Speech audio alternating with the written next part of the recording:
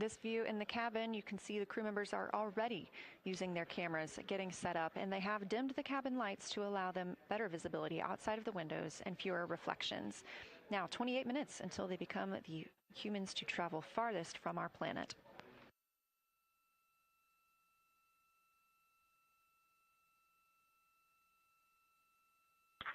Houston Integrity, we are ready for the conference on your call.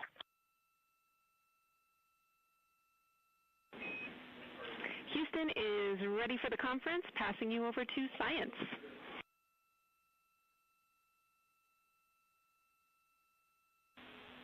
Good morning, crew. This is Science. We couldn't be more excited for a full day of lunar and planetary observations today, the first one in over 54 years. How do you hear me?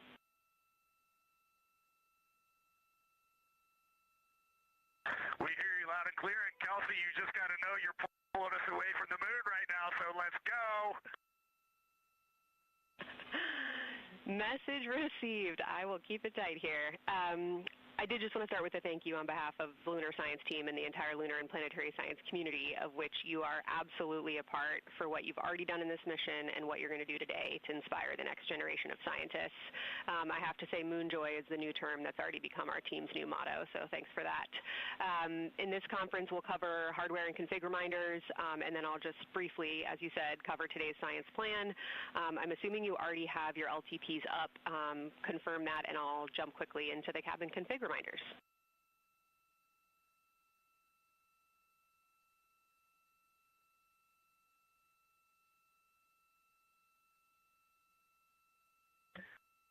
Okay, we have the LTP up just to give you a sit rep on board. You've got Reed and Christina on one PCD, and Ike has his own, and Jeremy has his own. Copy that. That was going to be one of my questions for you, and I'll ask a question back.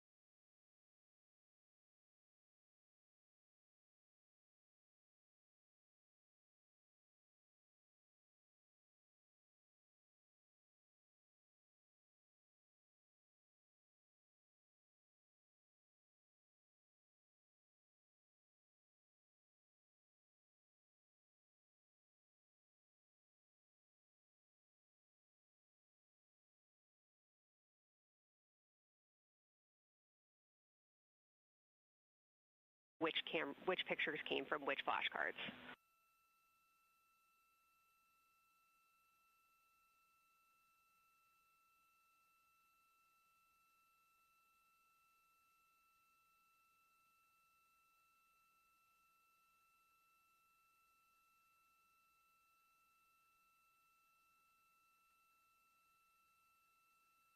This view. So, Kelsey, I just want to here's what we're doing. We have community cards in all cameras on board, and then when each astronaut approaches their camera, the intent is they will put their card into that camera for photos and then put the community card back in at the end of the session. But just know it is harder to manage cards than we thought, and we don't want to miss science, so it might end up a bit more disorganized. Understood. Thanks for that, SA. Just read the flashcard numbers down when you get a chance, and we'll follow your lead on the best thing to do operationally during the flyby. With that, I'll move on to Windows. So the window characterization DFTO you guys did a few days ago confirmed that Window 2 is ideal for imaging, so no change to config of photographer in Window 2, observer in Window 3, and science sit reps in Window 1.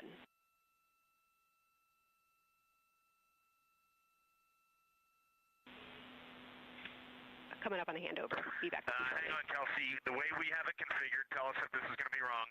Window 2 is the long lens with a shroud. Window. As you heard, Science Officer called to the crew. We are now in a handover time period. We will regain communications with the crew very shortly. These are tracked and we are currently on the Deep Space Network. This is the first time humans have used the Deep Space Network in over 50 years, given that we currently use the tracking data relay satellite systems for the International Space Station.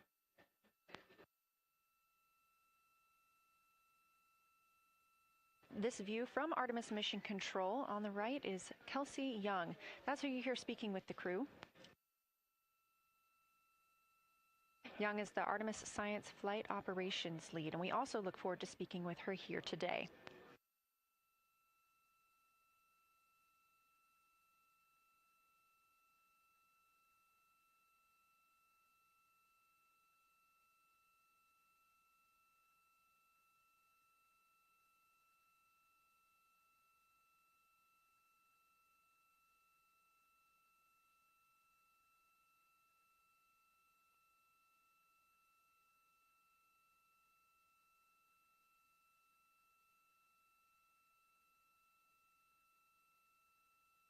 Again, we are just about 22 minutes until we reach the Apollo record. We are in a handover of satellites with the crew aboard Orion. The T-shirt shroud for the Z9 and solar, and then window 3 will be for visual observations, and window 4 is for floater. And thanks, Integrity, for that. Reed, we had a handover during that time, so I'm going to have to ask you to give that read back on window orientation for the crew again.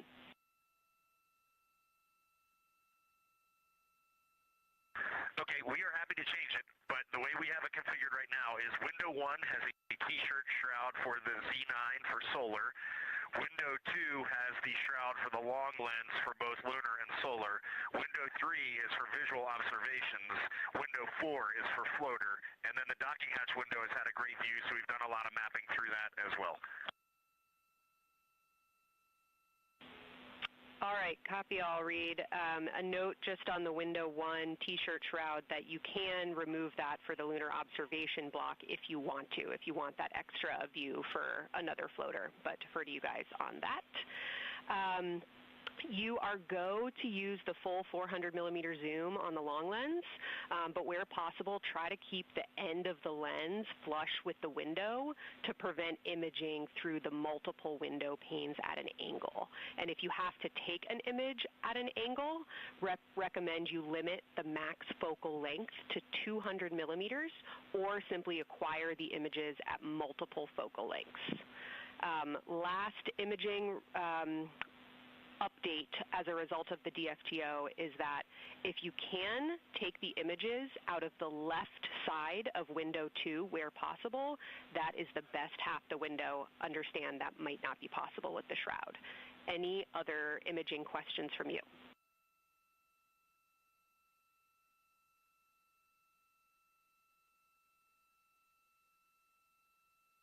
Okay, copy that. Okay, last couple reminders. Don't forget the ability to take the WAV files to tag imagery that you are wanting to follow up on using the FN3 button on your camera. And then a couple quick notes on your LTP. We have refined your precise flyby timing since generating the LTP. Optimus has the correct timing for the LOS and AOS, but the LTP identifiers for LOS and AOS are roughly 2 minutes later than they will be in reality.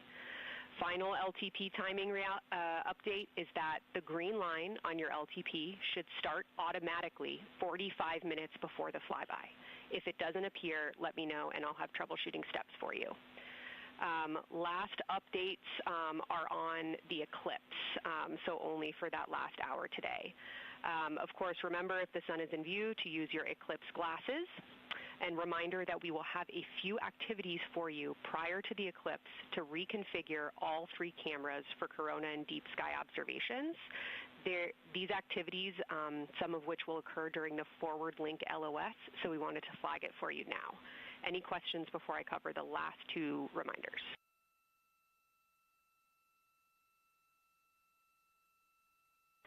No, we have no questions on that. Last couple eclipse reminders, the sunset period and the first roughly 23 minutes of the eclipse will fall during that forward link LOS, but we'll still have a return link, and we're still looking forward to your science sit reps and observations during that time. And I do have a reminder for you on your preferred starting config for the eclipse in terms of role responsibility. Let me know if you want me to read that up or if you guys have that in your minds already. And if no other questions on config, I'll give you a few science-focused reminders.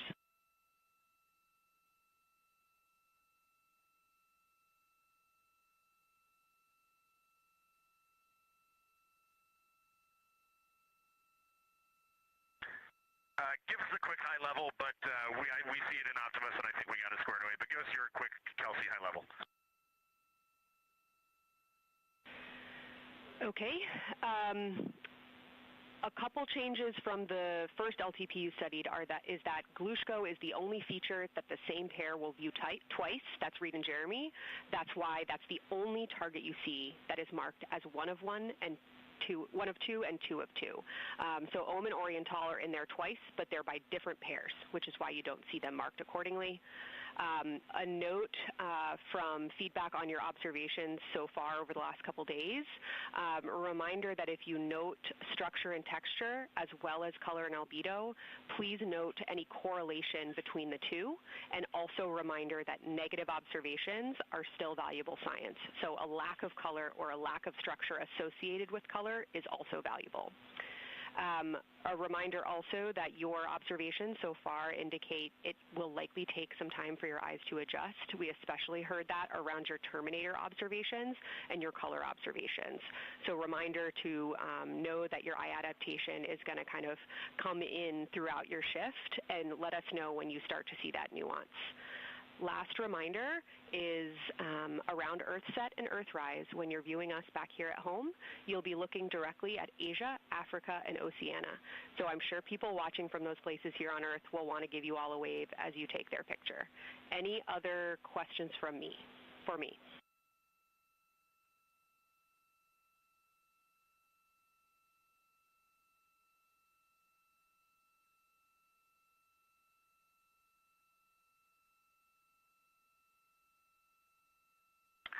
And Kelsey, hey, when you're talking window 2 left and right side, just can you say towards window 1 or towards window 3, and then we'll know that we are talking the same language? Absolutely. So I mean that the side of window 2 closest to window 3 is preferred for imaging.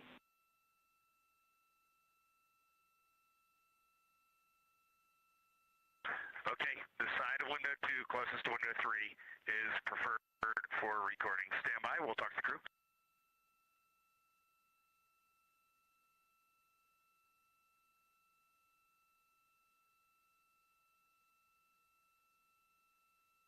Again, we are in our pre-lunar flyby science conference with Kelsey Young. Kelsey Young is the Artemis Science Flight Operations Lead, speaking with the crew aboard Orion. They've been training for this moment for years, and this is their last opportunity to get some further pointers and information. Kelsey, for the T-shirt shroud, what window does the science team think will have the best view? Is it window 1 or window 4? The only time we're strongly recommending use of the window shroud. The T-shirt window shroud for the eclipse viewing, which window is primary for Z9? Window 1.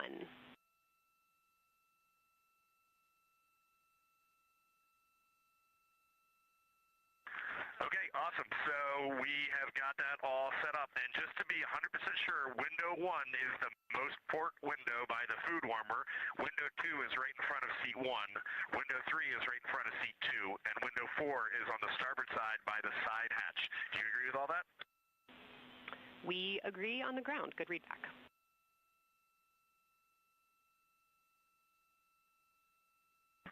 Okay, that's awesome. Kelsey, we're going to close with happy words. It's just incredible. I wish you were up here to see all the smiling faces, to hear all these terminologies being thrown around, and we are just fired up to get started on this day. Let me pass the mic around if anybody has anything to add. Kelsey, it's so great to hear your voice on the loops. I just just want to channel everything that you guys are probably feeling right through my eyes and heart. It is awesome to see the side of the moon. You guys made us excited for this day, and we couldn't appreciate it anymore. And we are ready to hopefully deliver on all the awesome training you guys have provided.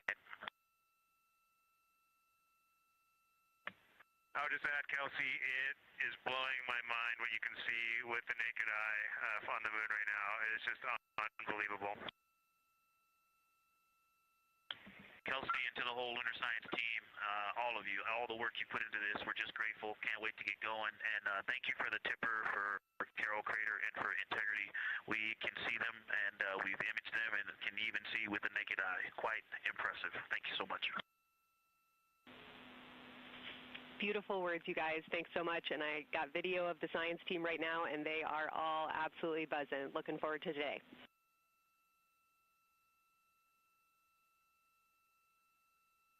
Okay, we're heading into the timeline. Cheers, guys.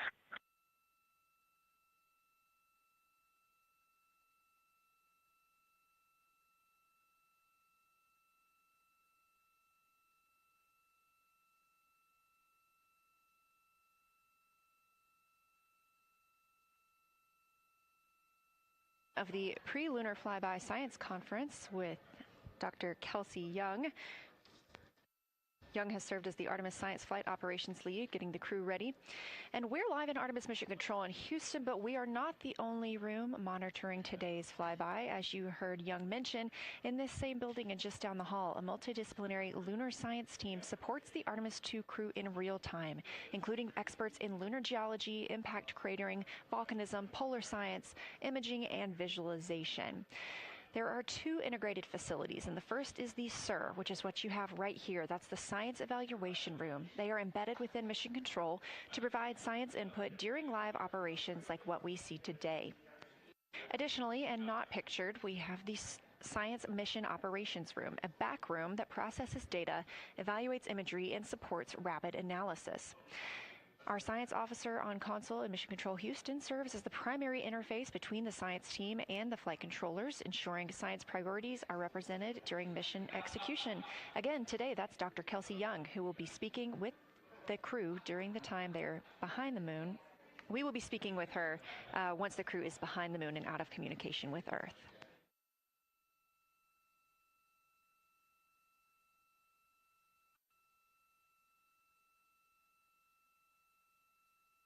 Back inside the Orion spacecraft on your left, closest to the camera, NASA astronaut Christina Cook. To her left, NASA astronaut Reed Wiseman. To his left, Canadian Space Agency astronaut Jeremy Hansen. And all the way in the back, NASA astronaut Victor Glover, our Artemis II crew.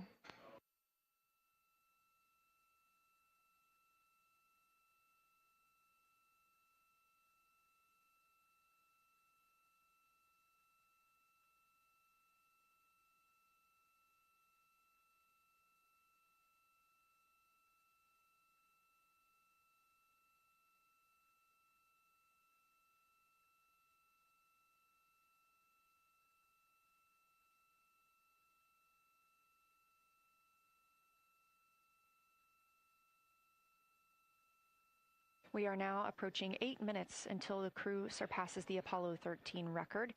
Currently 12,599 miles away from the moon, 248,507 miles away from Earth.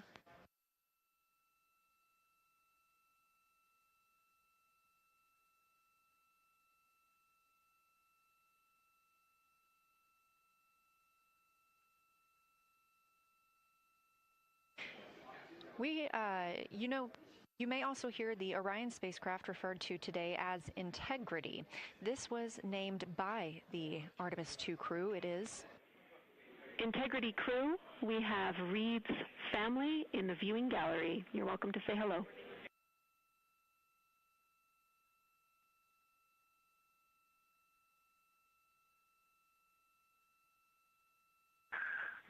Well, whether you're being serious or you're kidding around, that is awesome to hear. Thanks, Jenny.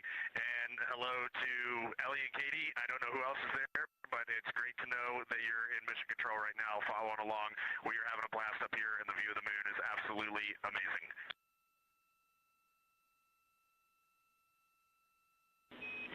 I'm seeing a lot of hearts come out of the viewing gallery and even more smiles. Thanks, Reed.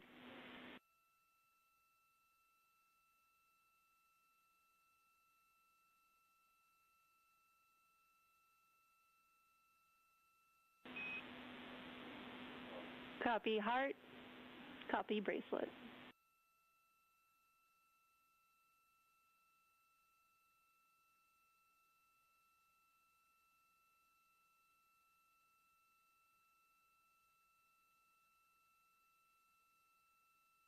That call from Capcom Jenny Gibbons, Canadian Space Agency astronaut and Artemis II backup crew member, letting Reed Wiseman know that he has family here to support him today in the Artemis Mission Control viewing room.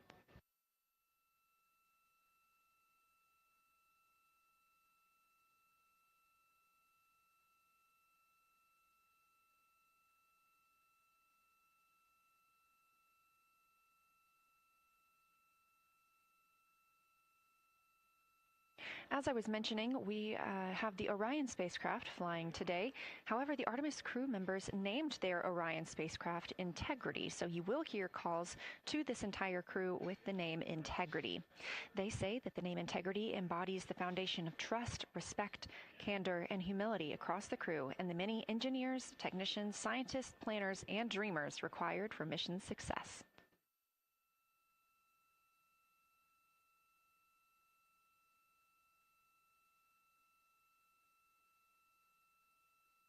This view live from the outside of Orion as we continue. Preparing for our lunar flyby, now less than 5 minutes from surpassing the record set by Apollo 13 astronauts for the farthest humans to travel from Earth. This will not be the farthest that Integrity travels today. They will continue until they reach approximately a distance of 252,760 miles. That would be about 4,105 miles farther than Apollo 13. However, these numbers are our targets, and we will get confirmation on those numbers as soon as we possibly can and share them with you all.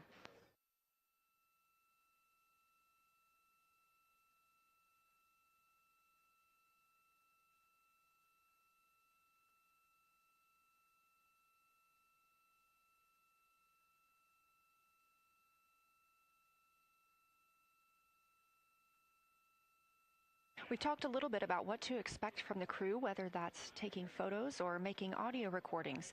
To get a little more detailed, Reed Wiseman and Jeremy Hansen will be up first to capture imagery and record audio on the portable computing devices. You hear those referred to as PCDs, while Victor and Christina serve as the support members. The crew will switch windows and roles halfway through their shift, and 1 hour and 5 minutes later, Victor Glover and Christina Cook will be the next crew members at windows 2 and 3 to take photos and make annotations, while Reed and Jeremy take on those support roles. There are 5 viewing blocks, and the crew will swap out with each one. During 2 of the blocks, the 2 support members will also be able to enjoy their midday meal.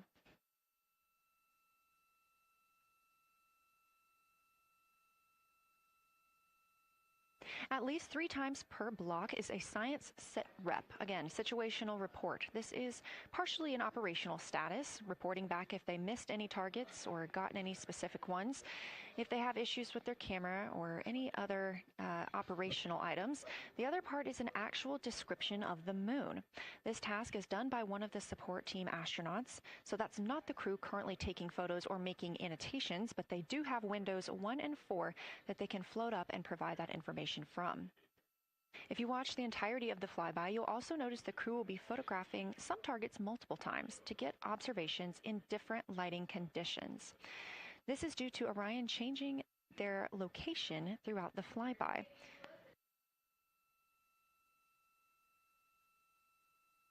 What this crew will be able to capture in a couple of hours of the same targets in different lighting would take orbiters years to do because of solar and spacecraft positioning. This crew has studied the moon extensively, and they're also familiar with what the science team calls the Big 15. These are 15 features that they've memorized, so at any time, they'll be able to see 5 of those and help orient themselves and where they are around the moon. Those targets are diverse and complex in their geologic history, and observations of them could help answer some big-picture science questions.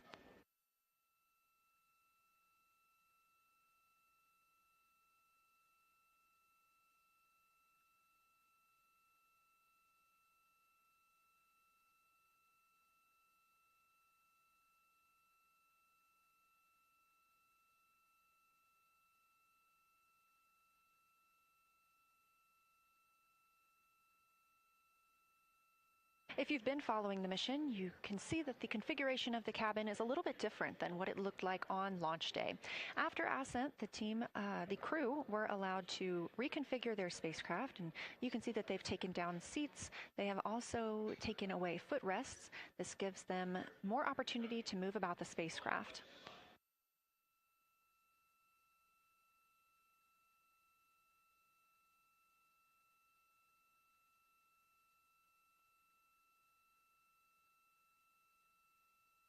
Orion itself has 330 cubic feet of habitable volume. That's about the size of 2 minivans and is 60% more cubic volume than the Apollo spacecraft.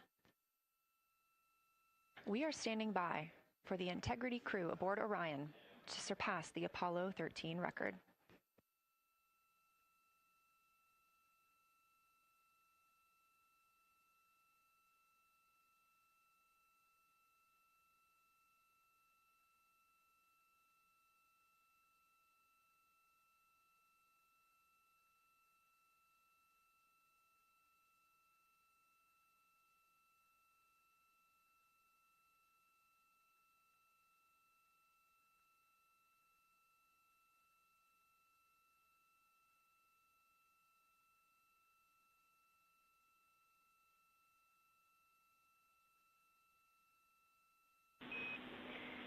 Integrity crew, on April 15, 1970, during the Apollo 13 mission, 3 explorers set the record for the farthest distance humans have ever traveled from our home planet. At that time, over 55 years ago, Lovell, Swigert, and Hayes flew 248,655 statute miles away from Earth. Today, for all humanity, you're pushing beyond that frontier. Integrity, over to you.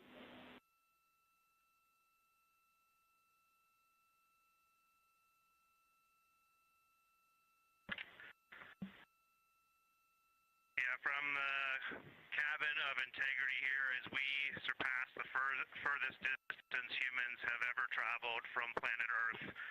We do so in honoring the extraordinary efforts and feats of our predecessors in human space exploration. We will continue our journey even further into space before Mother Earth succeeds in pulling us back to everything that we hold dear. But we most importantly choose this moment to challenge this generation and the next to make sure this record is not long-lived.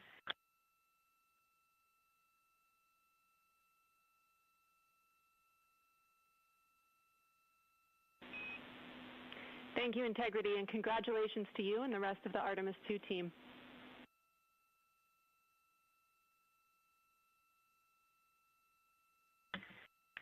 Thank you, Houston. We have a couple more things we'd like to take this moment for.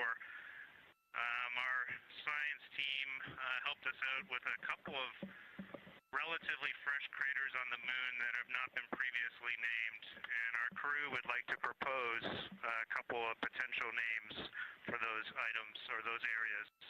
And we spent a bit of time this morning looking out the window, and we're able to see them now both with our naked eye and through the long lens, and so we feel this is a good time to send this down, and a special shout out to Kelsey for helping us with this. The first one we'd like to suggest is a named crater in honor of our great spacecraft, Integrity.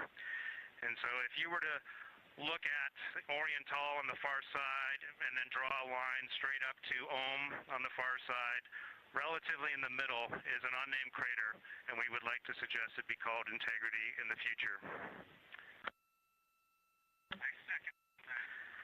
And the second one, and especially meaningful for this crew, is a number of years ago we started this journey in our close-knit astronaut family, and we lost a loved one. And there's a feature in a really neat place on the moon, and it is on the near side, far side boundary.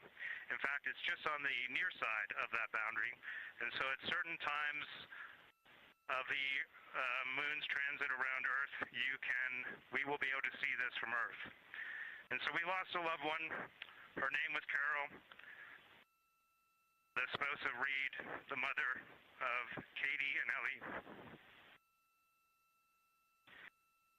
And if you want to find this one, you look at Glushko, and it's just to the northwest of that, at the same latitude as Ohm, and it's a bright spot on the moon. And we would like to call it Carol, and you spell that Carroll.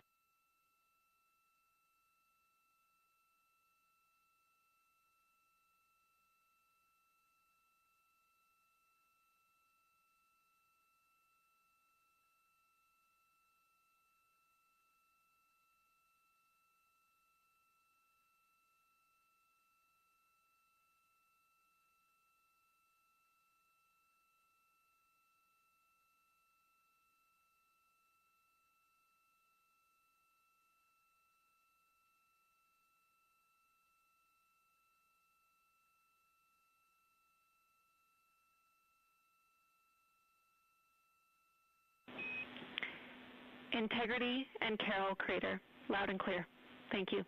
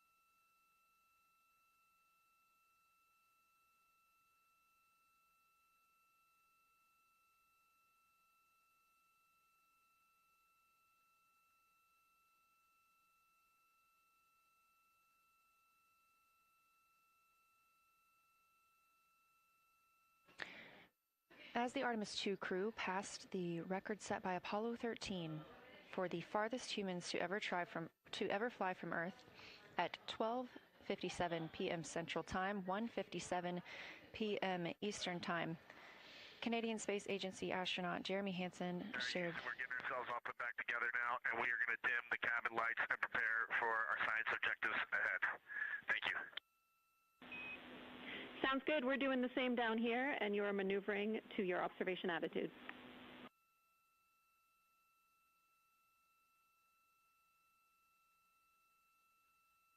As we pass that Apollo 13 record of the furthest humans to ever fly from Earth at 12:57 p.m. Central Time, 1:57 p.m. Eastern Time, the Artemis II crew shared some poignant words, specifically Canadian Space Agency astronaut Jeremy Hansen. The crew also called down 2 craters not yet named that they would like to name. One, Integrity, in honor of their spacecraft, which they have named. That's near the Ohm crater. Another near Glushko, which is a bright spot, named Carol, in memory of Reed Wiseman's wife.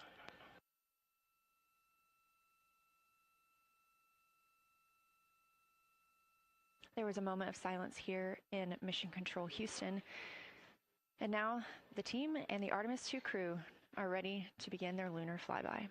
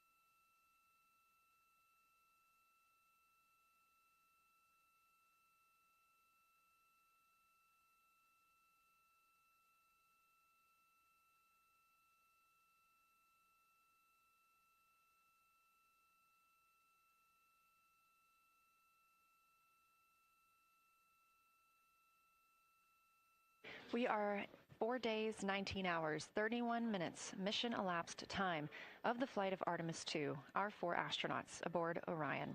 Today is our lunar flyby day. The spacecraft is currently about 12,000 miles away from the moon, and you can keep up with the distance from Orion to the moon and Earth by visiting nasa.gov/track-Artemis, or you can just stay with us here because we're going to be telling you throughout the day. They are currently 248,834 miles away from planet Earth.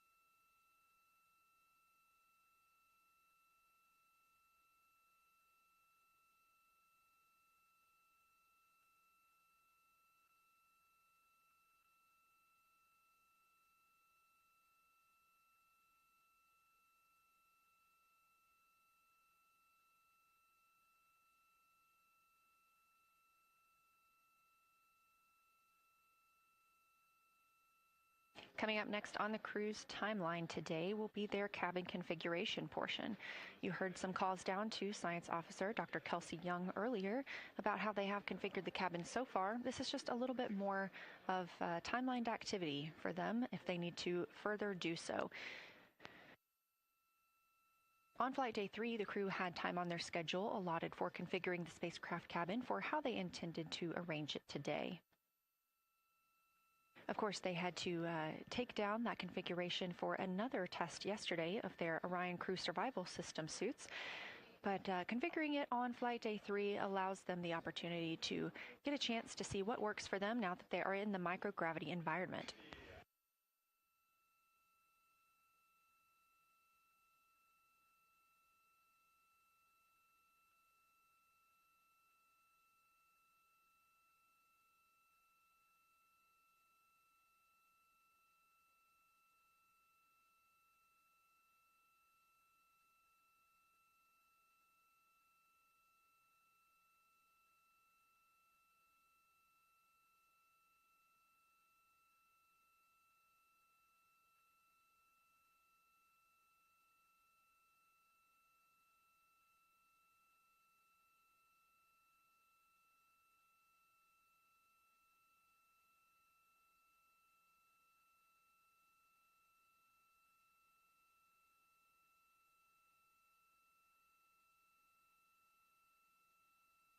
Again, the crew is about to begin their cabin configuration portion of their timeline, though they have been working that already, as well as potentially during their post-sleep period this morning.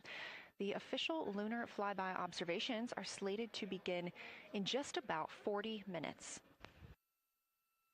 That's when we'll have the crew at the windows photographing the moon, as well as making calls down about what they are seeing.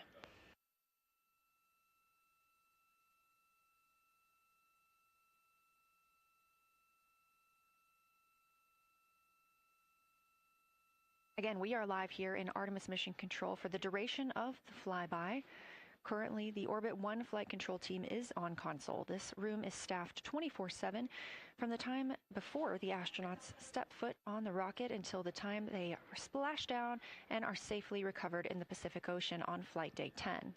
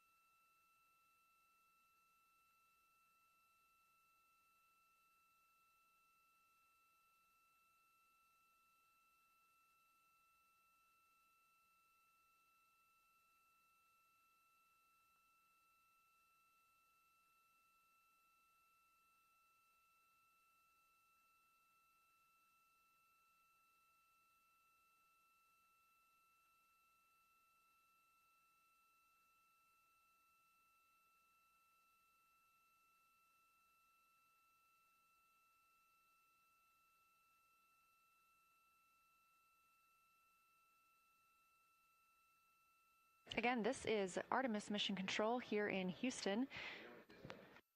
We are now 11,777 miles away from the moon. We did pass the Apollo 13 record of farthest humans away from Earth at 12:57 p.m. Central Time, 1:57 p.m. Eastern Time. That distance, 248,655 statute miles from the Earth, continuing to be exceeded by the crew. They will reach their farthest distance from the Earth around 6:07 p.m. Central Time. At that time, they will be in an LOS, or a loss of signal, with us on Earth, as they'll be flying behind the moon.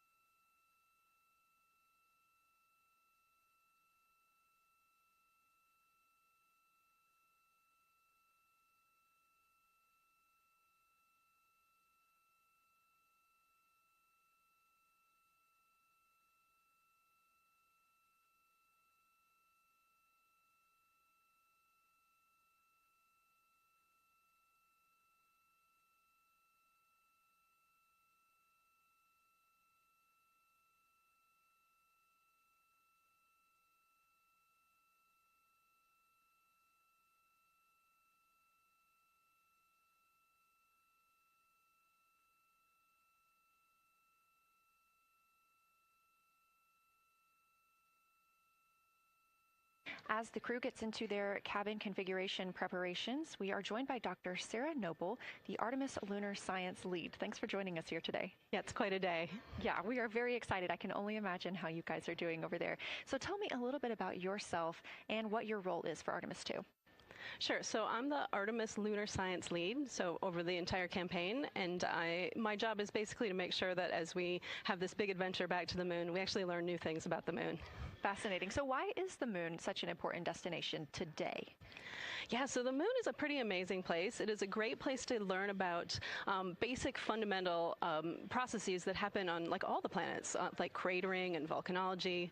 And also it is, part of our Earth-Moon system. And, the Earth recycles its rocks pretty well, right, through plate tectonics and weathering and whatever. Most of the rocks on the Earth are geologically young.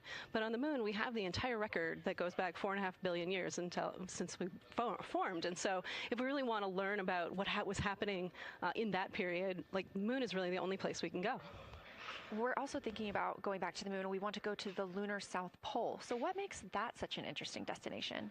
Yeah, the South Pole is cool, right? It's far away from the places we went during Apollo. It's different kinds of rocks there, some of the oldest rocks on the moon. It's also a place where we think there might be resources like water. There are craters that really never can see the sun because of the low sun angles there, and they get very cold. And we think that water and other things can build up in those craters, and so we're very interested to see what that might do for us. I'm very interested as well. So for some of our viewers who might be new to this, what does lunar science look like during an Artemis mission? Yeah, it's pretty exciting for us as we have sort of built this from scratch to try to understand how we can best use the crew to support our science. And so, we've developed a system. We've got a team in place. We've got a back room here in this building called the SIR, the Science Evaluation Room. And there's in fact a back room to that back room over in another building here at Johnson Space Center where we've got our teams of scientists working really hard. They're actually speaking to this room through our science officer. This is now the first time we've ever had a science officer in flight control room. So we're pretty excited about that. So we have a really voice out and up to the crew. I know, it's been so exciting to hear Dr. Kelsey Young speaking directly with the crew today, now so close to the moon. And we have a live view here of the science operation, or the science evaluation room. So this is where the majority of your team is today, is that right? Yeah, that's right. This is a big chunk of our scientists. You can see them in there now working hard, trying to get ready for the day. And then again, there's a second room where we have a lot of our data folks, where the data will first come down and they'll sort of sift through the data and get it ready for this team to take. What's the mood like right now in the SIR? It is, I would say, giddy. I think we are all, we've worked very hard for this. They have done simulation after simulation. They have worked really hard over the last couple of years to get ready for this moment. And I think everybody's just really excited to see, even already we've had some descriptions from the crew coming down, and it's so great to see their joy and our joy, our love for the moon come through. Yes, we are in for a real treat today, if it's been anything like their observations the past couple of days. So how are the lunar science teams using this test flight to prepare for future missions to the moon? Yeah, absolutely. This is the way that we are building our foundation for the future, from everything from, how do you train a crew to be a geologist, right? And so, working through that, getting them classroom training, field training, building the science team, building these physical rooms that we are in, designing the software that the teams are using, and then, figuring out what happens to that data. They're going to take this data and it's going to come down, and how do we get it out to not only our team, but out to the world and the rest of the science community? Yeah, that's a great point, because when you hear these crew members talk, you would never know that they're not geologists. Your team has trained them so well. They have been very good students. Who can blame them? It's a pretty great topic. One more question for you. How does the science that we're doing on Artemis help support long-term exploration, and including our sustained presence on the moon? Yeah, we have a saying in the Science Mission Directorate that science enables exploration and exploration enables science, right? So you need the scientists, because we are the ones who are the experts in, landing site and doing analysis of landing site and making sure we can find a good place to land, to understanding the properties of the soil so we can, design our systems to manage that, understanding the radiation environment, keeping our astronauts safe, all of these things, right? But, in return, you provide us with opportunities where now we're going to be able to collect this data and collect samples and deploy our instruments and all of that. So it's a symbiotic relationship. That makes perfect sense. Well, Dr. Sarah Noble, Artemis Lunar Science Lead, thank you so much for joining us here today. Best of luck to you and your team, and I hope that you get to enjoy today too. Thank you so much. We are now getting closer and closer to our lunar neighbor. This live view coming from the Orion spacecraft and a camera mounted on one of its solar array wings.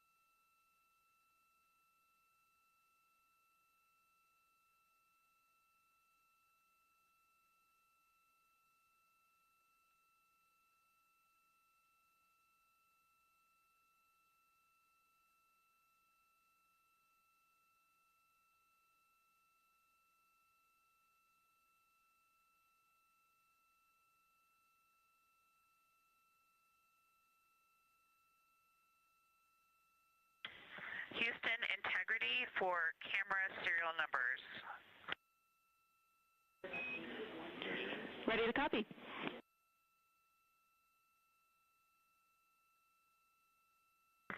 Hey Jenny, these are card numbers for the various positions.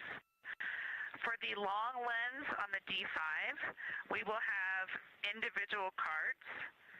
Victor's 1008, Jeremy 1019, Reed 1012, myself 1015. For the Z9, we will have one card that is dedicated for today, serial number 1007.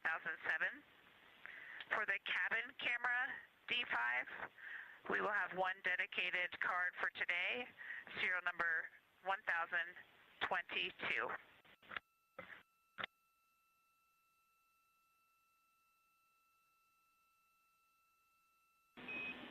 All right, Christina, we copy all. Thank you.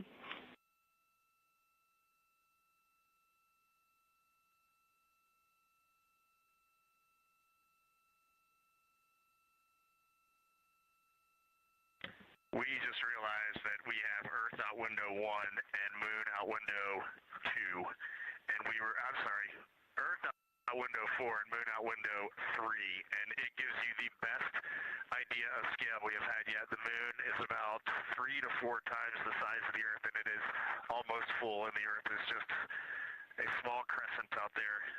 It's magnificent. I got a picture of it with the wide lens. Such a majestic view out here.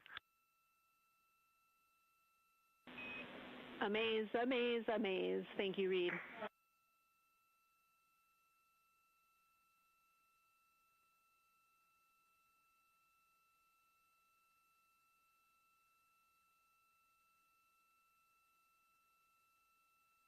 Those are some of the communications we're excited most about today. Commander Reed Wiseman calling down their view right now, obviously a little bit different than what we can see from the solar array camera. They are looking through the windows of the Orion spacecraft, able to see at the same time Earth and the Moon. You also heard NASA astronaut Christina Cook calling down some of the cameras that they will be using today. The crew is in that cabin configuration portion, and we expect the lunar flyby observation period to start in just about 20 minutes.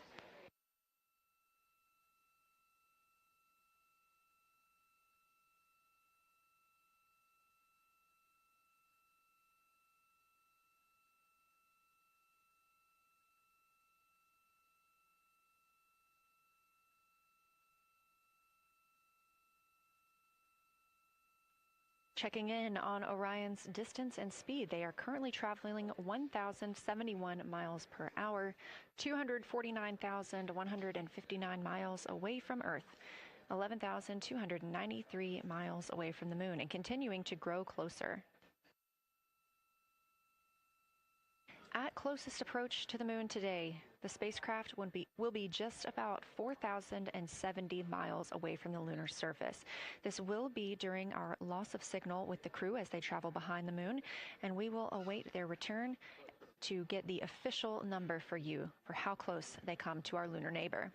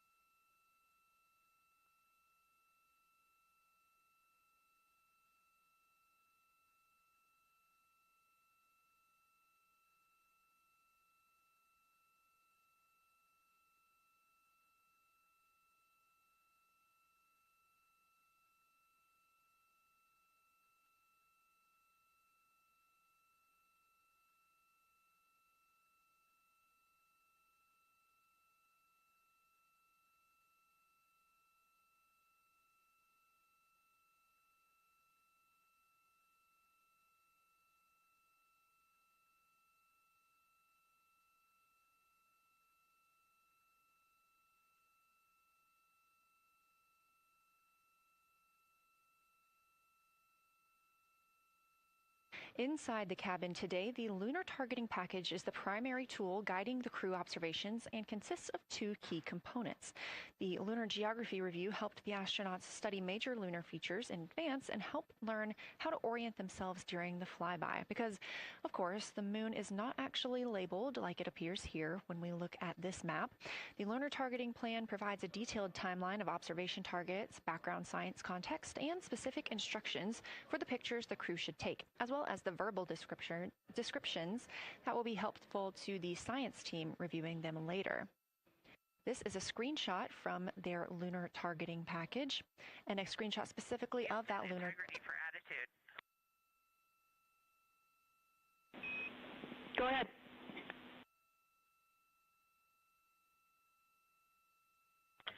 Hey, Jenny. Understanding we are in final attitude now for the lunar flyby, would it be possible to pitch the vehicle down 5 degrees? That would allow us to get the D5 long lens flush and have the least amount of window distortion. We're checking. That call from Christina Cook, NASA astronaut and mission specialist on Artemis 2. Copy. The Orion spacecraft is positioned in a specific attitude to allow the crew to best see the moon outside of their windows today for this imaging opportunity. That call was a request for a potential attitude shift just slightly, another 5 degrees, to give them a better view and to give them a better opportunity to use their long lens camera. They'll also be using that lunar targeting package we were discussing. I am following along with that real time, so I'll be able to share with you exactly what targets the crew is looking at and when. They also trained with a lunar science passport. It's a little reference guide used on Earth to reinforce recognition of key lunar features. It is not on the flight, but it was a significant study tool for the crew to get them ready for launch. The apparent size of the moon will change throughout the flyby, and it'll appear roughly like a basketball held at arm's length at the crew's closest approach. That reinforces the need for careful planning and practiced observation techniques.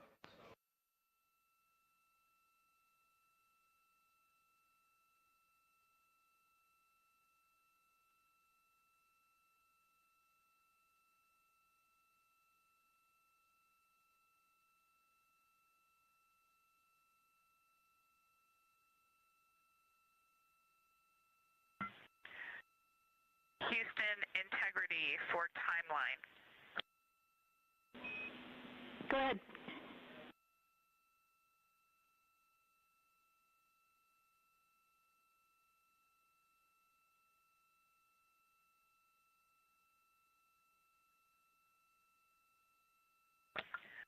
Hey, Jenny, just to make absolutely sure that we start observations when expected, we are showing in Optimus that observation time starts in about 15 minutes, and in LTP that our first target, discussion 1, starts in about 29 minutes. Can you confirm you'd like us to start discussion 1 in 29 minutes at 1900 GMT?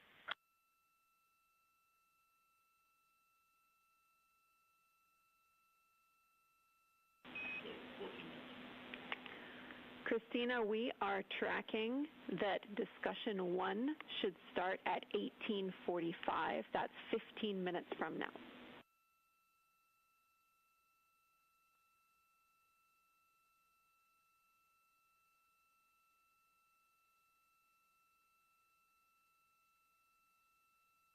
Okay, copy all. It may be a granularity issue with LTP, but understand that we start that observation in 15 minutes, and I bet when we get there, the green line in LTP will match the start of the white band for discussion 1.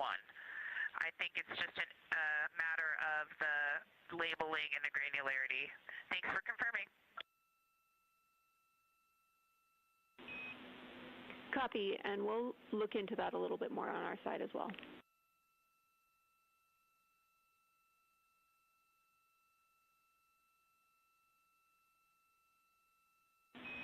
Christina, can you verify for us that your green line is moving on the timeline page of your LTP?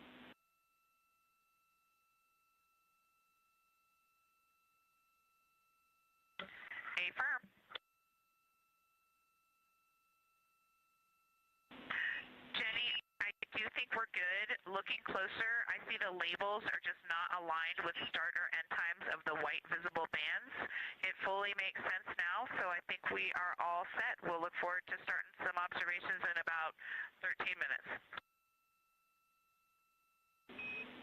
Copy. Thanks, Christina.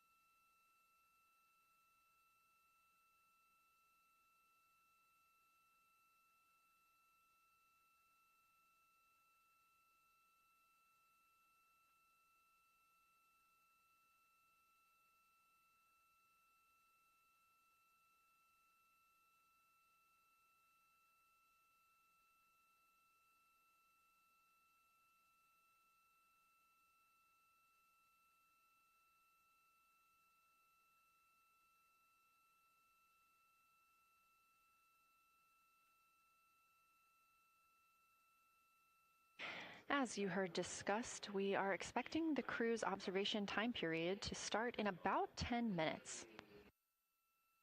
First, they'll be conducting a warm-up, warming up to their science observations of the moon. They'll be discussing with each other, helping each other orient using the major landmarks that they've studied, asking what is familiar. If we roll left, port 5 degrees, that would get the moon closer to the left side of window 2.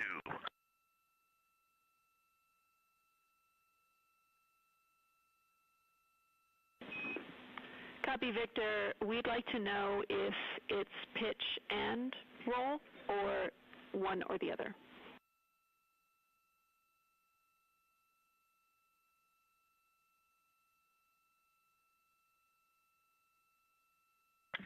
Jenny, we actually thought you already put the pitch in. Had the pitch been put in already? No, we need a little while longer to talk about it.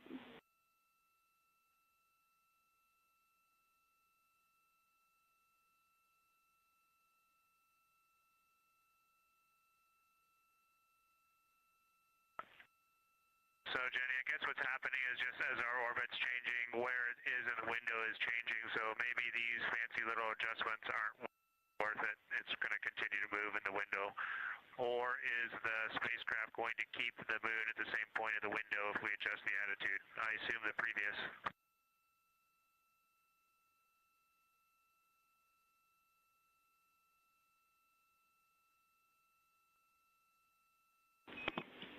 Right now, we are pointing the center of the window to the center of the moon with 2 degrees of deadband.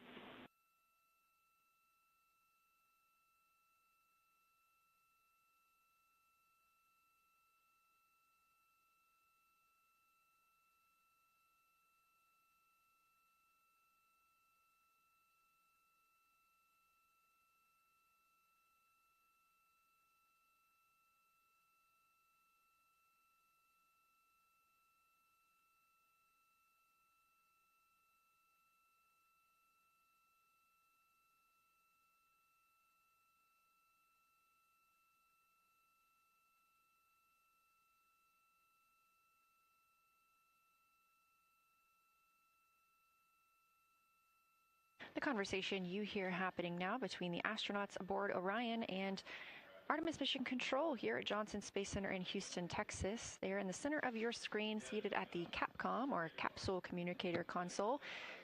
That's Jenny Gibbons, Canadian Space Agency astronaut, and Artemis II backup. She was also the lead Capcom for Expedition 63 aboard the International Space Station.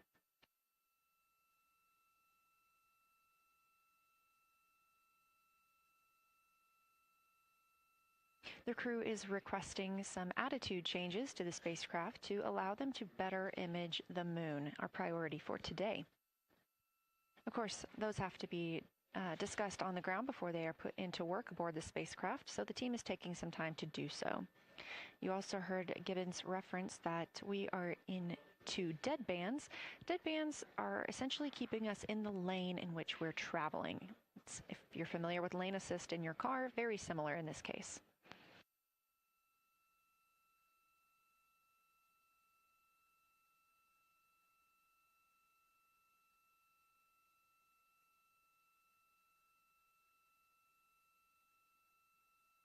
We are now 10,870 miles away from the moon, traveling 1,066 miles per hour and 249,390 miles away from Earth.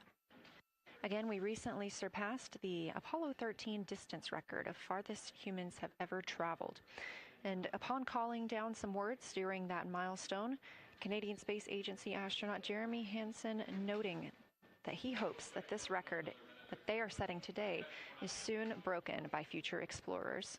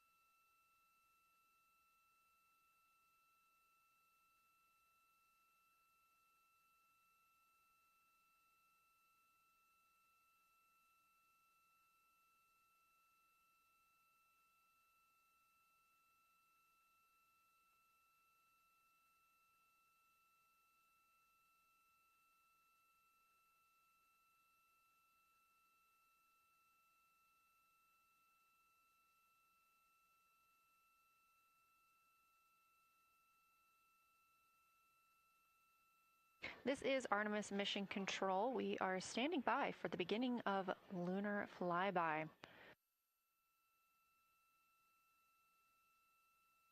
Expecting that to start in just a few minutes when the crew will begin a warm-up discussion preparing for the day. They will be capturing images along while discussing what they find familiar about the moon and what looks unexpected to them.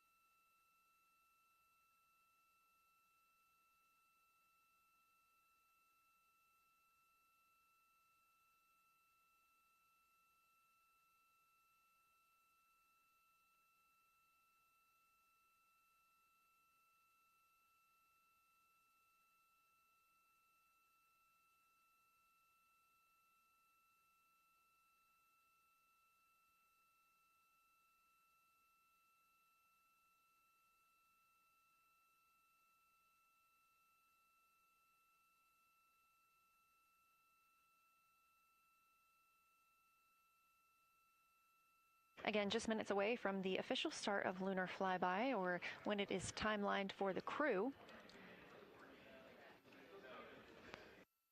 We are currently 10,726 miles away from the moon. This view on the left side of your screen coming from the camera on one of Orion's solar arrays.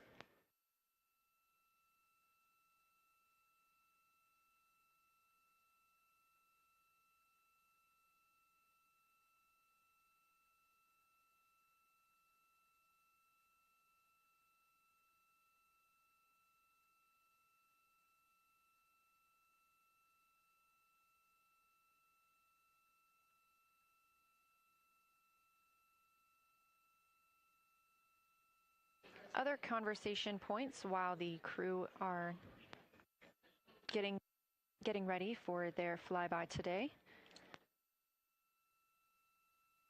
They'll be looking to orient themselves using major landmarks and annotating their observations along with their discussion.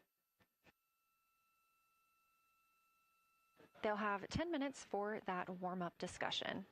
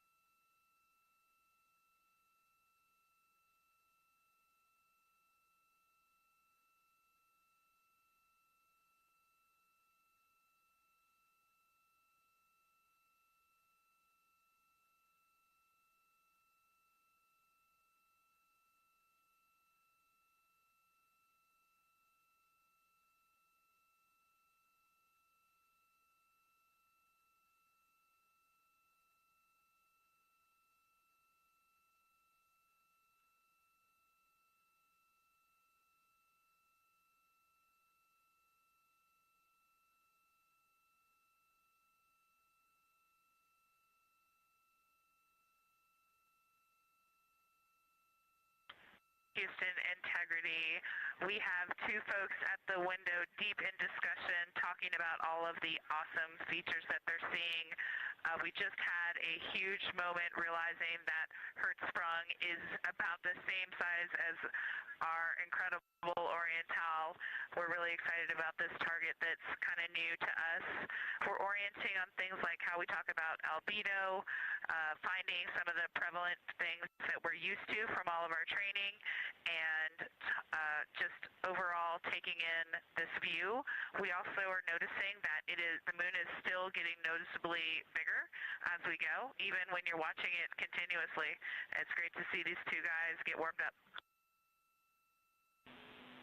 We love the report, Christina, thanks. And you nailed it on why we added Hertzsprung. As you'll see in the prompts, we're looking for comparisons to the comparatively much older Hertzsprung compared to the younger Oriental. Great words.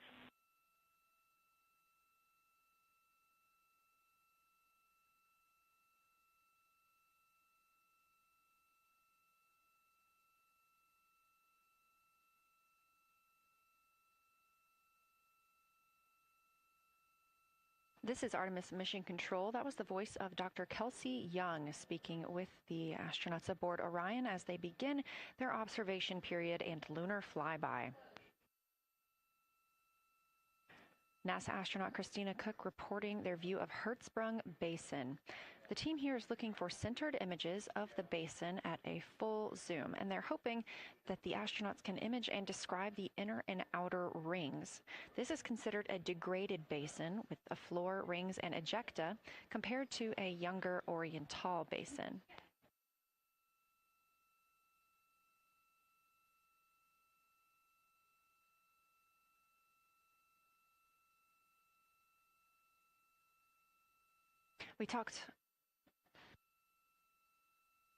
We spoke earlier with Julian Gross, the Artemis curation lead, about some of the terms we will hear the crew use today. One of those just called out, that's albedo, looking at surface brightness, or the amount of light a surface reflects.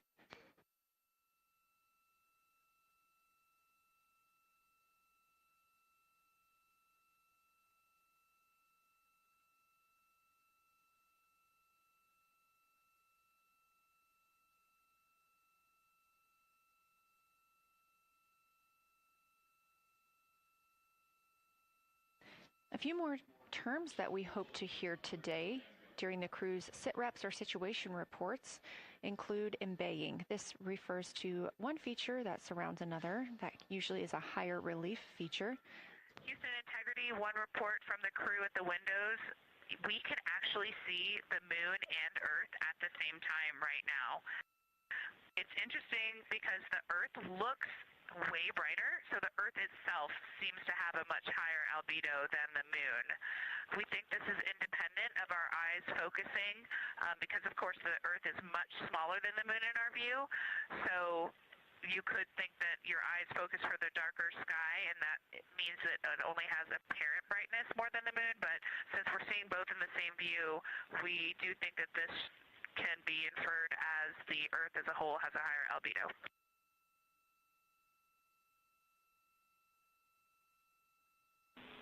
Great observation, Christina, and reminder that as you're starting to look for those subtle color and albedo variations on the moon, the relatively bright albedo Earth might make those a little bit difficult, but as your eyes continue to adjust, we expect you to start to see more nuance on the moon. Thanks.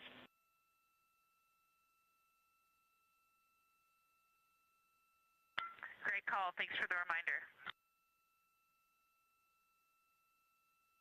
We're all going to be experts in lunar terminology by the end of the day. Another one we expect to hear is mare. These are dark regions paved or filled by volcanic deposits. You also can hear them called seas, oceans, lakes, or marshes, or other bodies of water.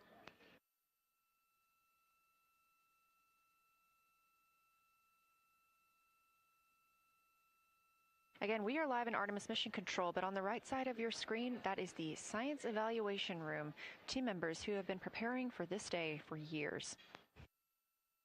The crew has significantly darkened the cabin of Orion. This allows them better views outside the windows and fewer reflections from inside. They reported being able to see the moon and the Earth out the same window at this time. We are really hopeful to get those photos. Right now, this view on the left side of your screen coming from a camera mounted on one of the solar array wings on Orion outside the spacecraft. The crew is equipped with 80 to 400 millimeter zoom lenses.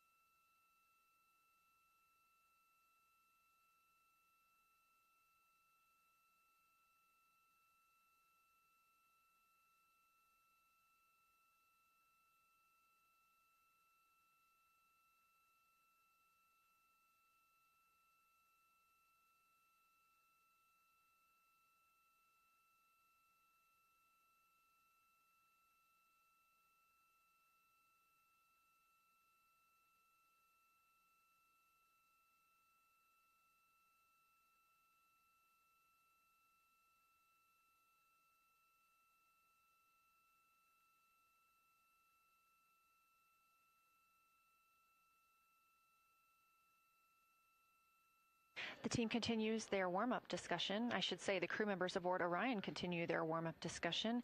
However, they are about to be prompted to move on to discussion number 2, which is near side and far side.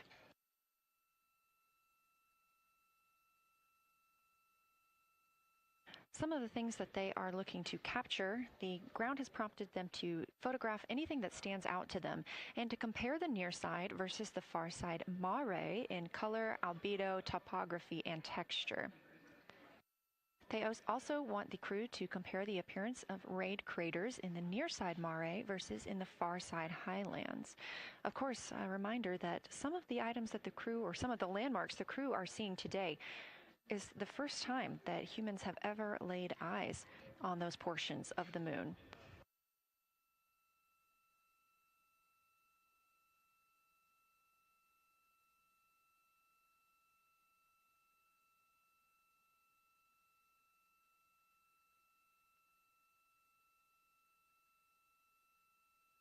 In the targeting package, there are a few reminders of the crew. For the crew, there are time-sensitive observation reminders and science sit-rep reminders. For integrity, we have a sit-rep. The targets that are being discussed right now, it's the far side, near side comparison, and hearing some great discussion of browns and greens in the Aristarchus Plateau and how those disappear as you go toward the North Pole, and then over to the far side, you lose the color. You've got Jeremy in window 2, Reed in window 1, having a great discussion. Christina's under window, I'm sorry, Reed is in window 3. Christina's under window 1, documenting the discussion. And we've got the lights completely off in the cabin. There are some LEDs that we cannot put out that do provide some light scatter. But we have all of the internal lights off. And are letting our eyes adjust as best we can. The window 4 view, you only get about a third of the moon. Tycho is going to go over the horizon soon, and you can see Aristarchus, and then you start to lose the view as you go to the west in Oceanus and Procellarum. So far, the team is on the plan, and the long lens is being put to good use, and recordings are being made, and internal documentation of the configuration and the observations is ongoing.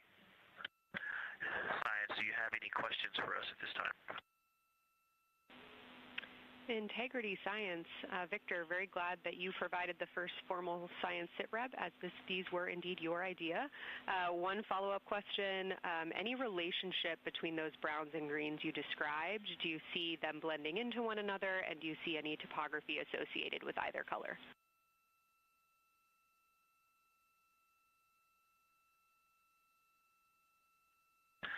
I don't want to bother the window team. I just heard that, overheard that, and so I'm sorry I don't have that detail yet. I will eavesdrop and see if I can pick that up.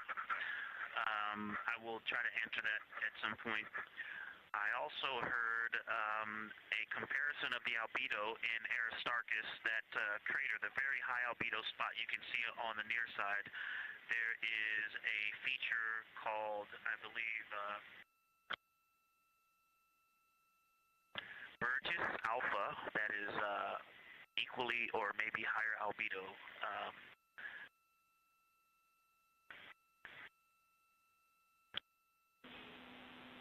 I apologize for the gaps. I'm trying to listen and talk at the same time, but I will try to get some more information to correlate those colors from Aristarchus for you. Understood, Victor, and good call to not bug the window team. Really like the brightness comparisons to Burgess A. Really helpful for the science team. Keep them coming. Thanks.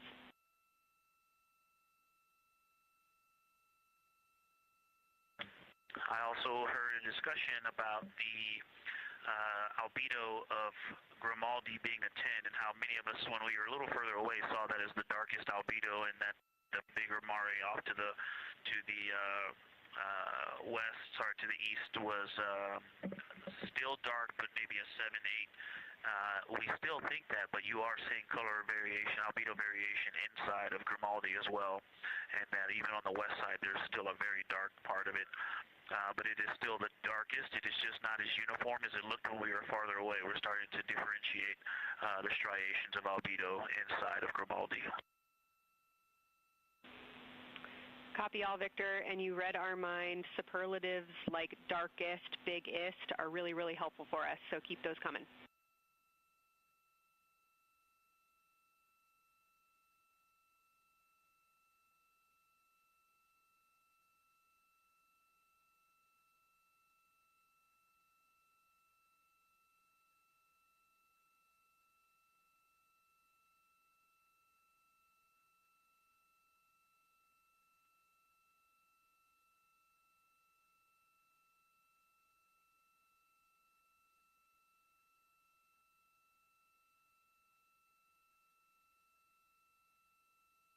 As we were just mentioning, the crew is slated to perform these science sit reps. They are prompted to do so by an icon in their lunar targeting plan.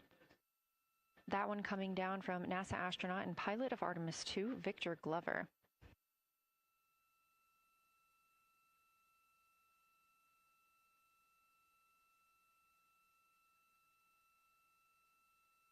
As we discussed, the Capcom is usually the only person in the room speaking with the crew, the capsule communicator. However, today, the science officer, Dr. Kelsey Young, she is the Artemis Science Flight Operations Lead, is speaking with the crew during the flyby to ask any questions that the team may have.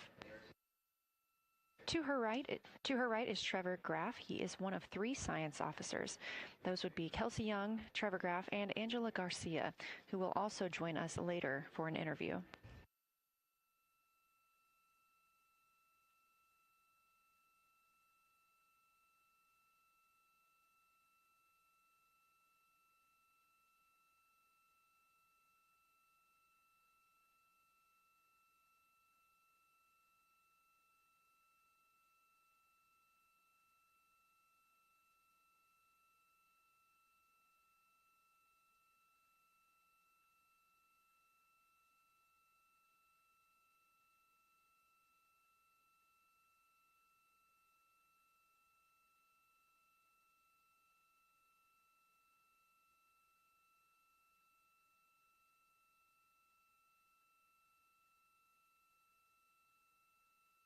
And Houston Integrity was able to, Science Integrity was able to get a view out of window 1, which is a beautiful view. I can see the entire moon that they're looking at.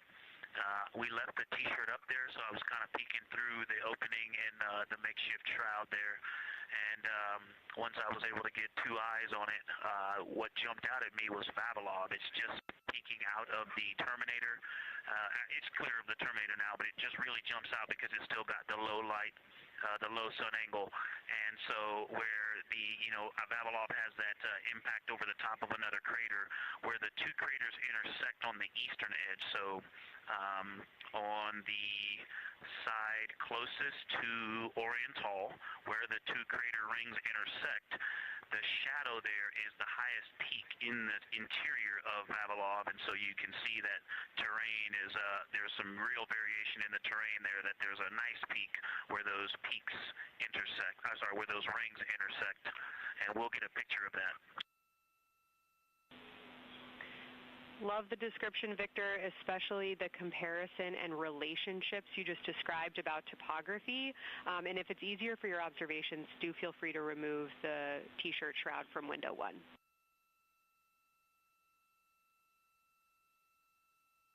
Yeah, absolutely, we will do. Thank you.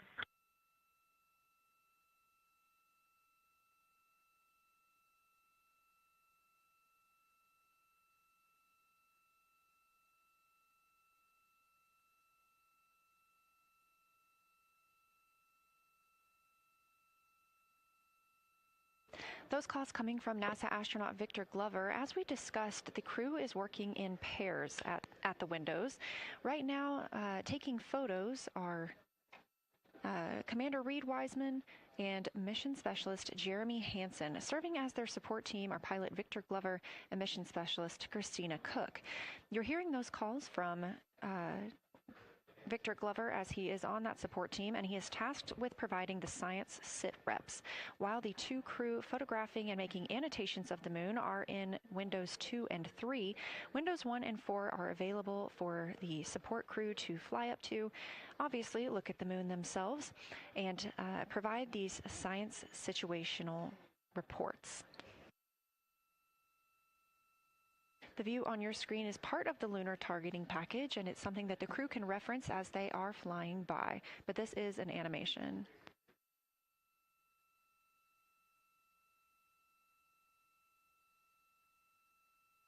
You also heard Glover mention Oriental. Oriental is a major feature that the team is interested in today, and it's known as the Grand Canyon of the Moon. Until this mission, the Oriental Basin had never been seen in sunlight by human eyes. Oriental Basin and its surrounding ejecta could fit within a straight line distance from NASA's Johnson Space Center, where we are at today, to Kennedy Space Center.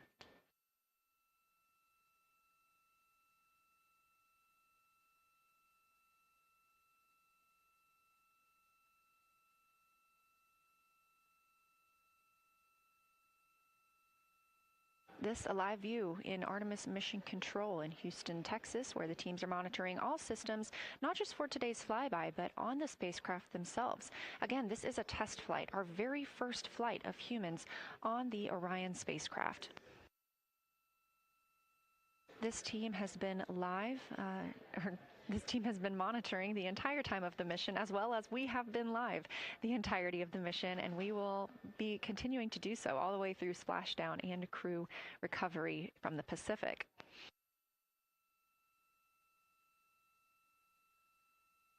This is a visualization from ARROW, the Artemis Real-Time Orbit website that you can also access at any time by visiting nasa.gov/track-Artemis, showing us that we are now under 10,000 miles from the moon, 9,948 to be specific, and continuing to count down.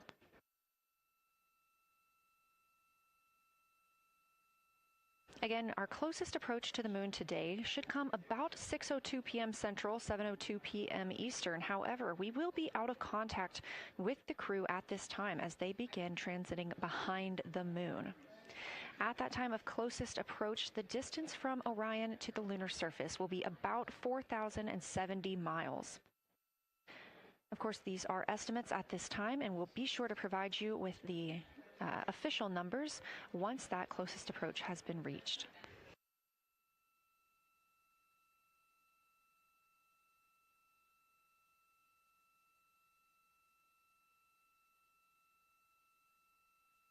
This shot live inside the Orion spacecraft, where our 4 crew members are continuing with their lunar flyby activities. They have just begun those activities really about 20 minutes ago, so we've got several hours of moon view opportunities. This is still a live view inside that capsule. However, you can see just how dark they have turned down the lights. Actually, they've turned them all the way off. There are a few LEDs that they cannot power off, but turning down these lights gives them better views outside of the spacecraft's windows while they photograph the moon. This also prevents any reflections from inside the spacecraft bouncing up on the windows and interfering with their photography.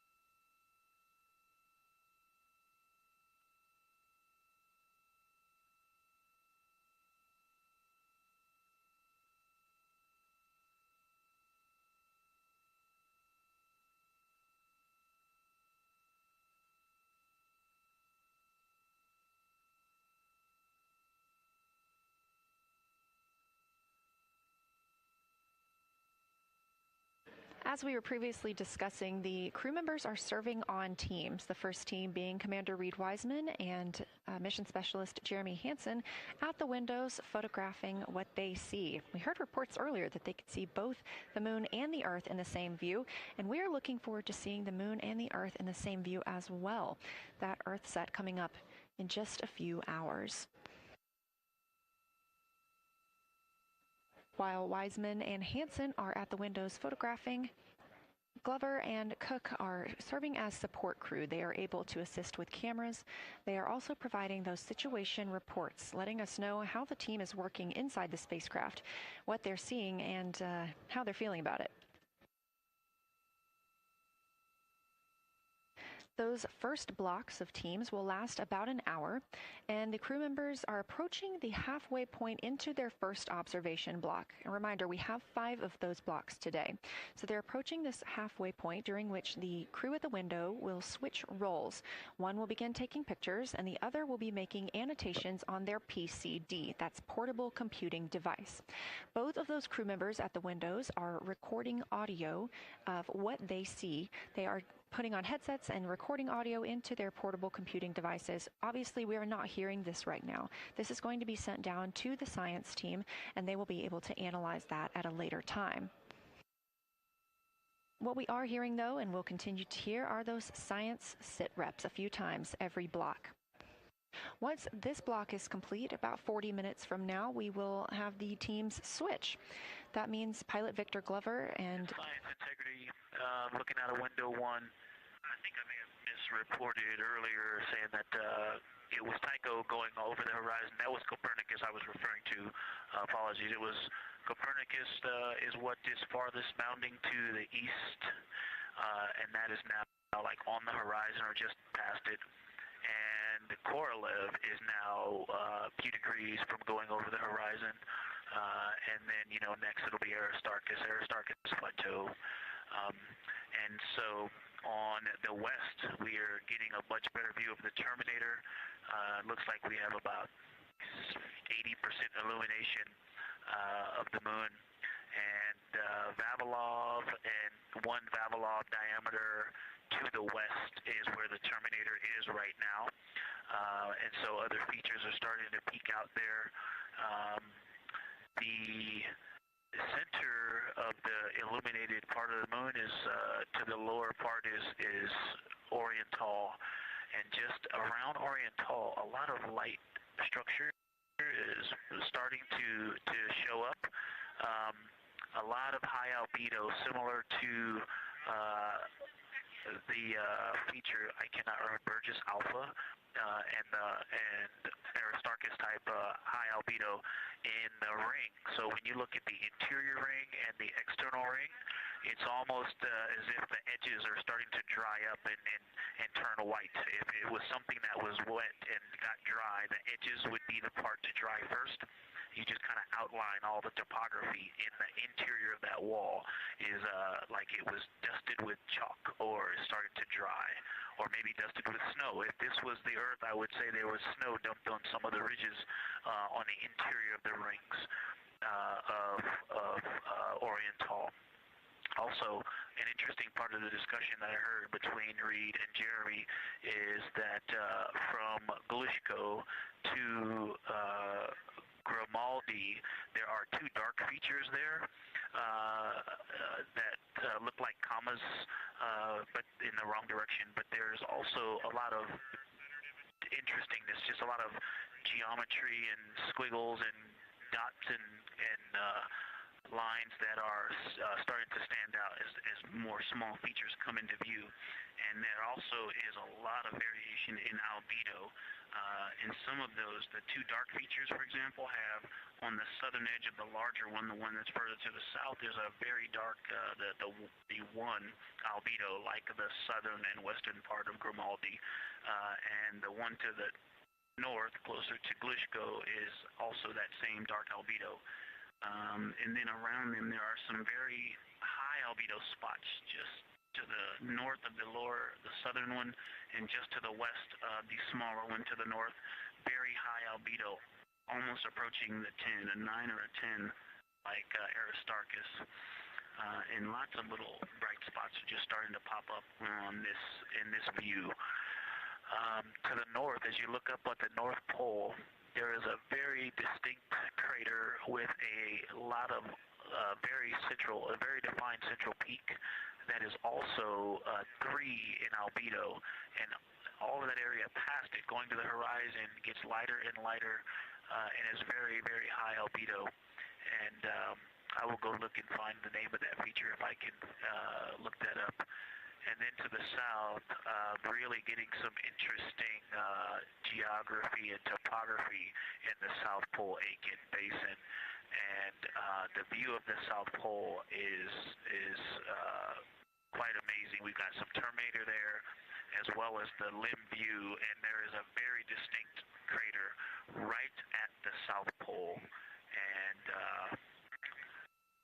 I'm going to go look up, I don't believe that is Aiken, but I'm going to go look up the name of that one because it's also giving a lot of good topography due to the shadows that I'm seeing. But that's, I was trying to bound the view that I'm seeing for you and got distracted by all of these interesting albedo variations that are popping up in the interior. But that's the view that we see just a Vavilov diameter to the west beyond is where the Terminator is. Just beyond, I think Copernicus is the easternmost feature that we can see. A very nice ringed, very nice structure crater to the north with a great high albedo central uplift to the north, and the south is dotted by a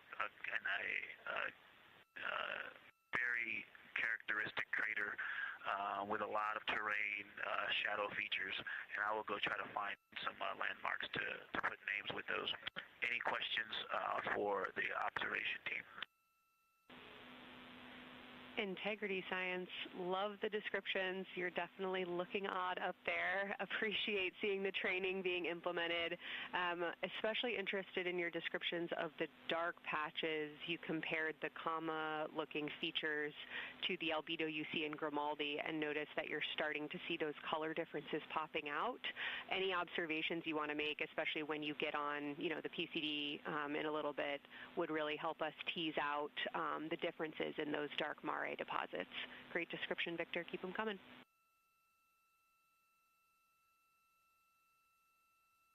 Absolutely will do, and I know you've got descriptions on both of the window observers right now as well. Keep them coming.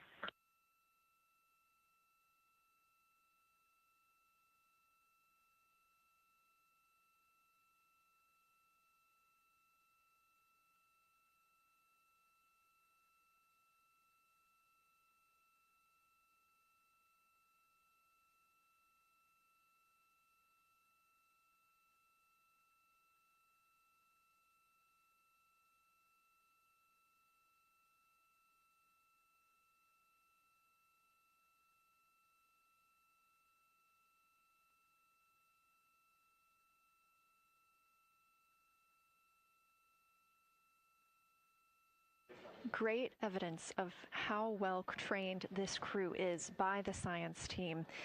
NASA astronaut and pilot of the Artemis II mission, Victor Glover, calling down a situation report, noting several different features on the moon and such descriptions, even saying that it looks like snow on some of the peaks. Obviously, we do not expect that to be snow, but referencing that as some of the lighting on how it looks to the Artemis II crew from their current position.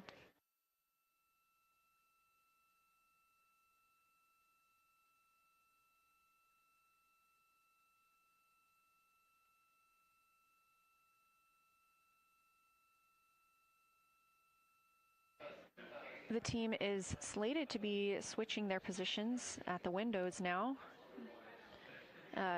Both Reed Wiseman and Jeremy Hansen have been at windows 2 and 3, one taking photos, one making observations and annotations on their portable computing device. At this time, we also anticipate that they are looking at a crater duo. One of those is Glushko, and the other is Ohm. The team is looking to know the extent of Glushko's ray system and how its rays differ in the Mare versus the Highlands. They also want the team to compare the ray systems of Glushko to Ohm.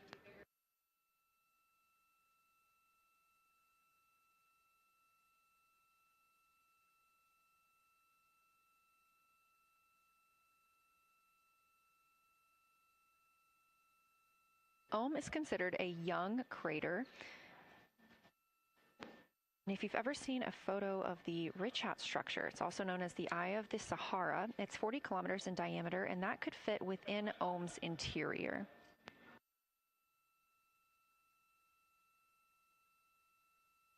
The team is specifically interested in descriptions of that ray visibility, including the color, albedo. Remember, albedo is the brightness or the surface reflection, and the reach.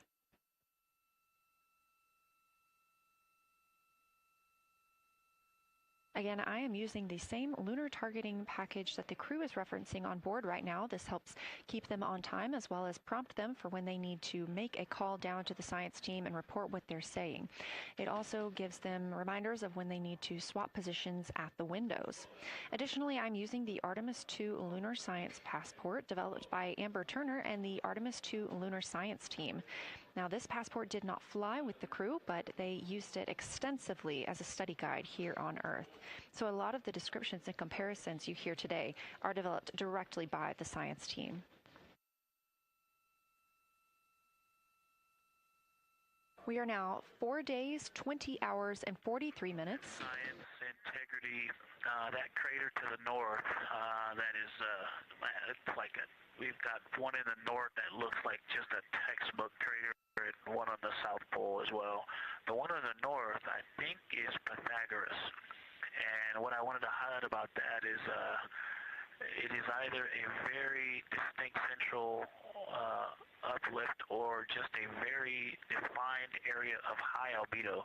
If a majority of the crater, especially the floor of the crater, is, say, an albedo of 5, this center, and gosh, only a tenth of the diameter of Pythagoras is an albedo of 2, maybe 3, but it is very bright and it stands out.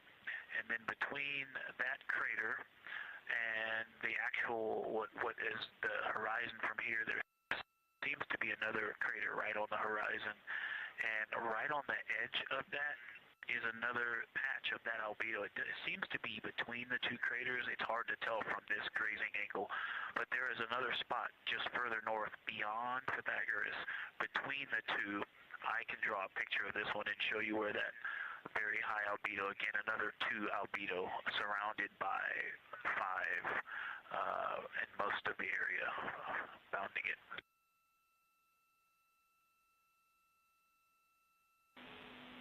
Integrity science, thanks for that. We agree with the Pythagoras assessment.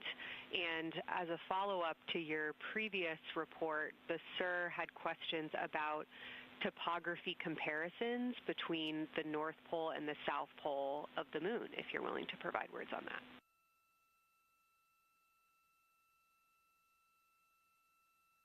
Topography comparisons, absolutely. And if you have any idea what... if you draw a line between Pythagoras and the western edge of the outer defined ring of Oriental, it intersects a beautiful textbook crater on the south. I would love to know the name of that. The topography differences, now the South Pole has a little bit of a benefit that it has more of the terminator, and I can see a little more shadowing there, but there's a nice crater right at the South Pole, so that's the main thing defining the topography there. Seems to be quite a bit of elevation change. I can see some very jagged shadows, a 90-degree just to the west of that crater at the South Pole. I can see a very distinct change in the shadow directions, indicating, I don't know, a very high wall or a very deep canyon just to the west of that. And in the north, it seems to be that from sort of the edge of the mare that's dark, which is maybe 1 Pythagoras diameter south, if you draw a ring about that, maybe the top 7 degrees of the moon, and just draw a ring around that, the near side is an albedo of 5 and looks quite smooth from here.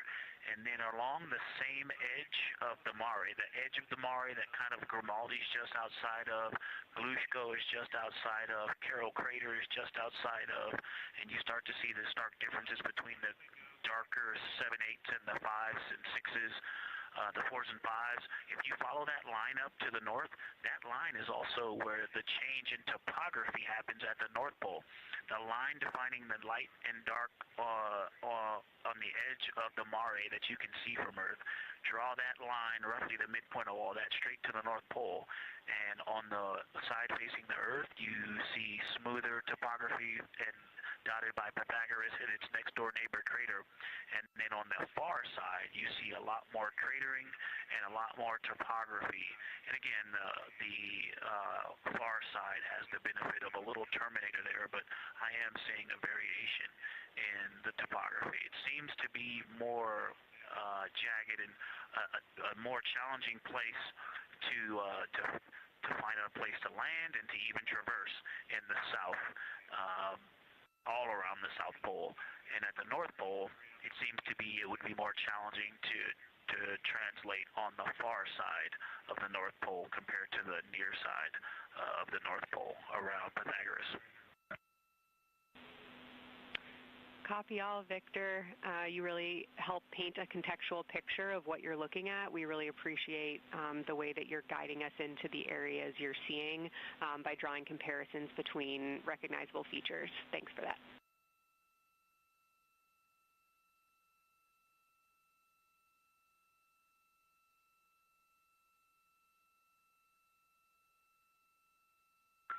And Kelsey, another little science sit rep moment, something I just heard from the window team is the more I look at the moon, the browner and browner it looks. I thought that was an interesting observation.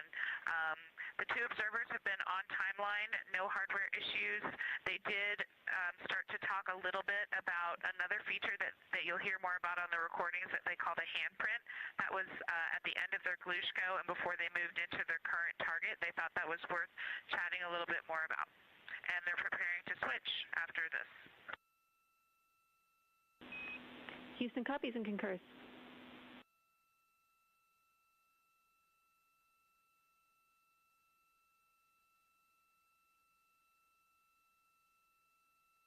Hey, Houston and Science Integrity, another just observation from the human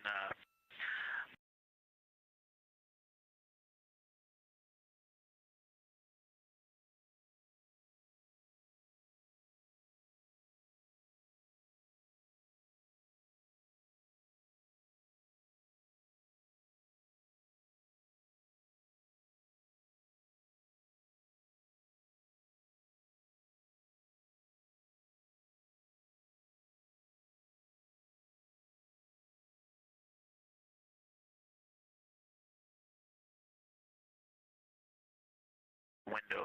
I can feel my eyes adjusting, and it just have to work through it as they adjust.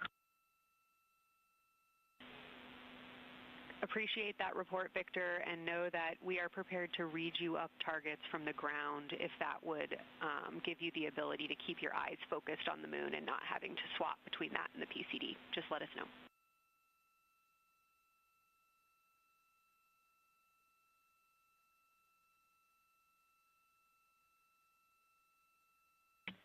Yeah, we appreciate that, Science, and we will also do that for the window teams, and we'll back each other up that way as well. But we appreciate that. We may take you up on that. Thanks.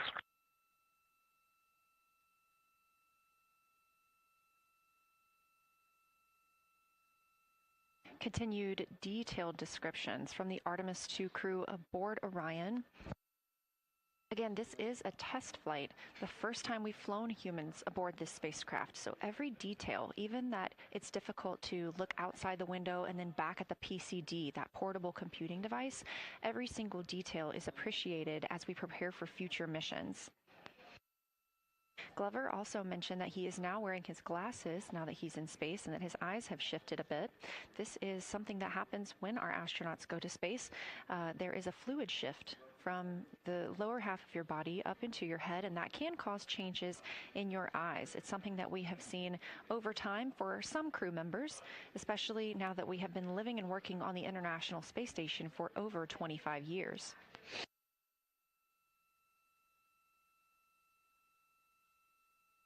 Again, it's clear that these Artemis 2 astronauts have undergone extensive lunar science training, including classroom instruction, fieldwork, and high-fidelity simulations.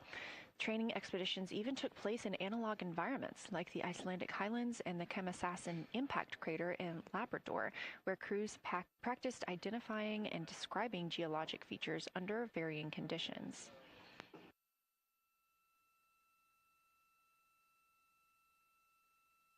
Additionally, here at Johnson Space Center, Orion mock-ups were used to rehearse crew choreography, including three-dimensional space management with an inflatable moon globe to simulate the flyby.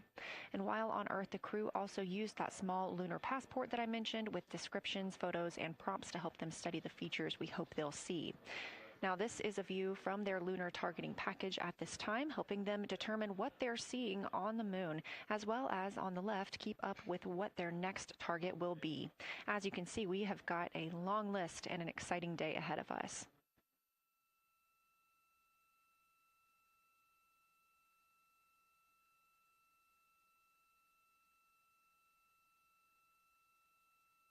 It's now been 4 days, 20 hours, and 53 minutes since Orion launched atop the Space Launch System rocket from Kennedy Space Center in Florida with our 4 crew members aboard. NASA astronauts Reed Wiseman, Victor Glover, and Christina Cook, and Canadian Space Agency astronaut Jeremy Hansen.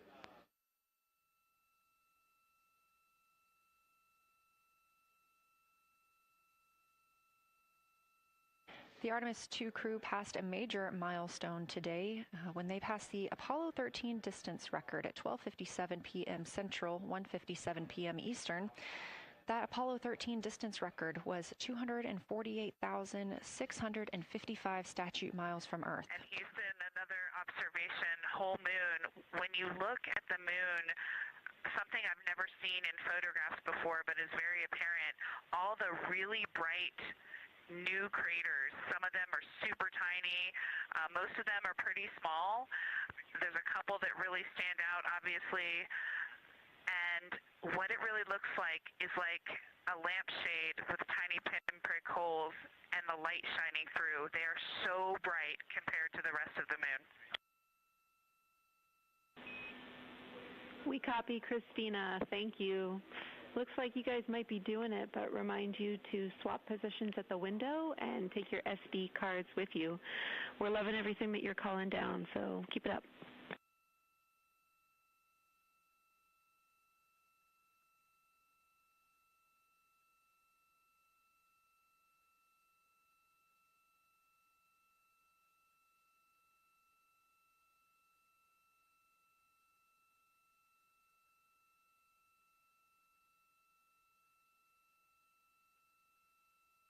Again, Orion previously surpassed that the Apollo 13 greatest distance from Earth by humans. That was 248,655 statute miles from Earth, and Orion now 250,294 miles away from our home planet.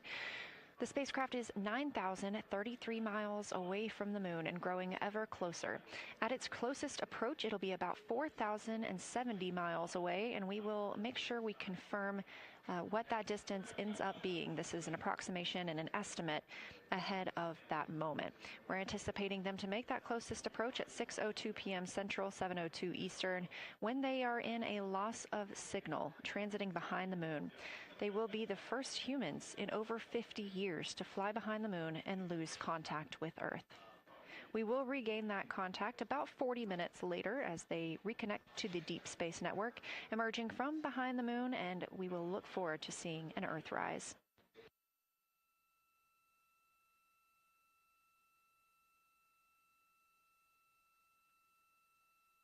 Again, the crew is currently in their position swap portion on their timeline.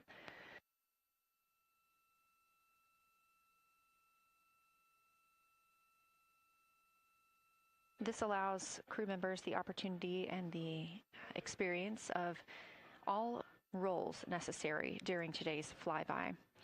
Right now, those two crew members at the window have swap positions.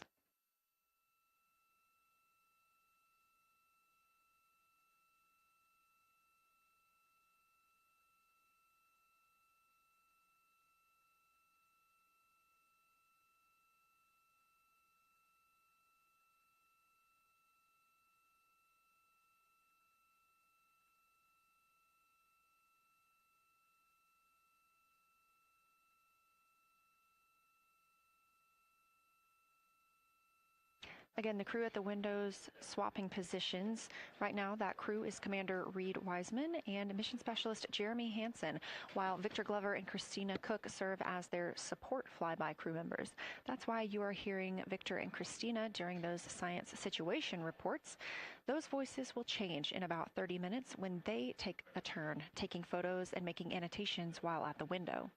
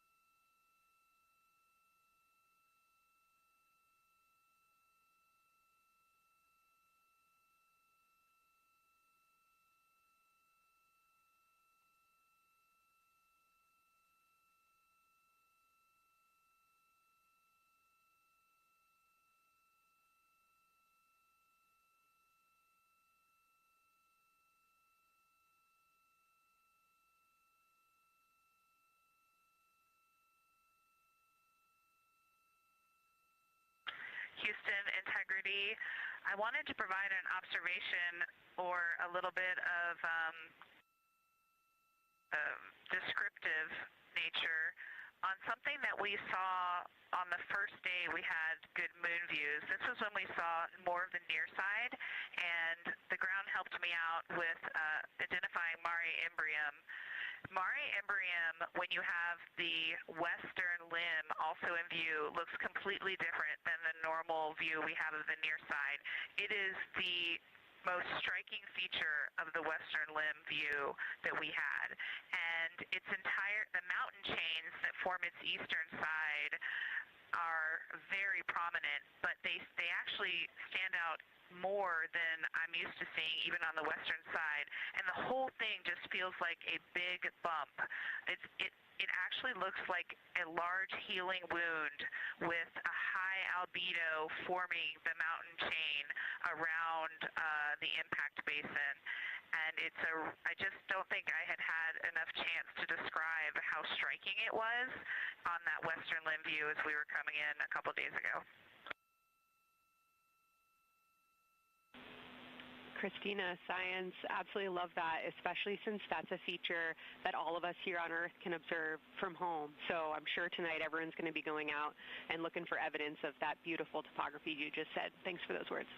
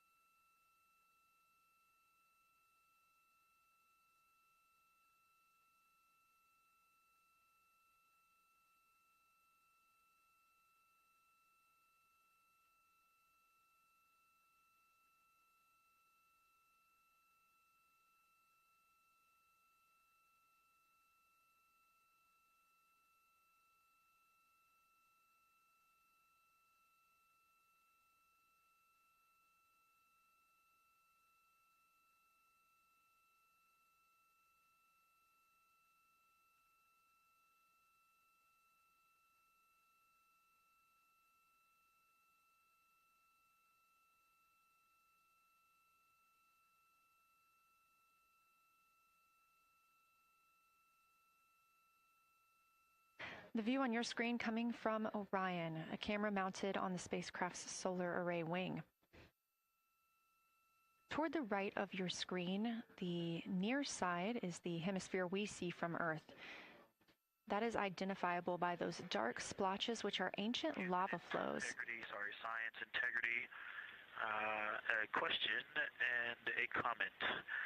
Question is it possible that we're seeing a Schrodinger basin from this vantage point in the Terminator at the South Pole? And the comment is the rays coming out of Ohm are less distinct. We are not seeing the bright rays coming out of it, but the sort of 9 o'clock wedge that is formed by the change in albedo from the interior portion that is to the northeast to the surrounding lighter mare that's 270 degrees to the west. That 90 is very distinct and interior. You got some great descriptions from the two at the window about the colors in there, but in that darker part, in that wedge, you've got some really interesting color, even though the rays, the distinct difference in the albedo almost look like rays, but it's not the rays coming out. It's the just change in that albedo. Integrity science, that is very intriguing, those color rays coming out of Ohm rather than sort of albedo. And as answer to your question, we do not think you can see Schrodinger. It's in darkness as of now.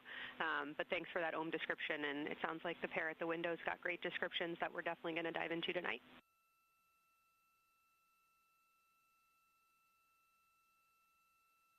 Okay. If you could help me, I would still love to know what it is. There's a very nice crater. You're going to likely have a lot of pictures of it. What would be right in the Terminator at the South Pole or close to the South Pole where it's intersecting the Terminator right now? Yeah, Victor, we're assuming you're talking about, kind of if you're looking at the Terminator, it's basically like 70% down from the North Pole. Is that where you're looking?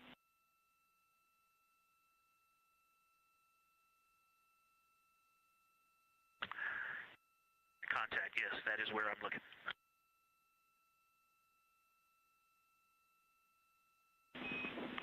Integrity Houston, that is an enabled caution for wastewater dump required. We have hit our limit. As expected, no crew action.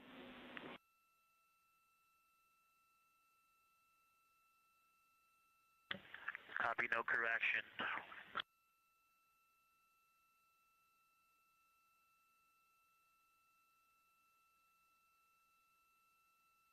You are. And integrity science, we're trying to figure out what you're looking at there. Is it like right on the Terminator, or is it in the eliminated portion next to the Terminator?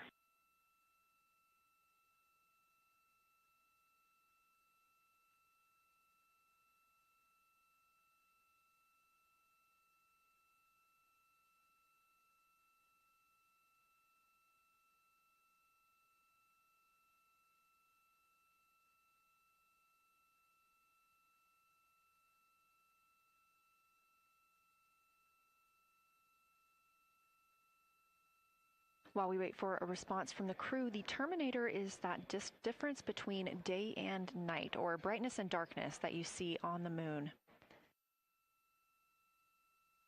We see this from the International Space Station as well, looking down at Earth. And science from integrity, excuse my space orientation adaptation.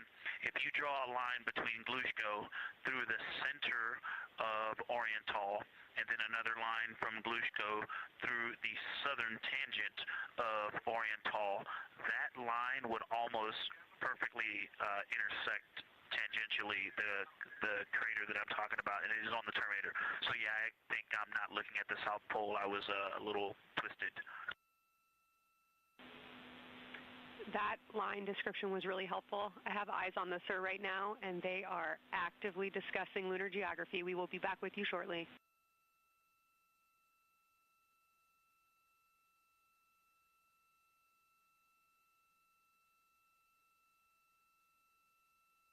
You're hearing a couple of voices today in Mission Control Houston. One of those is Dr. Kelsey Young. Integrity Science, we believe that's Zeeman Crater.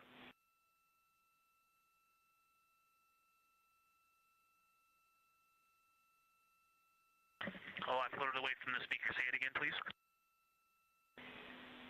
We believe that that is Zeeman Crater.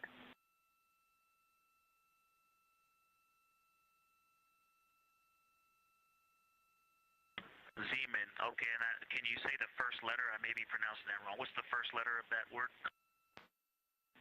Zulu. It's Z-E-E-M-A-N.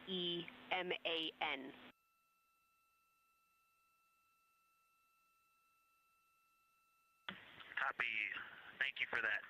Yes, we've got a great view of that. And when I went back to the window just now, the view has completely changed. Our trajectory is taking us to a new view, and I'm looking more into Vavilov. I've got a nice, great view into Vavilov. I'm actually away from the window right now, so I'm going to go try to give you some bounding words on the view that we're seeing. But I've got to get back to a window in a minute. Understood, Victor. You're defining new views of the moon in more ways than one.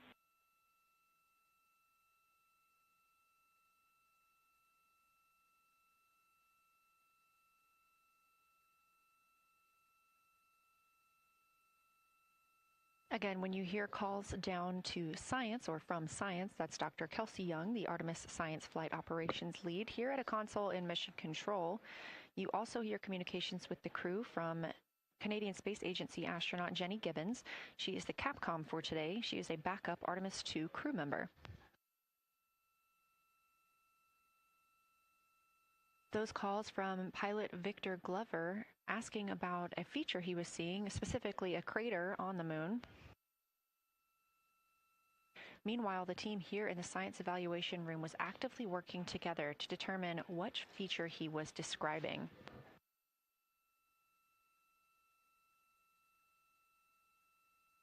The teams at the window have continued to move through their targets, including Ohm, Aristarchus Plateau, Reiner Gamma, and we are preparing for the cabin and window teams to swap. That's when we'll hear more from Reed Wiseman and Jeremy Hansen when they take on these support roles, while Christina Cook and Victor Glover are at the windows photographing and annotating.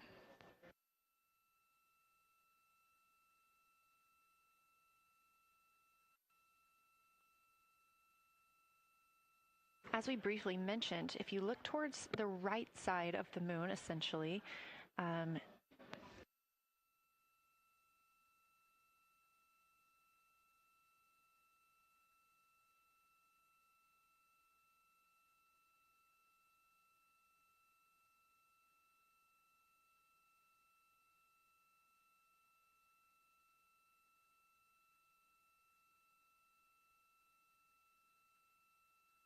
this live view coming from a camera outside the Orion spacecraft, and if you look on the right side of the moon where you see those dark patches.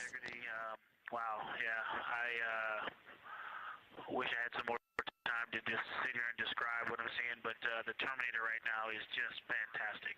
It is the most rugged that I've seen it. From a lighting perspective, there are little islands. There are islands of terrain out there that are completely surrounded by darkness, which indicates some real variation in terrain. Up to the north, there is a very nice double crater. It looks like a snowman sitting there, in the 5-10 degrees below the pole in the Terminator. And then on the southern edge, there's almost like a hole. It looks like a hole, and it's the diameter of Vavilov size, just blackness, and then a wall of bright, and then it goes back to the black beyond the Terminator. So there's it looks like there's just a gigantic hole right there, 1 Vavilov diameter east of the Terminator. And as you go south, the Terminator is not a nice smooth arc. It's just jagged. There's almost a 110-degree turn in the shadow as opposed to the nice smooth arc, again indicating some really interesting variations. And I'm sure we'll get some photos of that. And then one of the craters further to the south of Vavilov, maybe halfway down to the South Pole, is not only looks like just a deep hole, and then there's like two island rays pointing off to the west and north that indicate very high ridges and very deep canyons coming up out of that crater. So again, just some really interesting visual illusions going on with the shadows there. Like I said, there look to be islands out beyond the terminator because some of the things, maybe even a Vavilov diameter into the terminator are catching sunlight on the peaks up to the north and to the south. It's very, very interesting to see. Integrity Science, oh my gosh, that was an amazing picture you just painted. I glanced over at the SIR video and I literally saw fist pumps in the air. Those types of observations are things that humans are uniquely able to contribute, and you just really brought us along with you, so thanks for that.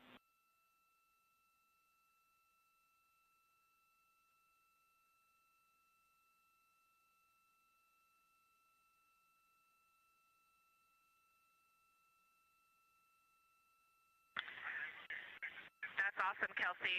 Did you get a SITREP updating you on a slight change in logistics for PCD use? Christina, this is Houston. We did not, but we will take it now.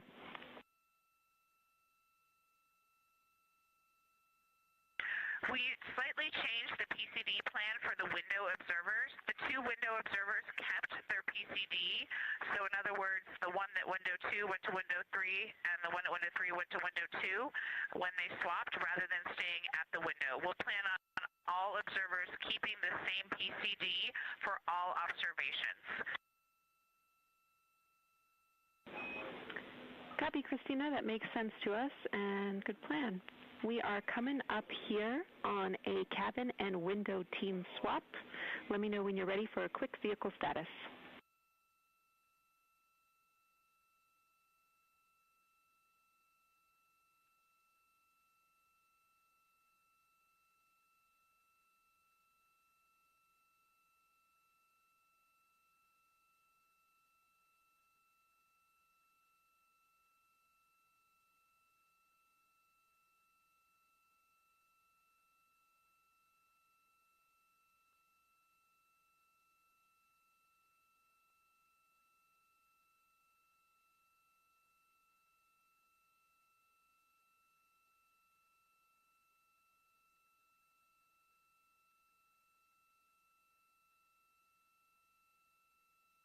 As you heard, Science. Houston, go for the vehicle system update.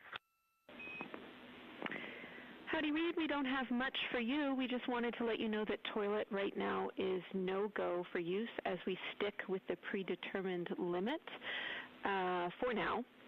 All crew members, please use CCUs. Otherwise, Orion is looking very good. And you have 15 minutes in this handover time where we expect Victor and Christina to switch to the windows and you and Jeremy to be in the cabin assisting. Let us know if you have any questions.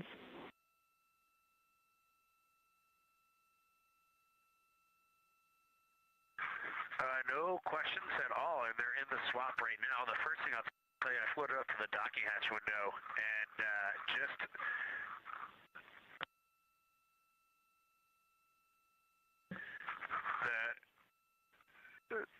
what I'm going to call the Mari around Oriental just looks so different out the docking hatch right now. It's quite a bit darker. It's the same darkness, if not a little darker than Grimaldi, but it's cool after just being in the 400 mil for the last half hour. Looking up close, I got pictures of everything Ike was just describing on the Terminator. It really is a fascinating Terminator. And then Oriental just looks so dynamic right now. It's very three-dimensional out the docking hatch compared to what I was just looking at through the 400 mil. We love it. We are getting a sneak preview from one of our SAW cameras at what you're looking at, and we see some of what you're describing. We cannot wait to see your photos. Thanks.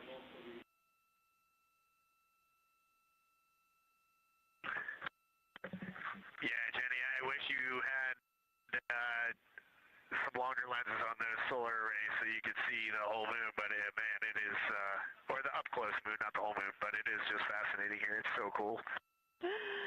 All right, MPO and INCO, take notes. We want a zoom lens on those saws next time. Thanks, Reed.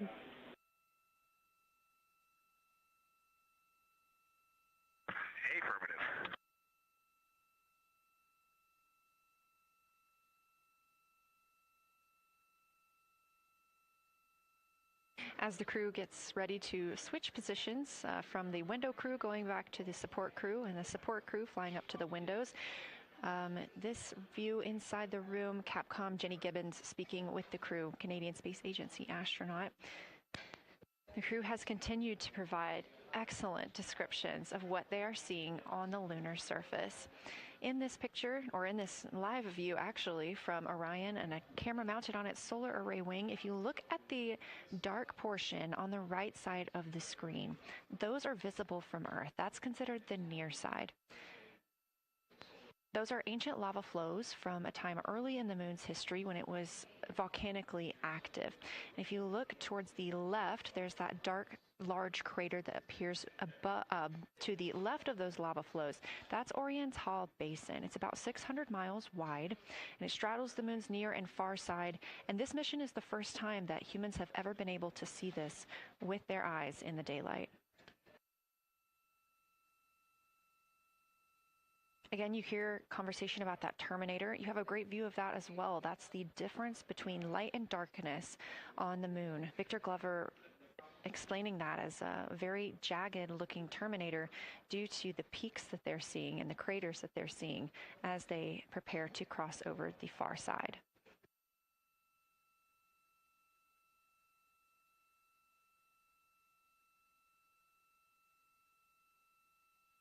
You also heard science officer, the Dr. Kelsey Young, Artemis Science Flight Operations lead, sharing with Victor Glover that his responses are truly something that only human eyes can discern or provide.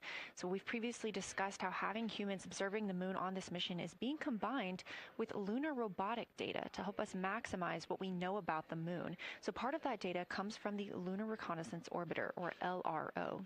This orbiter provides the robotic foundation that makes Artemis 2 lunar science possible. LRO has been orbiting the moon for 17 years, which makes it the longest operated lunar orbiter in history. And it's also the only American spacecraft dedicated specifically to lunar science and exploration. Artemis 2 lunar observations are designed to complement data like the detailed surface images from LRO. So while LRO provides those detailed high-resolution maps of the moon's surface, the Artemis 2 crew adds human observations that focus on regional context and relationships between features, giving scientists a larger geologic picture. Now, this combination of robotic and human observations strengthens lunar science. LRO delivers precise and repeatable measurements over long periods of time, while the Artemis 2 crew contributes real-time visual descriptions and context that robotic instruments alone cannot provide.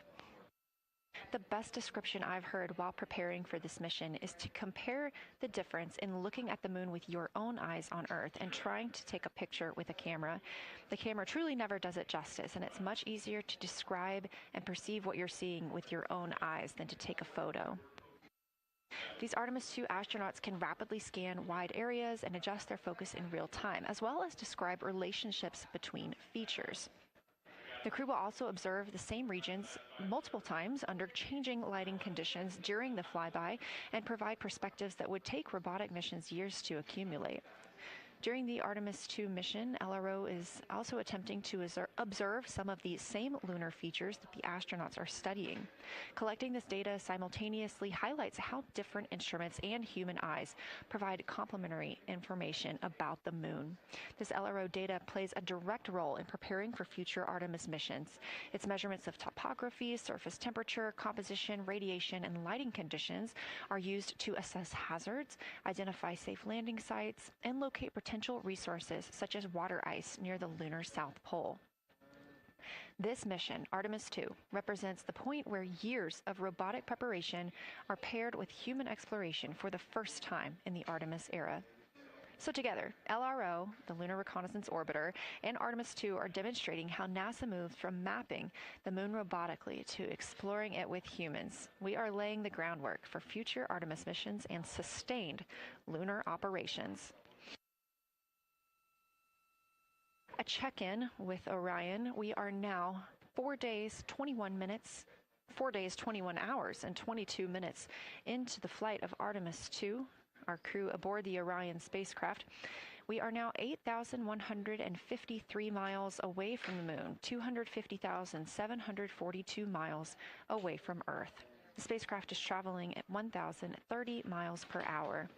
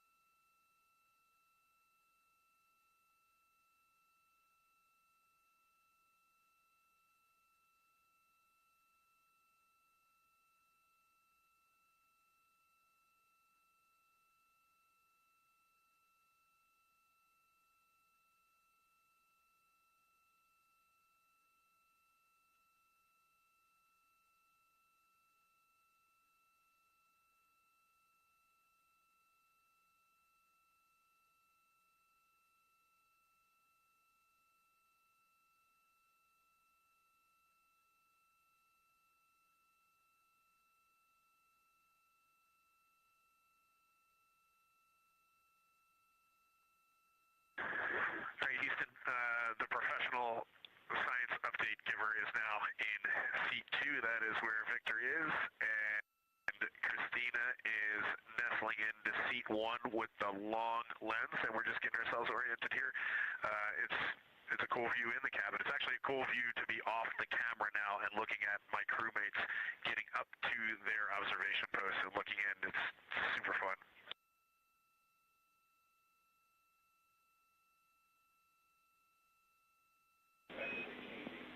Copy, I'll read. We like it.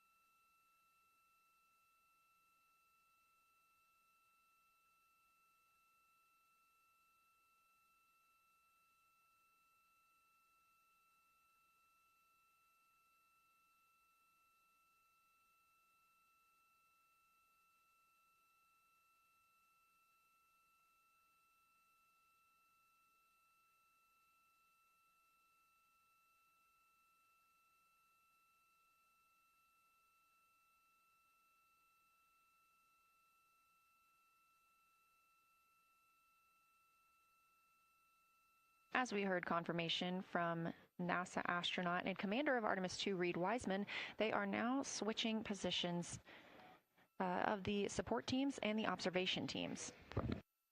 So initially, Reid Wiseman and Jeremy Hansen were at windows 2 and 3 in the Orion spacecraft, taking photos and making annotations in their PCDs, portable computing devices. They were also giving audible descriptions into their PCDs, wearing headsets with microphones and providing recordings that the science team will be able to listen to later. We were hearing from NASA astronauts Christina Cook and Victor Glover as they made observations as part of the support team. Now, as these teams are swapping, we anticipate hearing more from Reid and Jeremy as they'll be on the support team, while Victor and Christina will be at the windows taking photos and making annotations.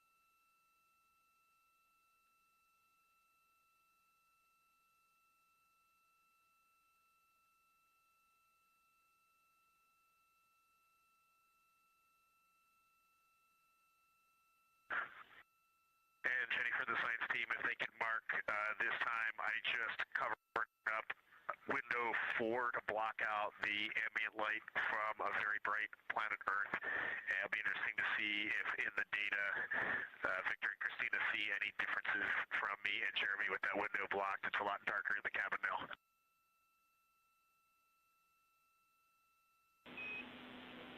Copy, Reed. We're taking note, and we'd be curious too.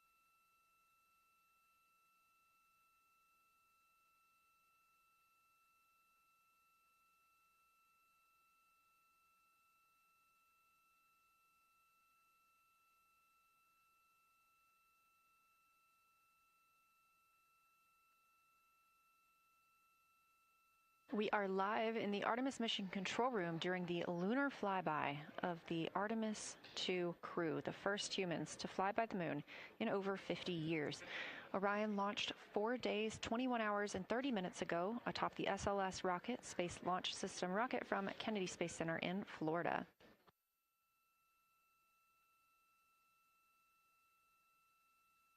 Our 4 crew members inside the spacecraft are transitioning their positions. The cabin and window teams have swapped. Currently at the window, we have Victor Glover and Christina Cook, NASA astronauts, and serving as support, Reed Wiseman and Jeremy Hansen.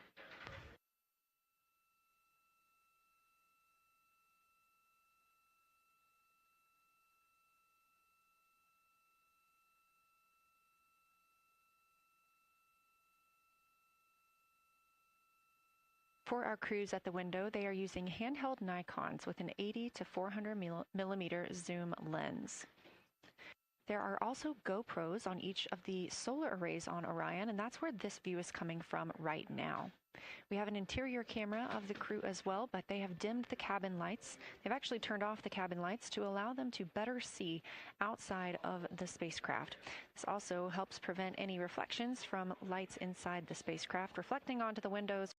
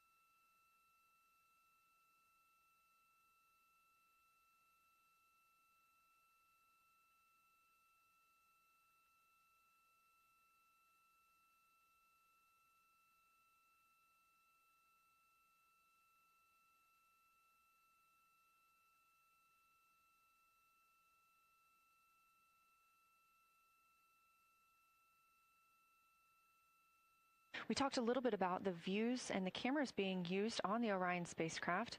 And again, we do have GoPros on the tip of each solar array wing. Now, the bandwidth is a little bit limited because having a crew on board, we do have to downlink a lot more data. That includes their environmental control and life support system. We are not the only data, this view that you see, coming down from the spacecraft, and so we do rely on sharing some of that with the other flight controllers in mission control. This helps the team monitor all systems aboard the spacecraft and ensure the safety of our astronauts.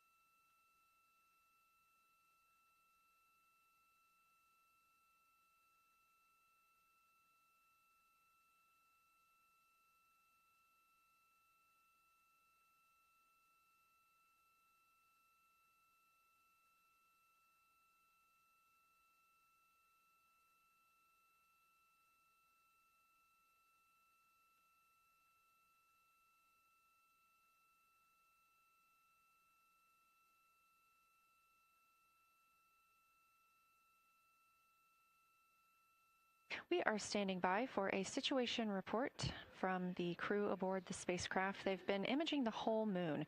There is now a new crew at the window. That would be Victor Glover and Christina Cook, and so being it's their first time since they have moved up to the window positions, they have a chance to orient themselves and describe and take pictures of any color or albedo variations across the surface. Reminder, albedo is the brightness or reflectiveness. Integrity science for a science sit rep when you're ready.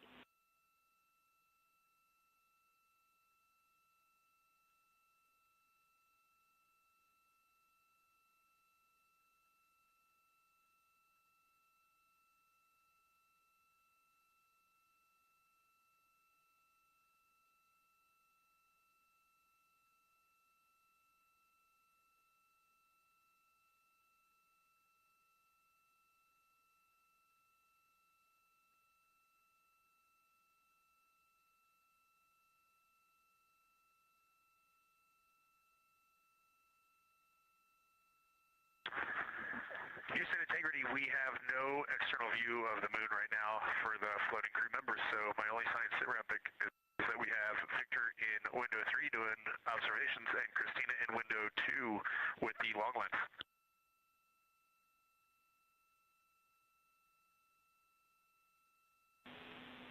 Integrity, we copy. Are the shrouds still on windows 1 and 4? And if so, would you consider trying to get a view through one of those windows?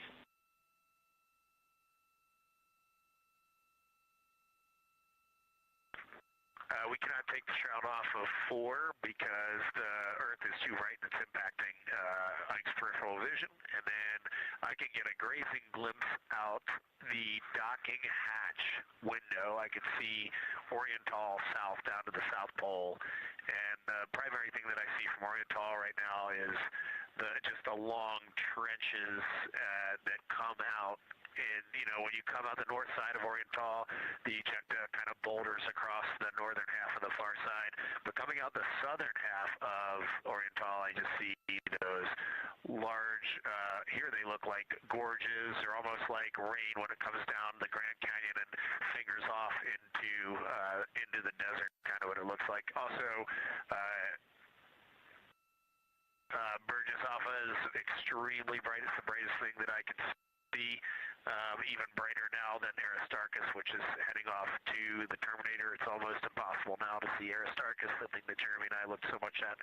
I can just barely see the crater rays from Ohm, and I would say for albedo right now, I would go back to Grimati is still extremely dark, especially in that southwest corner, and there are parts of Oriental and the outer ring of Oriental that reach that same level of darkness, especially the rings of Oriental reach the same level of darkness as Grimati. And then south of Grimati, Jeremy and I were noting a few other just really dark areas of cratering, mare there, and those have that same darker albedo, but Burgesshoff is the brightest, and Grimati is the darkest. Integrity Science, that was a great description. Thank you, and thanks for the docking window geometry to give us that description. Any comments before you go on the annular ring in Oriental?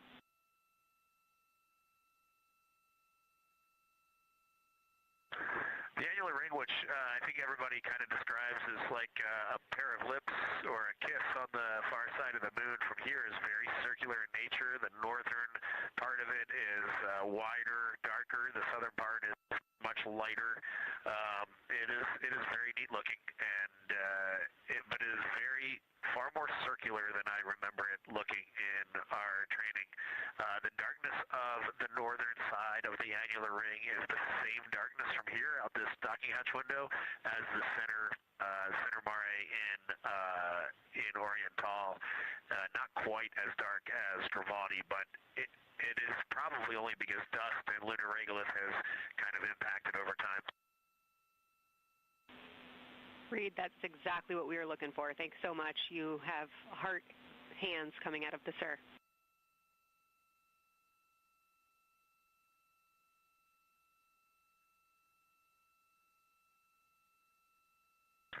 Say that again, Kelsey. Just saying that the SIR was really excited about that. That annular ring was something we were really eager to hear about, so thanks.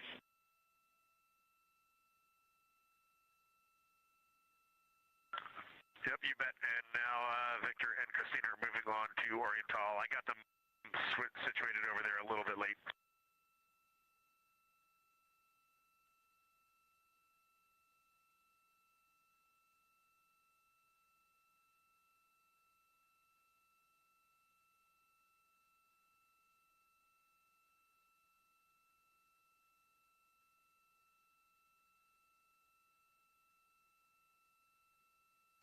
That was NASA astronaut Reed Wiseman, now providing a science sit rep as he is away from the windows most of the time. He is working as the support person along with Jeremy Hansen in the spacecraft, as Victor Glover and Christina Cook are now at windows 2 and 3, able to photograph the moon.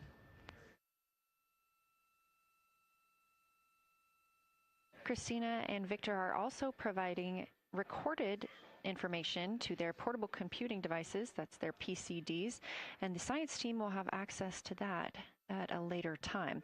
They will then review it and compile all of this data to help further our understanding of the moon. One of the items you heard mentioned was Oriental Basin. This has been a very exciting opportunity for the crew. They have all been very excited about seeing Oriental, as well as the science team has been looking forward to it. It is known as the Grand Canyon of the Moon, as we discussed earlier.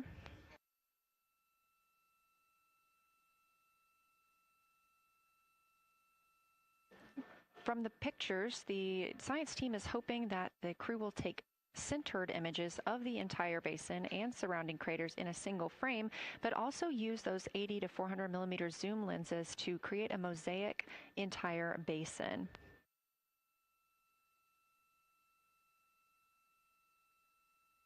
With their unaided eyes, the science team is hoping the crew will describe southern dark annular ring, which you heard Reed just describing, as well as any color, albedo, texture, or topography across the mare patches and ring mountains.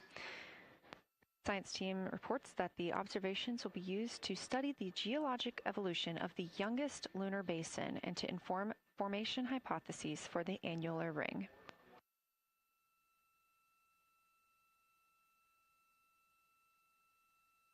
And again, another fun fact about Oriental is the diameter is the same distance between Johnson Space Center, where we are today, and Kennedy Space Center, where the crew launched on April 1st.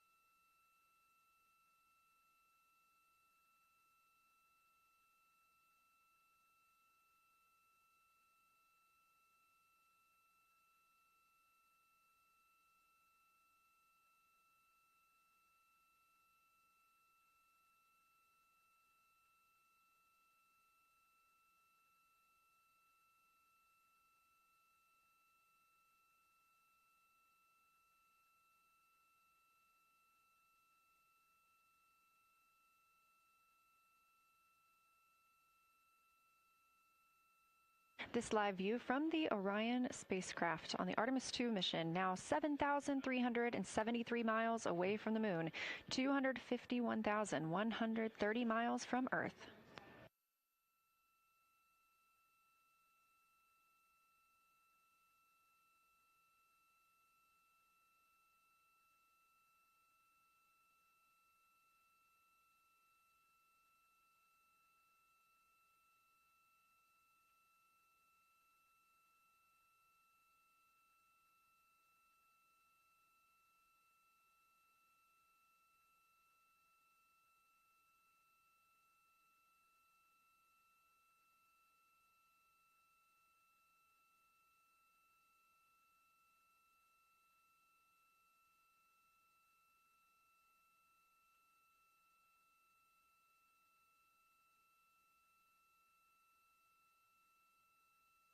Again, the Artemis 2 crew passed the Apollo 13 record of the humans farthest from the Earth today at 12:57 p.m. Central Time, 1:57 p.m. Eastern Time.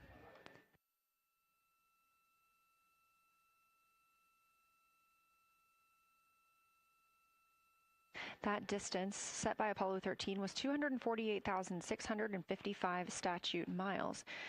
We have clearly passed that, and we expect to pass that by about 4,105 miles. That will be when the spacecraft reaches its farthest distance from the Earth. It could be around 252,760 miles, but again, these are approximations and our targets, and we will make sure to report back the final numbers once we have them.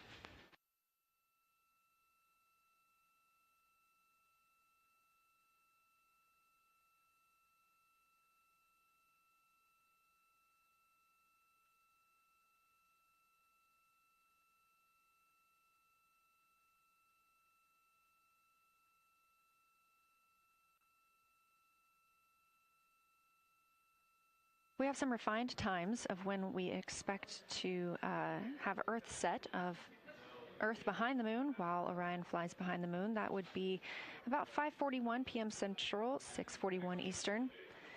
The spacecraft would make its closest approach to the moon at 6 o'clock Central, 7 Eastern, and that would be about 4,066 miles. And then at 6:02 p.m. Central, and the spacecraft will reach its farthest distance from the Earth. We anticipate that will be about 252,755 miles, which would be 4,111 miles farther than Apollo 13. We would see Earthrise again at 6:21 p.m. Central Time, and a few minutes later, regain communications with the crew.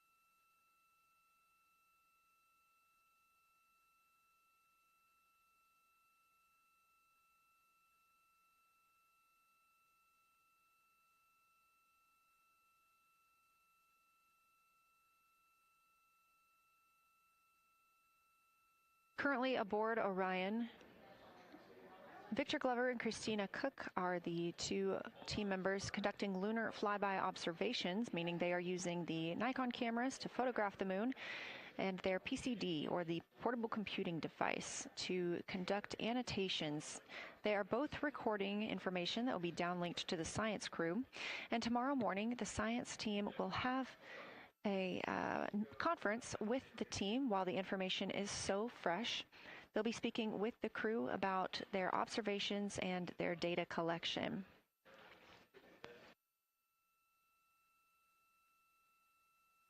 Otherwise, most of tomorrow, Flight Day 7, is considered an off day.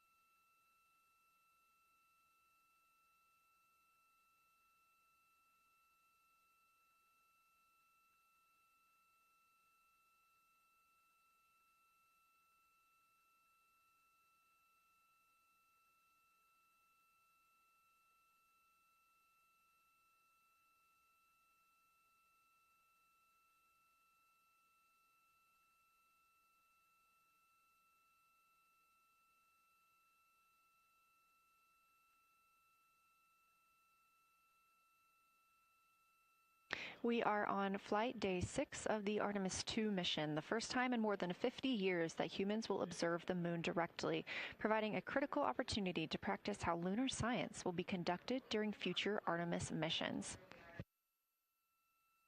If you're just joining us, the crew is well into their lunar flyby observations, and we anticipate that we will hear from them soon. A few times every hour, they are slated to call down with science sit reps or situation reports. We most recently had one from Commander Reed Wiseman. He and Jeremy Hansen, mission specialist, were first at the windows today to photograph and make annotations of what they were seeing. Therefore, we heard more from Victor Glover and Christina Cook earlier in the day during those first blocks. But now that Reed Wiseman and Jeremy Hansen are on the support side, they are the ones calling down what they are seeing from windows 1 and 4. Earlier, we heard that the Earth is so bright in window 4, they have had to temporarily cover it with a t-shirt.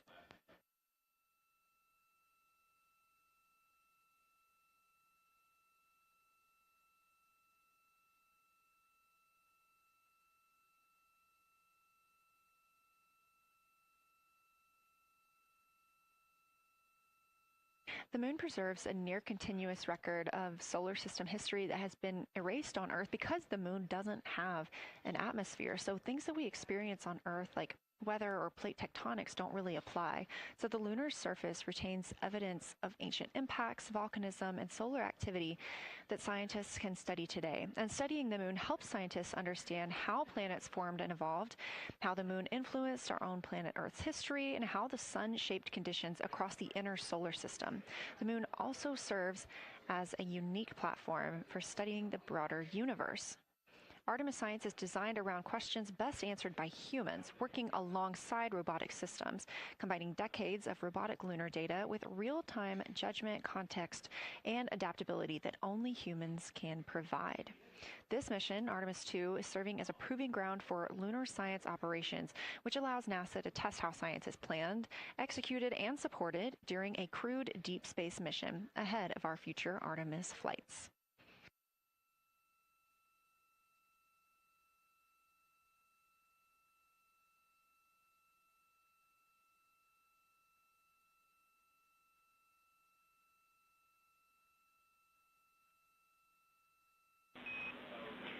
Integrity, time for a window team position swap.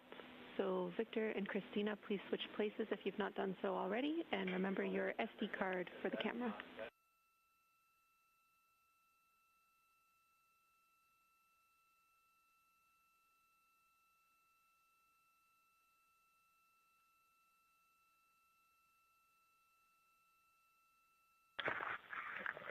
We're in the swap right now. They're wrapping up their last comments, and they'll switch over and change cards in the long lens.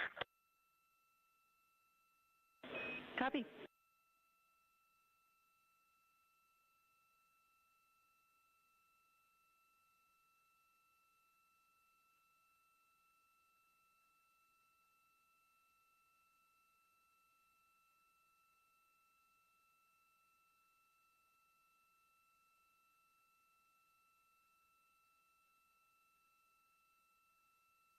As you heard in that call, it is now time for the team members at the window to swap positions. That means Victor Glover and Christina Cook will be switching roles. One of them has been photographing the moon with a Nikon with an 80 to 400 millimeter zoom lens, while the other was making annotations on their portable computing device. And both are recording audio that the science team will be able to listen to.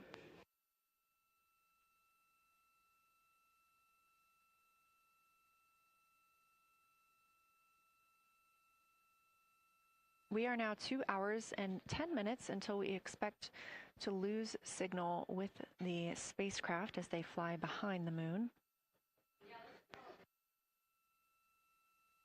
And the next target for the crew is considered a crew choice event. They have the option to focus on any regions or patterns or features that interest them. The science team has asked the crew to capture pictures that illustrate their choice, as well as at different zoom levels, and to describe why those certain features or regions caught their eye.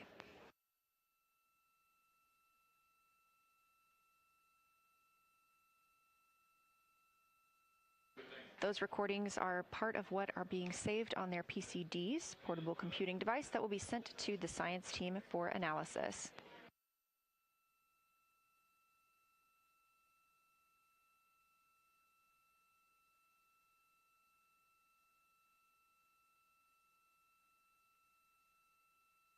The crew has been allotted 8 minutes for this crew choice event, and it's also a time for a scheduled sit rep or situation report. So we expect to hear them calling down what they are seeing soon.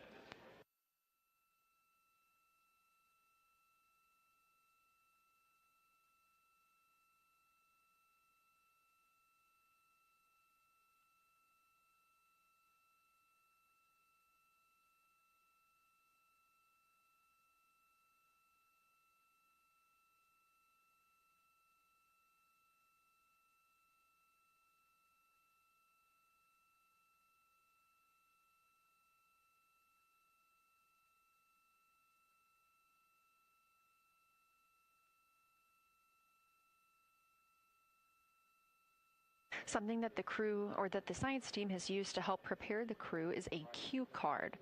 These ask for a feature ID if they happen to know the type or name, and if it is a target. Of course, in this situation, when they have a crew choice, they do not need to, it may or may not be a target. They want to know the location and the observation style.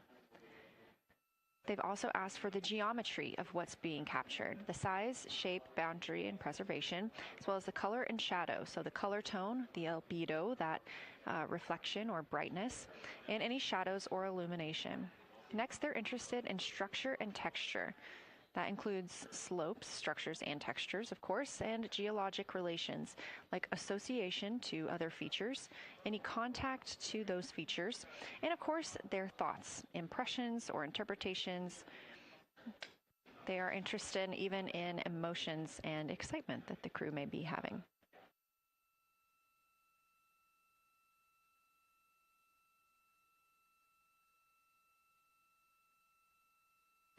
This flyby day has been practiced in many ways, even in Sims here in Mission Control Houston. The team also conducted some field work, learning how to look for specific geologic features. They also photographed a large globe, and the science team helped them determine which features they would be targeting and how to look at those.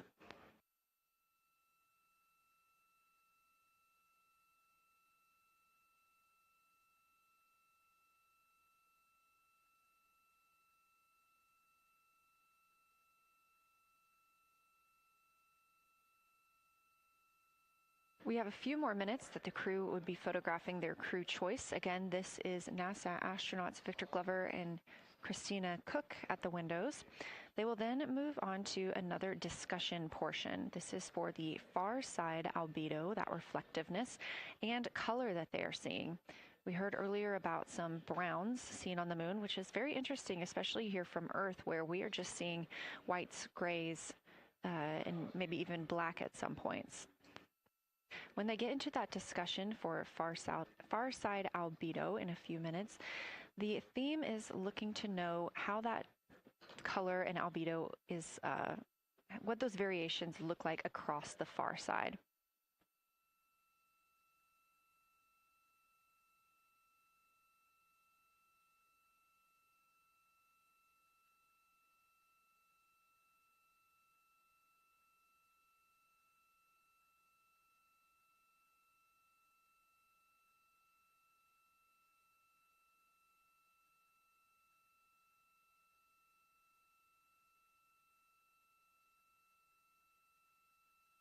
On the right side of your screen, the Science Evaluation Room, or SIR, where team members are looking real time at what the crew is seeing, and even earlier where... Houston Integrity, you ready for science zero? We'll take it.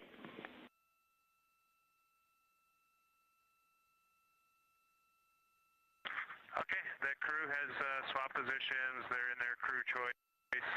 element. I've been listening to both of them for a little bit, and they're really enjoying.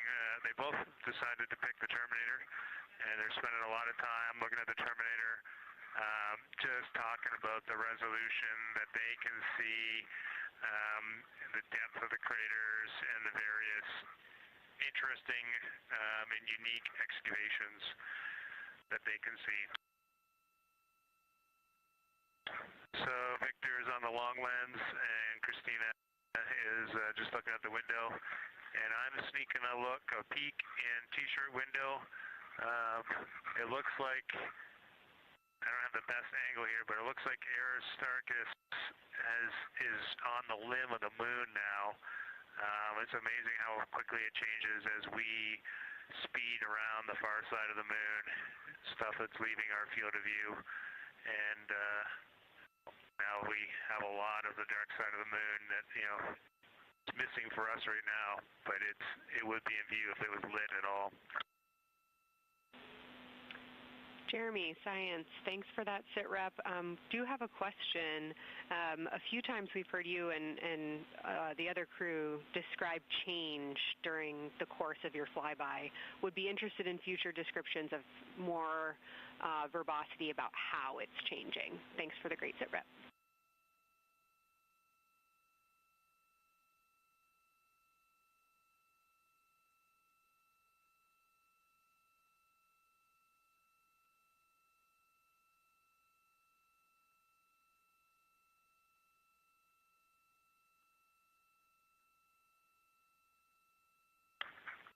Yeah, Kelsey, sounds good. We are definitely keeping an eye on that. My eyes are just not readjusted. The moon is so bright when you come back to the window. I was just in the interior of the cabin. I've come back to T-shirt window, and it's just overwhelming brightness, and my viewing angle is a bit challenging, so I won't be able to give you great observations from this window. But I will talk about something that I was talking a lot about in my recordings earlier, which was we've been talking about some shades, and so we have obviously the dark and the light gray, and then we've talked about naming some colors, a brownish hue and a greenish hue. And I'll tell you, like right now, Aristarchus, the plateau is hard for me to see from this window, but that had greenish hues to me and was very unique. I didn't see anything like that anywhere else on this side of the moon. And then I see a lot of these, what I would call brownish hue areas. There's a number of them. And they, for example, in the northwest corner of the highlands, to me it looks like the brownish hue is caused by ray or ejected material landing on the highlands, and then we obviously see the ray areas as a lighter albedo, but in between the rays where the deposit would be thinnest, that is what it looks like is causing the brown to me. So I saw that in the northwest side of Aristarchus, or sorry, that dark area of the highlands, northwest side of the highlands. I saw it in the highlands to the east of Glushko, and then I see those same brownish hues west of Oriental, and I drew a contact there on OneNote, but that's a huge region, kind of like a piece of pie with the point of the pie pointing at Oriental and then going up towards the northern side of Hertzsprung. And that is an area that just looks like a different, that brownish albedo. That was fantastic, Jeremy. We had heard rumors of the green and brown hues, and so you really read my mind on asking about those. Understand they likely didn't have any contact with each other the way that you described them, but please correct me if I misunderstood that. And then last thing, I'll make the same offer we made to Victor earlier. If it would be helpful for us to verbalize any targets so you can stay at the windows and keep your eyes adjusted to the moon, please let us know.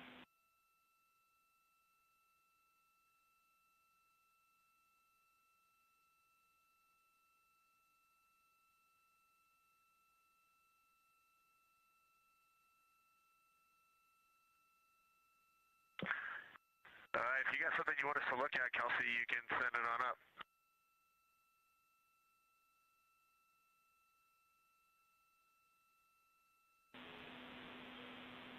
Definitely not looking to interrupt your flow, Reed and Jeremy, only offering assistance if you guys want to keep your eyes off of the PCDs.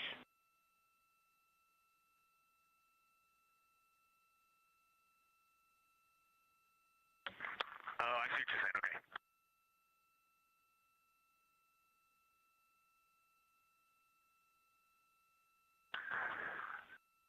Not really science related, and we definitely learned this at Apollo, but the thing that is just most fascinating, I think, to me and Victor right now is even as rugged as the far side looks, when you look at Oriental and Home, it's rugged, but man, when you look at the Terminator, it is just like impossibly rugged, and it reminds you that the whole far side is that way, and just the Terminator is really bringing out the shadows and the hills and the valleys, and it is just, it's unbelievable. It's like no surface of the Terminator is not marked by meteor impact, and it's just, it is very impressive to look at that, and you realize that that is true across the whole far side. You just can't see it due to sun illumination right now.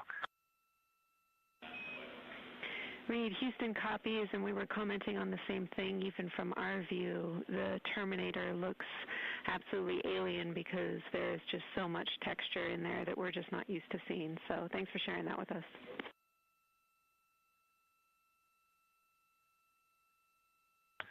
There's also, I don't know the name of it, coming out the south-southwest of Oriental, right on the southern Terminator, is just a massive crater.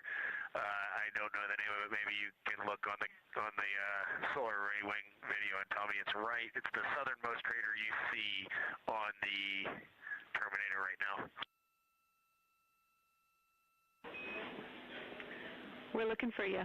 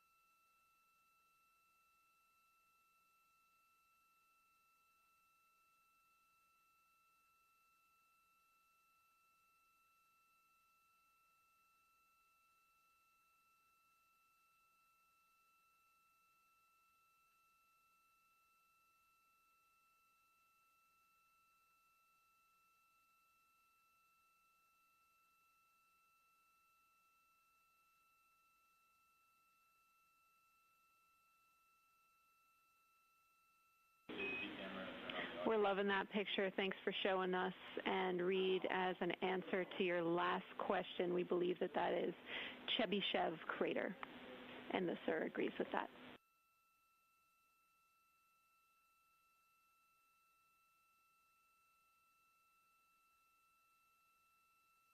Okay, that picture I was just showing you is an 8X iPhone out the docking hatch for the high grazing angle. It's just amazing. We love it. Thank you.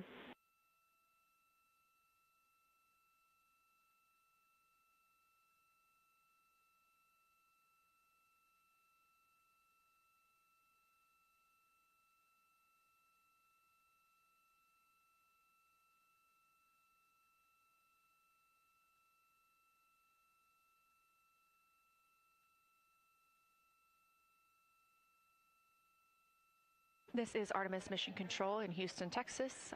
Mission elapsed time, 4 days, 22 hours, 12 minutes into the flight of Orion.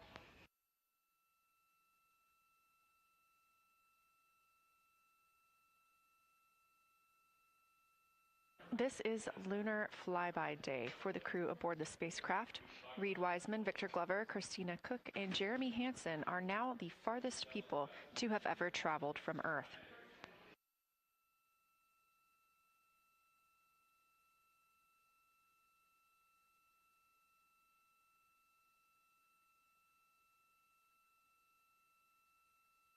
This is a live view from inside the spacecraft. They have turned off the lights so they're able to see outside and photograph the moon better with no reflections from inside. And for a very brief moment there. Integrity Science, thanks for those iPhone views. It's helpful to see what you're seeing.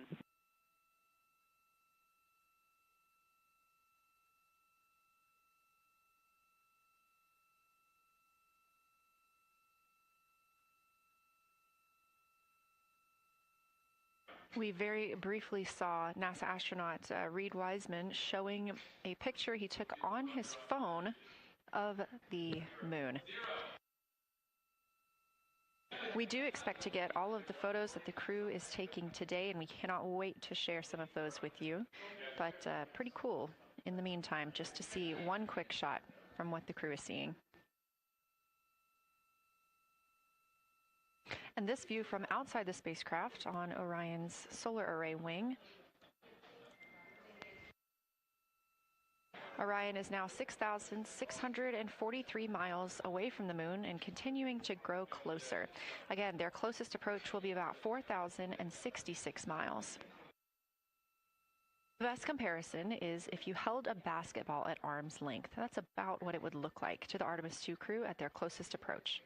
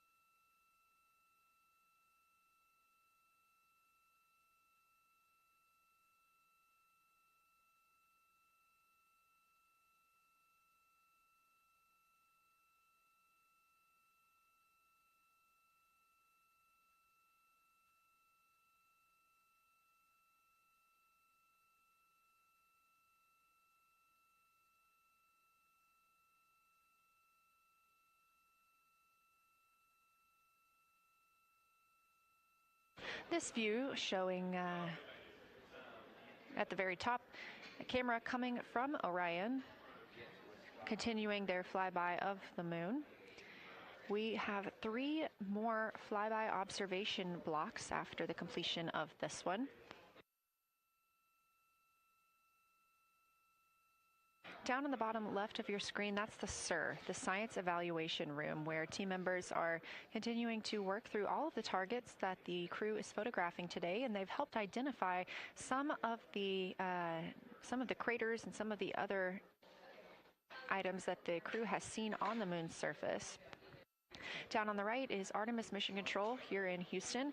Those 2 rooms down at the bottom are just down the hall from each other.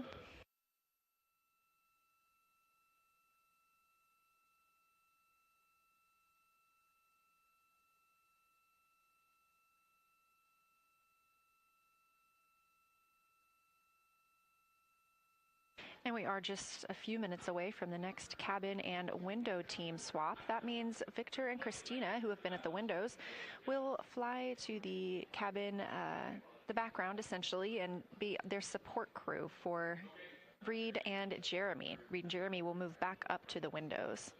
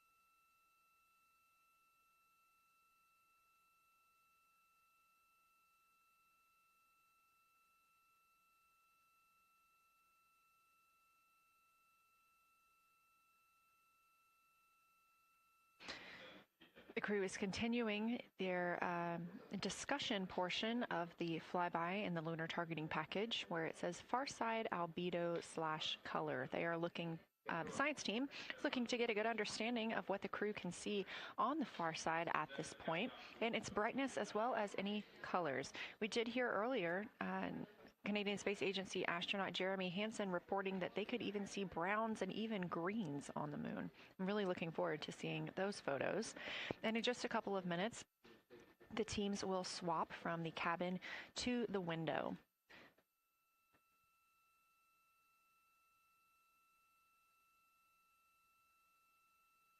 Another rundown of just how this flyby is choreographed inside the spacecraft today. So these activities have been timelined, and there are these 5 blocks of time during which the crew is going to be observing the moon from Orion's windows. Now we are just coming up on the end of the 2nd block, and we'll start the 3rd soon. So at any time during those blocks, 2 members are at the windows working in a pair. One is taking photos from window 2 and has a blue shroud over the window to help prevent any reflections from inside the spacecraft.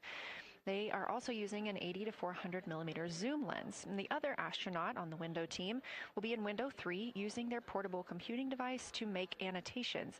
Now, again, both of those crew members are making audio recordings of what they are seeing, and we are not hearing that right now. Those are going to be downlinked later to the science team, who will evaluate them and use that data to inform our understanding of the moon. Those 2 crew members at the windows swap roles. Integrity Houston, it is time for another swap between the cabin and the window teams. So we have 15 minutes of handover time, and then we will expect Jeremy and Reed at the windows and Christina and Victor at the cabin. I have no new vehicle updates for you, but I do have a photo location for some photos on Ike's PCD, and I want to let you know that Jeremy's family have arrived in the viewing gallery.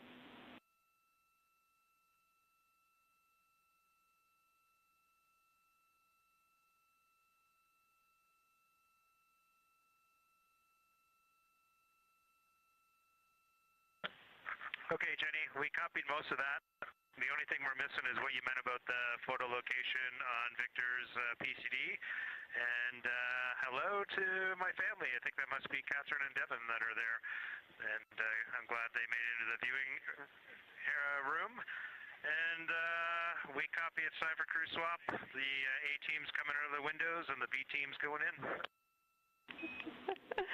Okay, copy. All I meant to pass for Victor's PCD is that there are some late load photos that were requested that are now in his favorite photos folder. And you're exactly right. We have Catherine and Devin here.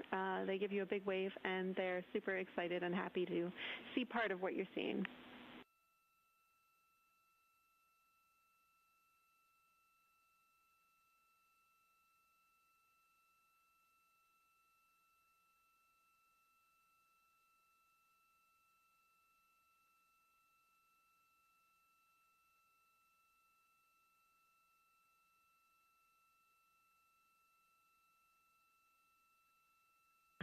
Okay, copy, Jenny. We're not sure what we're looking for in the PCD, but we're going to poke around, and we may be calling you back about that one.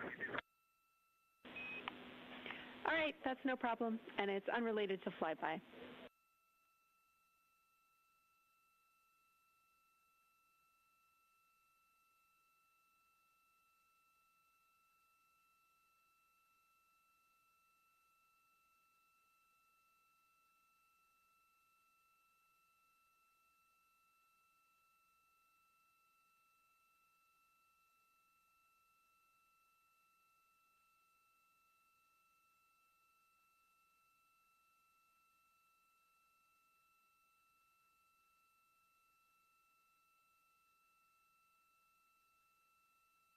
This is Artemis Mission Control here at Johnson Space Center in Houston, Texas. And as you just heard, Capcom, or Capsule Communicator, Jenny Gibbons, Canadian Space Agency astronaut and Artemis II crew backup, relaying to the teams in Orion that it is time for a swap from the cabin to the window teams.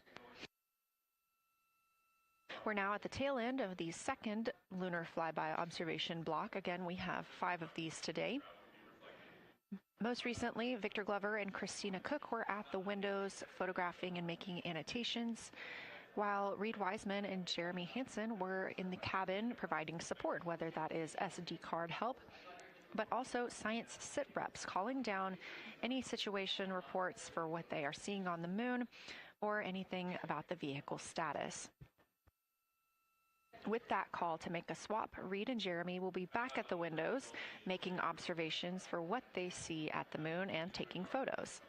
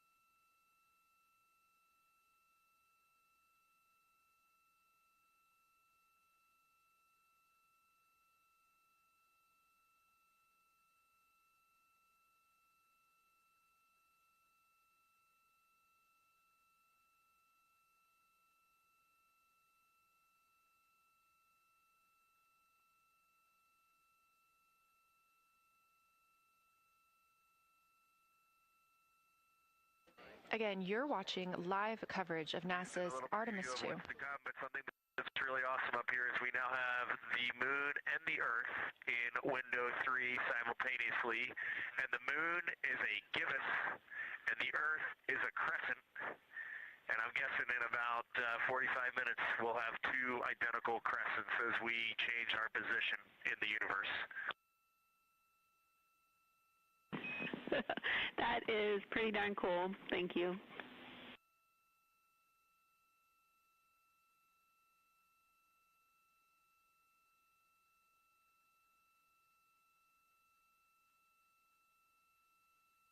That's the Artemis 2 crew, the first astronauts to fly by the moon in more than 50 years, reporting that when they look out of window 3, one window, they're able to see both the Earth and the moon at the same time now.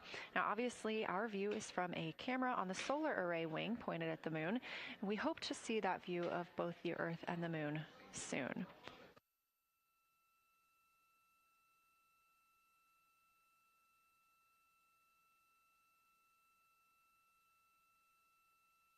Some upcoming times for what you can expect. In about an hour and 40 minutes, we will have Earth set. And during that time, we will have a view of Earth going behind the moon. Shortly after, just a few minutes later, we will lose signal with the Orion spacecraft. This is tracked as it is going behind the moon and out of reach of the Deep Space Network. At 6 o'clock p.m., the spacecraft will make its closest approach to the moon at a distance of about 4,066 miles. At 6:02 Central, the spacecraft will reach its farthest distance from Earth at about 252,755 miles. Of course, these are approximate, and we will make sure to provide you with the final distances once those are confirmed. At 6:21 p.m., we will have Earthrise from the Orion spacecraft, but we will not have communications with the spacecraft until 6:25 p.m. Central, when we expect to acquire signal with them after they've emerged from behind the moon.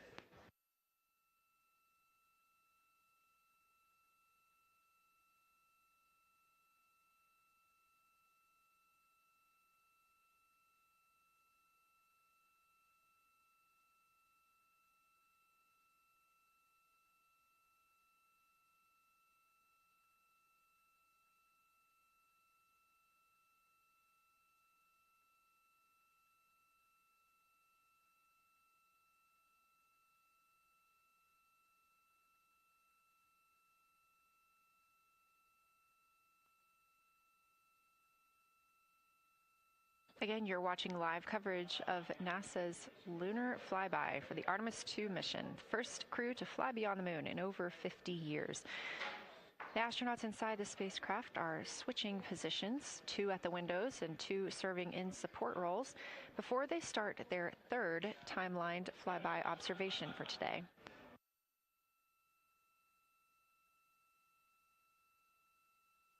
We've heard great calls from the crew so far describing what they're seeing, all well trained by the science team here on the ground.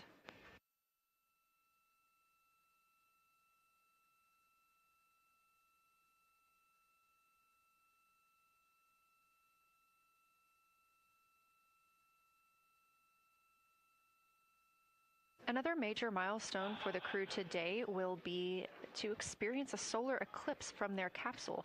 No one on Earth will experience this solar eclipse. To the astronauts, this will look a lot like a total solar eclipse on Earth, except the moon will be huge compared to the sun. Whereas if you're standing on Earth and looking at a solar eclipse, the moon and the sun appear to be about the same size in the sky. As the moon begins to cover and then uncover the sun, the astronauts will see a partial solar eclipse, so that's before and after totality, and during that time frame they will have to wear eclipse glasses so they can safely view this phase. They also intend to capture images of the sun's corona during the eclipse. This is a rare glimpse at the innermost corona that will only be captured by the astronauts' cameras. During the eclipse, we also look forward to the crew members describing what they will see, which includes unique light features like the shape and size of the corona and potentially even lunar dust. At the same time, Venus, Saturn, Mars, and Mercury will be near the sun, so they may be able to identify what part of the sky they're looking at. This can help train future Artemis astronauts on what part of the sky they're seeing, which is useful knowledge in challenging situations when they may need to rely on that information instead of instruments for navigation and orientation. That eclipse window will last about an hour, and it'll happen near the end of the day today, closer to 7:35 p.m. Central, 8:35 Eastern.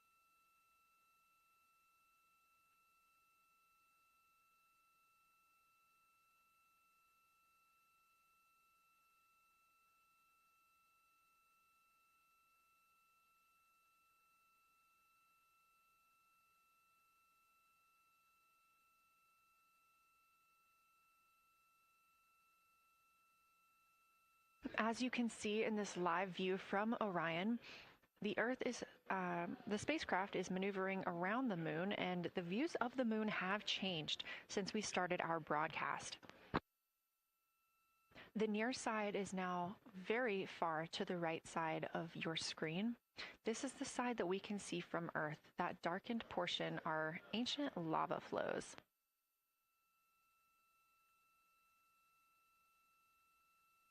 The crater down towards the bottom of the moon is Oriental, and this is a crater that was previously never seen before by human eyes until this mission.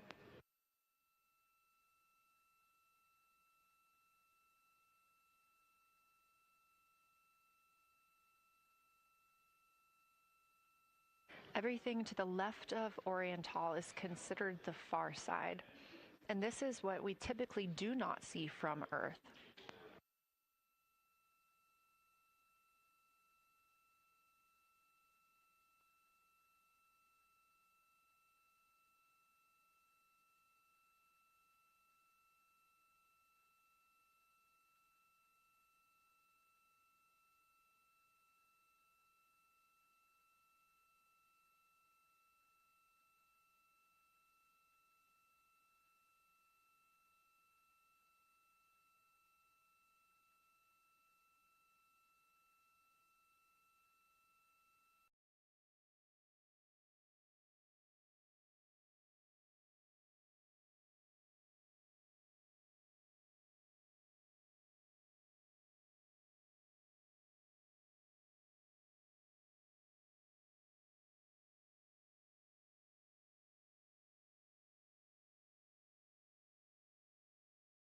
Support system.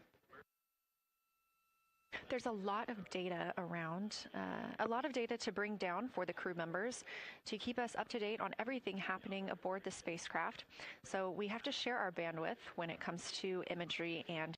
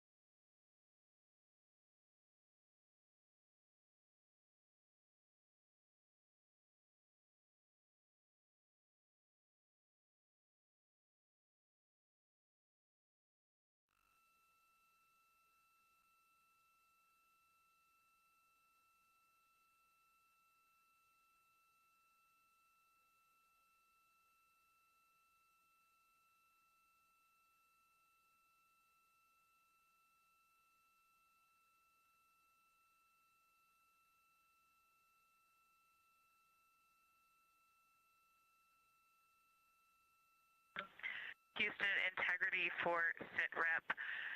First of all, I'll just talk about the experience that I had during Victor and my observation time. It was an incredible experience. We definitely noted how much more you can see with the zoom lens.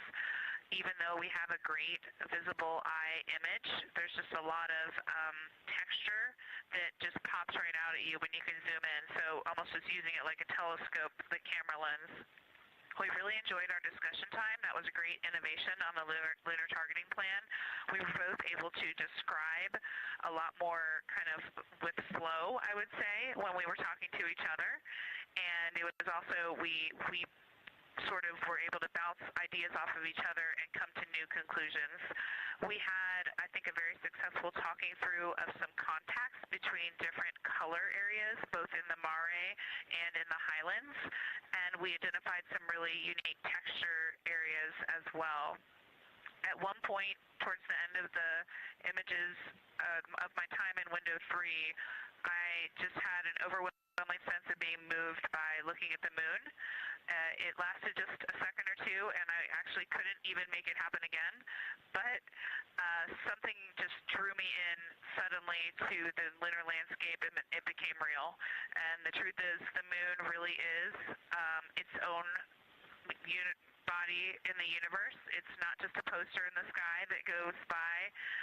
It is a real place. And when we have that perspective and we compare it to our home of the Earth, it just reminds us how much we have in common. Everything we need, the Earth provides, and that in and of itself is somewhat of a miracle, and one that you can't truly know until you've had the perspective of the other. I'll switch into some logistics stuff. The Peltors, both their batteries stopped providing the active listening, but we have verified they are still recording, and so we are able to have discussion time and hear outside our recordings by just moving the ear cup off of the ear. Other than that, everything's working well technically, and we've been able to find all our targets, and we're having a really great time. Thanks, Christina. We copy those logistics for the Peltors, and also thanks for bringing us into the cabin with you with that description.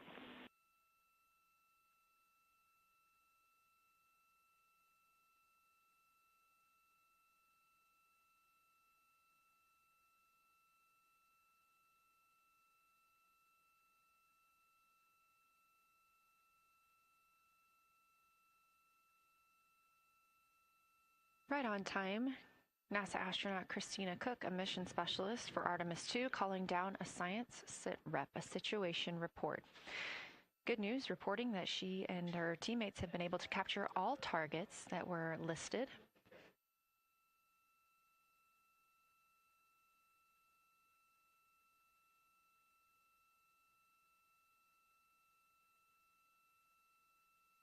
Christina also gave a vibrant description of just how it feels to be there and to see the moon up close and not just something passing in our night sky. Currently, the team members at the window are Reed Wiseman and Jeremy Hansen. Meanwhile, Integrity cabin team for window shroud.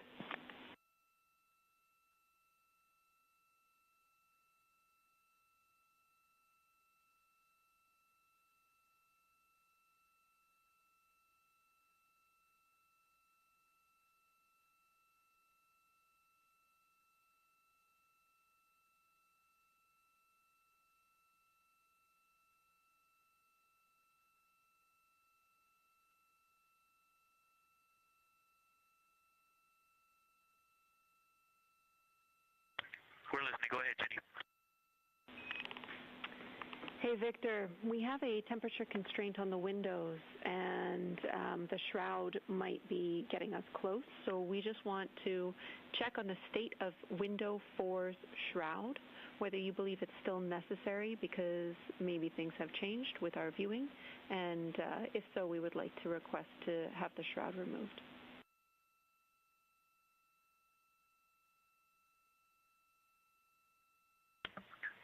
Houston, we believe it is necessary. We pulled it off just as a corner. It is very bright.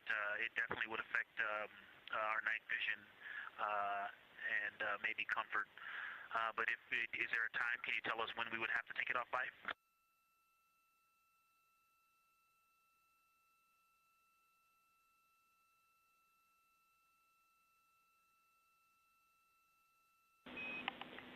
Unfortunately, since it's been on for a while, we are going to have to request that the shroud is removed, and we can recommend something that could block the light but just create a bit of distance between the window and whatever is covering it. Something like a t-shirt would do the trick and help.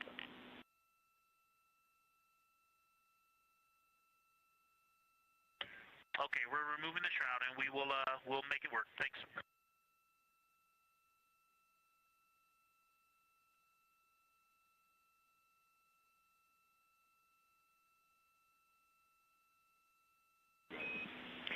Thank you, Victor. We know it's pretty bright in there now with that window uncovered. We will also offer that airflow on the window would be helpful, so if you want, you can also retrieve the condensation hose, which should be friction fit onto one of the diffusers, and that on the window would also help.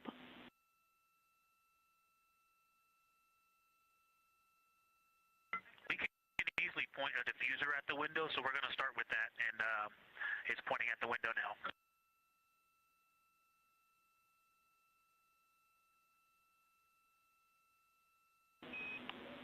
Okay, we'll take that, Victor. Thank you. Please keep us updated.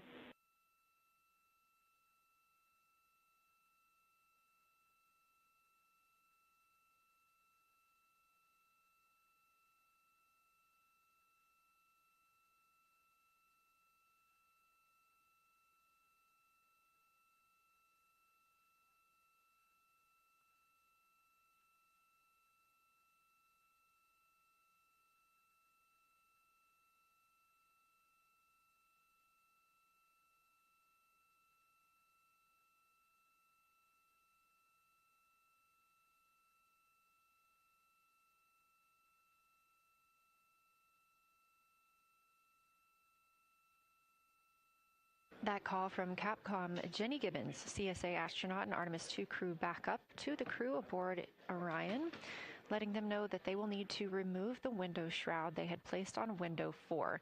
They initially placed that shroud there to block out some of the light from the Earth. It was extremely bright coming in the cabin and interfering with some of their viewing opportunities out at the moon.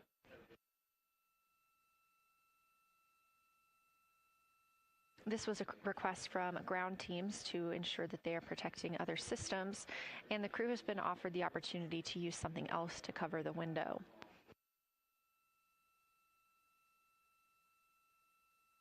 Meanwhile, Reed Wiseman and Jeremy Hansen continue with their lunar flyby observations. They have just looked at Glushko Crater. That's about when we heard that call down from Christina Cook with that description of everything she had been seeing during her observation period and what she was seeing at that time. The science team asked this crew to take centered images of the entire crater and their ray system in one frame. They're also interested in knowing the brightness, texture, and extent of Glushko's rays and how they differ in the mare, or that sea area, versus the highlands. Glushko is considered a young lunar crater, and these observations can help understand material properties of those craters.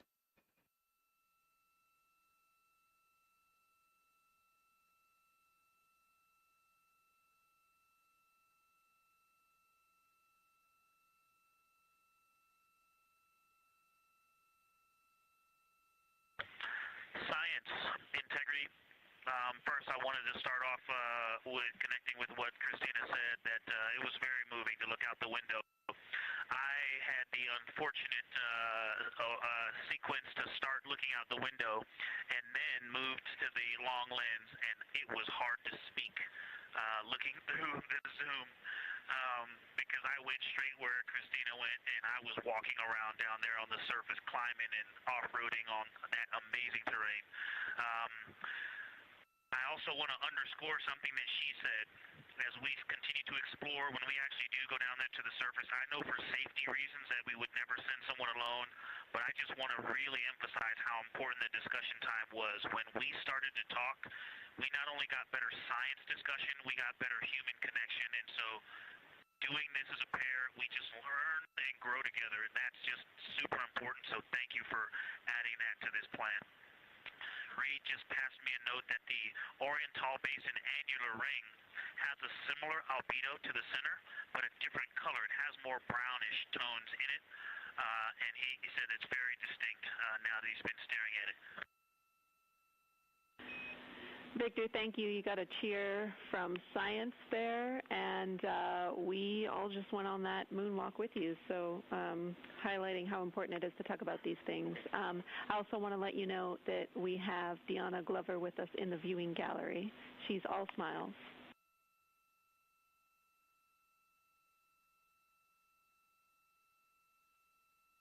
Well, you just got a bunch of cheers up here. Hey, babe. I love you from the moon. We love that we got a hey babe too, and we also have one of your lovely daughters here watching you guys work.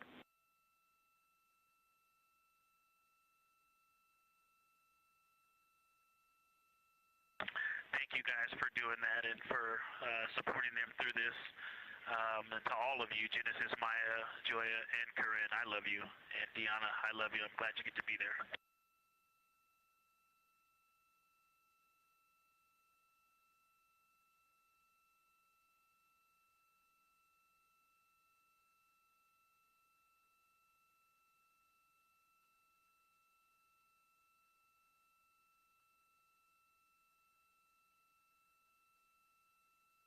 We've had some really sweet words from the crew members aboard Orion today, as their families have been able to filter in and out of the viewing room here at Artemis Mission Control at Johnson Space Center in Houston.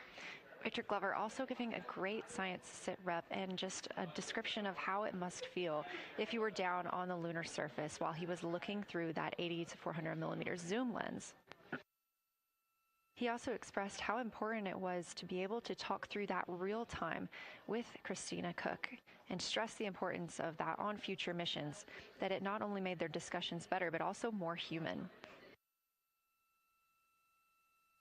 Glover and Cook are in the support roles right now, not taking photos or making annotations at the windows, but they are also encouraged to have their midday meal at this time.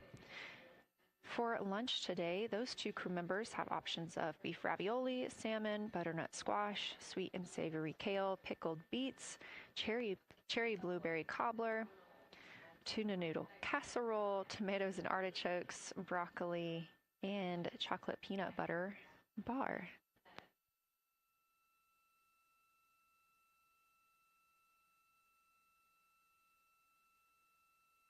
Once Glover and Cook return to the window portion of their flyby today, Reed Wiseman and Jeremy Hansen will get into their midday meal.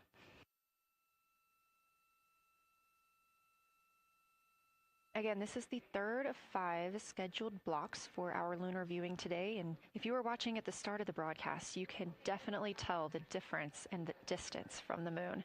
We are now 5,518 miles away from the lunar surface, and again, expecting the crew to get about 4,066 miles away. They are currently 252,050 miles away from Earth, and every mile is a new record, having surpassed the Apollo 13 milestone for furthest distance earlier today.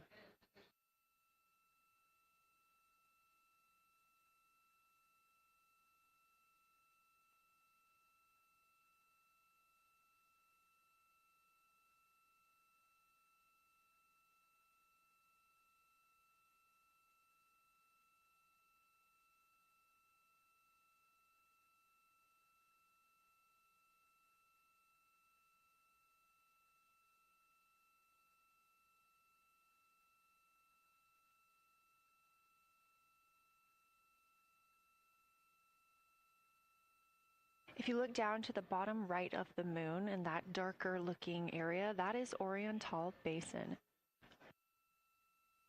We have continued to lose views of the near side. It is just barely visible over towards the bottom right side of your screen.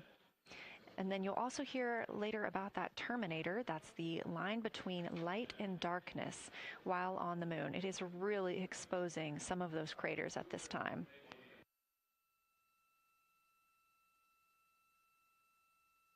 A couple of the other features in view right now are Hertzsprung Basin and Vavilov Crater. Hertzsprung Basin is nearer to the center of the moon, closer to that terminator line right now, and Vavilov Crater is just on the outskirts of it, closer again to the terminator.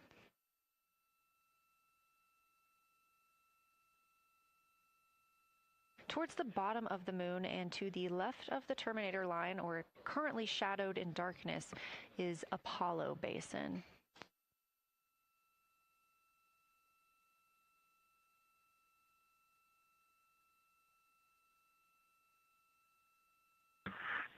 Science from integrity.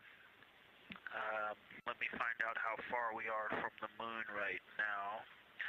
But our view is about a third of the moon is in eclipse. That beautiful terminator is out there calling to me. We're 4,691 miles from the moon. And what looked like in the terminator about a third of the way up from the southernmost part of the terminator looked like a dinosaur print if one was running to the northwest. Now is clearly a crater with a bunch of craters around it. And that terminator, I can only see about half of it. I'm looking through the docking hatch window right now because we have the Z9 in window 1. But that terminator has moved. I guess I've been using Vavilov the whole time, so it's gone 2 more Vavilov craters to the west. And so a few more features are starting to peek out into the sunlight there with that low sun angle, and so you still have ridges and valleys showing up very clearly, a very jagged terminator, and a few islands of light out there with some high elevation shining in the sunlight in that darkness. And on the eastern side of the moon, let's see, Grimaldi appears to be one of the farthest east features, and that is maybe 5 degrees from being right on the limb and going off over the horizon. It is interesting, just looking at Oriental, that my first impression of it is all of the dark areas appear lighter, which I think makes sense because it is now facing, well, it's still relatively the same to the sun, but my angle to it is different. So I'm looking at it from a little more, even further to the side as we pass it. But all the darker features appear to be just a little bit lighter from this vantage point. The darker ring structure in the outer and inner ring and the interior, as well as the annular ring portion, everything seems to be just a smidge lighter at this point. Thanks for that description, Ike. Any additional words you can provide on Oriental would be wonderful, as that is such a high priority target for us. And while I have you, as we get closer to target 15, which is the Terminator target, if you can find Zeeman Crater again that you were looking at earlier, everything to your left of Zeeman would be getting into the South Pole Aiken area to help you orient yourself.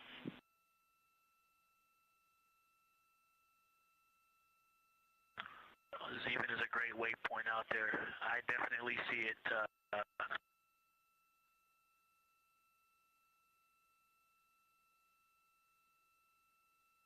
Yeah, Zeeman is very easy to find, and that is awesome. Thank you for pointing that out. Feel free to do that as often as you think of things. Let's see, looking back at Oriental. Okay, another thing, after looking through the zoom camera, man, you guys are smart. You probably did this on purpose, but after looking with my plain eyes and then going to the 400 millimeter zoom, now looking at it, I see the cliff face as if you were standing in the center. That inner and outer ring have definitely some real terrain to them, and now I can see that as terrain. Now that I look at it even with my naked eye, I can tell that there's a lot of elevation and that, like I said, a cliff face on that eastern edge where all the darker deposits are. And it's just the scale now. Looking at it from far away before, it seemed like flat with color painted on it, but now that I look at it, I can definitely see that there is, different depositional characteristics, and so the darker is some other material, but there's also some shadowing going on because of the cliff face that is a part of that crater wall. Great description, Victor. Thanks, and really interesting to hear now the distinction between shadow and color. Before I let you go back to other observations, you mentioned that Reed saw a browner hue to the annular ring than the rest of Oriental. Are you seeing that from your vantage point?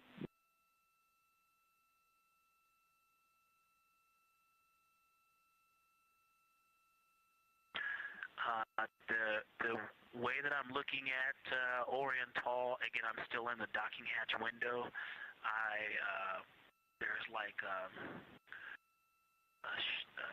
thermocouple right here in the center of the window, and it is the orange Kapton tape color, and so it is unfortunately, it's like trying to look at stars, next to a metropolis. I think it's drowning out any color that I could pick up from the moon. I am not able to see that color, but I have not looked at it through one of the forward face, from one of the windows 1 through 4.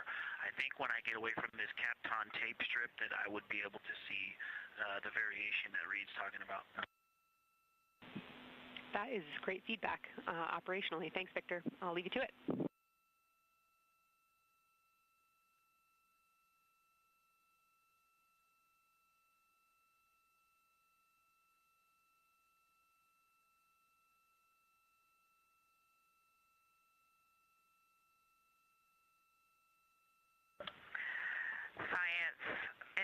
Integrity with a question from the window team.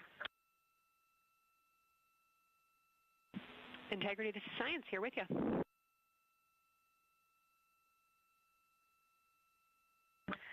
Yes, they have a question to help inform a theory that they're sort of tossing back and forth. What is older, the Mare seas of the near side or Oriental?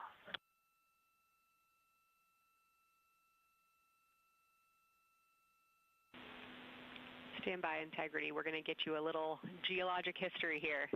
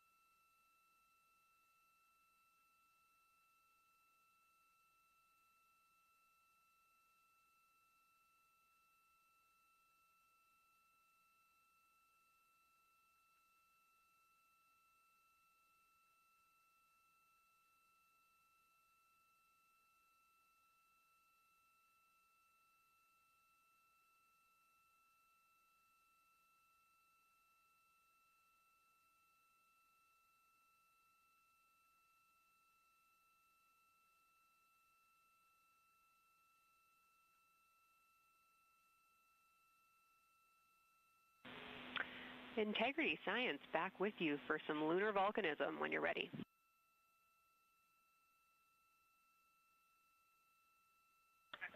Go ahead. You're making our day down here getting to talk about lunar volcanoes. Oriental, as far as Mare go, is younger than almost all of the Mare on the near side. The exception are features like Aristarchus, which really pop out to you guys and really pop out to us here on Earth. That is younger, but other than that, Oriental is pretty young as far as Mare go.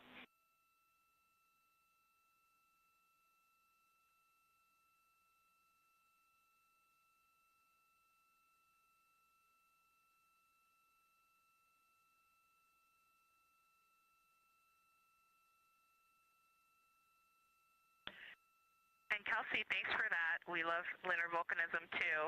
How about when the actual crater was formed?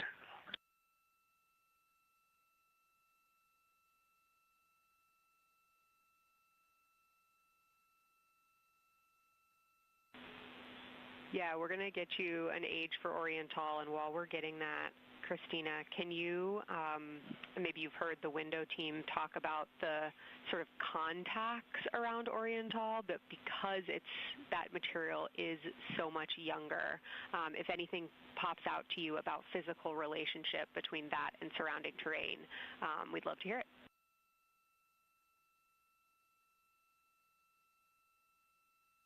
Yeah, definitely. They are discussing a contact relationship that could explain some of the color that they're seeing in certain areas. And so it was really about the ejecta of the creation of the basin and understanding the superposition of its ejecta and Mare on the near side or other features. So thank you. We'll take the insight when you have it.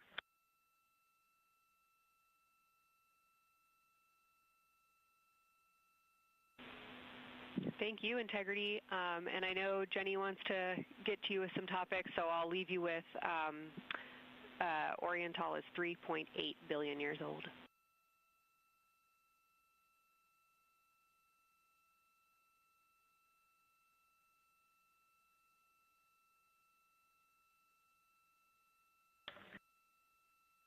Copy that. So that's on the older side. The actual basin is very old.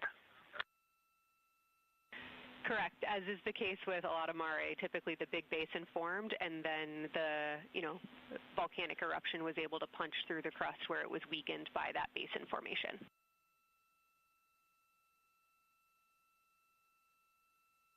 Perfect. Tracking. Thank you.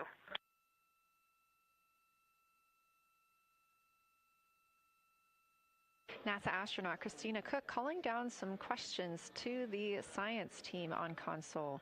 The voice you're hearing with those answers is Dr. Kelsey Young. She is joined by Trevor Graff on console today. Christina asking about the age of Oriental, and specifically the mare regions. Those are those dark regions that you see. They are paved or filled by volcanic deposits.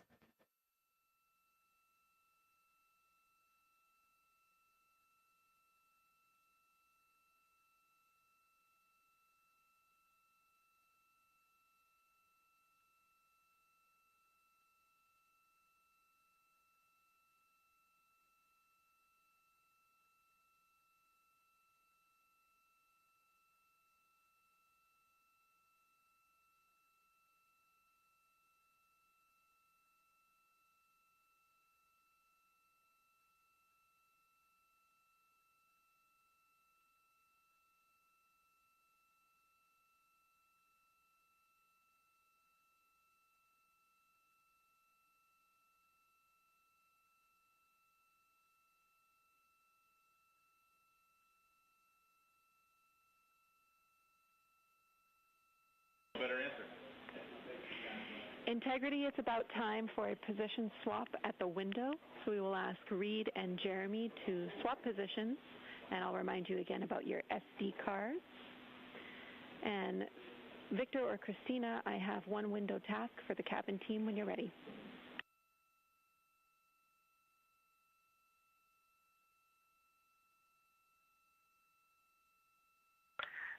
They are swapping, and I'm ready.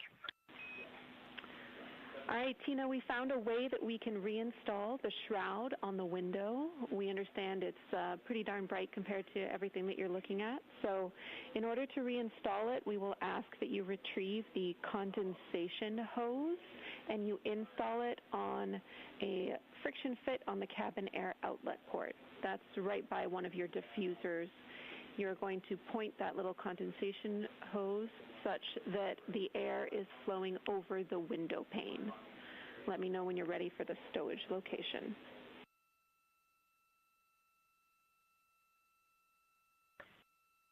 Ready.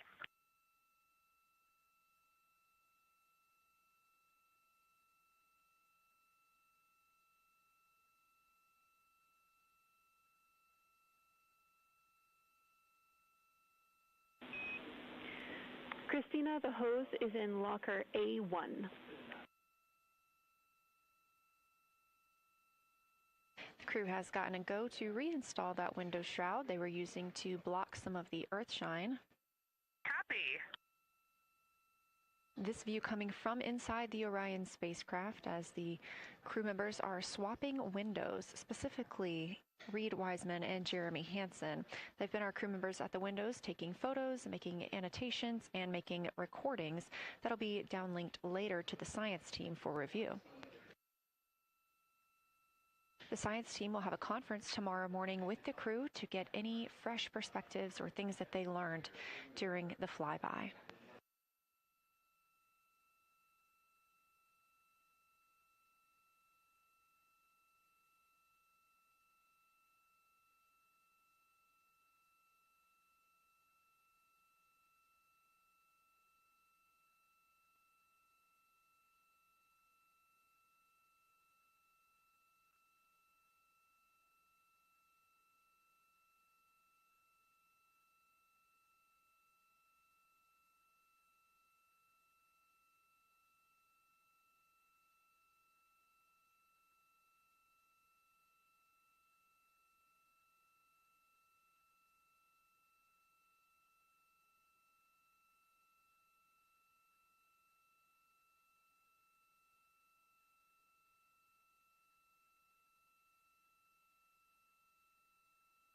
Again, we are now in the third of 5 observation blocks for the crew scheduled for today.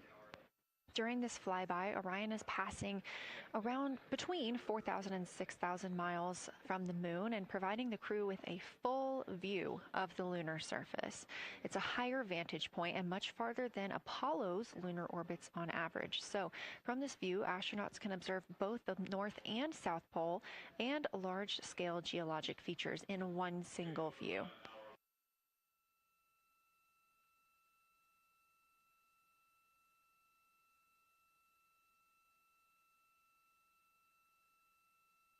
We are now just under an hour until Orion passes behind the moon, and we lose communication with the crew.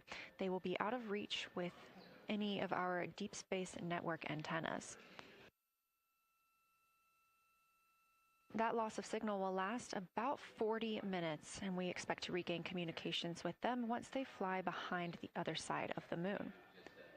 While they are behind the moon, they will also reach their max Earth altitude as well as their closest approach to the lunar surface.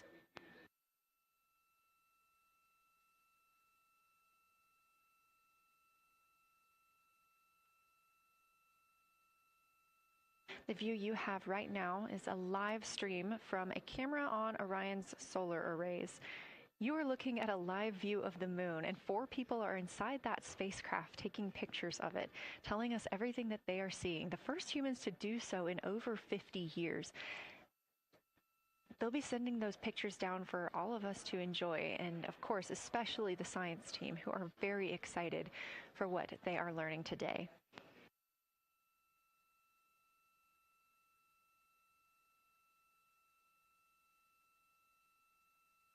It appears the Artemis 2 spacecraft, Orion, is now under 5,000 miles away from the moon. Again, we expect their closest distance to the moon be about 4,066 miles.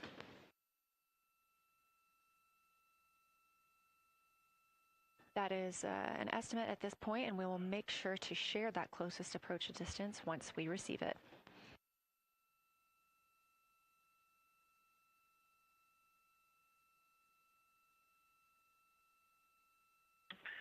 Houston integrity question, did you just want us to cool the window with the condensation hose, or did you want us to put the shroud back on and cool the window at the same time?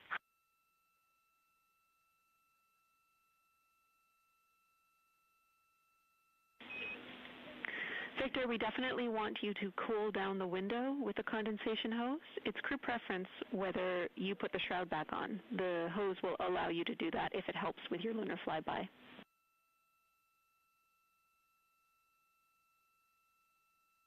Okay, copy. We're going to do both at the same time. Thank you. Houston copies.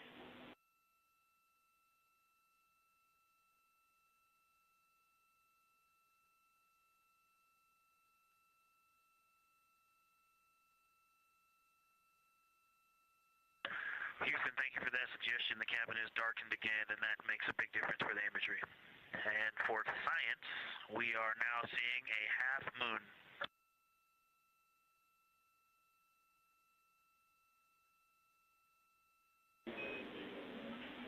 Thank you, Victor. We're happy to hear it, and we see half moon, full moon joy still.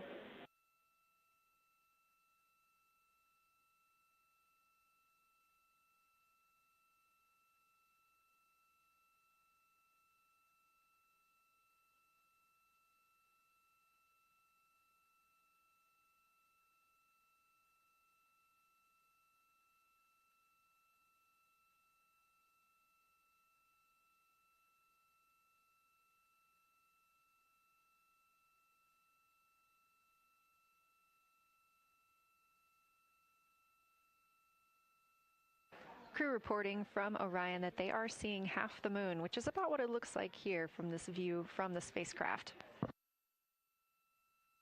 However, what has become a little bit of a catchphrase for this mission, everyone is reporting full moon joy.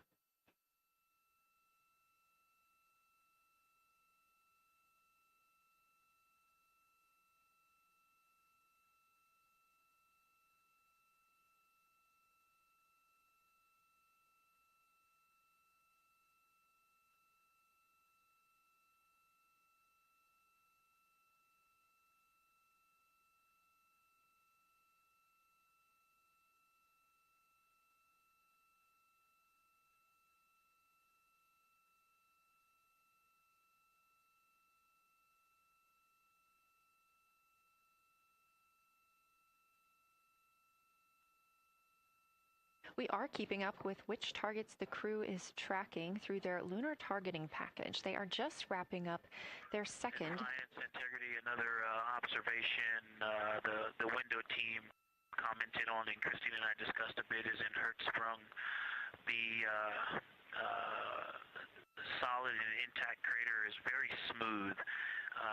If it were a dirt road, it's very hard packed, and then you go outside of it, and that outer crater, that's the one that is older. It is a little rougher and more jagged, and starts to get into more loose-looking terrain. And the smooth interior also causes the craters that are inside of the larger crater, the smaller craters, to have really sharp edges, sharp, distinct edges. And just a general comment on that area, Hertzsprung, that whole area, the average albedo there is darker. That is, I would say, 3. And the average albedo around Oriental and between Oriental and Ohm, excluding the wedge, the darker wedge, is more on the 6-7. And that they also seem to be different texturally. Christina described it earlier around Hertzsprung, and then from Hertzsprung toward Oriental, there appears to be a frozen, a rippling pond, but frozen, or like choppy waves when it's windy out, choppy water, and then it freezes instantly. That's the texture. If you walk down there barefoot, it looks like it would be hard on your feet, like lava. After it's cooled, it would be pokey. Except for right there in the center of Hertzsprung, it looks paved, like a paved road, nice and smooth.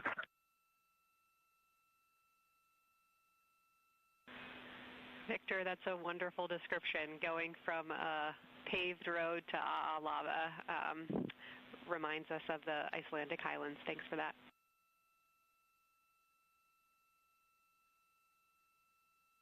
And science, another in the interior of the very intact, the interior of the intact crater at Hertzsprung is albedo variation. I think I heard one of the window crew maybe say color variation, but definitely albedo variation. There's lighter patches and slightly darker patches.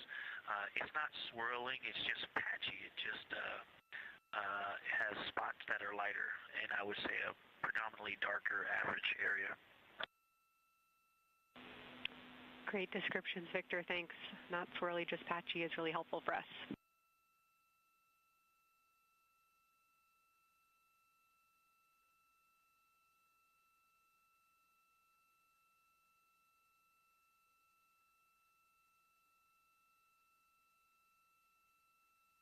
Really great descriptions coming from Science, the window team is hitting all the targets. They are on the plan and starting the discussion of the Terminator. And boy, I'm loving the Terminator. I think I know it's not purely a moon feature, but what it does to the features of the moon, to the terrain, I've probably spent the most time describing into my recordings and thinking about and looking at the Terminator. There's just so much magic in the Terminator. The islands of light, the valleys that would look like black holes. You'd fall straight to the center of the moon if you stepped in some of those. It's just so visually captivating that the Terminator is the most striking thing that I've seen so far. We've been loving your evocative descriptions, Victor. You really are bringing us along with you, and we're following along with visualizations that pale in comparison to your descriptions. Thanks.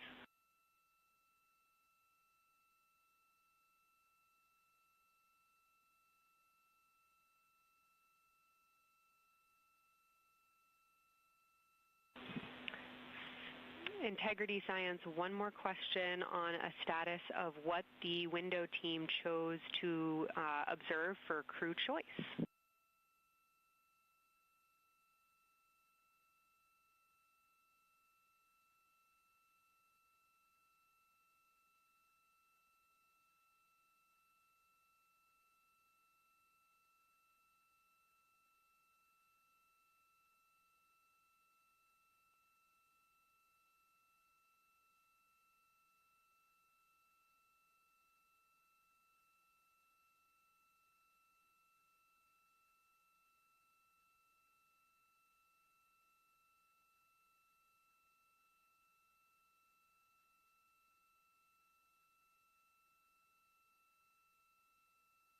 Window 2 talked about Vavilov, look for suspended dust, and the Terminator. And window 3 about the experience and about the three-dimensionality of the moon this close. Wonderful. And another observation about Oriental, I would say, is the features going off to the southwest, the two large, almost look like scratches in the surface. I don't know if they're rays or canyons or collapsed lava tubes, but two distinct features that are almost parallel going off southwest from Oriental Basin. They are the first thing that made me notice parallax of our trajectory looking out at Oriental. That and in the inner walls of the east side of the crater rings, you really get a sense that we're flying over something with elevation and terrain, and they look different from this orientation.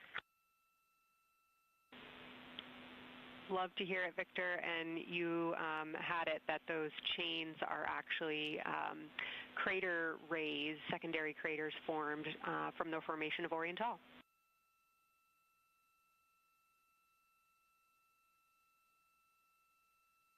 Yeah, speaking of crater rays, the crater rays that are going off to the north, northwest, that run off toward Hertzsprung and I believe toward Vavilov. I'm not looking at it right now, but those crater rays are very interesting. They're all very small. I know you've imaged this, but they're all small and they look like, you know, a big impact launched rocks and things that made smaller impacts down the way.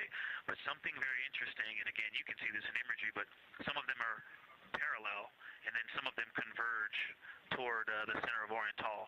And then I think I even saw some that maybe diverge, which not diverge, but that are convergent, which indicate multiple large impacts that created a lot of secondary impact crater rays. Fantastic, Victor. And I'll note that we can infer that you're looking down at your freshly named Integrity crater, which is near the end of one of those beautiful crater rays from Oriental. Thanks for the description.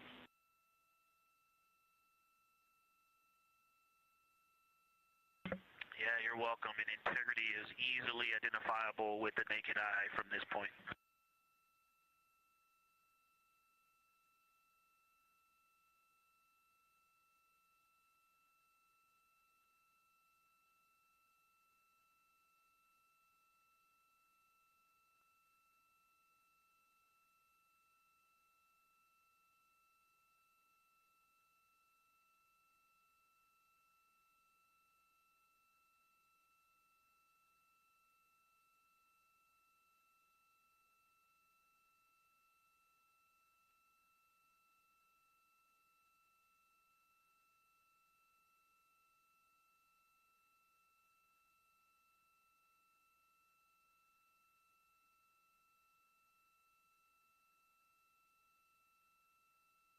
We've been hearing some great situation reports from Victor Glover, the pilot of the Artemis 2 mission, calling down to the science team, letting them know what he is seeing. And one of those things is Hertzsprung Basin. If you look just to the right of the Terminator, that is the difference between light and darkness on the moon. You can see what he's describing when he says Hertzsprung Basin and how it looks a little bit paved in the middle there. It's almost in the very center of the moon in this view, coming from the Orion spacecraft and a camera mounted on its solar array.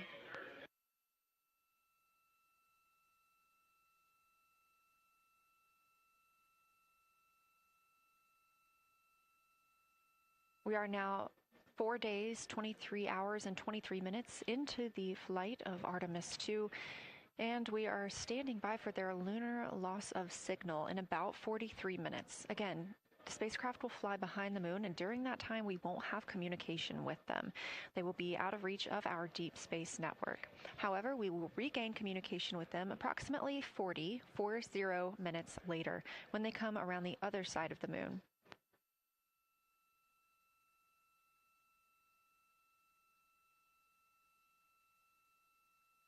The crew aboard the spacecraft are currently discussing the Terminator, that difference between day and night.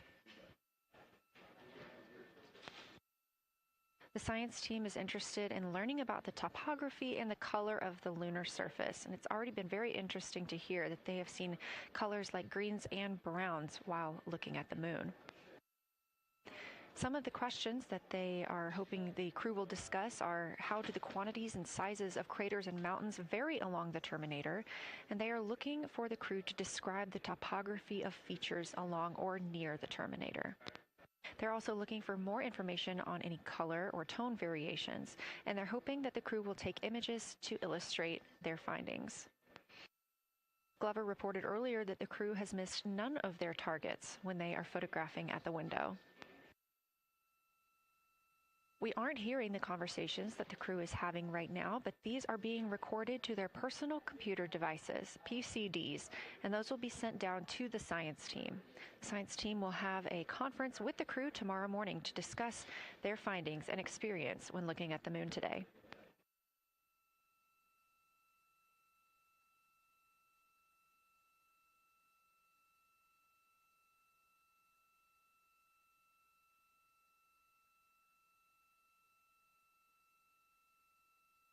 We have a few minutes left while the crew is discussing the terminator, and if you're just joining us, you're looking at a live view of the moon, our moon, from the Orion spacecraft and a camera on its solar array. Inside that spacecraft, 4 astronauts, Reed Wiseman, Victor Glover, Christina Cook, and Jeremy Hansen, the first 4 people to fly around the moon in over 50 years.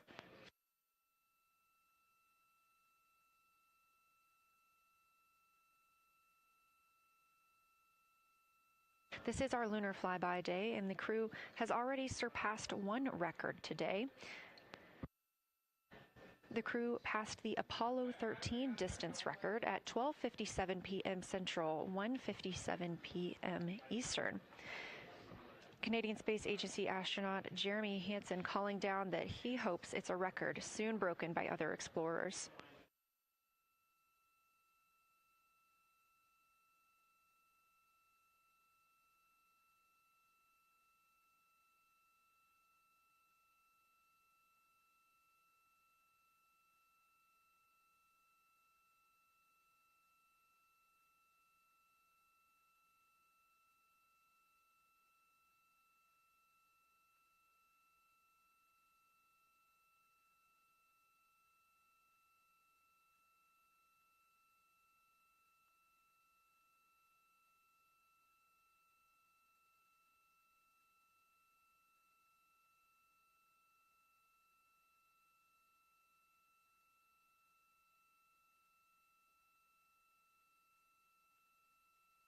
We are live in Artemis Mission Control in Houston, Texas, monitoring the flight of Artemis 2.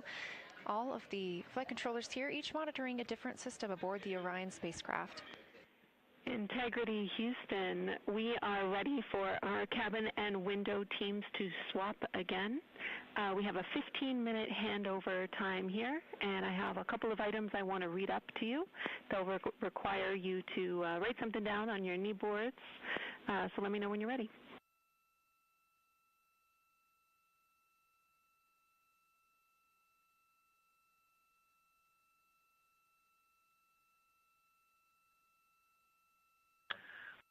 Okay, Houston, we are ready. Copy, Integrity. First of all, once you start this next shift here, during this lunar observation shift, we will begin our lunar LOS, so you can expect a call from me a few minutes prior reminding you. And second of all, FIDO just sent us updated altitudes and METs for lunar closest approach and max Earth altitude. Let me know when you are ready to write those down. They differ slightly from Optimus.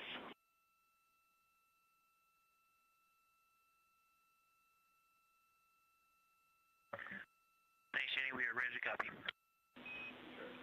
Lunar closest approach will be at MET 5 days, 0 hours, 25 minutes, 34 seconds, and the altitude will be 4,067 statute miles. Maximum Earth altitude will be at MET 5 days, 0 hours, 27 minutes, 39 seconds, with an altitude of 252,756 statute miles.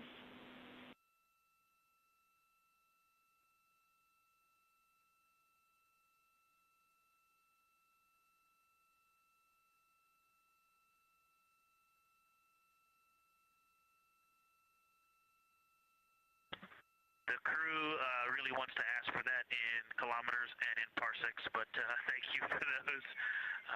That is great. Thanks for that update. I'll send Fido to work, and I appreciate the metric. Other than that, I have no new vehicle statuses to pass to you. Enjoy your handover time, and we're looking forward to picking back up with you shortly.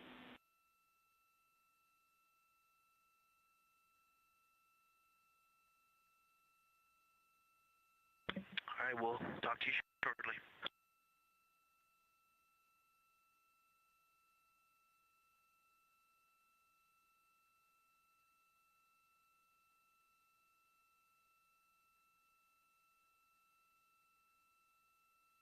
Those words called from Capcom Jenny Gibbons, CSA astronaut and Artemis II backup crew member, to the crew working aboard the Orion spacecraft.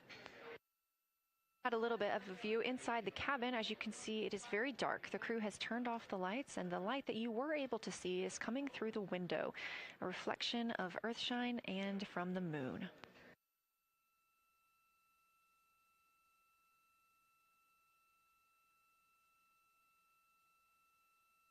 The crew is moving into their next observation block, meaning they are taking time to switch cabin and window teams. We've had Reed Wiseman and Jeremy Hansen at the windows taking pictures and making annotations and recording some audio files that will be downlinked later to the science team. Meanwhile, Victor Glover and Christina Cook were in the background serving as support. They were also timelined to enjoy a little bit of their midday meal. Now that we are swapping positions, the support team becomes Reed Wiseman and Jeremy Hansen. They will be in the background helping with SD card swaps, as well as providing those situational reports to the science team. Victor Glover and Christina Cook will be the astronauts at the window, photographing and speaking into those PCDs, portable computing devices, about what they're seeing on the moon. As you heard Capcom Jenny Gibbons call to the crew, this block is also when we will lose communications with the crew. That LOS, or loss of signal, scheduled to be less than 35 minutes from now. We anticipate to be out of signal with them for about 40 minutes, and will regain that communication once they've flown around the other side of the moon.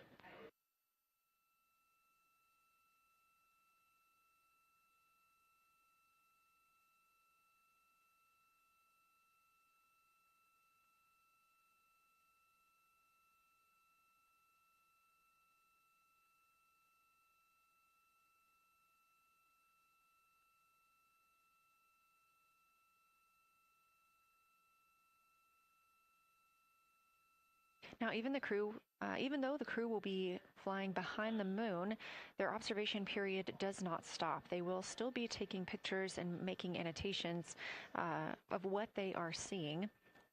They'll be looking for the limb of the moon, Earth set, and then Vavilov crater, which we have previously seen. They'll swap positions at the window before moving into a crew choice option.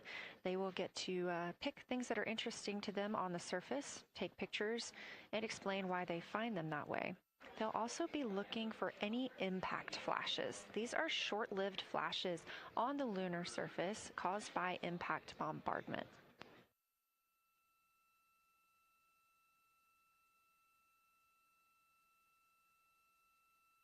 Just before Earthrise, the crew will be looking for lofted lunar dust.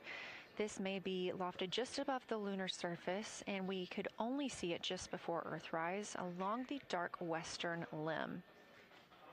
Any Earthshine would illuminate potential lofted dust.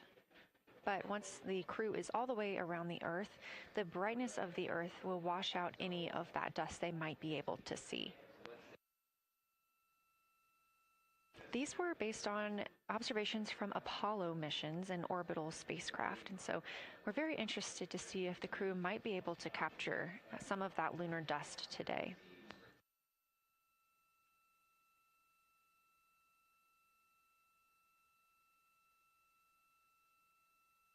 Following that lofted lunar dust target, the next will be Earthrise. We will regain communications with the crew shortly after Earthrise.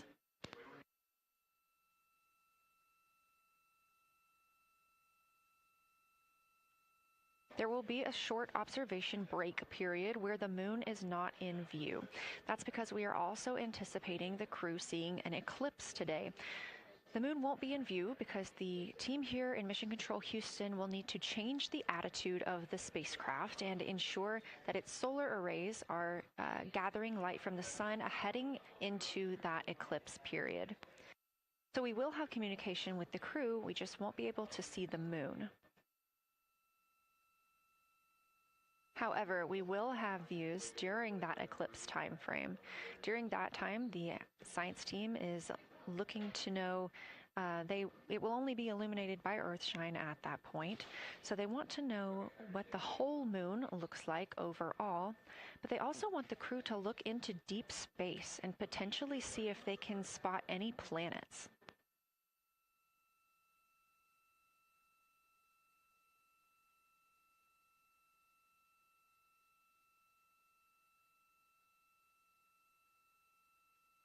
Once the eclipse is over, the lunar flyby period will have ended.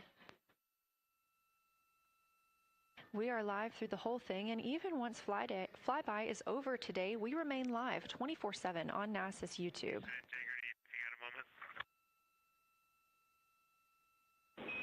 Go ahead.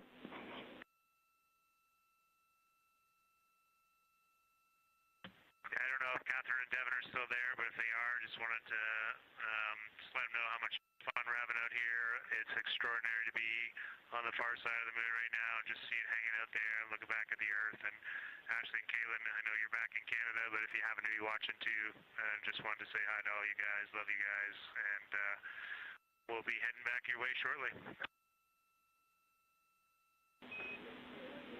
Thanks, Jeremy. I hear they are watching, and your family is still here. So thanks for passing that along.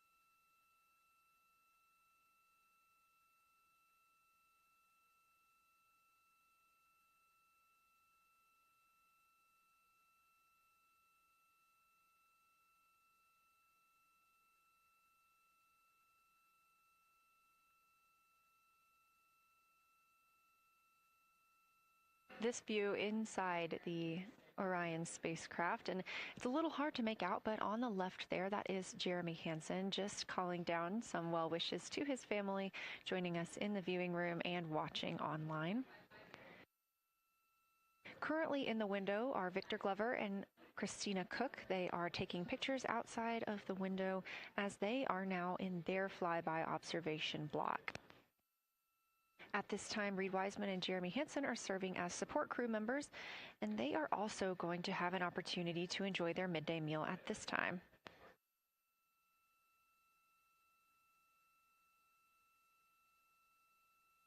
On the lunch menu today for Reed Wiseman and Jeremy Hansen, we have vegetarian chili, salmon croquettes, chicken with peanut sauce, sweet and savory kale, pickled beets, chocolate pudding, barbecued beef brisket, spaghetti and meat sauce, Italian vegetables, butternut squash, candy-coated chocolates, and maybe even a little bit of coffee.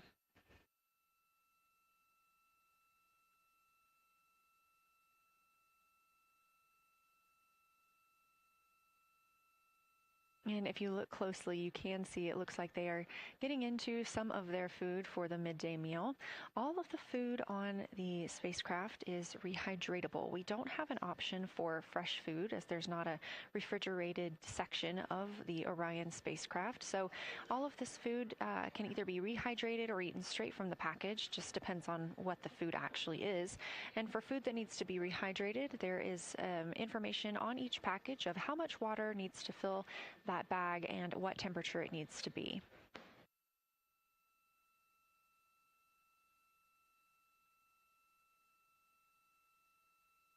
We are now 4 days, 23 hours, and 39 minutes, 40 minutes actually, into the flight of Artemis 2, the spacecraft now under 4,500 miles from the moon.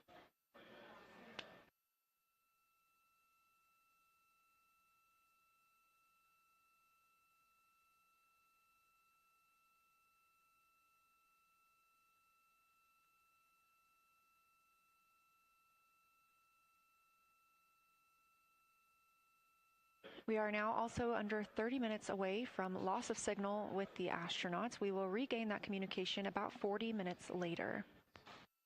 They will still be photographing the moon and documenting what they're seeing while they're behind the moon. And we especially look forward to potential Earthset and Earthrise views.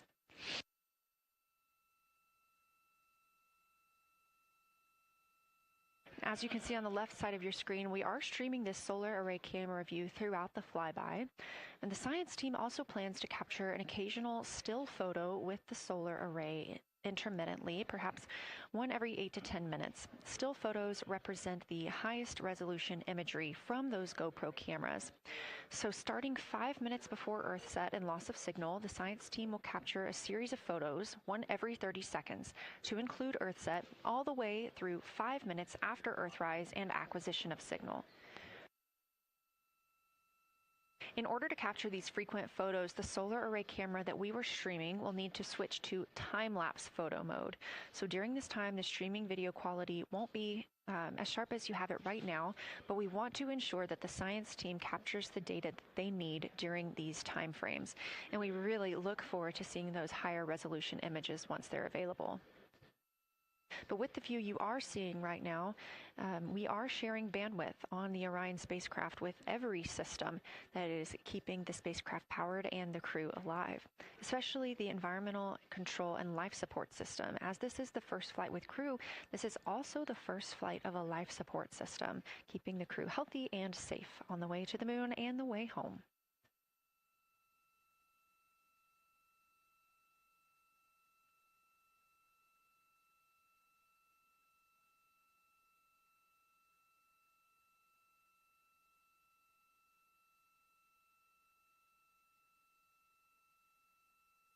On the timeline, we're getting towards the end of the cabin and window team swap period, but it looks like our astronauts, Victor Glover and Christina Cook, are already photographing the moon outside of those windows. The next target is Ohm Crater, and this is something that they have photographed previously during the flyby. This is a small, complex crater with a prominent ray system, and as referenced earlier, it's the size of the Eye of the Sahara. That Eye of the Sahara is a feature in Mauritania. Seeing this crater more than once throughout the flyby allows the crew to photograph it at different lighting conditions.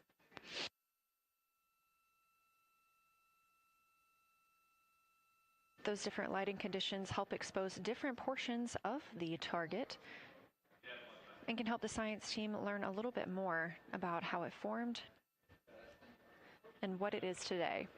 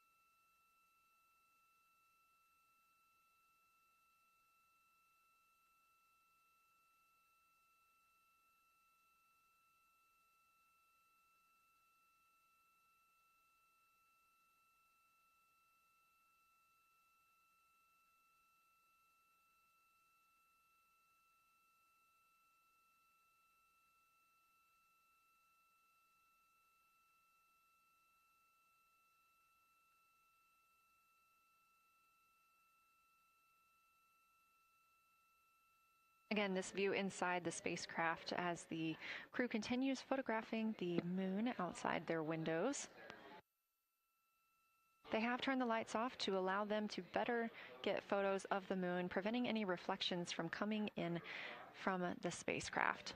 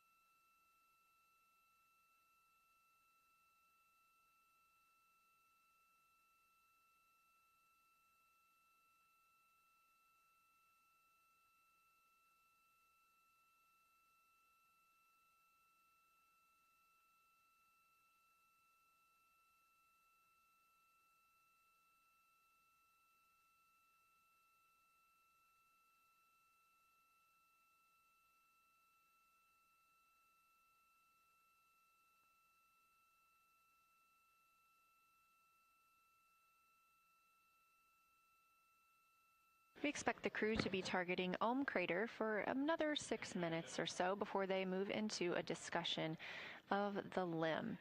Now, the science team has asked for a science sit rep or situation report during that time, so we hope to hear calls from the crew on what they are observing.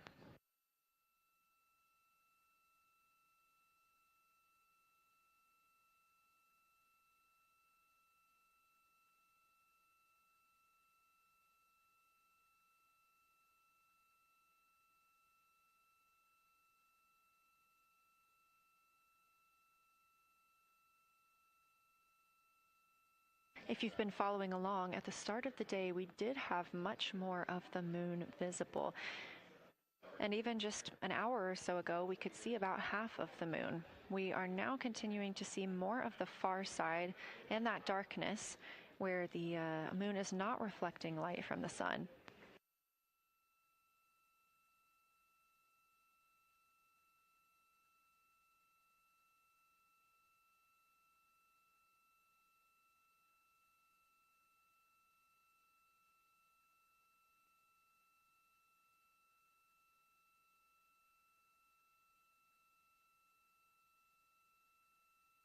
Earlier, we were also able to see some of those darker portions, that old lava flow that we often see on the near side of the moon and that we can all see from Earth. That has mostly gone away. We are now just seeing very little of Oriental. That's down to the bottom right of the moon. You can see just a small dark portion near the limb.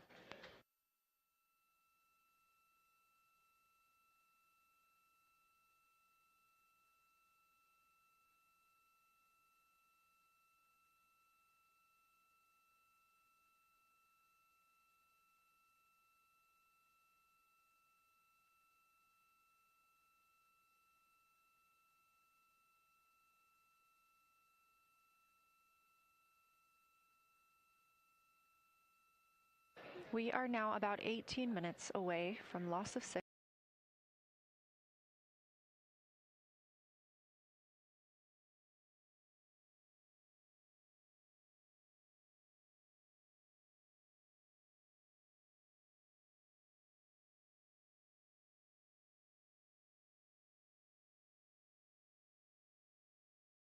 On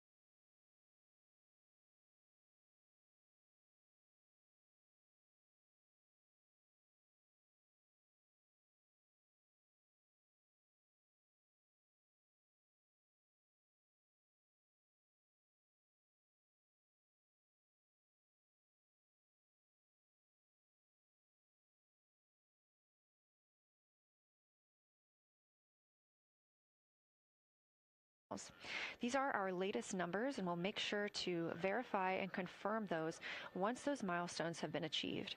Obviously, we will be without communication to the spacecraft at that time, so once we regain communication, we will make sure to find out those numbers and report those to you.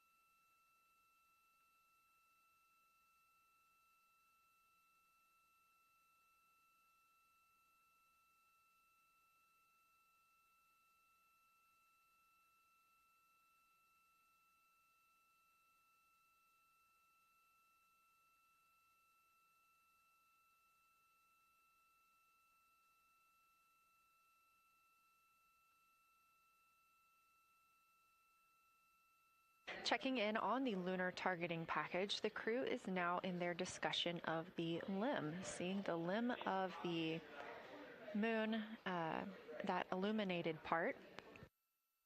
Currently at the windows taking photos and making annotations are Victor Glover and Christina Cook. And we are expecting loss of signal in about 13 minutes. We will regain that signal with the crew about 40 minutes later.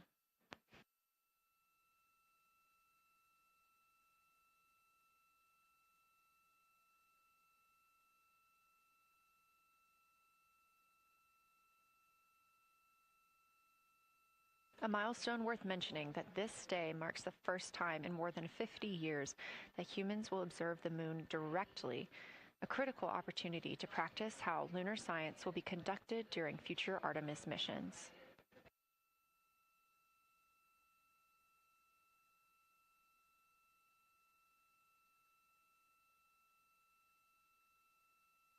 I've continued to reference the lunar targeting package throughout this broadcast, which is the primary tool guiding the crew observations, and that consists of two key components. The first of those is the Lunar Geography Review, which helped the astronauts study major lunar features in advance. That also helped them learn to orient themselves during the flyby. The Lunar Targeting Plan provides a detailed timeline of observation targets, background science context, and specific instructions for the picture the crew should take, and verbal descriptions of what will be helpful to the science team reviewing those pictures later. That's what we've been tracking real time and what the crew is using right now to keep up with their next milestones.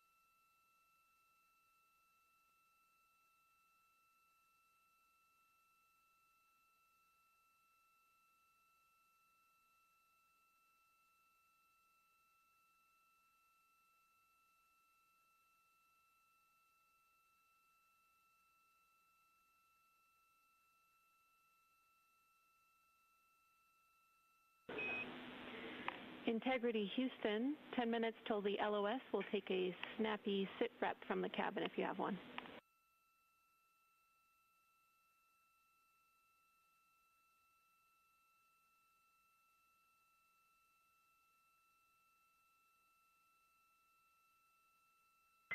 Okay, Jenny, that came, we missed most of that, but just a 10-minute warning, is that what you're saying?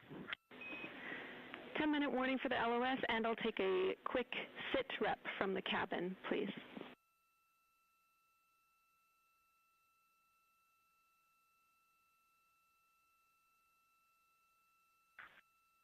All right, cabin is still full of excitement. We've got Christina in window 2, Ike in Victor in window 3. Reed's actually been trying to get some images out of the docking tunnel. We can see the Earth and the Moon and part of the Moon out of the docking tunnel, which is pretty good. And I'm just grabbing some footage right now with our interior cameras.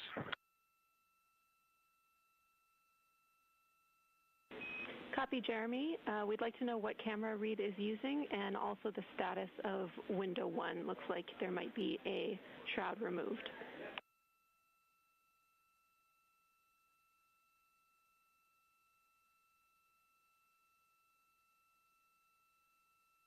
Okay. Reed was using the Z9, and the T-shirt shroud is still on window 1, but we took the camera out of it, so maybe that's what you're noticing. But when I looked in there, I saw a lot of sunlight reflecting around. Copy. That makes a lot of sense to us, Jeremy. I want to remind you, coming up on this LOS, it will take sit reps in the blind, and as more and more of the moon is in darkness, we will take any report you have on impact flashes.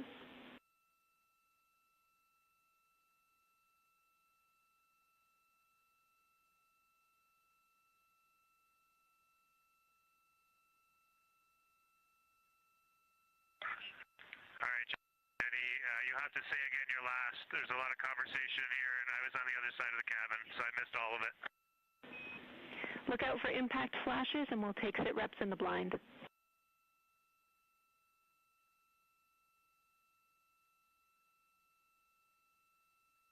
Okay, impact flashes, sit reps in the blind. We got it. And yeah, just so you understand what's going on with window 1, there is light coming through the outer hall from window 2 into the inside of window 1, if that makes sense. Like, I can see the inside of the vehicle when I look between the 2 panes of glass. Copy.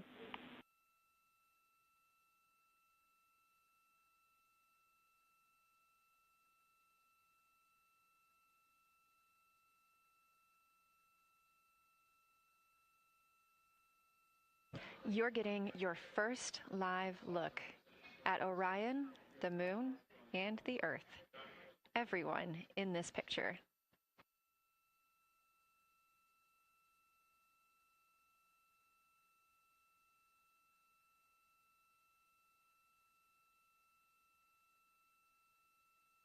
This is a live view from the Orion spacecraft.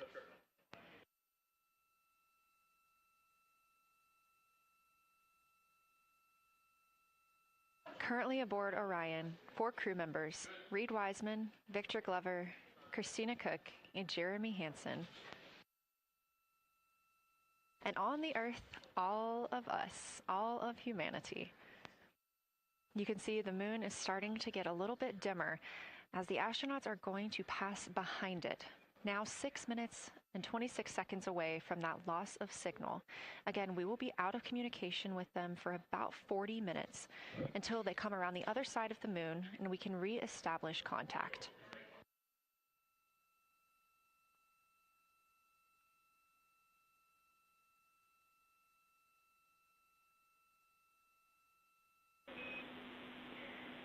Integrity Houston, you are 6 minutes from your 40-minute lunar flyby LOS. From all of us, it's a privilege to witness you carrying the fire past our farthest reach. Thank you. Godspeed.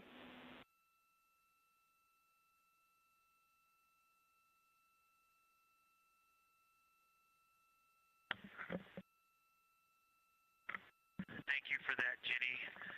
And thank you to all of you for allowing us the immense privilege to be on this journey together. It's quite amazing. And as we go on this journey, thinking about the NASA mission to explore the unknown in air and space, to innovate for the benefit of humanity, and to inspire the world through discovery. And as you've gone along on this journey with us, hopefully we're doing just those things. And as we get close to the nearest point to the moon and farthest point from Earth, as we continue to unlock the mysteries of the cosmos, I would like to remind you of one of the most important mysteries there on Earth, and that's love. Christ said in response to what was the greatest command, that it was to love God with all that you are. And he also, being a great teacher, said the second is equal to it, and that is to love your neighbor as yourself. And so, as we prepare to go out of radio communication, we're still to feel your love from Earth, and to all of you down there on Earth and around Earth, we love you from the moon.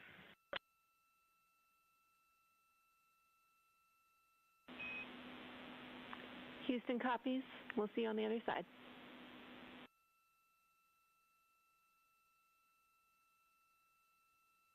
We will see you on the other side.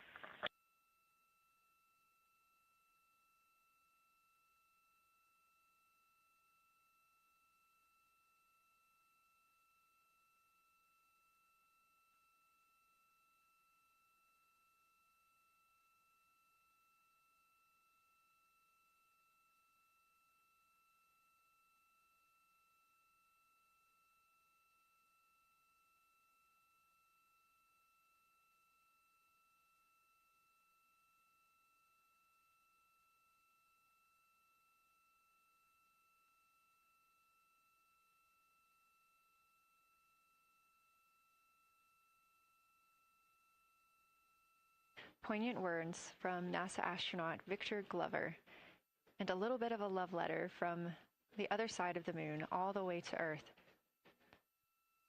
Glover touching on the teachings of Jesus, including to love your neighbor as yourself. We are now less than 3 minutes away from loss of signal with the Orion astronauts. The Artemis 2 crew will be out of signal for about 40 minutes as they are on the other side of the moon, continuing their work photographing the lunar surface, and they will reemerge, and we will also get this view on the other side.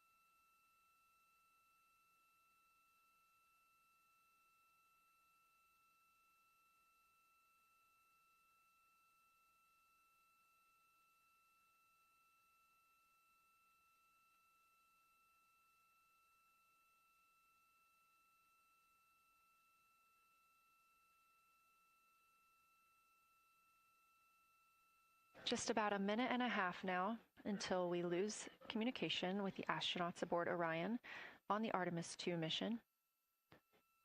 Now, 5 days and 6 minutes since their launch on April 1st. Again, we'll be out of communication for about 40 minutes. And this really beautiful view of a crescent moon and a crescent Earth. How great thou art.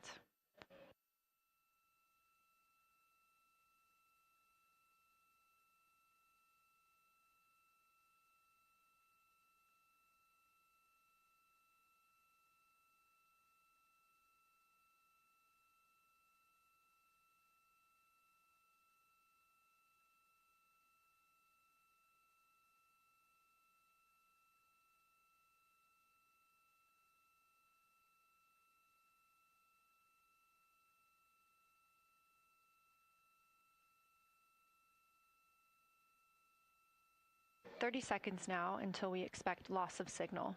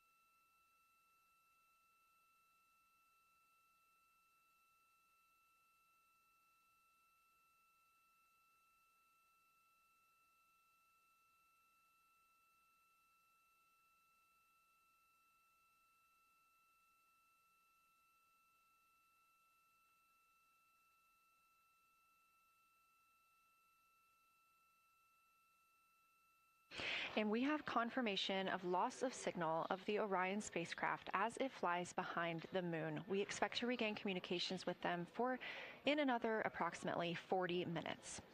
This was expected as their spacecraft is now out of direct line of sight with Earth and behind the moon. And this is a poignant moment as it's the first time in over 50 years that we have humans completely unreachable by anyone else on Earth. No matter how distant or secluded, we could reach anyone living on Earth, but while the crew flies behind the moon, it's simply impossible to make contact with them. This is a live view inside the Science Evaluation Room here at Johnson Space Center and just down the hall from Mission Control.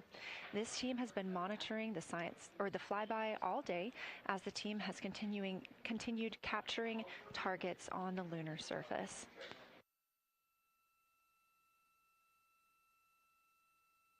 We even got to see this team in action as they were helping the astronauts identify some of the features they were seeing on the moon but not expecting. There will be a couple of milestones during this loss of signal. The first will be when the astronauts make their closest approach of the moon at MET 5 days, 25 minutes, and 34 seconds, when we expect they'll be 4,067 statute miles above the lunar surface. Their maximum Earth altitude will be reached just 2 minutes later at 5 days, 27 minutes, and 39 seconds, when their altitude should be approximately 252,756 statute miles. Once those milestones are reached and we have confirmation, we will report the official numbers.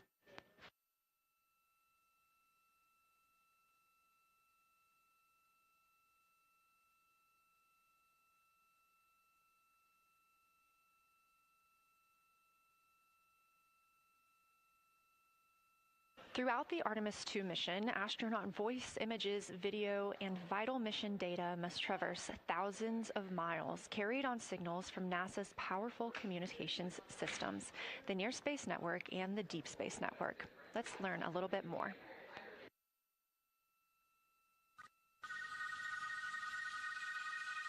NASA's Artemis 2 will send 4 astronauts around the moon, preparing humanity for a long-term lunar presence and future journeys to Mars. Enabling communication and navigation for this test flight are NASA's Near Space Network and Deep Space Network. With antennas around the world and a fleet of relay satellites, the networks will deliver vital data to and from Earth through all phases of the mission. The networks are seamlessly integrated at NASA's Johnson Space Center in Houston, Texas, where Mission Control coordinates the network handovers. These transfers represent a delicate dance between the two networks, exchanging support as the mission shoots toward the moon. On the launch pad and during their early orbit phases, NASA's Orion spacecraft and Space Launch System rocket will rely on communications and tracking services from the Near Space Network. After its translunar injection burn, the Deep Space Network's global array of antennas will serve as Orion's primary communication support during lunar orbit. As the mission journeys farther into space and away from Earth, signal strength weakens and bandwidth is conserved for crew communications. The astronauts will have a near constant connection to Earth, ensuring their safety on a journey farther into space than ever before. We say near constant because as Orion goes behind the moon, a planned loss in communications will occur. The Deep Space Network will be standing by to reacquire the signal as Orion reappears. The Artemis II mission also provides an opportunity to test new capabilities. Using laser links, NASA will periodically transmit Orion data to showcase the benefits laser communications could have for future human spaceflight missions. The data from Orion, sent by radio signals or laser links, is massive. The mission is gathering images, data, and video, while also generating details about mission health and crew voice files. All of that data gets processed here on Earth, where systems compress it for efficiency. In the future, we'll upgrade these systems on Earth so that image and video clarity improve with each moon mission. With the Artemis II test flight, we're evaluating the communications infrastructure that will help carry us into the future as we explore the moon and journey forward to Mars.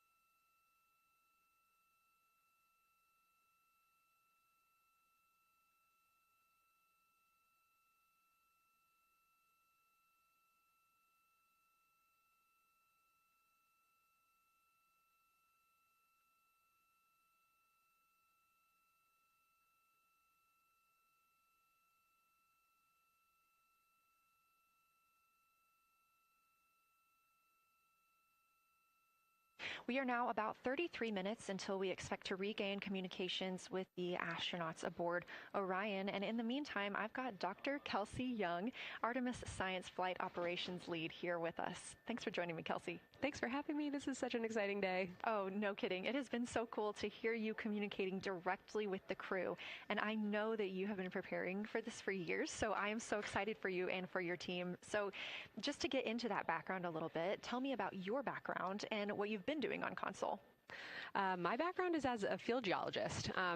Actually, I studied impact cratering in the field for my PhD, so all these descriptions of impact craters have me just absolutely swooning. How I got into this, though, is, during my PhD, I got an internship at NASA and ultimately never left to integrate science into flight operations. So we developed the Science Officer Console, for which this is the first mission we're supporting. We developed the Science Evaluation Room that's right upstairs, and so it's so gratifying to see this operation structure come to fruition, especially on a day like today. I would have to imagine so. And we've got a great view of the Science Evaluation Room right now. Is there anything that has stood out to your team so far? Absolutely. So as you might have heard in some of the press briefings and content that, we've been putting out, color and albedo were really exciting targets for us. We've heard several amazing color descriptions so far. Just to highlight maybe one of them, we heard about greenish and brownish hues near Aristarchus, which is actually a feature that we can see here from the near side. And those greenish hues could actually tell us something about the volcanic evolution of that area. So you can bet that the science team is going to be prioritizing downlinking those images and the crew audio that we didn't hear that went into those recordings to learn a little bit more. Wow, that is fascinating. I was hearing those colors and very interested just from a personal standpoint, because looking at the moon from, 250,000 miles away, we don't see green or brown. So just hearing that, them being so close and getting to see that, fascinating, and I know very exciting for you. So what are you expecting to see in the upcoming portion of the flyby? The upcoming portion is actually going to be really exciting. So right now, as we speak, while folks in the room are kind of taking their, their stretch breaks and everything, the crew are still hard at work. They still have targets to image and describe during this LOS. But when we come out, the first thing, of course, we're going to hear about is Earthrise. We're really looking forward to hearing about the crew's experience with something that we can connect with, and that, Apollo 8 brought us such amazing images from. But then we start to get into describing the Terminator, as well as looking for things like lofted dust, which tell us about the modern lunar environment. Then the vehicle's going to orient away from the moon for an hour and then pivot back for the eclipse observations, which is a whole different set of science observations that we're really looking forward to. It's kind of nice that the crew will get a little break in there, because they have been hitting it hard today with photos and videos and annotations. What are you hoping that the crew sees coming up? Is it that lunar dust? Oh my goodness, that's a hard question to answer. I mean, we've already gotten such great descriptions. I mean, the Terminator seems to just be like one of their favorite things to look at and describe. So I feel like, that was something we were looking forward to. I feel like we've really gotten some great descriptions. So absolutely, I'm looking to the human moment of Earthrise. Lofted dust is an exciting one, and lofted dust will be a target for them in the right around the time of Earthrise, but again in the eclipse period. So I'm really looking forward to seeing. I mean, they've already highlighted just in the course of their flyby so far how the moon has changed, and this is going to be even more dramatic change to go from their end of this kind of lunar illuminated piece of the flyby into the eclipse time frame. And I can tell you they're going to be experiencing a very different moon during that time, and I can't wait to hear what their observations are. Yeah, that's absolutely fascinating, and what a privilege that we get to do that on this mission, because that's not always the case. If we had launched on a different day other than April 1st or 2nd, we wouldn't have gotten to see that eclipse. Is that right? That's correct. April 1st and 2nd. I will say, I was asked a lot in the weeks leading up to the launch, well, what's your favorite day? And my answer truly was, there is no bad day to launch to the moon. We were going to get great science out of it no matter what, but it's a really neat opportunity to, bring the sun into the picture, bring different planetary bodies into the picture, while still literally keeping the moon in center stage. Fascinating. So what differences are we looking for at each site? We're hearing a lot of different terms. We're looking at craters. We're looking at mare. What are the differences that you're hoping to see? We do have, as you highlight, kind of different prompts for each target. That's what they're looking at in their lunar targeting plan, which I know you've been showing. And we have even different prompts for the person with the really long lens on the camera versus the people with the unaided eye. And you've heard the crew talk about, oh my goodness, when I go from one to the other, I can really detect different nuances. And that's something that we experienced in simulations, but hearing them actually, see it for real has been really gratifying. But we're looking for different things based on the target. Sometimes we're looking for color. Sometimes we're looking for texture. For the Terminator, we're looking at kind of what texture and morphologies pop out to you and what kind of diversity you see along the Terminator. You've heard, Victor especially make some comments about future impacts for exploration. So already I think that their descriptions in this first part of the flyby have told us something scientifically, but also about future surface missions. Well, it was so interesting to hear Victor talking about he was imagining in his mind's eye being down on the surface and walking around. That was very cool to hear. And when we're thinking about targets, I know some of them are determined based on the launch day, because that determines the lunar illumination. So the ones that we're looking at today, how and why were these selected? Such a wonderful question. This really gets at at the heart of some of our really highest priority science questions.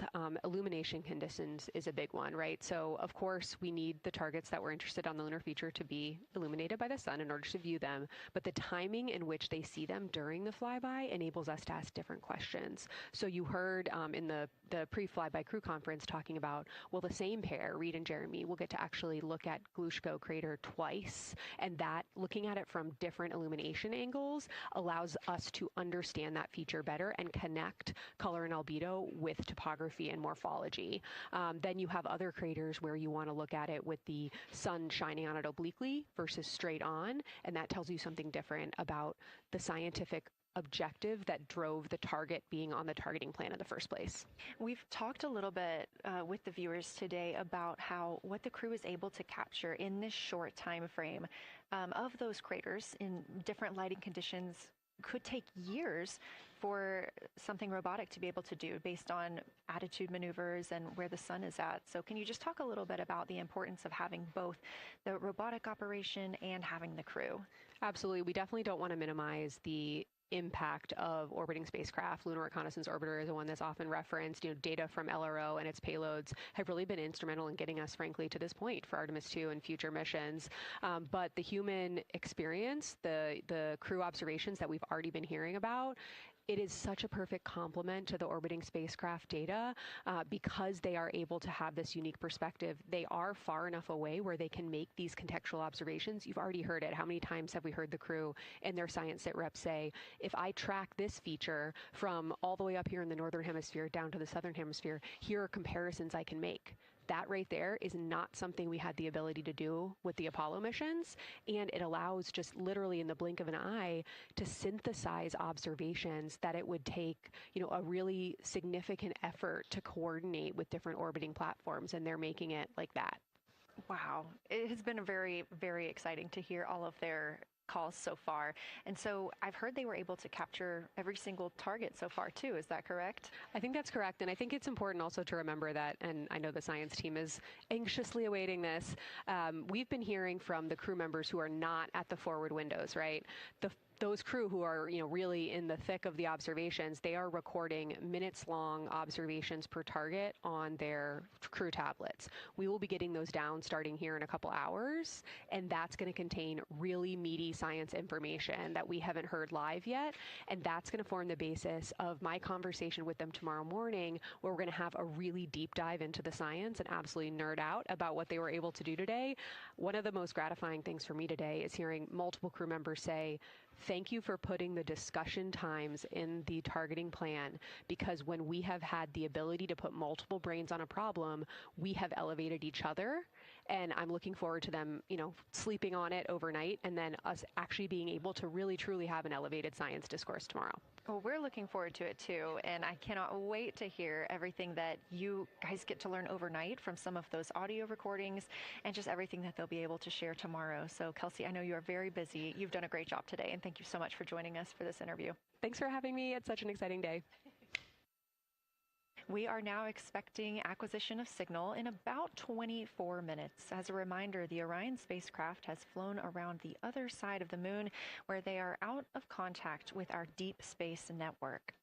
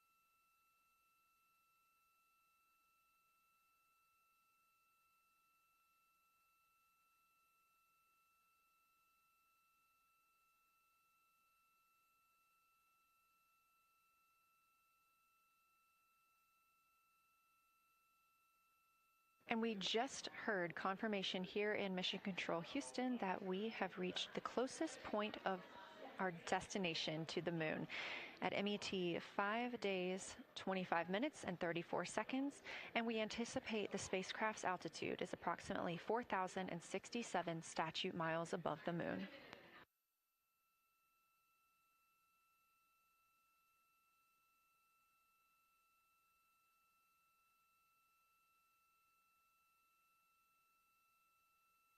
We're continuing to track what the crew is doing while around the other side of the moon.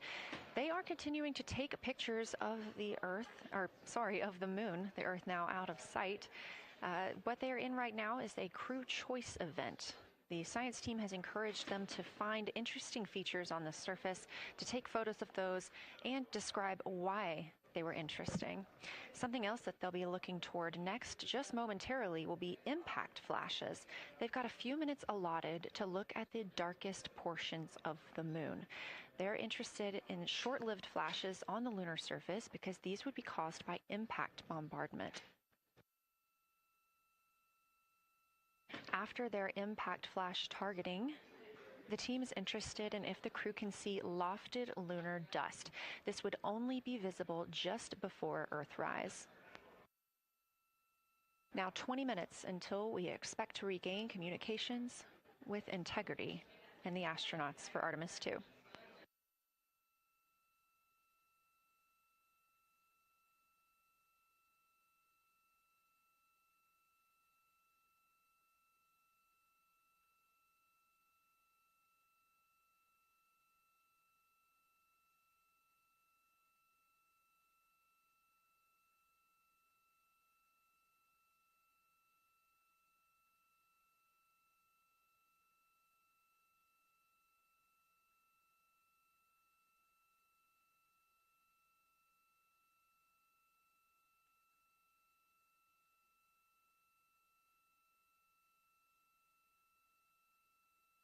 We're live in Mission Control Houston at NASA's Johnson Space Center, but there's a team over 750 miles away also monitoring today's operations. And of course, just like us, they are in LOS, or loss of signal, with the spacecraft.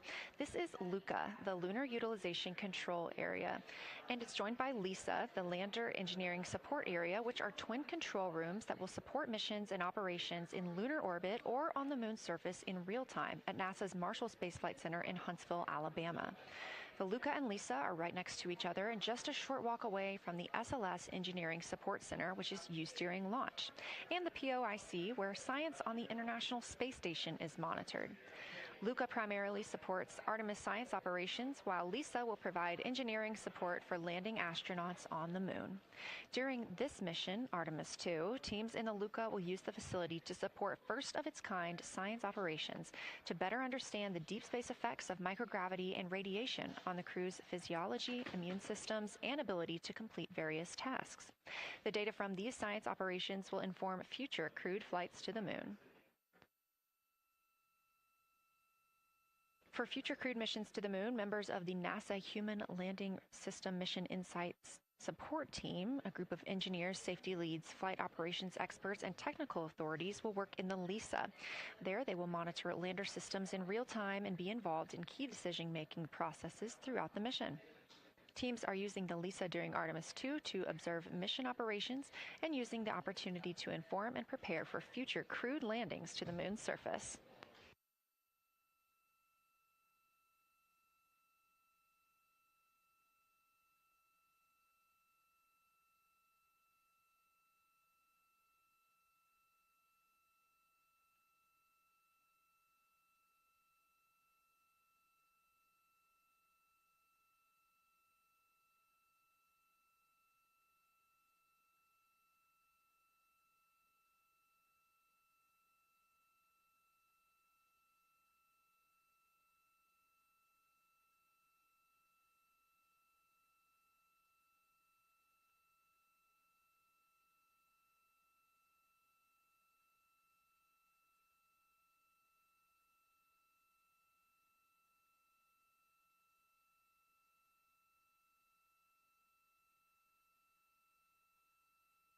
We now expect to regain communications with the astronauts aboard Orion in about 17 minutes. In the meantime, a little overview of how our crew members flying by the lunar far side at an altitude of between 4,000 and 9,000 miles are testing the capabilities of the Orion capsule. Artemis II visualization lead Ernie Wright has simulated views of the flyby using detailed topographic maps of the lunar terrain and photorealistic lighting scenarios. The Artemis II crew members have been using these visualizations to prepare for this historic mission, which is paving the way for future exploration of the moon's surface and beyond. So the most exciting thing to me about Artemis II is just the return to the moon. We haven't been there in 50 years. Human eyes are going to see parts of the moon that haven't been seen by anyone before. It also recommits us to exploring the solar system in a way that we haven't in a long time. And I think it provides an opportunity for younger generations to understand the excitement of doing that kind of exploration. Artemis is our return to the moon after 50 years. The emphasis of Artemis is going to be, first of all, science, but second of all, learning to sustain a presence on another world. First on the moon, but we're hoping that that's a stepping stone to Mars and other destinations in the solar system eventually. Artemis II will be a flyby mission. It's not going to land. We're testing all of the technology that we've created for flying to the moon since Apollo. A lot of systems have been modernized, and we need to make sure that all of those work. The astronauts will be looking out the window at parts of the moon that have never been seen by human eyes before. They will be flying by the moon at an altitude that's much higher than Apollo's orbits. And so they will see the entire disk of the moon, including areas that are closer to both the North and South Pole that astronauts from Apollo never saw. All of that depends on the lighting, which we really won't know until launch day, but we can practice with different lighting scenarios. It's hard for people to sort of picture that in their mind. If you can make a visualization of it, show them a movie, that helps everybody choose the targets and also practice aiming at those targets. The astronauts have actually been looking at these visualizations through the lens of the camera and practicing aiming at the various targets. This is a map of the surface of the moon, obviously, but it shows what the Apollo astronauts could see in sunlight while they were in orbit. The brighter parts are the parts that they could see. The darker parts, like this entire area here and places that are farther north and south, are places that they couldn't see in sunlight, either because it was nighttime there or because it was beyond the horizon of the astronauts. All of the Apollo flights orbited the moon at a distance of about 110 kilometers. Because the astronauts were flying at such a low altitude, their horizon was actually quite close, and they couldn't see the North and South poles. And this whole area over here was not in sunlight at the time. And it includes this amazing impact feature here called Oriental. Oriental is a very large impact feature. It's about 650 kilometers wide. It's got multiple rings. These are rings that form like ripples in a pond from the impact, but of course it's on a huge scale. The middle of Oriental has that sort of dark basalt lava covering it, like the dark spots that we see on the near side. It's one of the biggest ones that's more on the far side than the near. So seeing it with human eyes and sort of picking out features that maybe you don't even see in robotic cameras is an important goal for the mission.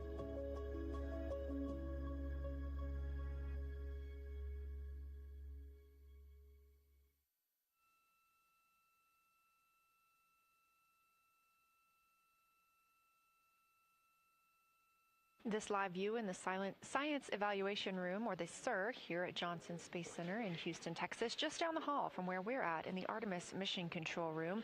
Teams continuing to monitor the flyby.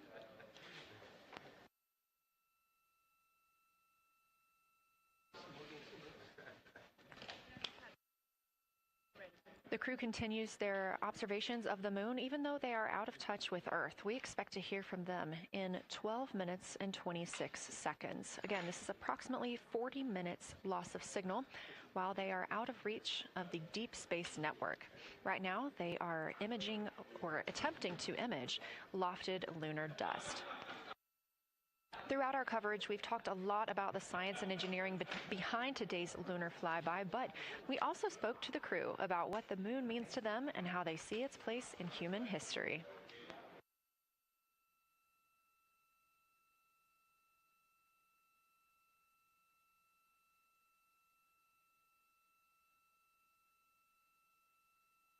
I remember being a little kid lying in bed at night and just looking out at the moon and whatever phase it was in, I was thinking, man, my friends that live like 20 miles away, they can probably look out and see that same exact moon. And then when I was in the Navy and I would look out at the moon and I'd be halfway around the planet, I would think, man, my brother can see that moon where he is and he's halfway around the planet from where I am. And it's a connection of life on Earth. We can all look up and see that moon.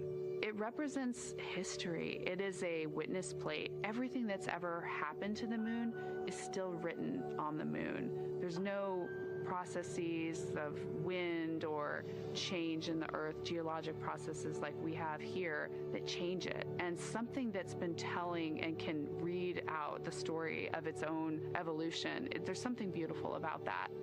I've also learned from my indigenous mentors that they refer to the moon as grandmother moon. So you've probably heard of Mother Earth. They use grandmother moon because grandmother moon is responsible for the water in their community. The grandmothers, sort of protect the water source, just like the moon moves the water around the planet, affects the tides. It's something that represents something different for each individual culture around the planet. And that's really neat because we all share that same moon in the night sky. We all have seen the same side of the moon in different lighting conditions our whole lives. And so it seems very familiar to us, but it's also kind of unknown. When we get up close, some of the imagery that we'll get to describe and to share with people will be very unique. And that nature, both of those things being true about this one entity that we all know, just is really special. It's just the epitome of a symbol of both something that's in each of our hearts, but that's also represents exploration and reaching.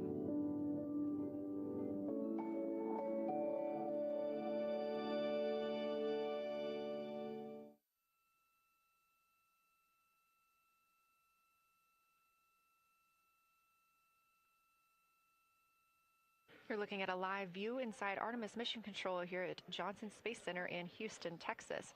We are currently out of contact with the Artemis 2 crew. This was a planned, or not really a planned, but a tracked loss of signal that occurs when the crew flies behind the moon. We use the Deep Space Network to communicate with the crew, and when they are behind the moon, they are out of reach of that Deep Space Network. And when you consider our nonstop communications during the time in which we live, this is even more striking. For the Artemis 2 crew, they're only currently communicating with each other. Now, we expect communications in under 9 minutes from now, and we also are hopeful for a view of Earthrise. Despite being out of communication, the crew is continuously capturing imagery of their predetermined lunar targets.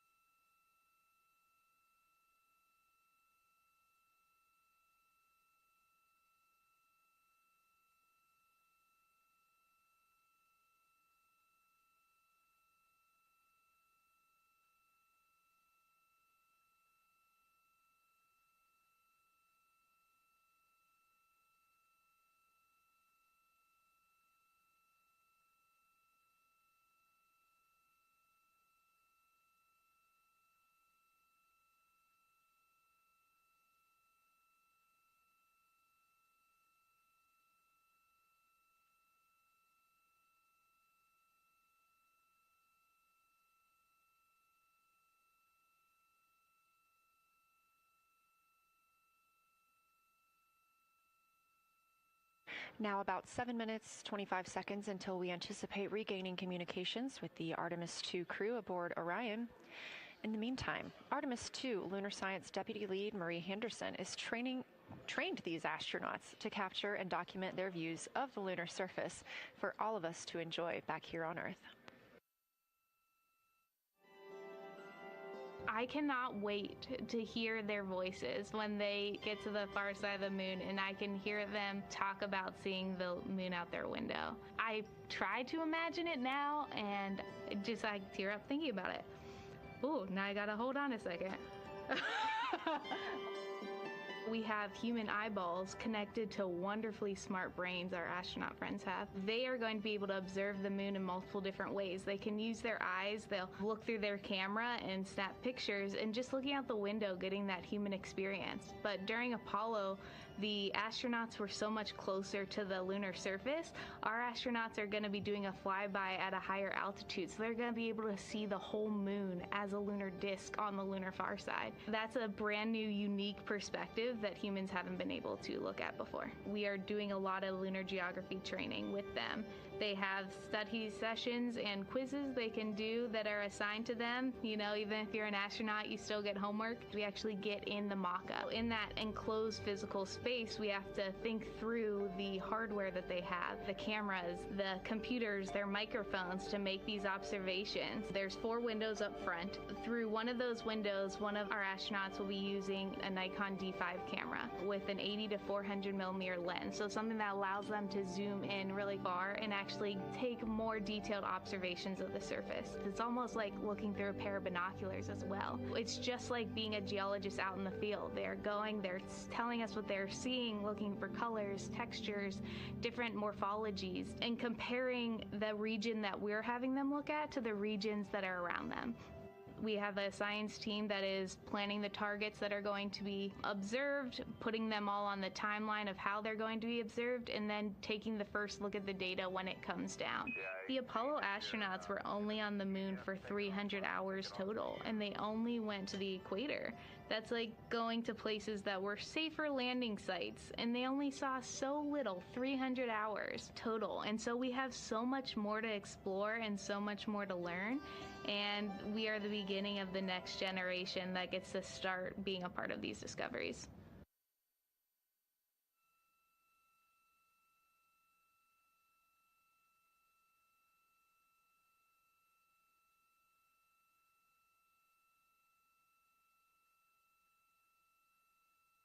We are now 4 minutes and 28 seconds until we expect to regain communications with the astronauts flying aboard Orion on the Artemis 2 mission. They are now flying behind the moon. While behind the moon at an MET, or mission elapsed time, of 5 days, 25 minutes and 34 seconds, we expect this was the point in which they made their closest approach, 4,067 statute miles above the lunar surface.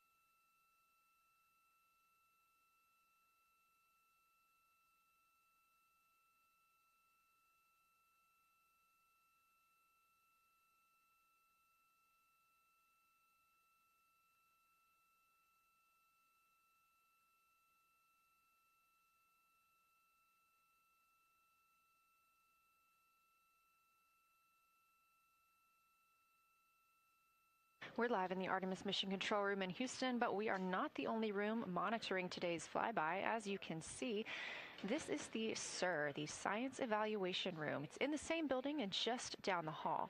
It's a multidisciplinary science team supporting the Artemis 2 crew in real time, including experts in lunar geology, impact cratering, volcanism, polar science, imaging, and visualization. You can see the SIR here. That's the Science Evaluation Room. It's embedded within Mission Control to provide science input during live operations like what we see today. But additionally, the Science Mission Operations Room is a back room that processes data, evaluates imagery, and supports rapid analysis. We also have our science officer, Kelsey Young, here on console today. She's serving as the primary interface between the science team and the flight controllers, ensuring science priorities are represented during mission execution.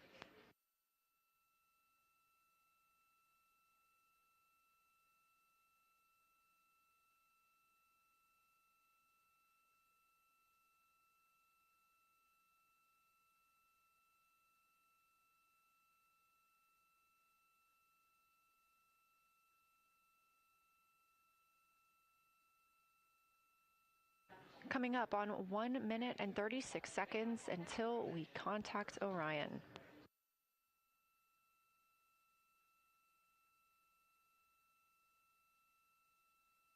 Meanwhile, aboard the spacecraft, the crew has continued executing their lunar flyby tasks.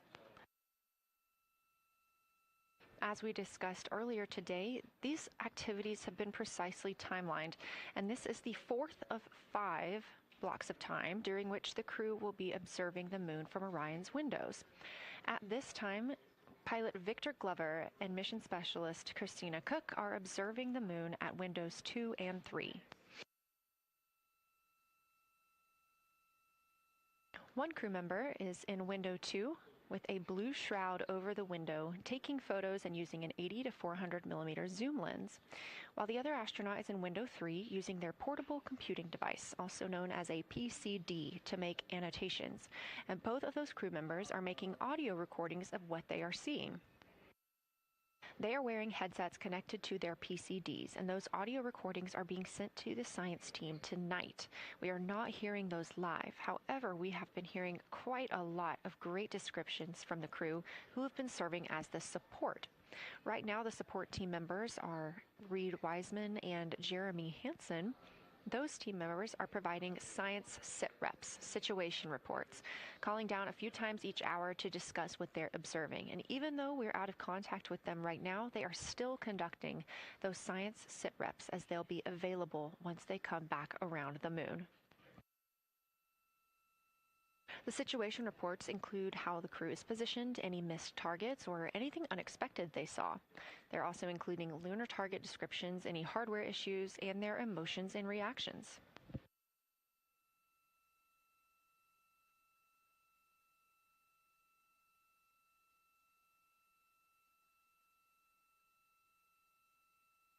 Again, we are standing by to acquire signal from the Orion spacecraft.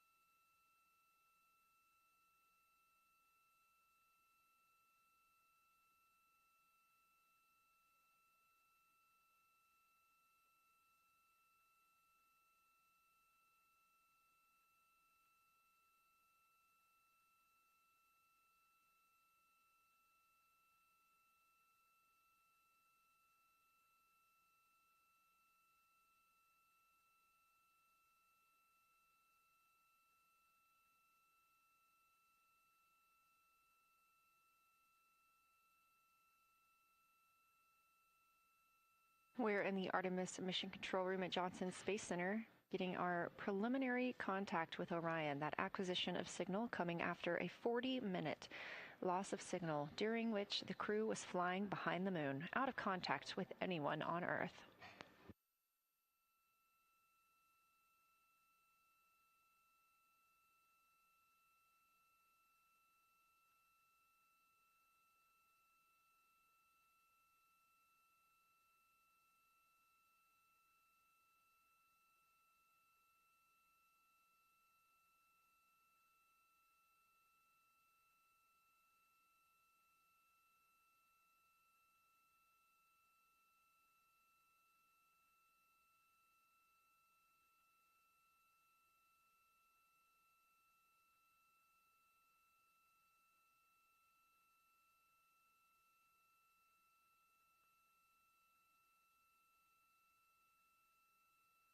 We are getting our first views from Orion after the loss of signal.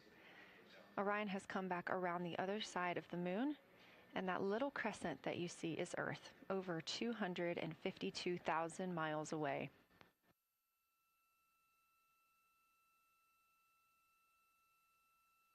With this transit complete, lunar flyby continues, but Orion has also technically begun its journey home.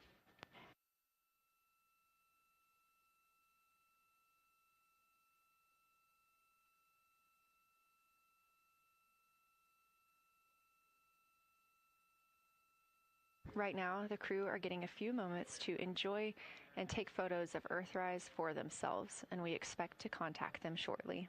But we do have good signal coming from Orion.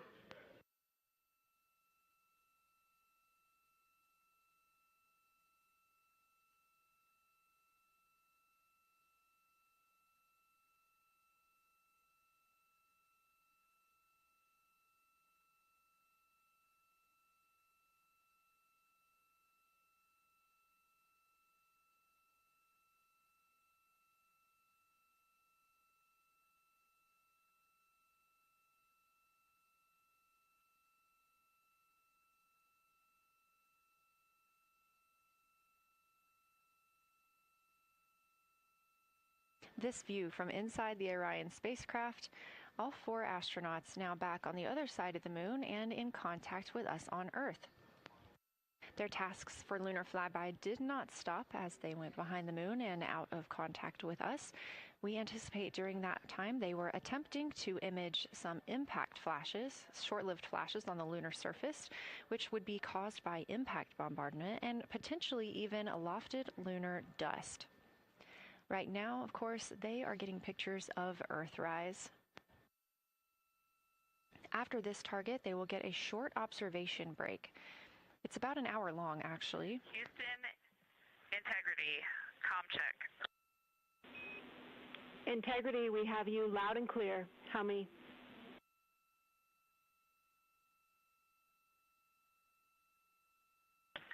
Houston, we have you the same, and it is so great to hear from Earth again. To Asia, Africa, and Oceania, we are looking back at you. We hear you can look up and see the moon right now. We see you too. When we burned this burn towards the moon, I said that we do not leave Earth, but we choose it. And that is true. We will explore, we will build ships, we will visit again. We will construct science outposts, we will drive rovers, we will do radio astronomy, we will found companies, we will bolster industry, we will inspire.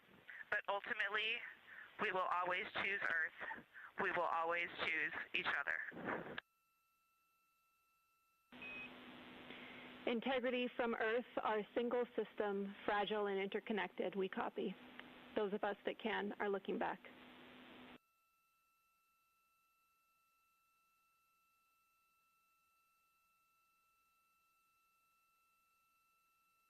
We are happy to say we copy.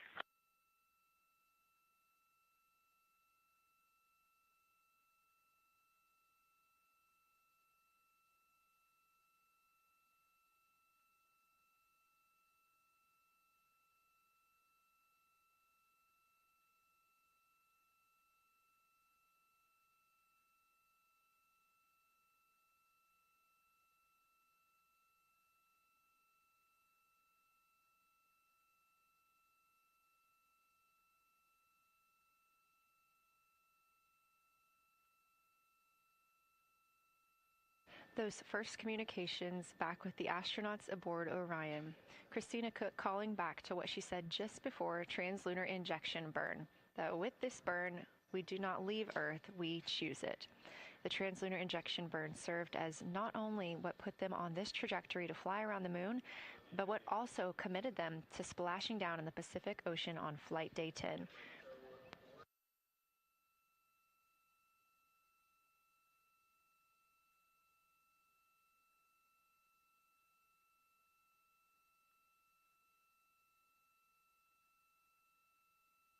At this time, the crew is entering an observation break. We expect this to last about an hour, and it's probably a welcomed break following their very, very busy day taking pictures making annotations, making audio recordings, and communicating all of the wonderful things that they are seeing on the moon. This observation break is also partially due to the fact that we will be entering an eclipse later. This will be the first solar eclipse that humans have seen from the moon. The astronauts will need to wear eclipse glasses for the first 2 minutes until the sun is completely covered by the moon, and then they have additional targets that the science team is hoping that they will photograph. We will have communications with them during that eclipse time frame. Because of that eclipse, Orion's attitude must be changed right now so that its solar arrays are in the sun. This will help it charge the batteries needed to power it through that eclipse time frame. This view on your screen is a visualization. The spacecraft now 4,224 miles away from the moon, and that number will now continue to grow, while the number of distance from Earth, 252,699 miles, will continue to shrink all the way until our crew is back home.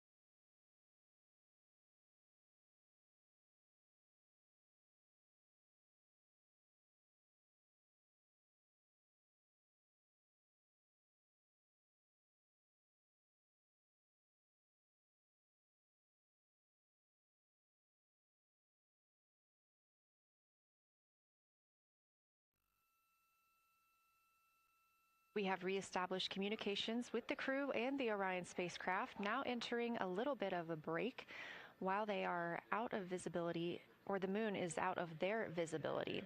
The spacecraft will be reoriented to view the moon ahead of an upcoming eclipse.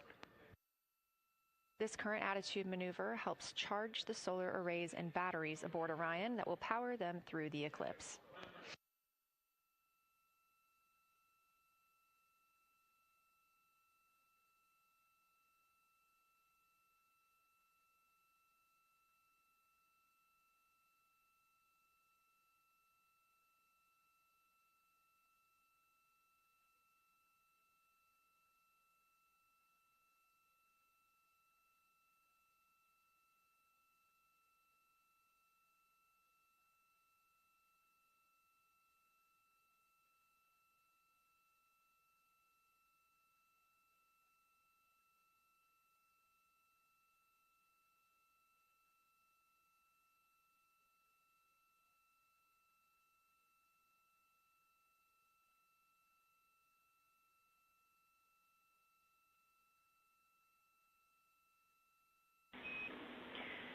Integrity, Houston. In mission control, all of your flight controllers and your flight director have flipped their Artemis II patches around. We are earthbound and ready to bring you home.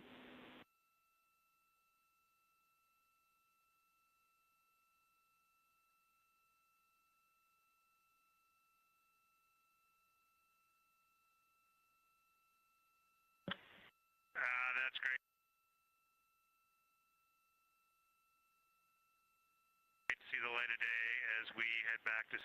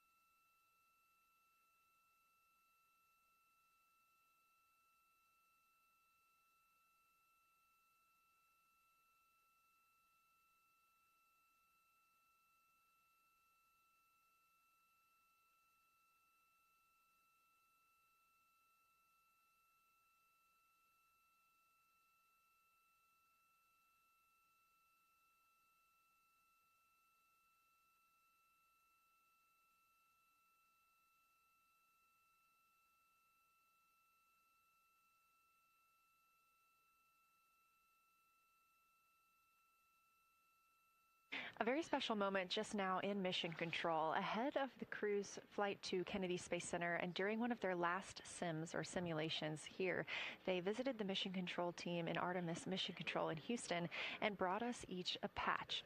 Everyone in the flight control room has had these on their signifiers at their console. On one side of the patch that you've probably seen is the moon with the Earth behind it. Now that we've passed behind the moon and we are returning home, the flight control team has instructed everyone in the room to switch their patch around so that the Earth is closer and the moon is behind us.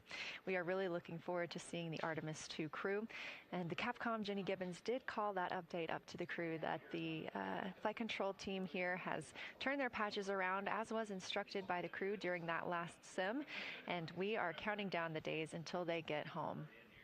They are now 5 days, 1 hour, and 3 minutes mission elapsed time into the Artemis II mission.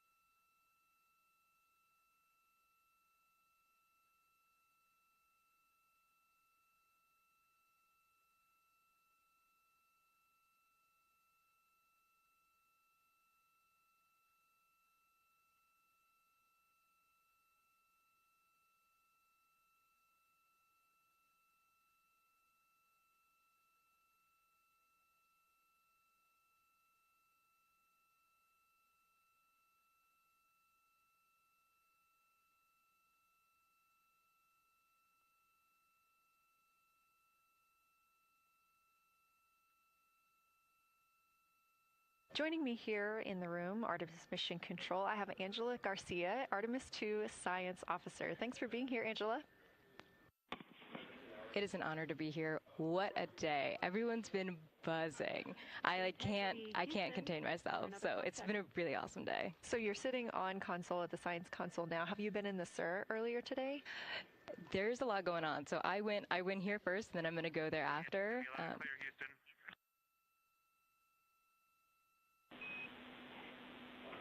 All right, Integrity, we hear you. That was a little clipped, but I think we have a better link now. We experienced some blockage from a solar array. We moved it, and we are in bias, tail to sun.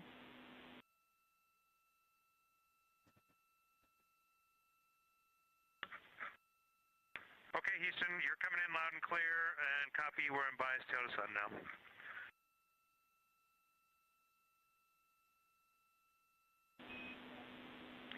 Affirm and Integrity, just so you know, we did not hear your response once we flipped our patches. Jeremy, we heard you call down, but you were clipped, and then we briefly lost comm. Glad we're back.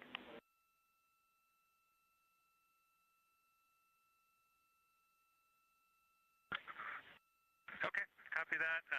We were just excited that we got to share in that you, the MER, and Mission Control flipped your patches around, and that side of the patch is getting to see the light of day. Thanks for sharing that with us. Our pleasure.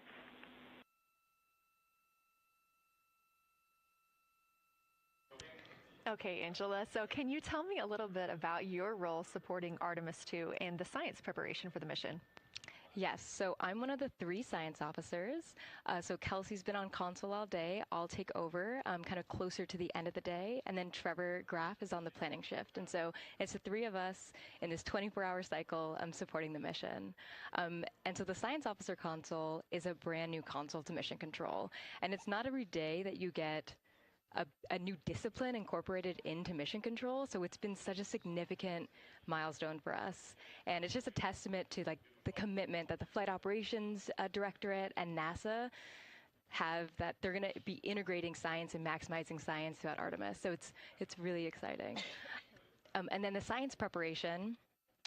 So I'm on the operations team, but I'm also on the training team. So all the incredible training and shout outs that you've gotten today, it warms my heart. It warms everybody's heart in the science evaluation room. I promise you that. But so all the classroom training, the field training, the mission simulations, right? We were part of all of it, and that is what we did to get the crew to be. They are a part of the science team, and they are the forefront, that nice edge, and they're just been doing such a great job today. I know. I imagine that you have to be pretty proud of them. Their reports have been fantastic. So I would like to know a little bit about how you have developed procedures for this crew.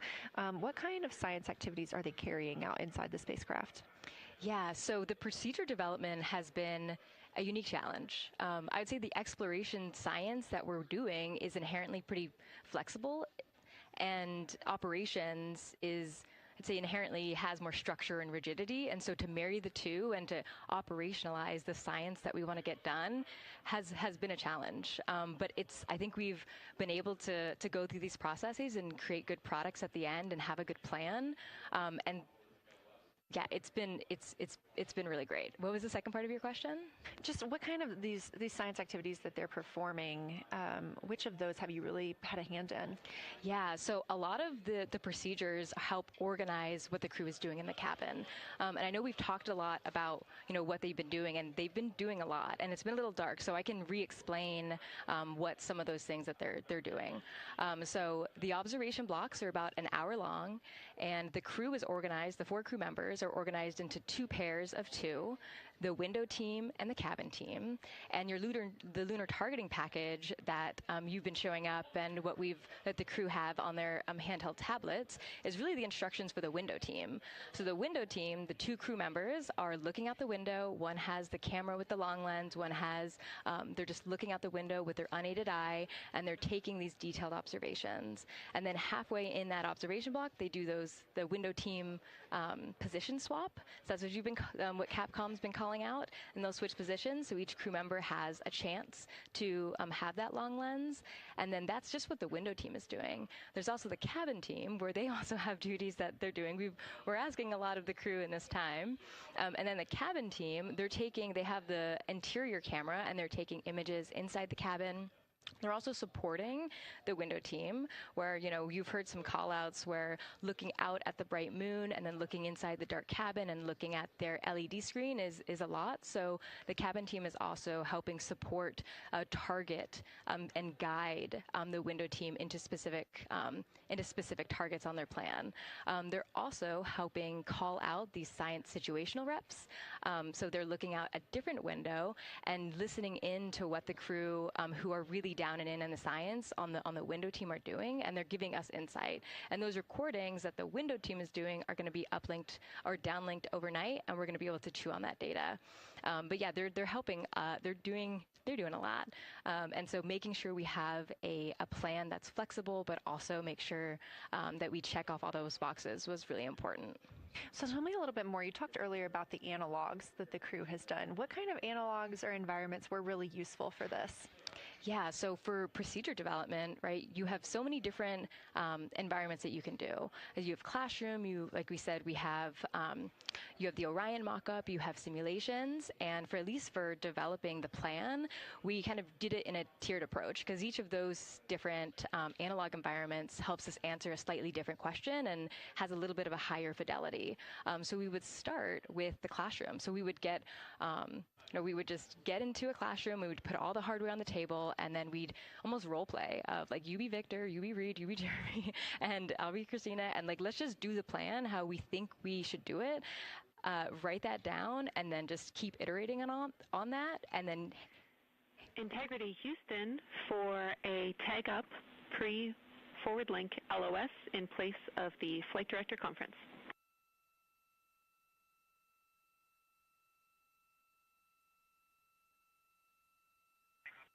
Okay, Jenny, we're ready.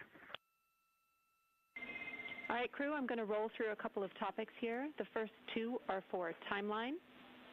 First of all, read for your toilet maintenance. It is a shortened toilet maintenance where you do not have to do the oxone changeout. That portion of the procedure is canceled. Victor, you have an HHP stop activity on your timeline. We need you to perform that as scheduled for bandwidth reasons. For your next portion of the flyby, in particular the eclipse, we want to remind you that you can take off the eclipse glasses when the sun sets and you are simply looking at the corona. And then finally, for the D5 with the long or zoom lens, which is set for solar corona, we want to remind you that when you are capturing Earth shine, you will likely have to adjust the exposure. That's all I have for you. Let me know if you have anything for us.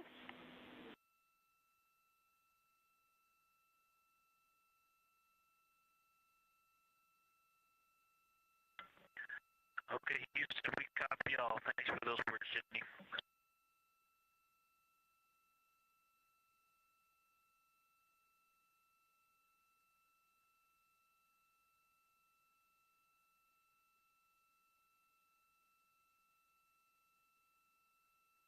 All right, just a quick call up to the crew ahead of a forward link LOS, meaning that we won't be communicating with them, but we will be receiving their communications and data during that time frame.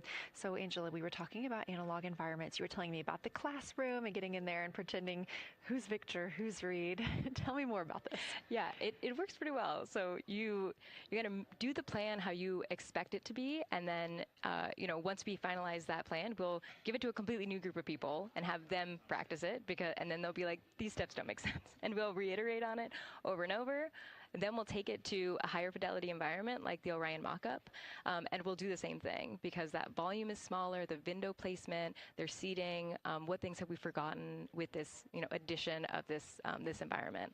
And then once we reiterate on that, we'll take it then, we'll give it to the crew and have them execute off of it during mission simulations. That's the highest fidelity that we can do before we send it to space. So this is the first time we've had to do this because we're a brand new console, and it just sparks so many neurons of like, how are we going to do this for surface missions and integrate this in so many different ways. So excited to have kicked off this process, but there's so much more to come. Fascinating. And I think it was really well thought out too, because each crew member gets an opportunity to do each task. And so you're getting different perspectives and different insights from each crew member, maybe even about the same target, but something that one person sees could be completely different than something another person notices.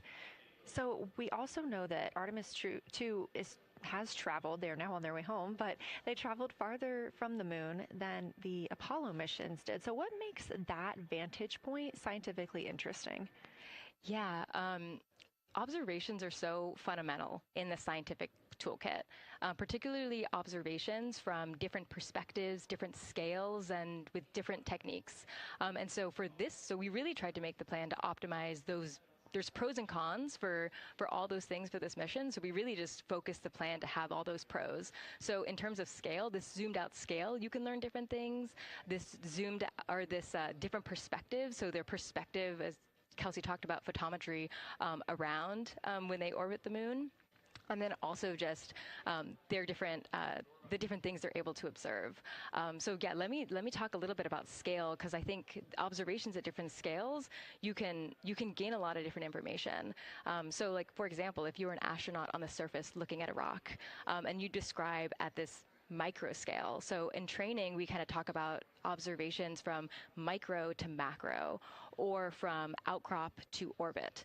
So looking at a rock at this scale, you can describe its components, you can describe what it's made of and its colors and its minerals, and you're like, okay, and this rock came from this boulder, and it's this part of this boulder, and these are the different things that I'm observing around.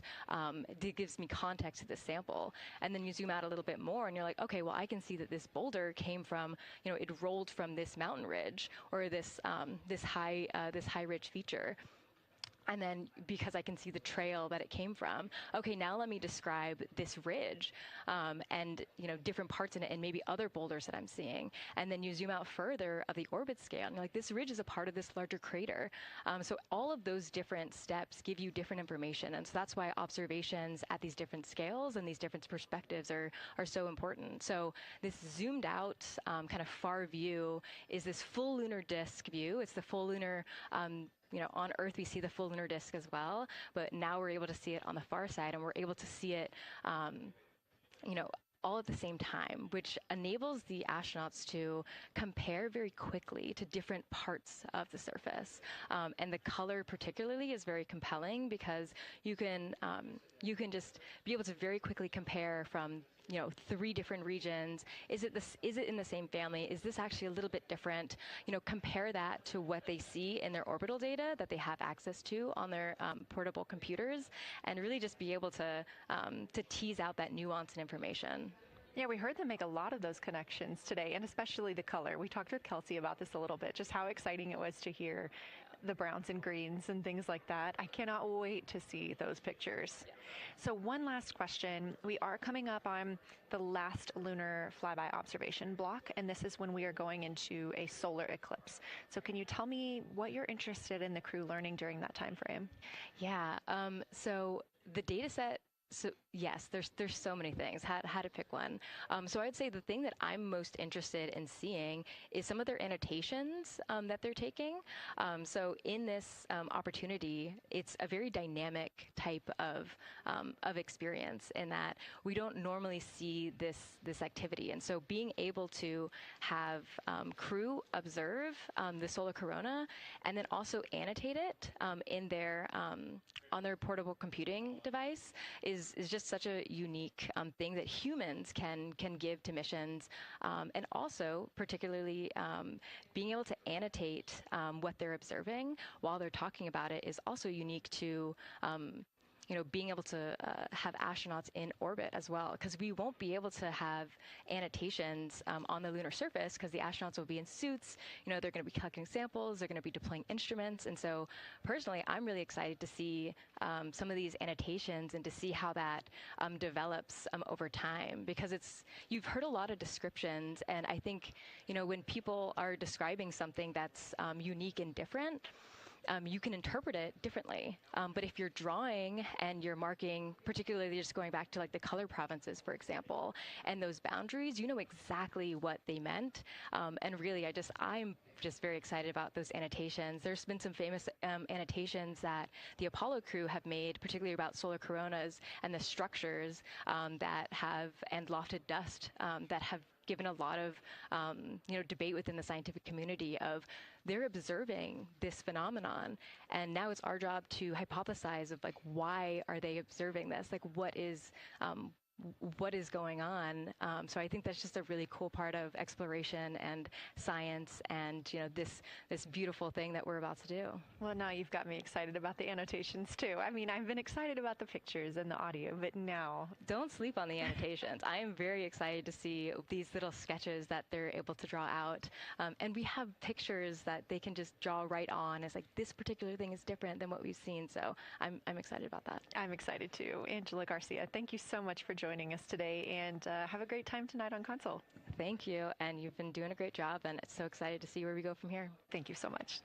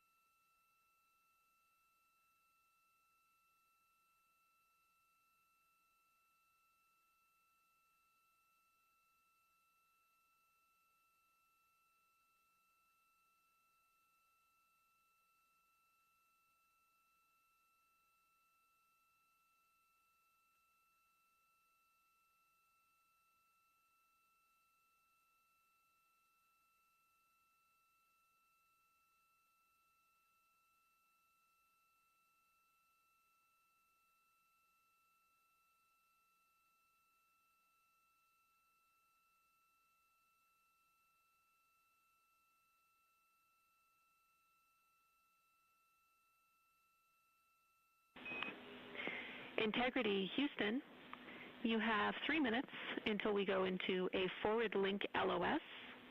We will be back up with you in about an hour during the eclipse on Madrid.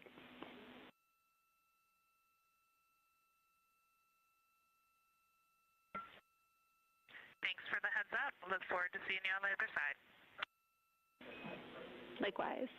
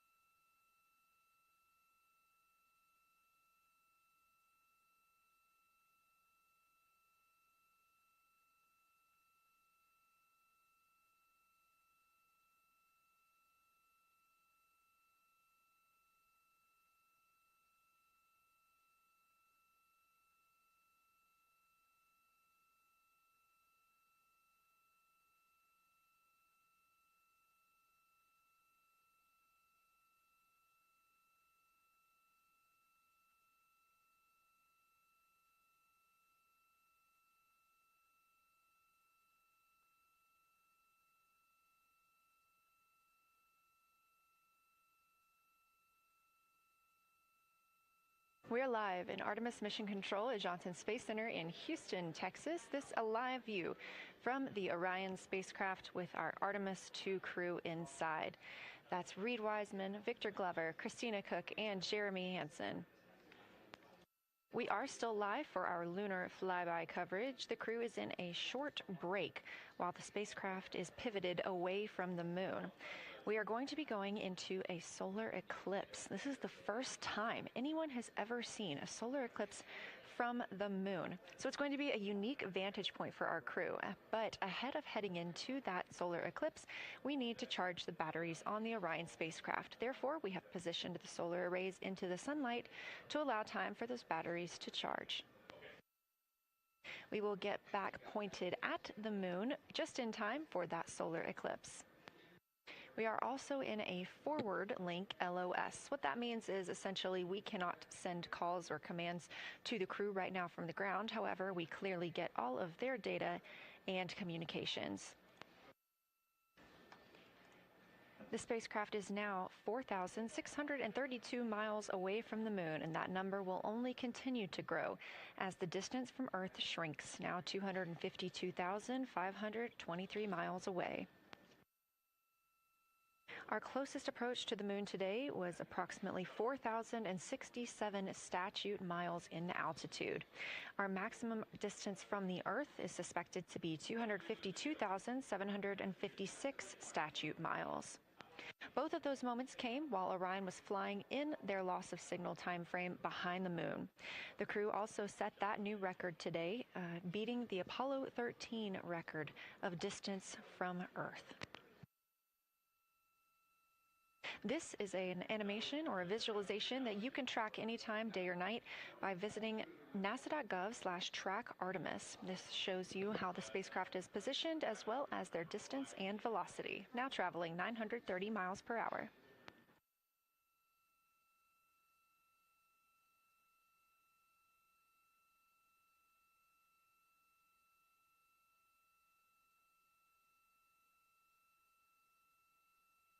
During this break in their Time today, the crew is working on a couple of other tasks. Some of those include their National Geographic timelined test. National Geographic was selected through a competitive process by NASA to help tell the story of Artemis II. So you've seen the crew with some GoPros inside the cabin, taking videos and pictures, and with other cameras as well. National Geographic plans to leverage its portfolio of media assets, including magazines, social and digital content, and television programming for engagement opportunities. Throughout the flight, the crew has been timelined a little bit each day to film from a shot list provided by National Geographic, and that includes their morning routine, talking with their families, exercising, and just their overall thoughts about the mission. And I cannot wait to see that footage.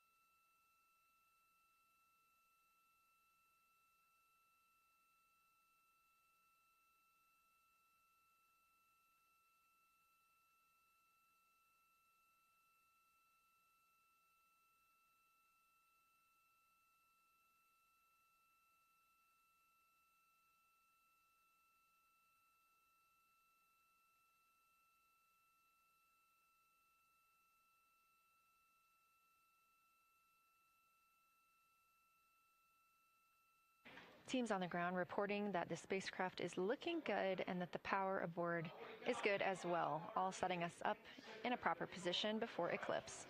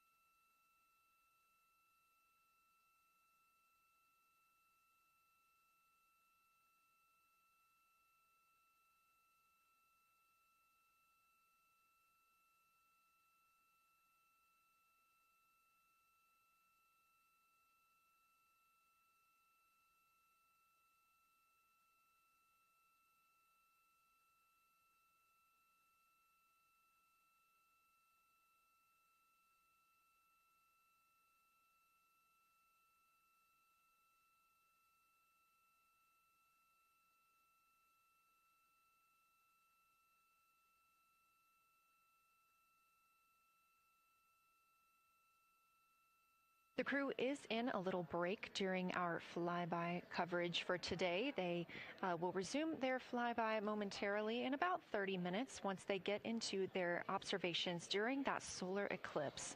Now, the moon is our nearest celestial neighbor, orbiting Earth at less than 250,000 miles on average. When our astronauts venture there for future Artemis missions, they'll target landing sites near the lunar South Pole.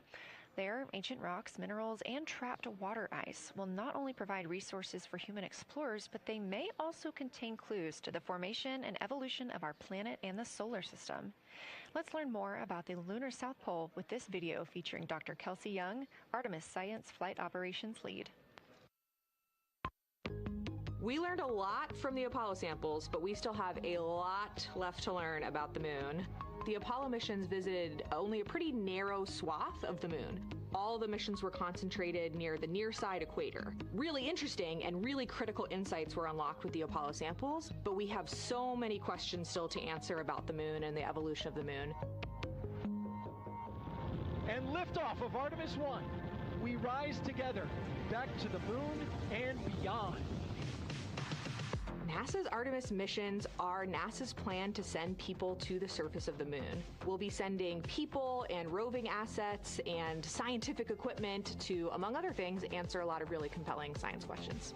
Scientists have a lot to learn about the moon. It's our nearest celestial neighbor here to Earth, so what the moon has experienced, we've experienced. Except here on Earth, we have things like plate tectonics, oceans, forests, people that erase the rock record. Whereas on the moon, that whole record of our planet's history, of the moon's history, is just kind of waiting there at the surface for us to explore. The South Pole, which is where Artemis missions are going to target, is specifically interesting for a couple key reasons. We think there are volatiles at the South Pole of the moon that are not present near the equator. Things like water and water ice that are trapped in the lunar regolith, which basically just means lunar soil, that can easily become untrapped from that lunar regolith, and scientists can scoop up and study for return to Earth. The lunar South Pole is a really exciting scientific target, and it also comes with some challenges for operating. For example, the lighting environment will change drastically within the course of one mission, and even over sometimes the course of one spacewalk. So preparing the crew members, preparing the hardware that we're sending to the moon, and preparing the mission control teams is really, really important. The South Pole Aitken Basin is particularly exciting. We think it's one of the oldest and largest impact basins in the solar system. And if we can get the right rock from the South Pole Aitken Basin and bring it back to our labs here on Earth, we can use that sample to constrain the entire evolution of our solar system and really understand the timing of how the moon and our planet and the entire solar system evolved.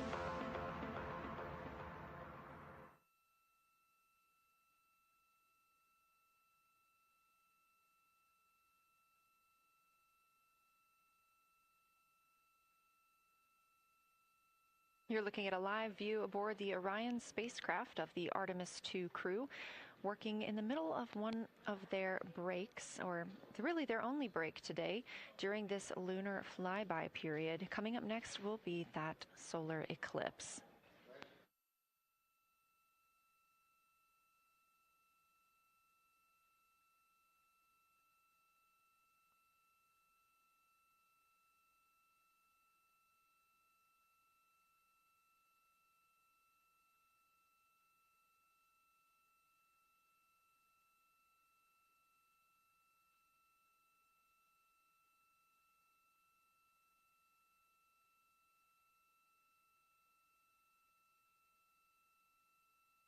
Throughout the Artemis II mission, and of course throughout today, you've likely heard the crew being called with the name Integrity. The Artemis II crew members named their Orion spacecraft Integrity during a news conference September 24th, 2025. The name Integrity embodies the foundation of trust, respect, candor, and humility across the crew and the many engineers, technicians, scientists, planners, and dreamers required for mission success. They said this name is also a nod to the extensive integrated effort from the more than 300,000 spacecraft components to the thousands of people across the world that must come together to venture to the moon and back, inspire the world, and set the course for a long-term presence at the moon. The crew also said that integrity is rooted in a shared core value of NASA, the agency's astronaut office, and the CSA, the Canadian Space Agency.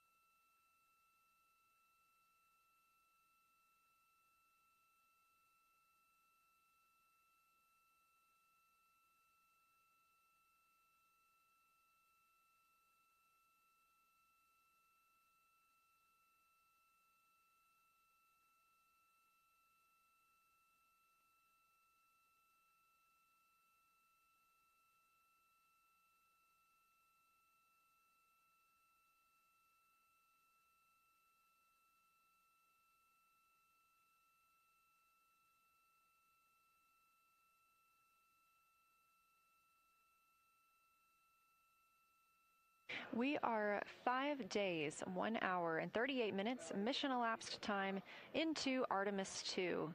In this view on the screen, you can see the crew starting to even look through some photos that they may have captured today. We really look forward to sharing these photos with you as soon as we possibly can. And the best way to keep up with those is to follow NASA on social media. You can do so at NASA, and for this mission specifically, at NASA Artemis.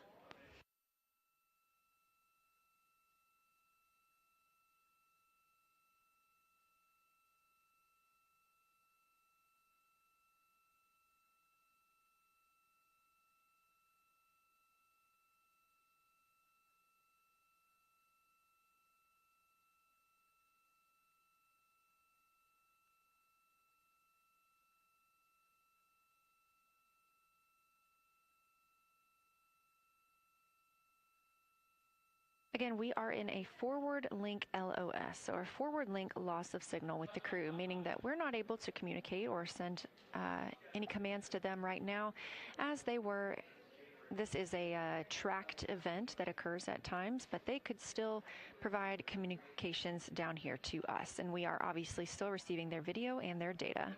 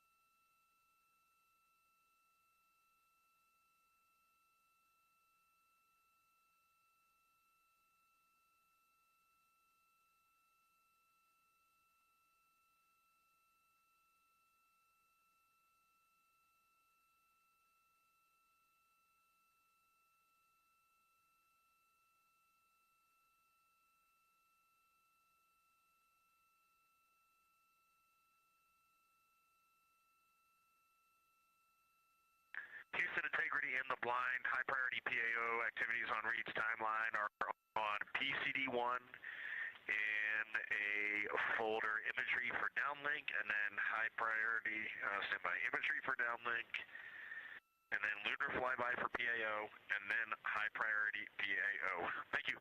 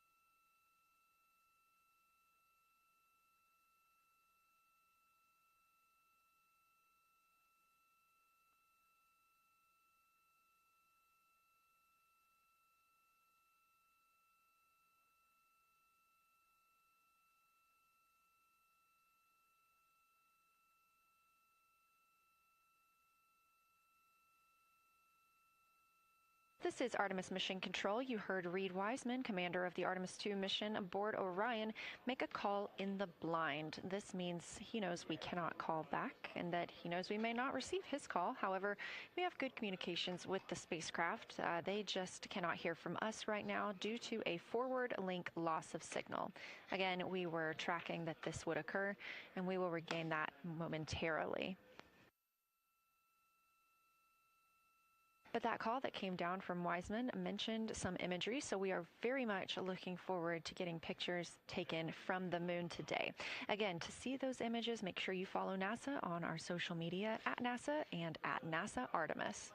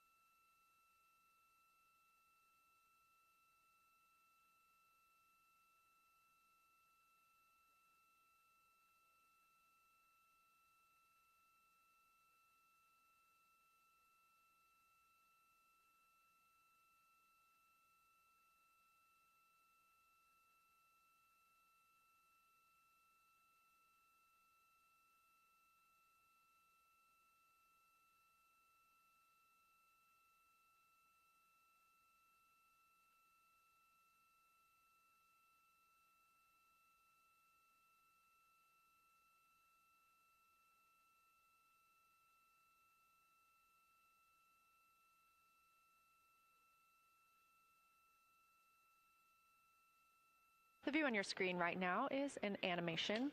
This is called Arrow, or Artemis Real-Time Orbit website. You can visit this for yourself at nasa.gov/trackartemis, and you can watch as we continue to grow closer to Earth and farther away from the moon. It's all seemed to happen so fast so far, and we're coming up on splashdown now in 3 days, 23 hours and 31 minutes.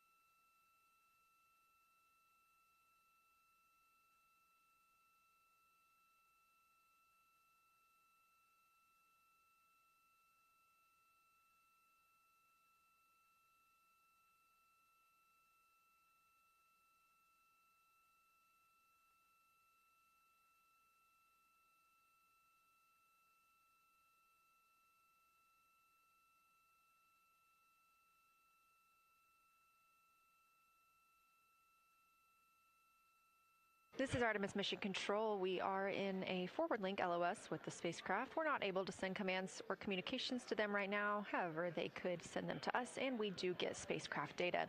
This is tracked as we are on the Deep Space Network.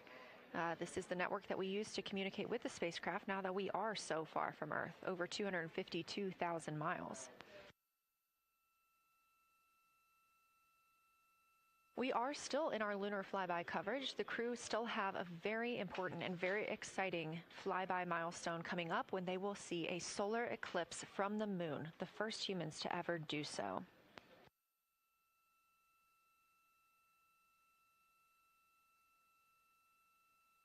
Something that we also have to consider when it comes to our missions and launches is space weather.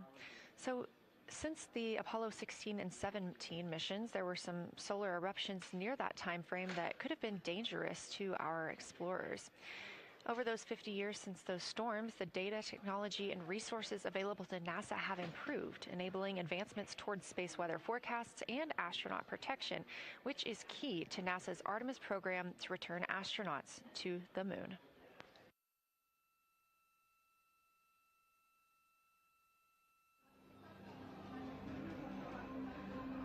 Across our planet, billions of people depend on the invisible networks that connect us to space. Every day, those networks are at the mercy of our temperamental sun and the space weather that it unleashes across our solar system. That's why NASA's Space Weather Program tracks solar storms from the moment they erupt, modeling their paths, anticipating their impacts, and leading the research that the world's industries rely on. NASA's space weather research and modeling is driven by the needs of society and enables critical decision-making that equips pilots to reroute around high radiation areas, farmers to adjust GPS-based precision planting and harvesting plans, and power grid operators to mitigate the impacts of potential surges. For those exploring other worlds, NASA provides 24/7 space weather monitoring for Artemis crews at the moon and future Mars astronauts who may be exposed to dangerous levels of radiation during solar storms. Whether you're a pilot or a passenger, a farmer or a consumer, a power grid operator or energy customer, a satellite controller or GPS user, space weather impacts us all.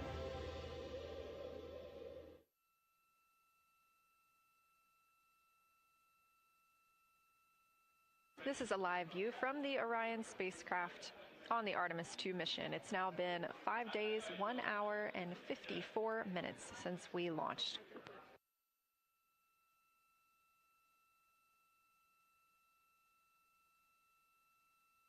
We are still in our flyby coverage, and the crew is on a short break right now as we have changed the attitude of the spacecraft to help charge the batteries aboard. We use the solar arrays to gather energy from the sun and store it in the batteries. That way, when we are not in the sunlight, we have those batteries to continue powering Orion. Now, we're doing so because the Artemis astronauts are about to experience a solar eclipse from their capsule.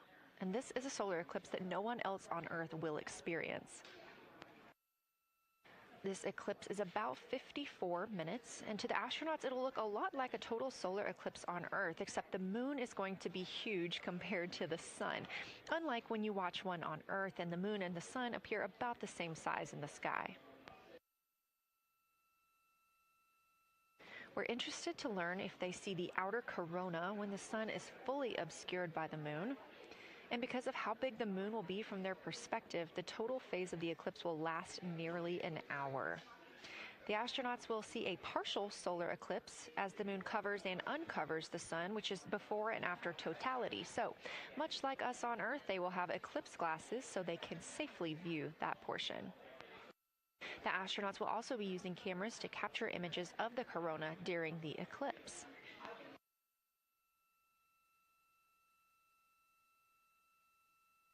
There also may be some other planets visible during the eclipse, including Venus, Saturn, Mars, and Mercury. If they can identify what part of the sky they're looking at, this can help train future Artemis astronauts on what part of the sky they're seeing. This provides useful knowledge in challenging situations when they may need to rely on that information instead of instruments for navigation and orientation.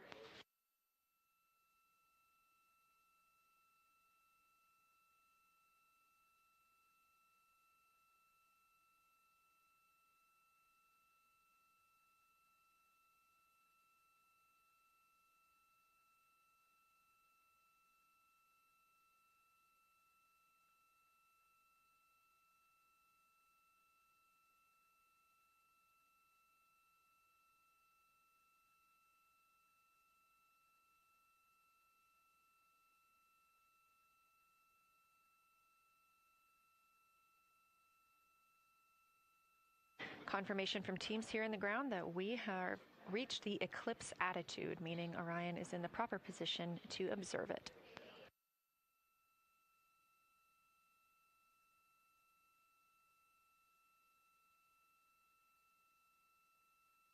The astronauts' break during this observation period is now over, and we are resuming their lunar flyby observations.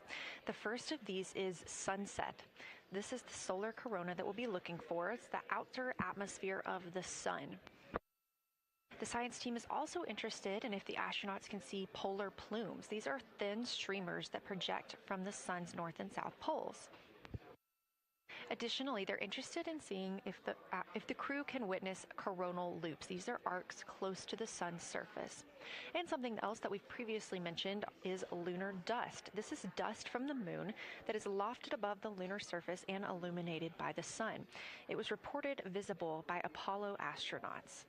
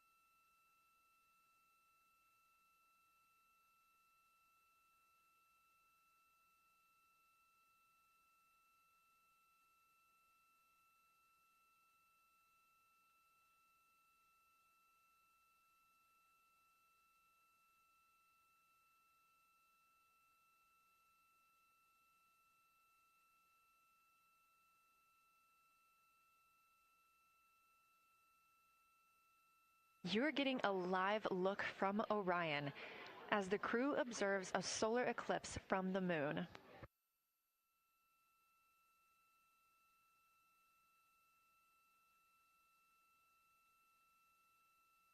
Again, this solar eclipse is only visible to the crew on the spacecraft. It's not visible to anybody on Earth.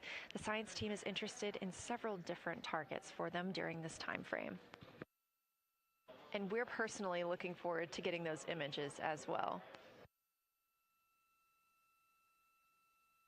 Again, during the beginning portion of this eclipse, the astronauts will need to use eclipse glasses just like we do from Earth to safely view it. Once the moon has completely covered the sun, they'll be able to take off those glasses for almost an hour. Totality on Earth during a solar eclipse lasts only a couple of minutes. So this opportunity gives them a chance to look out into deep space and to look into see if there are other planets nearby.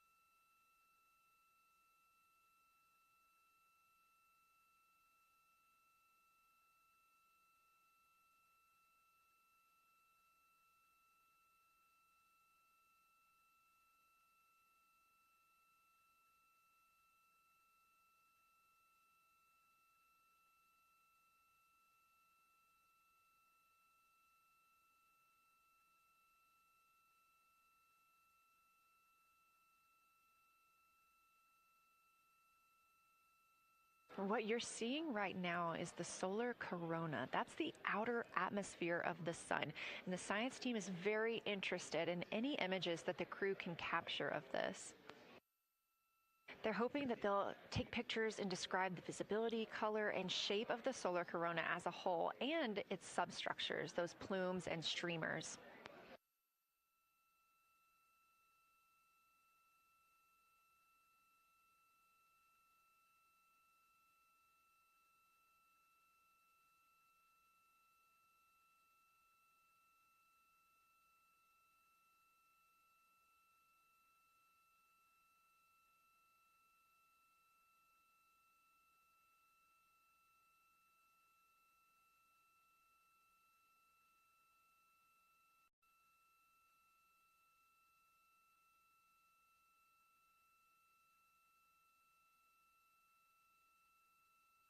Science integrity in the blind. This is continues to be unreal. The sun has gone behind the moon, and the corona is still visible, and it's bright, and it creates a halo almost around the entire moon. But when you get to the Earth side, the Earth shine is already shown. I mean, almost seconds after the sun set behind the moon. You could see Earth shine. The Earth is so bright out there, and the moon is just hanging in front of us. This black orb out in front of us, in front of now, not the blackness, but the gray that blends and drifts into the blackness. We can see stars and the planets behind it. And Christina is in window 1, Reed is in window 2 with the long lens, and Jeremy is describing it in window 3, and it is quite an impressive sight. You can still see the horizon lit up brighter where the sun set on that side of the moon. It is bright, and Earthshine is very distinct, and it creates quite an impressive visual illusion. Wow, it's amazing.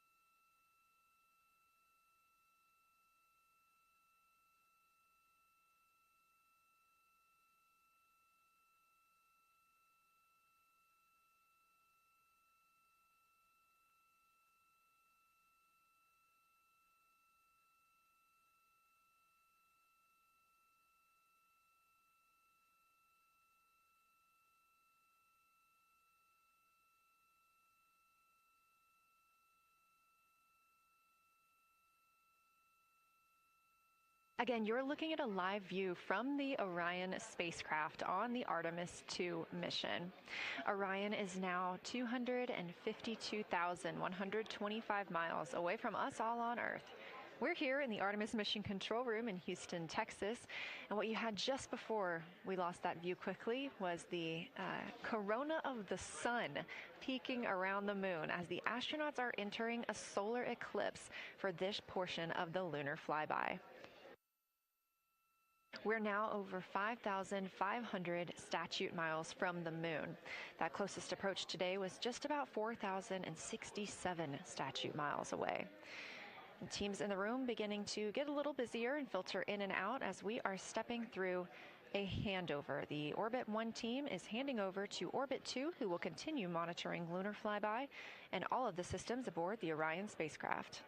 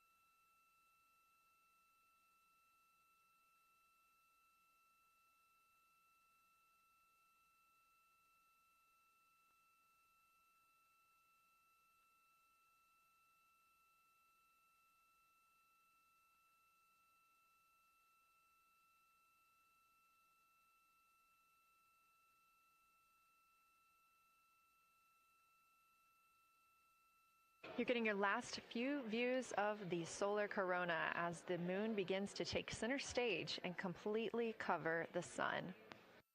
If you see that bright dot up near the top left of your screen, we think right now that that may be a part of the spacecraft, but we'll be sure to correct that if we end up figuring out later that it is something else entirely.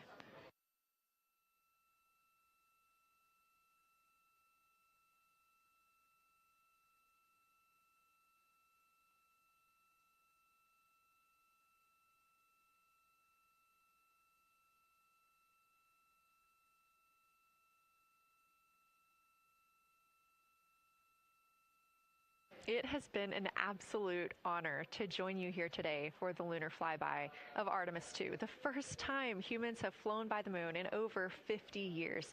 I'm Leah Cheshire Mustachio, and I'm excited now to hand over the game is shifting around in the windows, and we are transferring settings on the camera to pick up Earthshine, and it is amazing. The brightness where the sunset is still bright. I think there may still be corona visible, but that part of the horizon is still lit brighter, and you still have a distinct Earthshine.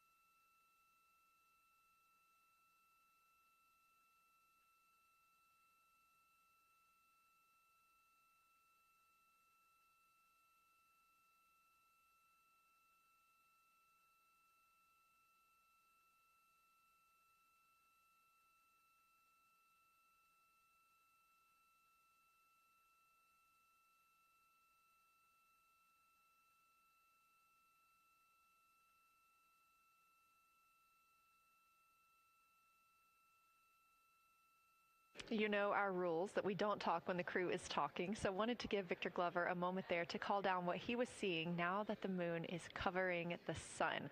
A really amazing time during today's lunar flyby. Again, thank you so much for letting us help tell this story today. I am Leah Cheshire Mustachio, handing it over to my friend Anna Schneider at the PAO console as the Orbit 2 team comes to join us. So thank you so much, and I hope you all enjoy tonight. Anna, you can take it away. Thank you so much, Leah, and it's been a joy listening to your coverage over the last several hours. So as you mentioned, the Orbit 2 team of flight controllers is currently making their way on console and completing a shift handover with the Orbit 1 team of flight controllers. The Orbit 2 team tonight will be led by Flight Director Diane Daly, and she is currently handing over with the Orbit 1 flight director there on your screen, who was Flight Director Jeff Radigan.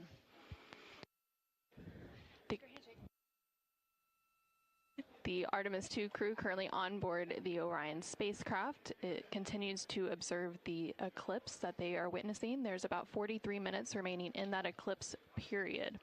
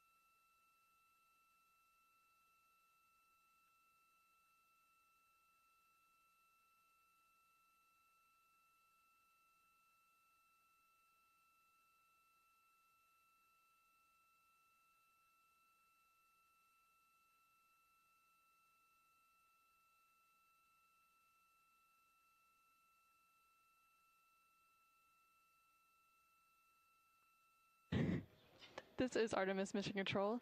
You are currently seeing a live view of the solar array wing cameras on the Orion spacecraft. We spoke with our science team, and they did determine that that dot in the distance is Venus.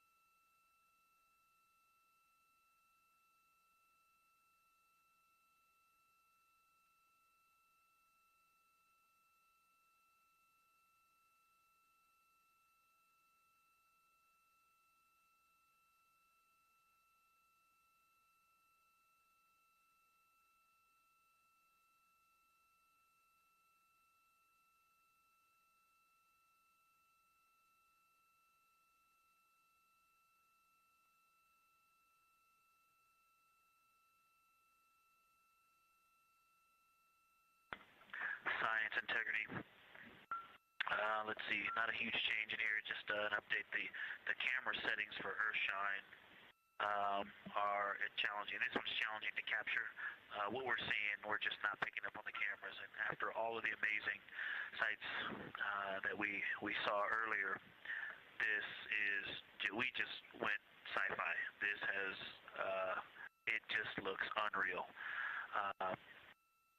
You can see the surface of the moon between, I guess, the Earthshine. I guess Earthshine. You can actually see a majority of the moon. It is the strangest looking thing that you can see so much on the surface.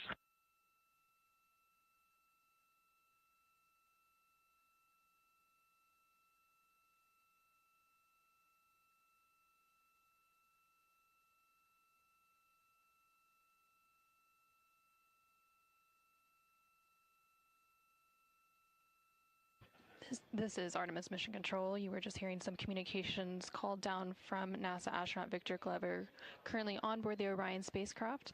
They are currently observing an eclipse. There's about 39 minutes remaining in that eclipse period. Currently, we are in a forward link LOS, or loss of signal, so the crew can communicate down with... He's seen 2 meteors, science.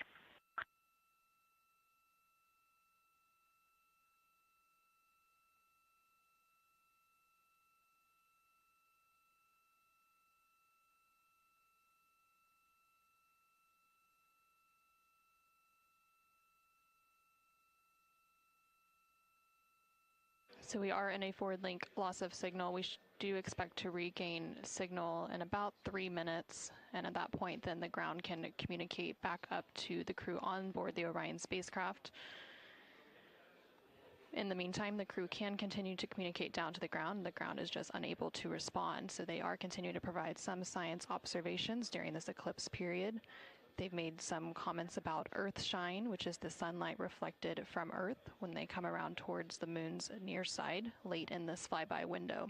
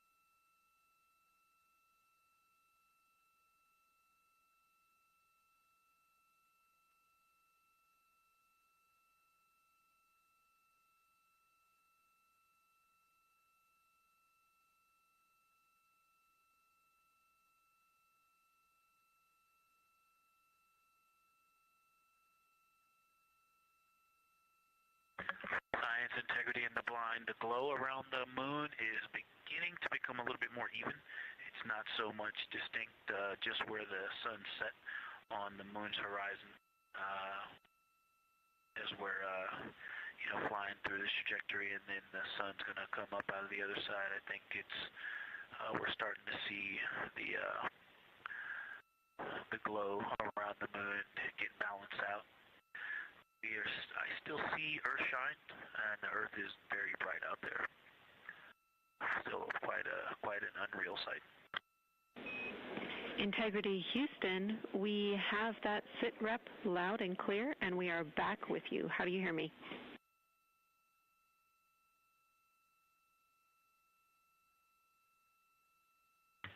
Hey Jenny, we have you loud and clear, thanks. Copy. Victor, we're handing you over to Science for some critical questions. Thanks for your reports.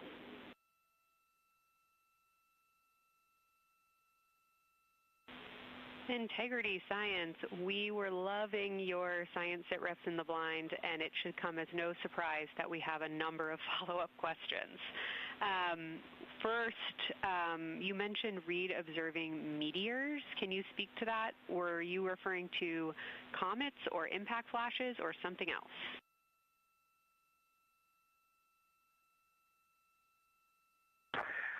Yeah, there was a little bit of giddiness. We have seen 3 impact flashes so far. I saw 2, and Jeremy has seen 1. Undoubtedly, Jeremy saw 2, so that's 4 total. Undoubtedly, quick impact flashes. It was not sun glint off of particulate from the thrusters or the purge tanks. It was definitely impact flashes on the moon. And Jeremy just saw another one. Go ahead with your next question. Amazing news. I literally just looked over at the SIR and they were jumping up and down literally. If you could describe where on the moon you saw them, please.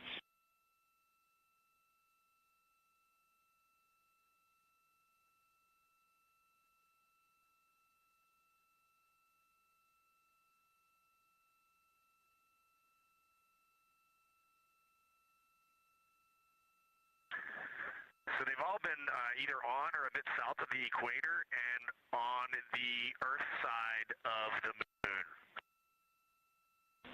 Stand by.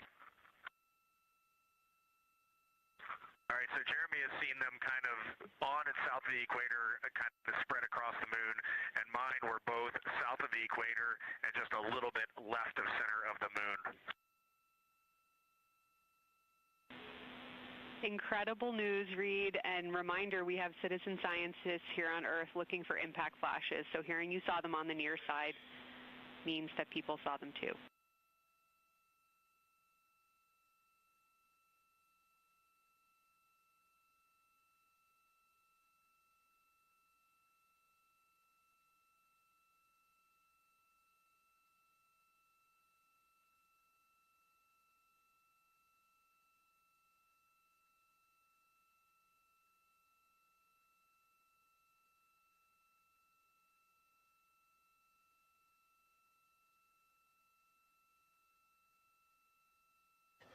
This is Artemis Mission Control. We have regained that signal, so the team here in Mission Control was able to call back up to the crew on board the Orion spacecraft as they continue their lunar flyby. Specifically, they are now in that eclipse period. So the science team here in Mission Control was able to ask some questions about some of the situational reports they were providing during that loss of signal.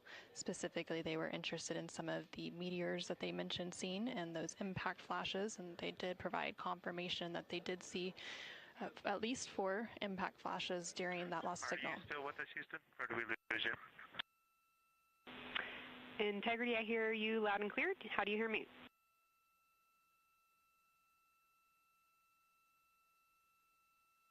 Okay, we got you loud and clear. One of the other things I wanted to describe, which was surprising to me, but the entire moon is lit up. It's glowing behind the entire moon. I thought it would look, dark against the black sky or deep space, but the sun is lighting up the entire limb of the moon. You can see the entire perimeter of it, and even now with the sun far behind the moon, you can still make out little bits of topography around the entire limb, just bumps as you go around it.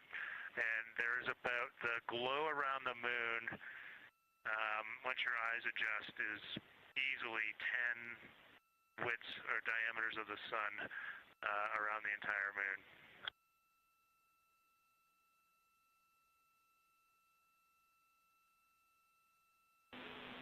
Incredible to hear, Jeremy. Were you able to actually pick out any discrete features on the lunar surface? And if so, how do they look different than when you observe them in solar illumination?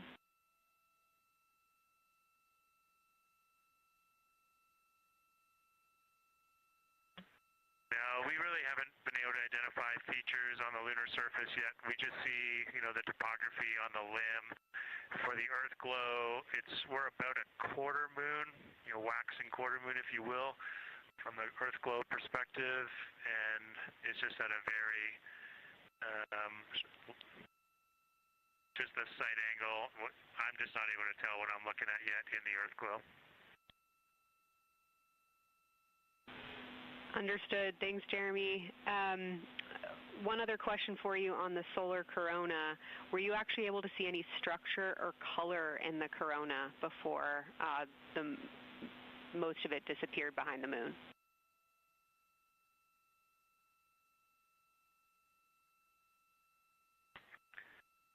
Yeah, I didn't pick out any color, but definitely structure. There were streamers, and they were not uniform at all.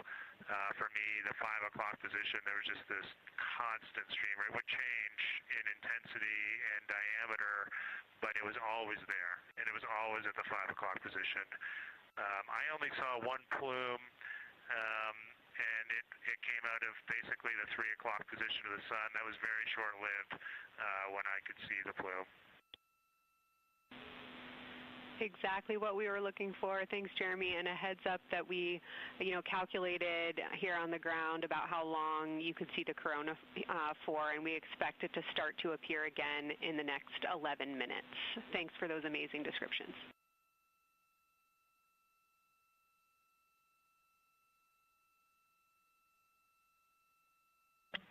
Okay, we're excited to see it all again.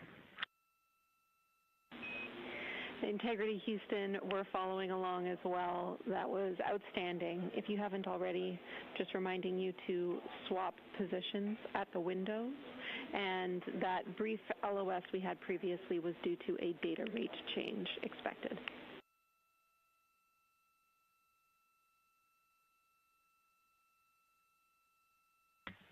Okay, we copy that, Jenny.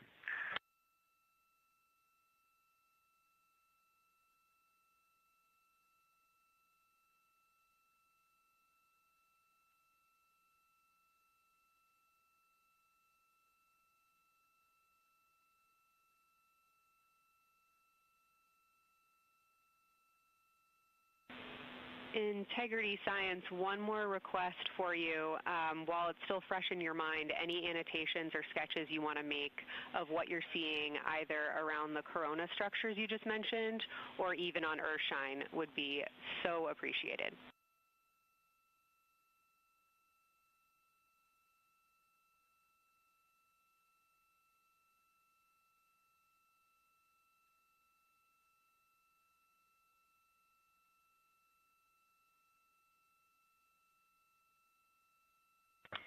Okay, Kelsey, it's going to be pretty hard to go looking at a PCD right now, but we'll definitely try and annotate what we saw.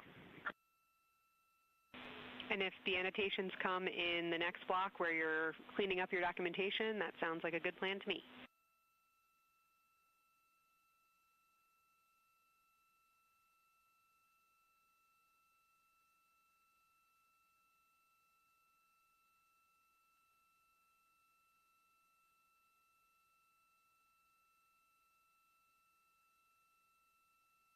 This is Artemis Mission Control.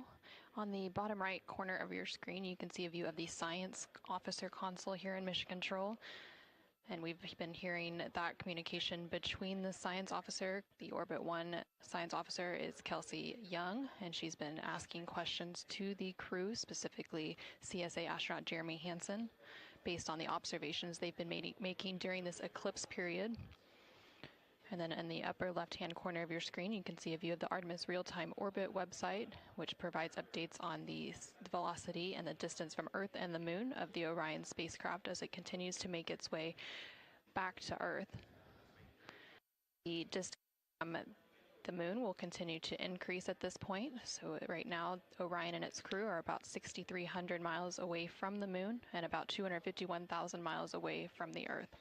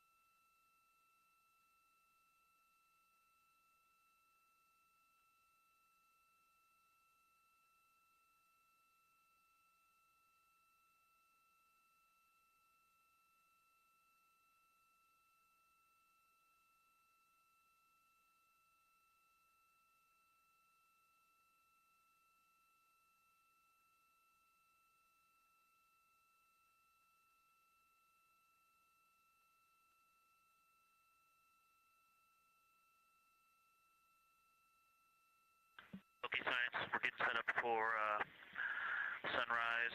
The window teams are, Christina is supporting, and also Xena in window 1. Jeremy's got the long lens in window 2, and the short lens in window 2. And Reed is in window 3, and he has started recordings and is set up to see Corona.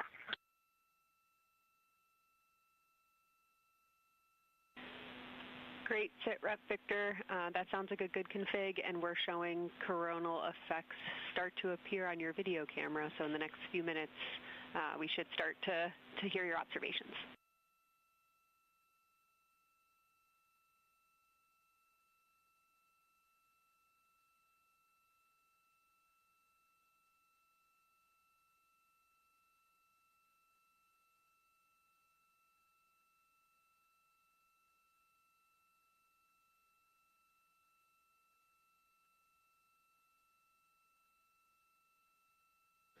This is Artemis Mission Control. We just heard the crew call down to the team here in Houston, reporting that they have swapped out who is in the windows for the final portion of the lunar flyby. So Christina Cook is in window 1, with Jeremy Hansen in window 2 and Reed in window 3. Reed is focusing on observing corona, which is the solar corona, which is the sun's outermost atmosphere. There is about 18 minutes remaining in the eclipse period.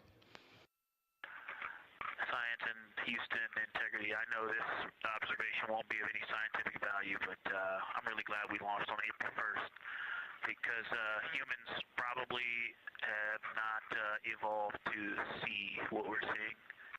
It is truly hard to describe. It is amazing.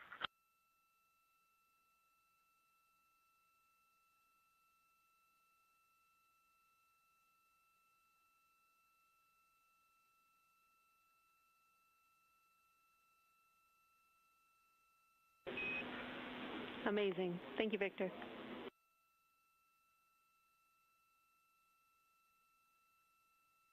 And just one more logistics note, we have gone as dark as we can in the cabin. We have turned the DUs all the way as dim as they can go, so you can't see anything on the screens. Every bit of light in the cabin affects the view. You're definitely seeing the brightness go closer. It's definitely brighter on the Earthshine side, and so we're expecting to see some corona here soon. We copy all. Excited for what you see next.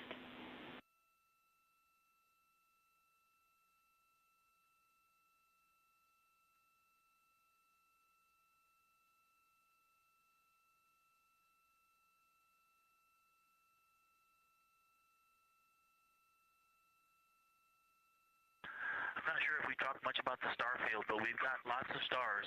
You've got the nice glow around the moon, but right off the well, we're upside down now, but from upside down 4 o'clock, right off the edge of the moon, looks like a planet. That line of planets, there's something a moon diameter to the left, and something right off the limb of the moon to the right, and then something orange.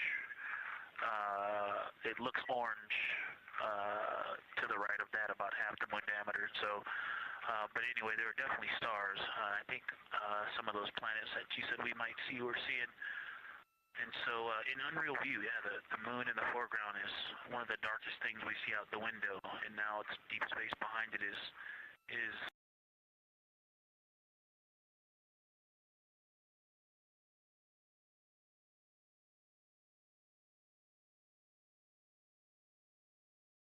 job, and I'm not going to try to add on to what he's doing. It's indescribable. No matter how long we look at this, our brains are not processing this image in front of us. It is absolutely spectacular, surreal. There's no adjectives. I'm going to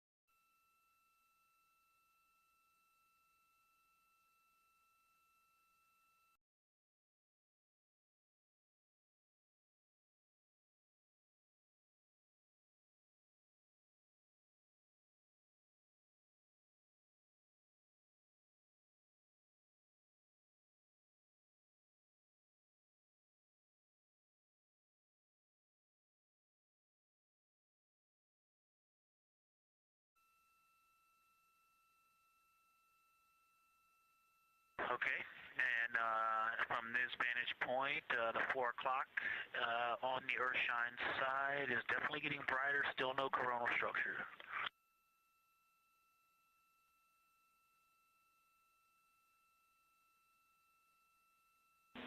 Houston copies.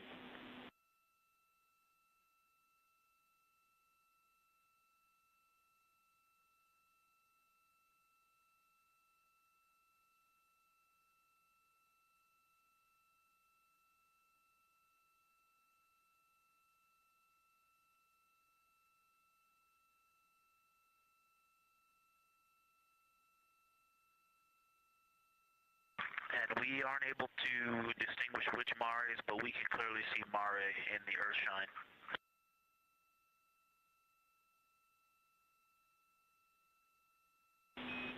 We copy.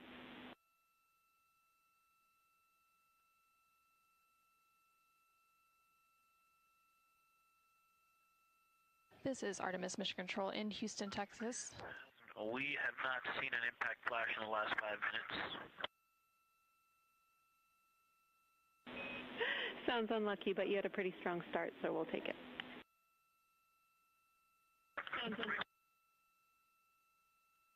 actually, right after I said that, right at the South Pole, near the South Pole on the Terminator, Reed just saw one. Amazing.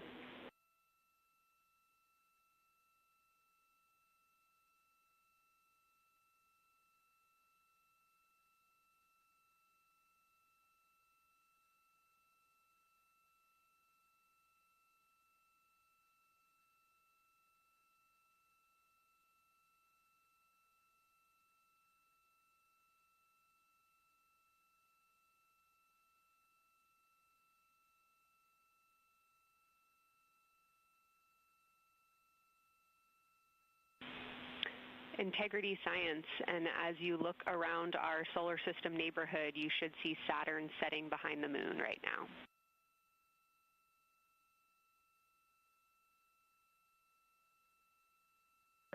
We do. We've been watching it track close to the horizon, and it's right tangential to the moon at this moment.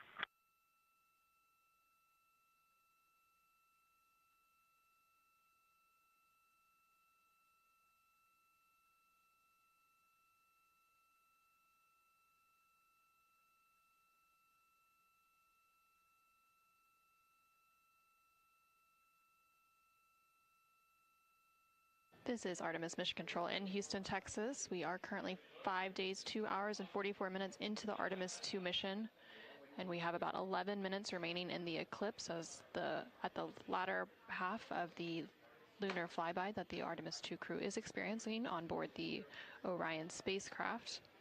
We've received several different call downs from the crew and questions up from the science officer here in Mission Control. One of the things that they said that they were able to see is Mars off in the distance, and then the science team also confirmed that they should be seeing Saturn setting behind the moon. They've also acknowledged seeing several different impact flashes, and these are flashes of lights from meteorites striking the surface of the moon. They've also mentioned the solar corona, which is the sun's outermost atmosphere. Here in Mission Control Houston, the Orbit 1 and Orbit 2 teams have officially completed their handover. So the Orbit 2 team is now leading here in Mission Control, and that is being led by Flight Director Diane Daly, and the Capcom here in Mission Control will be Tess Caswell. And you can see there on your screen on the right-hand side is the Flight Director console, and Diane Daly is in the far right of that screen, and Tess Caswell, the Capcom or capsule communicator, is in the far left hand of that screen.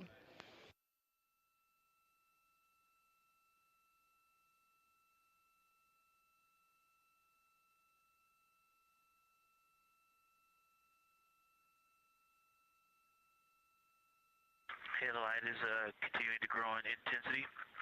At about the 4 o'clock position on the, about the 8 o'clock position on the Earth-shine side. Saturn has set. Mars is tracking towards the moon's horizon.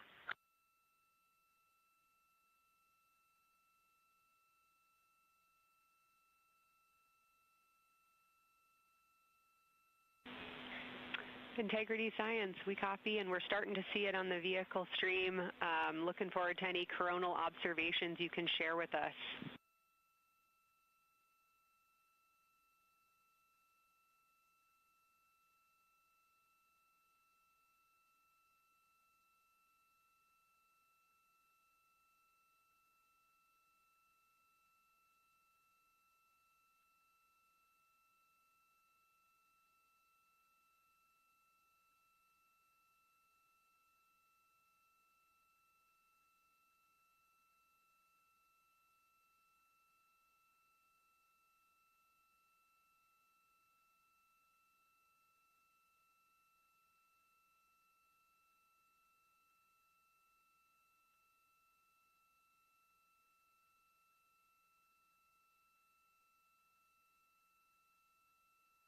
This is Artemis Mission Control. That view you're seeing on your screen is coming from the solar array wing cameras outside of the Orion spacecraft.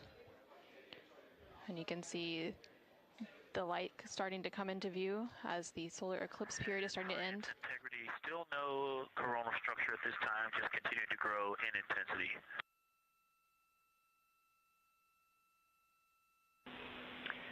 Copy, Victor, and reminder, you still should have several minutes before the eclipse classes need to go on, and we can send you up a reminder when you're getting close to take your eyes away from the D5 viewfinder, but you should be good for several more minutes.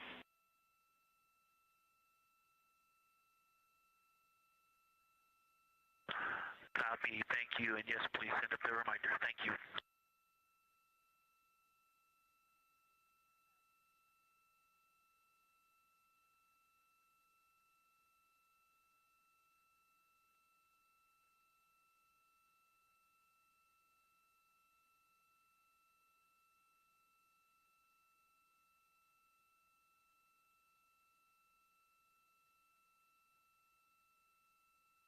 Okay, we all think we're starting to see something. I believe the most popular term is baby hair. As the light grows in intensity and the horizon on this side becomes very distinct. You can still see Earth shine, even though the sun's brightness is definitely growing in intensity.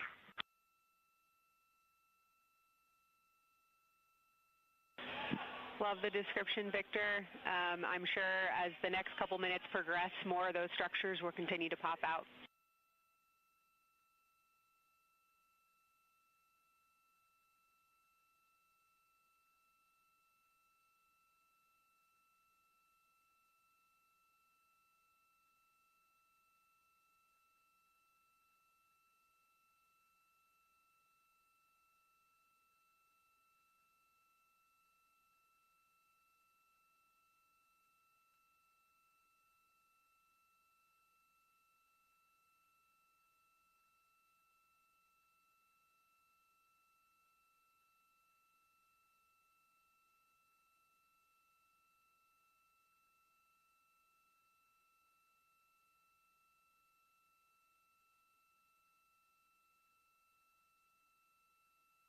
This is Artemis Mission Control in Houston, Texas.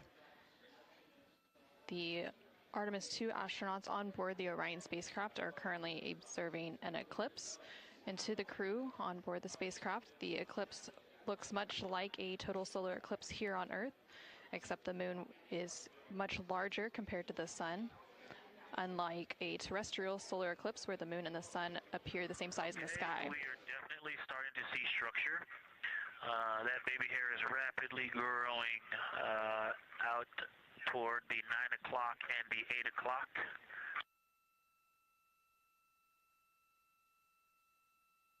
It's almost as if it were reaching out for Venus or for the Earth.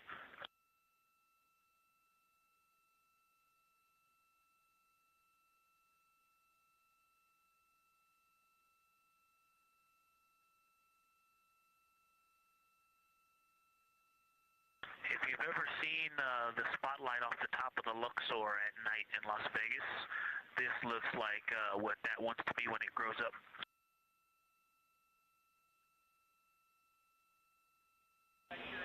Integrity Science, glad to hear you're following your training of tell it like you see it.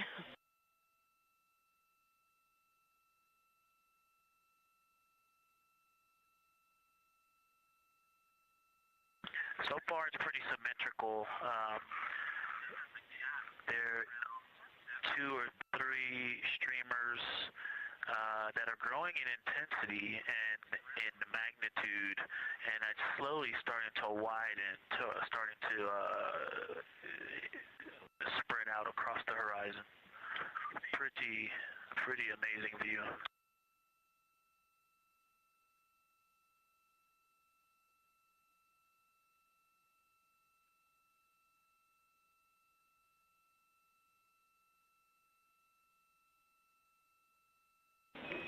And Integrity Houston, great words.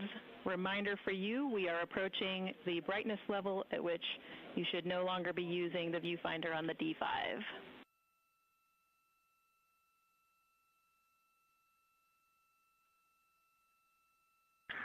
Integrity copies, and thanks for the heads up.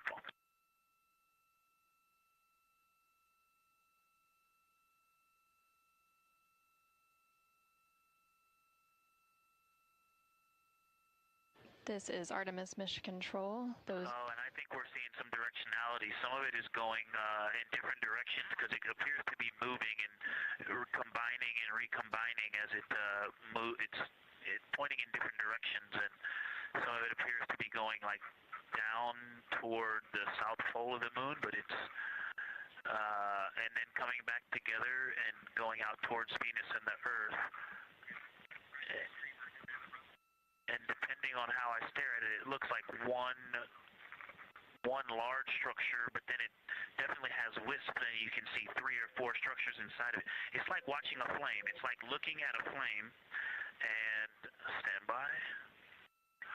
And so it has some inherent movement. Now there's a very bright spot. There's a very bright spot in the center of it. There's a towering light of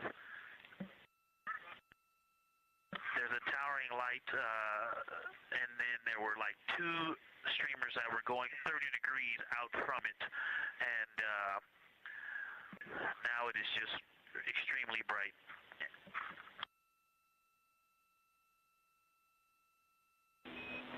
Houston, copies all. Starting to get a little warm.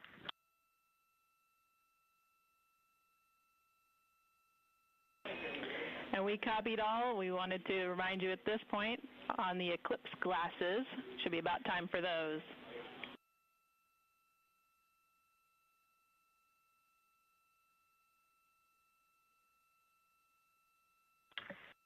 Houston, we copy all. We are in eclipse glasses. That was an absolutely spectacular, magnificent experience. Thanks for the report. We sure wish we were there with you.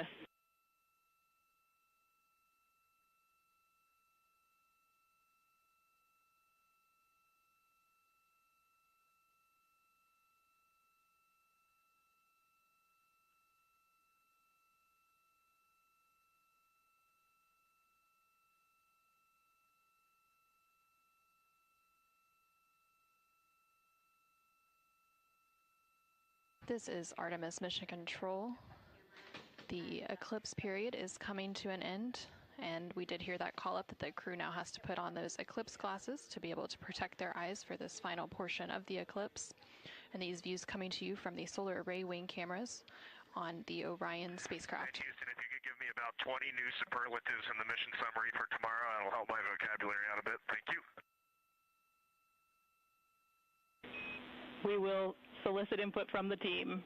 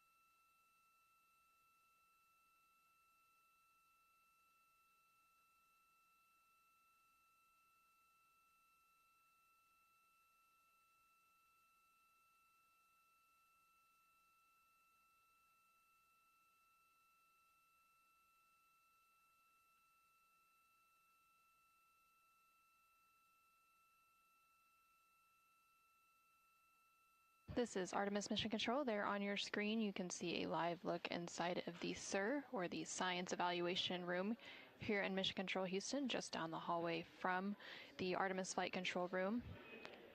Integrity Houston, back with you after a data rate change. Regarding the SAW-3 camera T low caution, no action for you. It just got a little cool during the eclipse.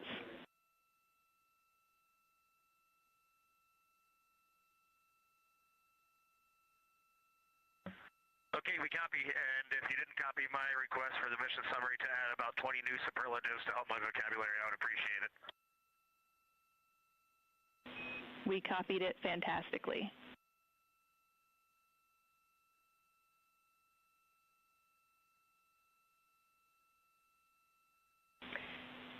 And Integrity Science, this is basically wrapping up your fly-by-day observations. I can't say enough how much science we've already learned and how much inspiration you've provided to our entire team, the lunar science community, and the entire world with what you were able to bring today.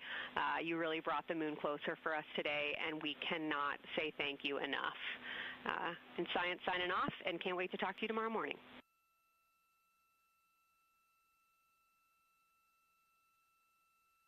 To your entire team, Kelsey, to the entire NASA science team, you all really turned to when we shifted launch dates to April 1st, and you got the most incredible package together for us to go do some great science and some great, truly human experience moments here. And we were well prepared, and we appreciate all of you. And this is what we do best when we all come together and work as a team. So you all knocked it out of the park. Thank you for giving us this opportunity. Beautiful words, Reed. Thanks so much.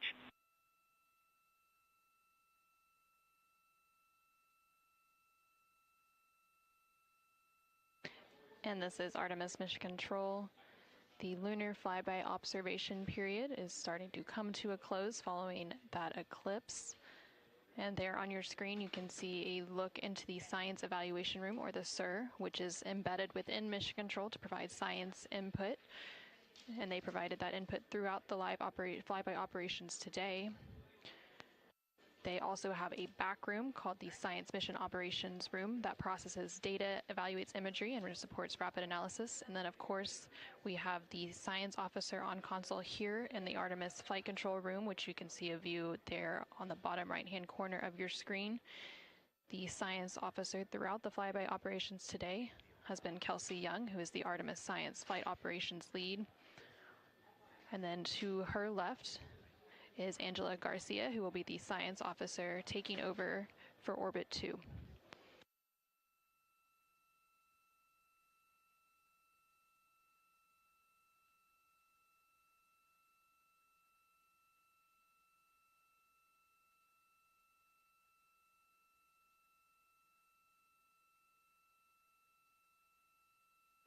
And for the past 7 hours or so, the crew has been going through their lunar flyby observation period. And now they will wrap up that period and complete some final tasks and begin downlinking some of the amazing imagery that they've captured throughout the day, as well as some of the observations that they've recorded. And now on your screen, you're seeing a live look from the Orion spacecraft from those solar array wing cameras. The solar eclipse period ended just a few minutes ago, and during this eclipse, towards the end of the flyby window, it lasted about an hour, and it was when the sun was hidden from view behind the opposite side of the moon from the perspective of the Orion spacecraft and its crew. And during that time, the crew saw a mostly dark moon, and they used the opportunity to analyze the solar corona, which is the sun's outermost atmosphere, while it was visible. And then once the sun was completely out of view behind the moon, the crew looked for impact flashes, which they reported seeing multiple impact flashes, and those are flashes of light from meteoroids striking the surface of the moon. They also looked for dust lofting above the limb or the edge of the moon, along with some deep space targets, including planets, and they noticed Mars off to the distance, and we also saw Venus on one of the solar array wing cameras early on in the eclipse period.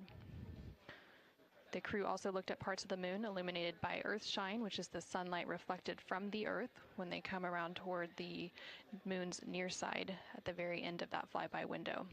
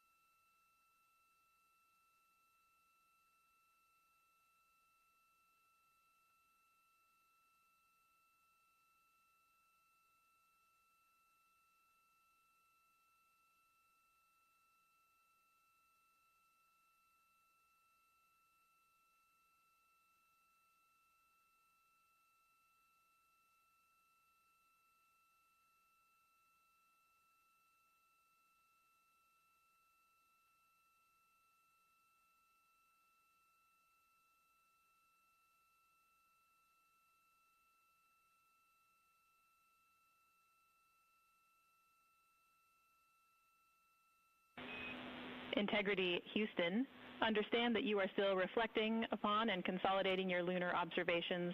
At your convenience, I have 2 items related to the upcoming VIP event.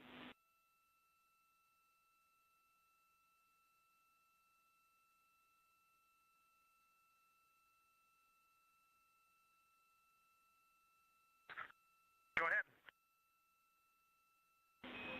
All right, first we wanted to let you know that the message for that upcoming event is on board for review at your convenience. That's message 3.06.04. The second item is that we've seen a couple of video blips in previous events. So during the HDPAO setup activity, we're wondering if Jeremy could please confirm for us that the TS rate is set to 1300 when you get to step 10.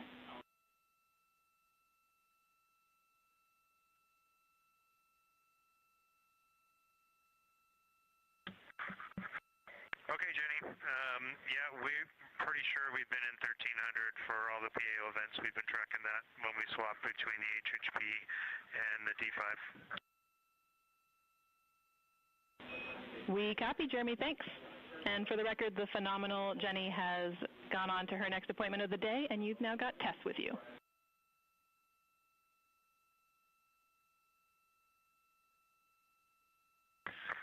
I'm sorry, Tess.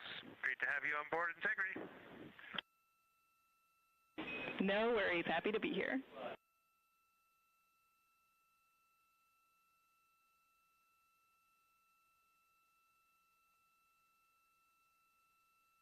This is Artemis Mission Control. We heard some communication there between the Capcom or capsule communicator here in Mission Control, which for Orbit 2 is Tess Caswell, and the CSA or Canadian Space Agency astronaut on board the Orion spacecraft, Jeremy Hansen.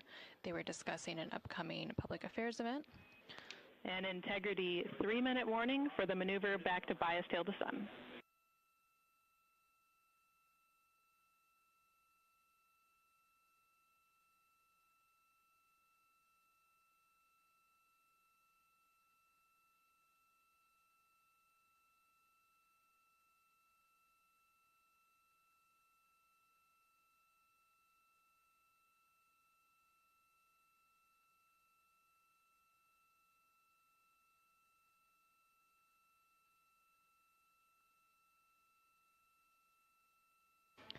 The crew on board the Orion spacecraft recently completed their lunar observation period.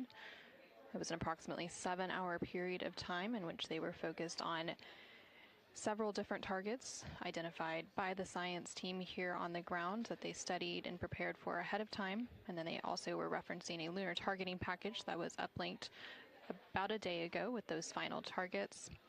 Now they are completing some post-lunar flyby activities, so they're working to clean up their observations that they've made and also working to downlink some of the photos that they've taken throughout the day.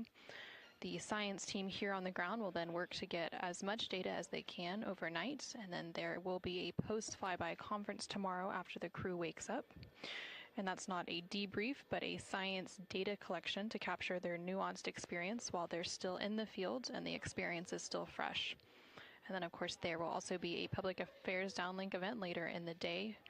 Now that once the post-lunar flyby activities are complete, and then after that, the crew will go into some of their final activities for the day. They will have a private medical conference or PMC with the medical teams here on the ground. These are regular conferences that they have at the end of every day, and then there's also a flight director conference that they will have before they go into their pre-sleep period, during which they can complete hygiene activities and they will have the chance to eat their dinner and complete any other final personal activities for the day before they head into their sleep period.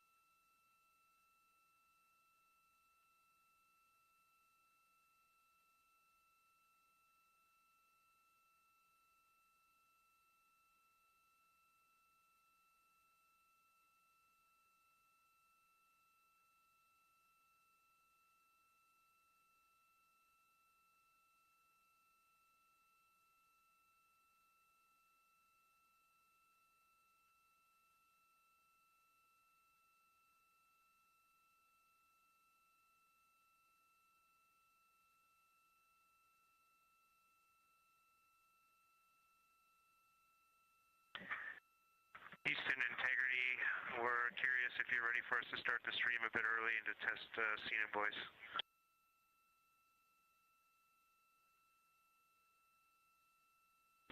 Checking.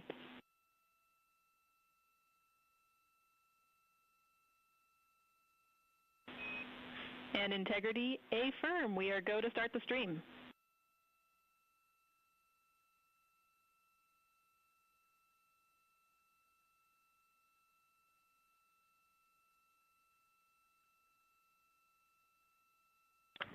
Okay, Houston, the stream has started. We checked the TS rates 1300 and audio is true. So I will give you a voice check now on the mic. We copy good settings and we've got a good view.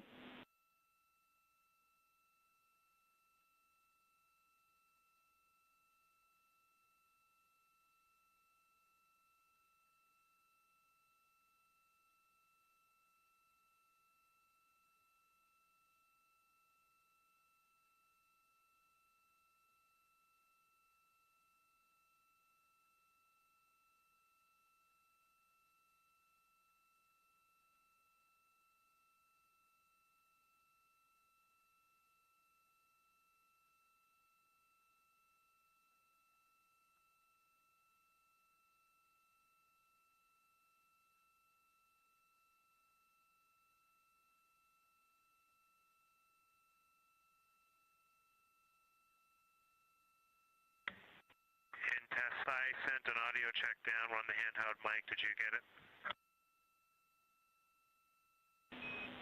Sorry for the delay, Jeremy. We were talking that a bit, but it was a bit broken, so please repeat for us.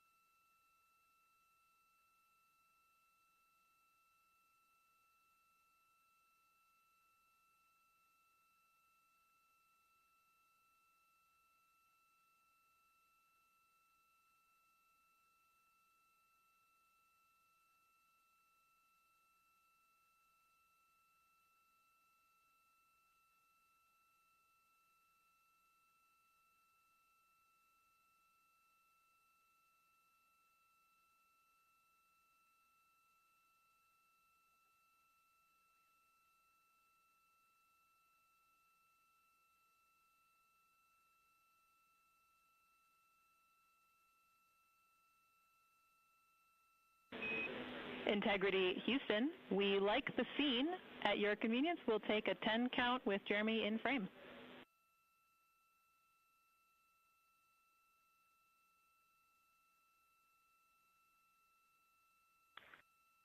Okay, copy that. Give us 2 minutes and or 1 minute and we'll do that. Copy.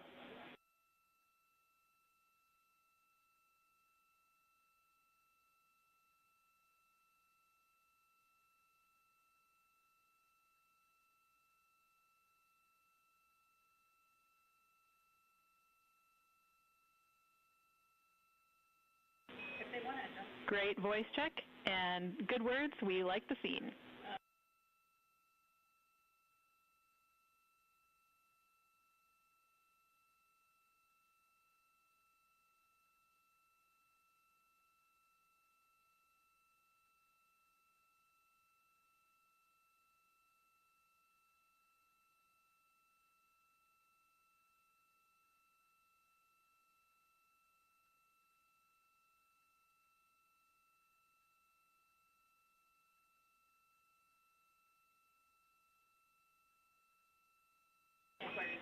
And Integrity Houston, we are seeing a black cable going right through the middle of the scene. At your convenience, if you would please move that, PAO would appreciate it.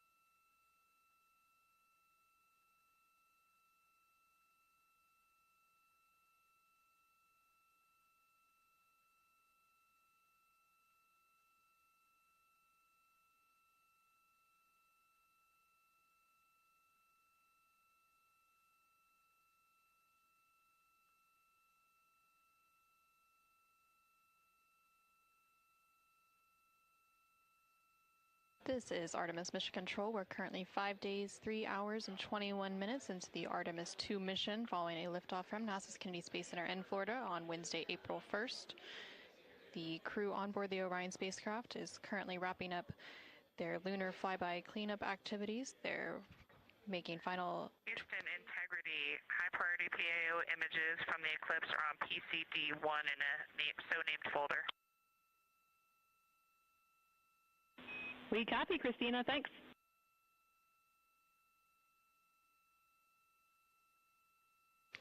And NASA astronaut Christina Cook there calling down to the ground regarding some public affairs imagery that was captured during the lunar flyby activities. She referenced a PCD, that is in reference to their portable computing devices, which are basically tablets that they're able to transfer files and also follow along on processes and procedures and their timelines for the day.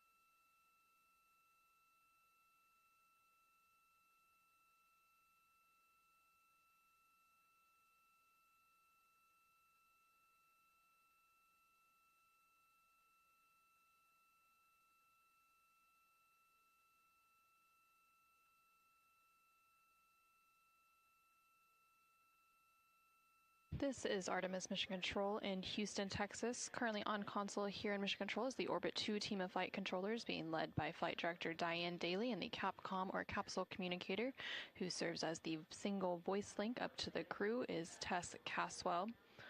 The crew on board the Orion spacecraft recently wrapped up their lunar flyby observation period, and now they are completing some cleanup activities and transferring some data and files down to the ground following that lunar flyby. Many of these files will be analyzed by the science team overnight in advance of a post-lunar flyby conference tomorrow once the crew wakes up. The crew is also preparing for an upcoming public affairs downlink event.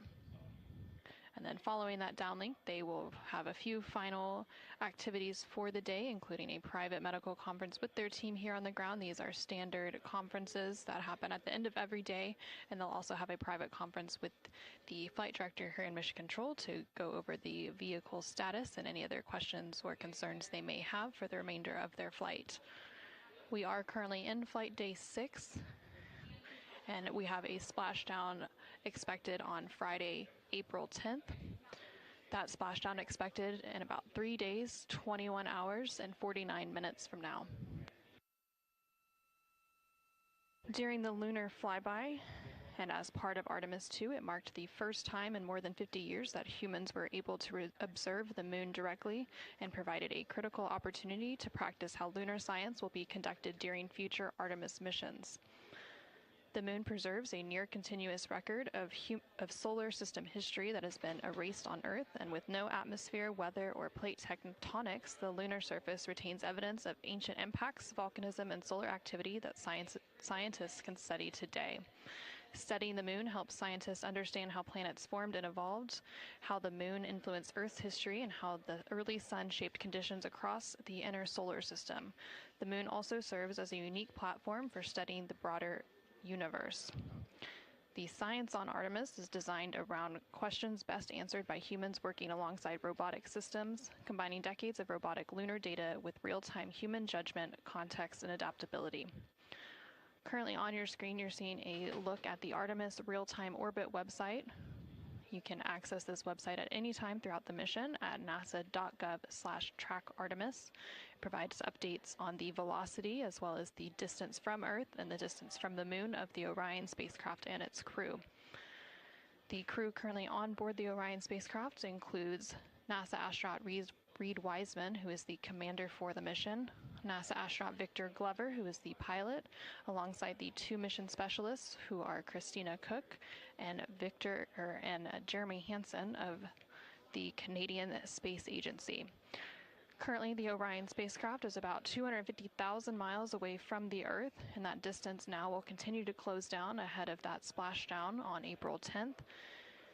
And they are now about 8,100 miles away from the moon, and that distance will continue to increase as they are now in the return leg of their journey.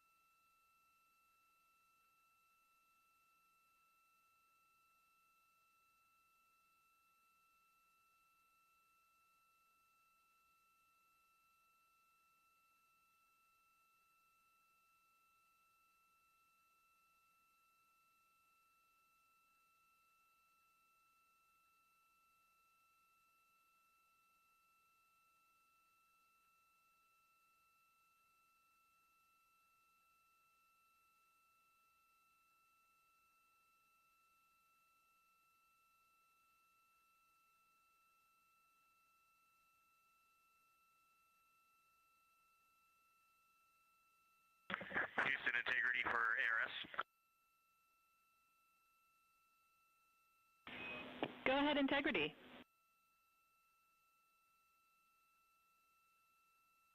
Hey, Tess, great to talk to you. Any chance we could drop the fan speed down for this PAO event?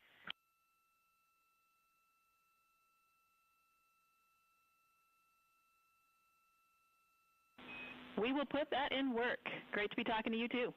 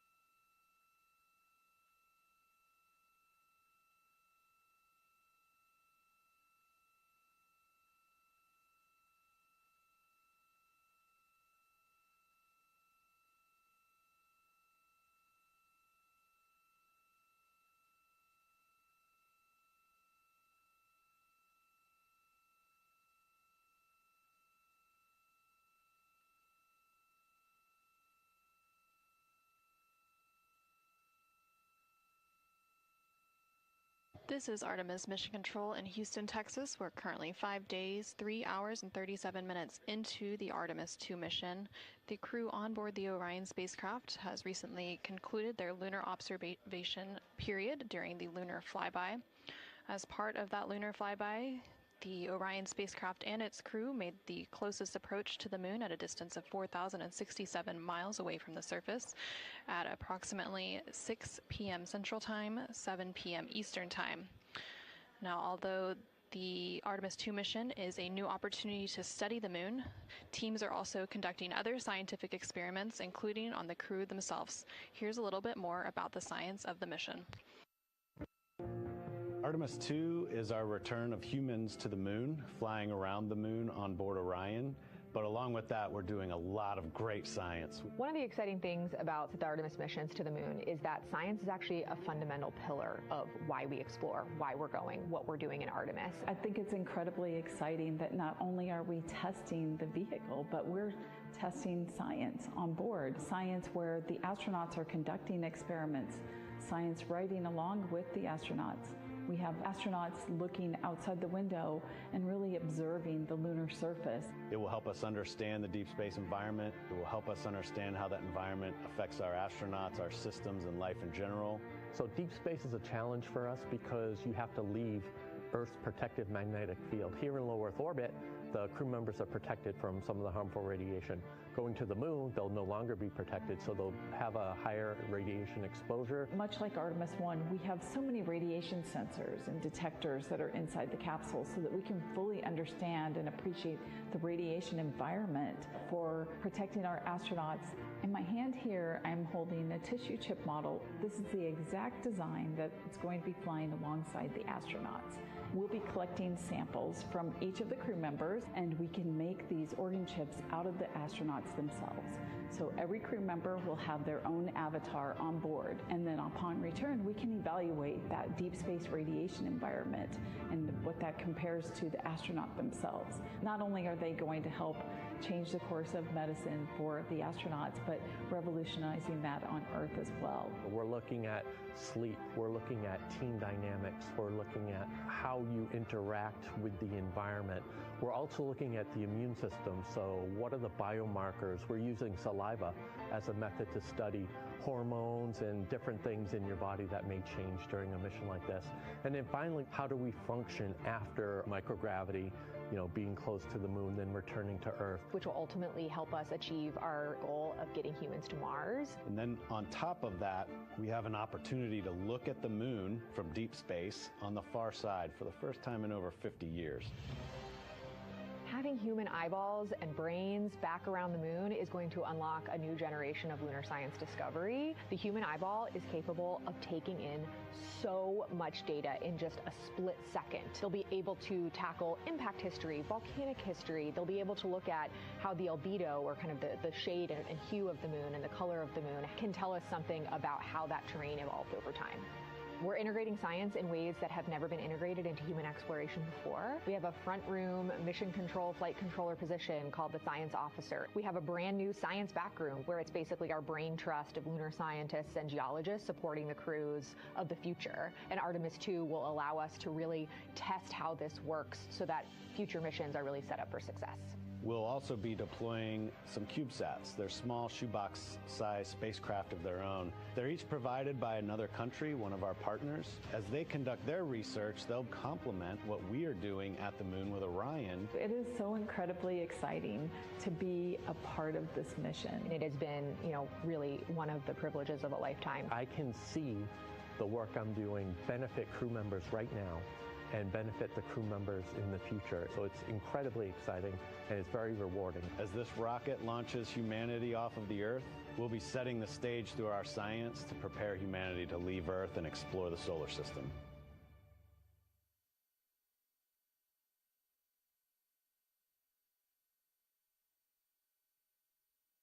And as part of that, we are going to inhibit cabin leak detection. The edge key manual response is still available. Copy, thumbs up.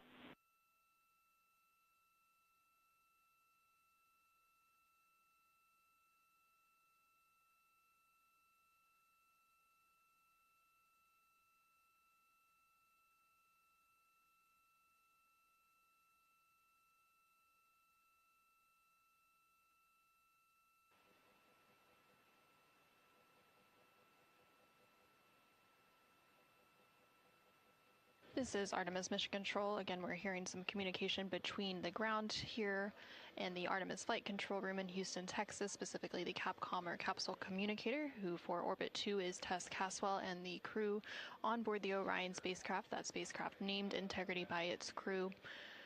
They are preparing for an upcoming public affairs event, so they are discussing the camera views, which we will see here shortly. There on your screen on the left-hand side, you can see the Artemis Real-Time Orbit website, or ARO.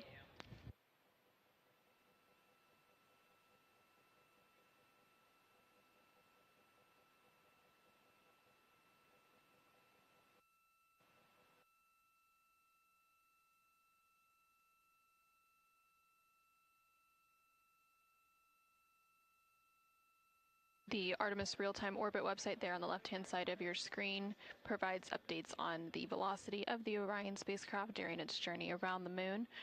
Following a lunar flyby earlier today, which concluded about an hour ago, the crew has been conducting some cleanup tasks, so they've been transferring some of their documentation, their photos and data that they captured during the flyby to the ground to be evaluated by the science team, and of course some of that imagery will also be evaluated by the public affairs team here at NASA and then shared with the world once it's available.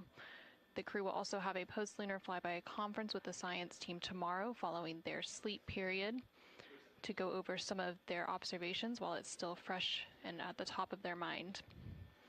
On the bottom right-hand corner of your screen, you can see a look into the Artemis Flight Control Room here in Mission Control Houston, specifically the Flight Director Console and the Capcom or Capsule Communicator Console.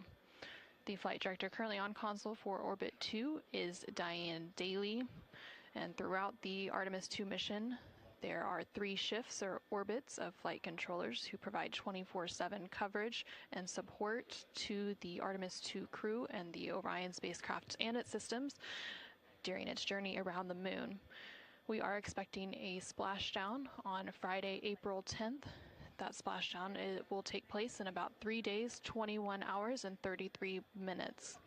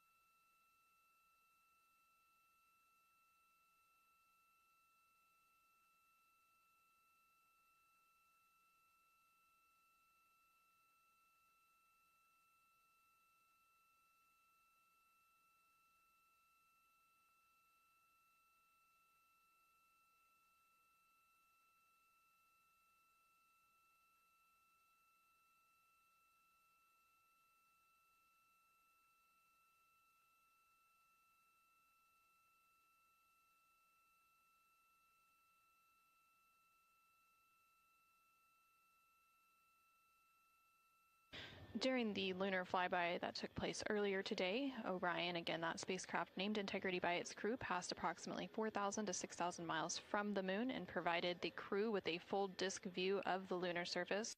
And from that higher vantage point, much farther than Apollo's lunar orbits on average, the astronauts were able to observe both poles and large-scale geological features in a single view.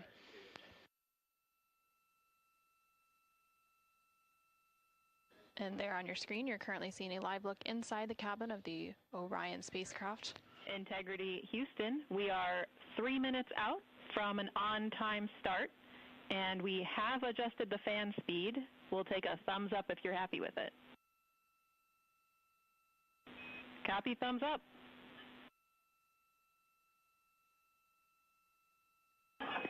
Superlative thumbs up.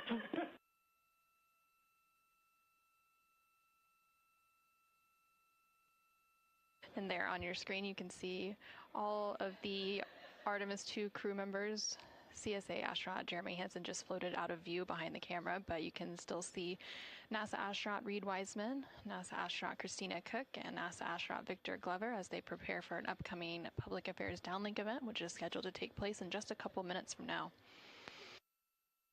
And there, floating back onto the screen, is CSA or Canadian Space Agency astronaut Jeremy Hansen.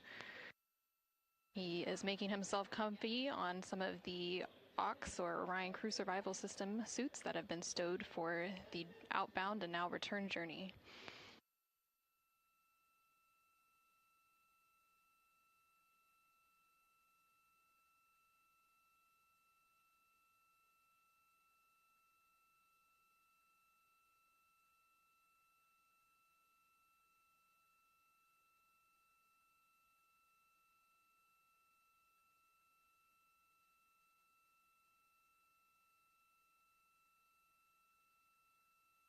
Shortly after the completion of these couple of public affairs downlink events, the crew will begin winding down for their day, and they will have the opportunity to eat dinner. Some of the items on their menu today for dinner include chicken with corn and black beans, sweet and sour pork, rice pilaf, spicy green beans, citrus fruit salad, and maple cream cookies. All of the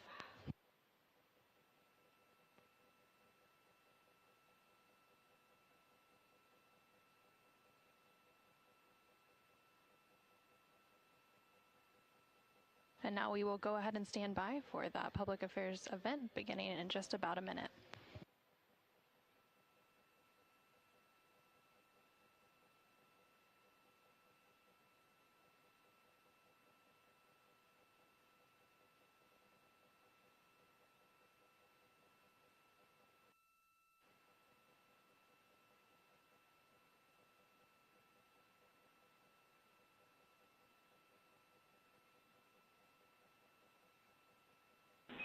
Integrity Houston, no action for the DU-1 caution. We're taking a look.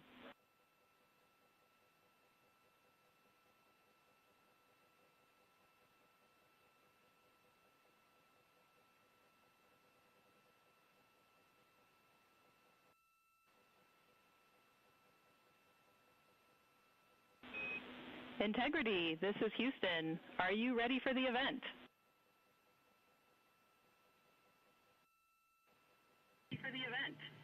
Hello, Houston. Integrity is ready for the event. Administrator Isaacman, this is Mission Control Houston. Please call Integrity for a voice check. Integrity, Jared Isaacman, comm check.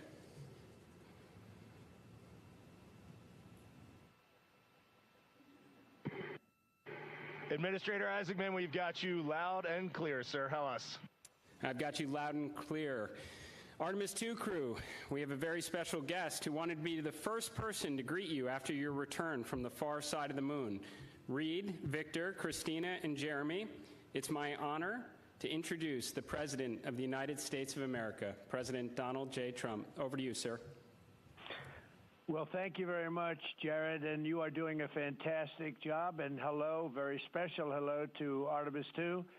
Today you've made history and made all America really proud, incredibly proud. We have a lot of things to be proud of lately, but this is there's nothing like what you're doing, circling around the moon for the first time in more than a half a century. and breaking the all-time record for the farthest distance from planet Earth. Humans have really never seen anything quite like what you're doing in a manned spacecraft. It's really special. I want to personally salute and congratulate Commander Reed Weissman, Pilot Victor Glover, Mission Specialist Christina Koch, and Jeremy Hansen. And I also want to thank the entire amazing team at NASA, headed by Jared, who's a very special guy, by the way. And you all made this day possible, and you've really inspired the entire world. Really, everybody's watching. They find it incredible. I just watched you go to the back of the moon.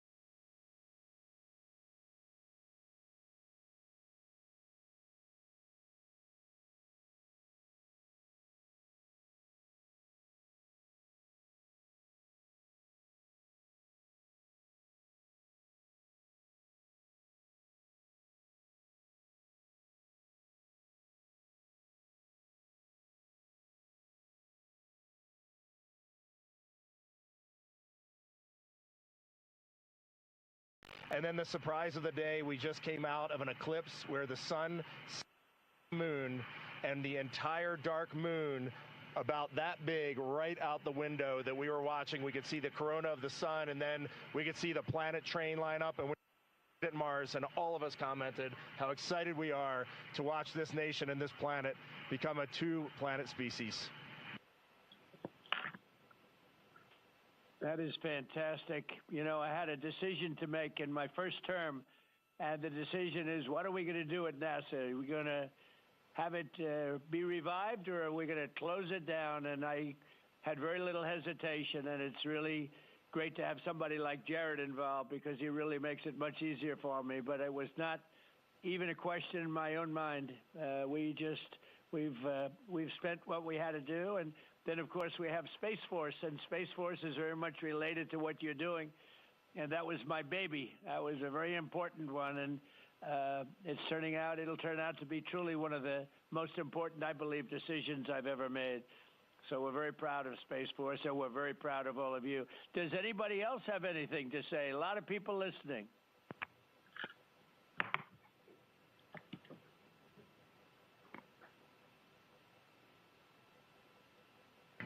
Mr. President, to be here with you speaking about our incredible day today. I think one of the biggest highlights was coming back from the far side of the moon and having the first glimpses of planet Earth again after being out of communication for about 45 minutes. It really just reminds you what a special place we have and how important it is for our nation to lead and not follow in exploring deep space. I'd like to ask, what was your feeling when you had no communication, zero communication? All of a sudden it was cut off by, obviously, your very special location. What was your feeling when you had no communication? A little bit different, perhaps.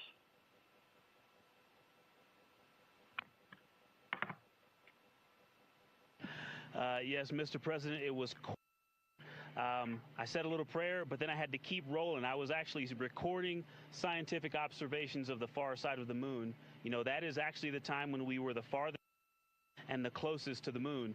And so we were really able to make some of our most detailed observations of the far side of the moon up close. And so we were busy up here working really hard. And I must say, it was actually quite nice.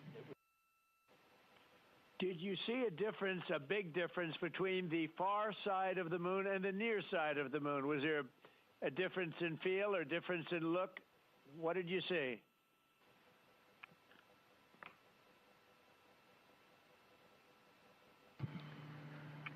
Well, Mr. President, we certainly did, and our science team really set us up well to understand what they thought we might see. And the gravitational pull of the Earth has had a profound effect on the near side of the moon, changing all those dark mares, those dark patches of the moon you see from Earth. It's very different on the far side. While you see some small patches of those mare in deep craters, it's very much absent on that side, so that's really neat. And while I have the microphone, sir, I just want to thank you on behalf of Canada. The space leadership you spoke of from America truly is extraordinary. I've said this many times before.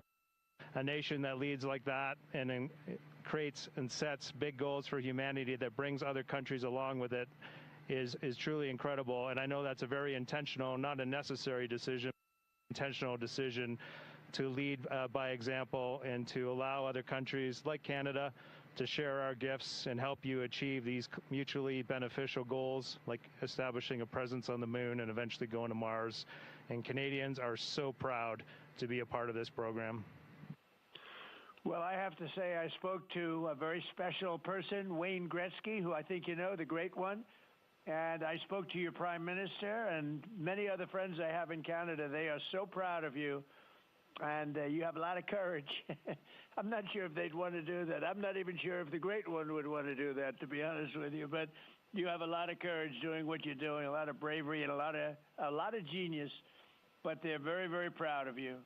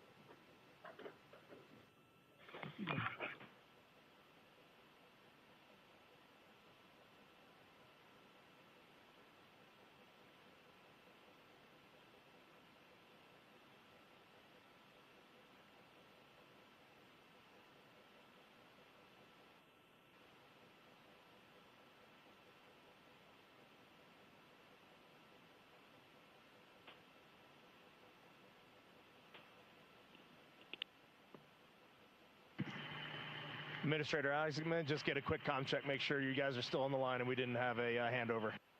I am. Yes, I am. And integrity, and back over to you, Mr. President. Yeah, I think we might have gotten cut off. It is a long distance. It's a long ways. The reception's been great. There's a little bit of about a 9-second delay, but no, I just had a statement for, I don't know what you heard, but I was just saying they're very proud of your brilliant person from Canada on the ship. And Wayne Gretzky is a great friend of mine, and he's very proud of him. And the Prime Minister I spoke to, they're very, very honored that you have a courageous person from Canada. You have a lot of courageous people from Canada, so it was very nice. I'm not sure if you heard me say that, but it was very nice.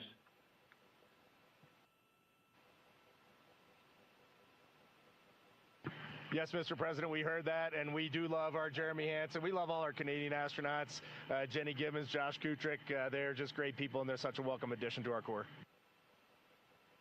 Great. Well, I really look forward to, when we can, I look forward to seeing you in the Oval Office. I'll ask Jared to bring you over, and I'll ask for your autograph, because I don't really ask for autographs much, but you deserve that. You really are something. Everybody's talking about this. And I look forward to having you in the Oval Office at the White House, and we will celebrate your incredible achievements and triumphs. This is big. This is really big stuff. The whole world is talking about it. And if you have the time, I will certainly find the time. I've been pretty busy also, as you know, but I will absolutely find the time, and we'll get together, and I'm going to be giving you a big salute on behalf of the American people and beyond that.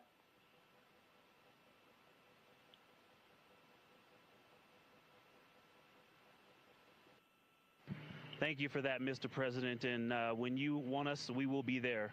And thank you for your leadership. Thank you to Jared for his leadership. Really, thank you for taking the time out today to visit NASA. It's really special for us, but it's really special for the team on the ground. A whole team of people all around the world pulled this off, and we just want to say thank you to all of you for this.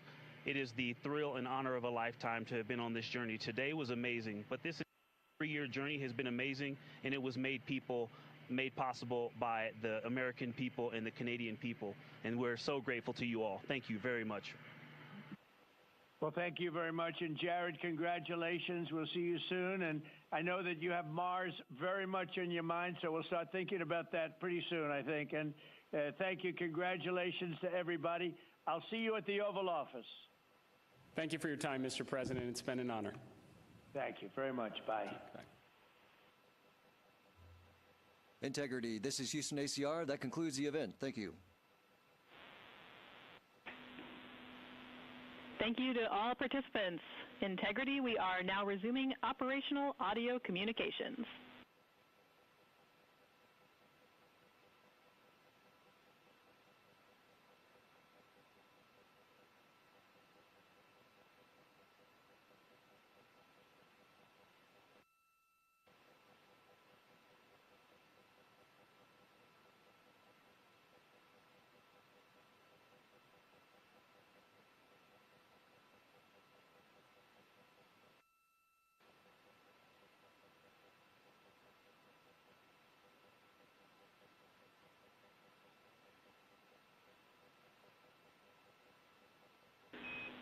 Integrity Houston, great job on the event. Just a heads up, we are on track to start the next event on time at 4:15.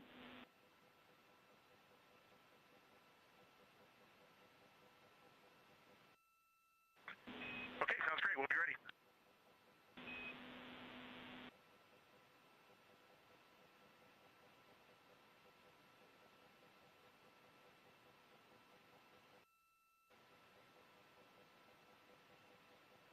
This is Artemis Mission Control in Houston, Texas. We just had that public affairs event with President Donald Trump and the crew on board the Orion spacecraft. And coming up in about 10 minutes, there will be another public affairs event. That event taking place at a mission elapsed time of 5 days, 4 hours, and 15 minutes. Currently on your screen, you're seeing a look at the Artemis Real-Time Orbit website, which provides updates on the velocity as well as the distance of the Orion spacecraft from both Earth and the Moon. The Orion spacecraft and its crew, that crew including Reed Wiseman, Victor Glover, Christina Cook, and Jeremy Hansen, are currently about 250,000 miles away from the Earth, and that distance is starting to become smaller as they are now on the return leg of their journey. And they are about 9,300 miles away from the Moon. They made their close approach to the Moon. Integrity Houston with a question about fan speed.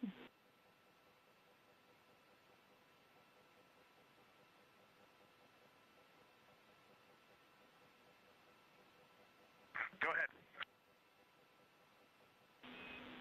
Hey, Reed, we were wondering if this adjusted fan speed is something that you would like to keep going forward, or if it was just a specific change request for the events this evening.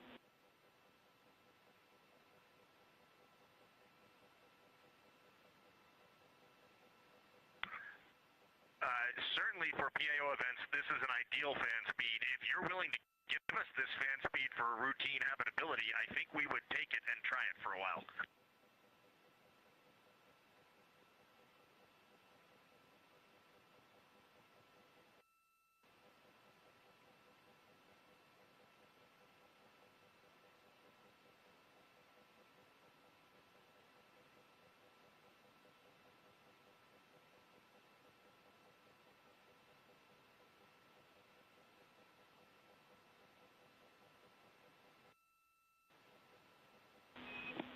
And Reed, we are able to support keeping the fan speed in this config. Happy to keep it here to collect data.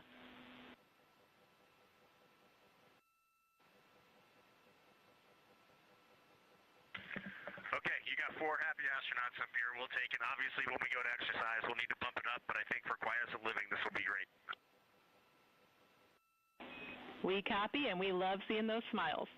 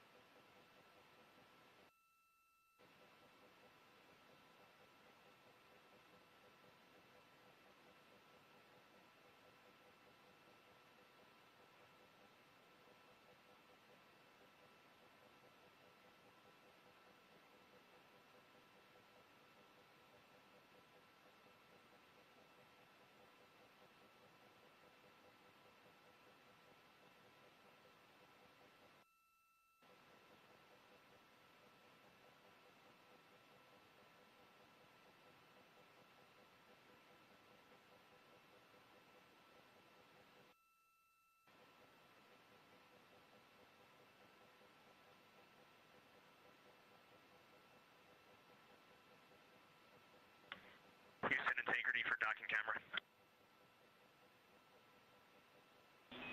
Go ahead.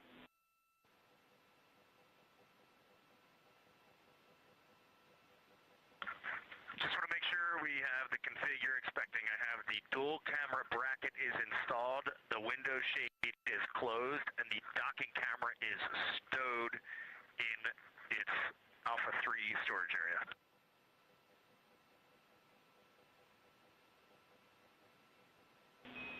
That's a good config.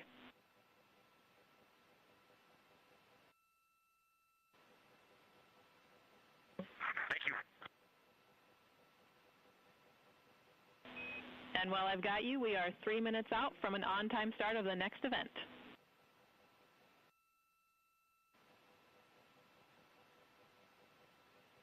This is Artemis Mission Control in Houston, Texas. You can see a live look of the Artemis 2 crew inside the Orion spacecraft cabin as they prepare for another public affairs downlink event.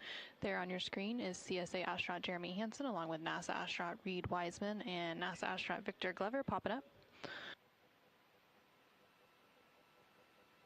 Earlier today, the crew completed their lunar flyby observation period, during which the Orion spacecraft and its crew passed approximately 4,000 to 6,000 miles from the moon and provided the astronauts with a full disk view of the lunar surface. And from that higher vantage point, the astronauts were able to observe both poles and large-scale geological features in a single view. Towards the tail end of that observation period, they also were able to see an eclipse. And that eclipse period lasted about an hour and was when the sun was hidden from view behind the opposite side of the moon from the perspective of Orion.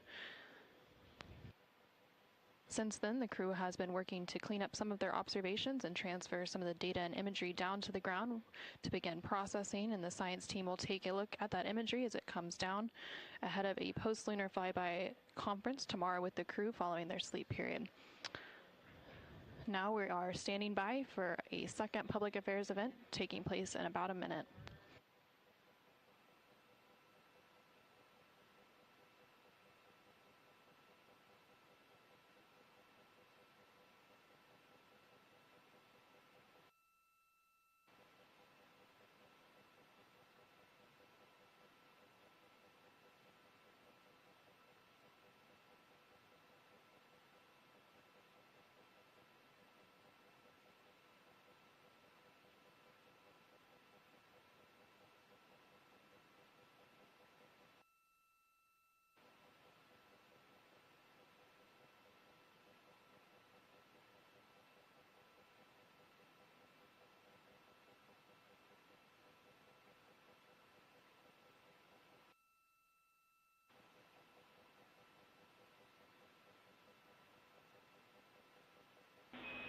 Integrity, this is Houston. Are you ready for the event?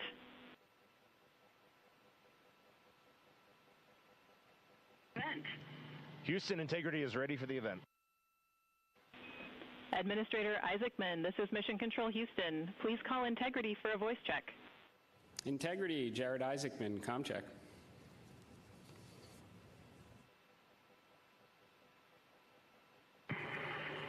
Administrator Isaacman, we've got you loud and clear up here. I've got you loud and clear, and let's see if we can top that last PO event. That was pretty special. So we are going to spend the next 20 minutes doing Q&A from a number of questions that have been submitted, and we are going to start with one from me. You all have spent years preparing for this moment and imagining what it must be like when you look down at the moon, at the lunar surface. What has surprised you all that you did not anticipate?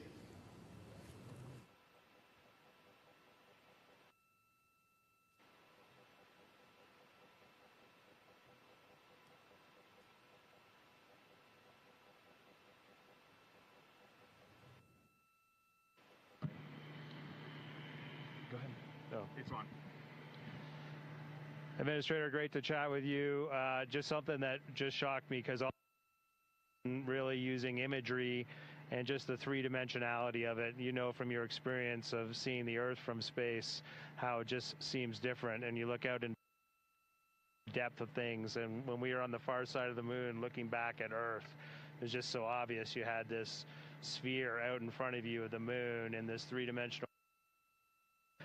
You really felt like you weren't in a capsule. You'd been transported to the far side of the moon, and it really just bent your mind. It was an extraordinary human experience. I'm so grateful for it.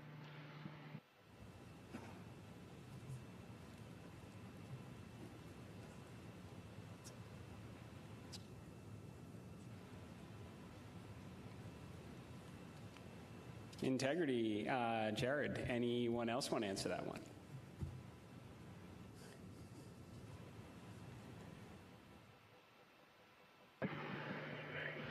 You know, we had an amazing launch. The SLS is quite a powerful rocket, and got us into a 1,200 by, eventually a 100-mile orbit, and clearly power and speed, and then we did our translunar injection, and we were going quite fast. And so with all of that speed, though, it still took us days to get here. And so the scope of all of the things to a 321-foot tall rocket was amazing. It just puts the power required to do this in perspective.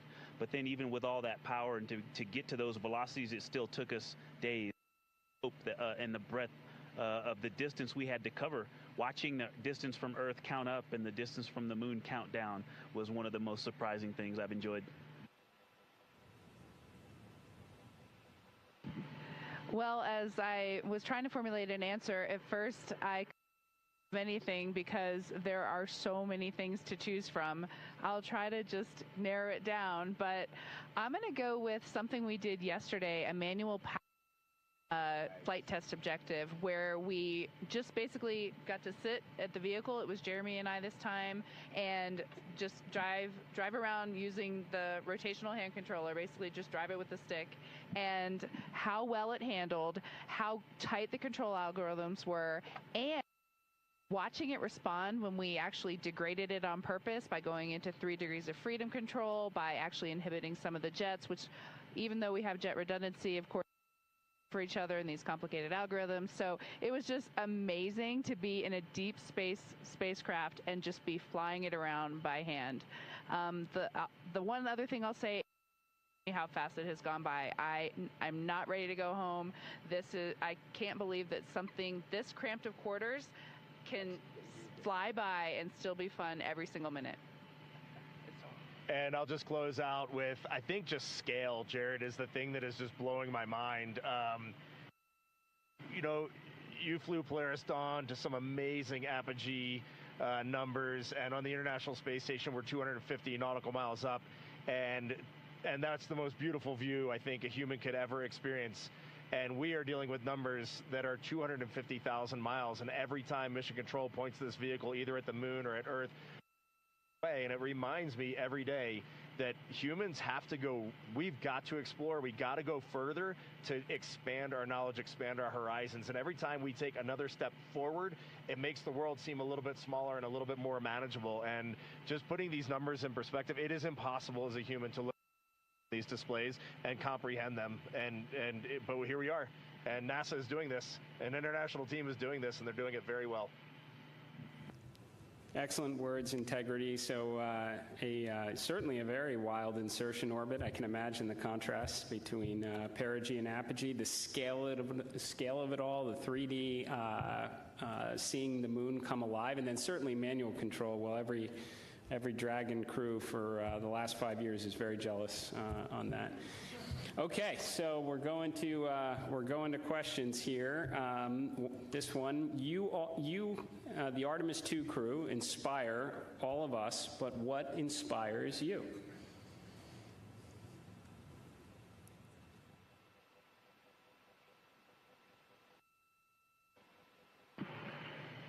I think as you get older, your answer to that question changes a lot. Certainly when I was a young boy and a young man, just seeing an airplane flying overhead, to me, that really lit a fire in me. And then I think when you reach your middle age, it is interesting to watch leadership throughout the world kind of change the course of human. You can watch that unfold. And now that I'm just a little bit over 50, you'll be there soon. Now that I'm just a little bit over 50, I mean, it all ties back to just family, and you understand just how much you, the people that you surround yourself with, and that is really every night when you go to bed, that's really what you end up thinking. At least that's what I end up thinking.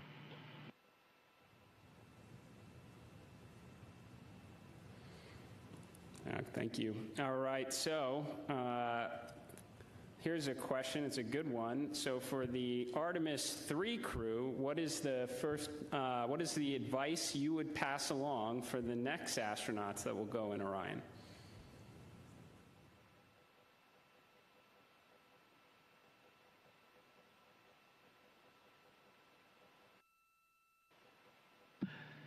That's a great question, Jared. We've actually been thinking about the Artemis 3 crew since we were assigned as the Artemis 2 crew. It was the beginning of how we came up with how we wanted to fly this mission, how we wanted to buy down risk for the program, and values as a crew. And so, you know, over the course of these 3 years, we've taken a lot of notes. So we've almost got a book to hand them. But I think a few practical things, you know, just sitting here, we've been living for the past 6 days, how you pack is a huge impact to how you will live on the journey. And so things like food and your hygiene products, and then, you know, you know what's going on with our waste management system, the technology that we have, practicing that and being familiar with that and being prepared mentally. I used it on the space station. I used it at home in training, but I'll be honest, I wasn't really prepared to have to use it for over half the mission. And but you know, we adapt and overcome, and so I can't wait to talk to that crew. I'm glad you said it, or else I was. We definitely have to fix some of the plumbing. Okay, this question is from Merriam-Webster. So wordy one here. So you are going to be, well, you've already surpassed more than 250,000 miles from Earth, farther than any human has gone before. So what are some words that come to mind when you try to wrap your mind around this very unique experience?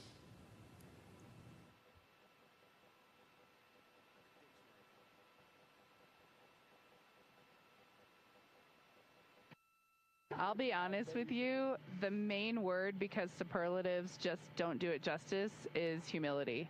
We would never be here if it weren't for so many people that came before us, starting with Neil Armstrong, Katherine Johnson, Dorothy Vaughan, civil rights movement leaders, everyone who worked on this spacecraft. Before we got here in our 3 years of training, we went all over the country and even to our European and Canadian partners to see the people who have put their hands on this hardware, the millions of parts from every valve, to this entire thing, the people that put on harnesses every day to rig it up in the VAB. They all passed the record. We definitely didn't pass the record up here alone. So this is actually very similar to the question the President of the United States asked just a brief bit ago. But during the quiet moments on your journey, when you were out of contact with everyone here on Earth, what were some of the thoughts that tended to occupy your mind most?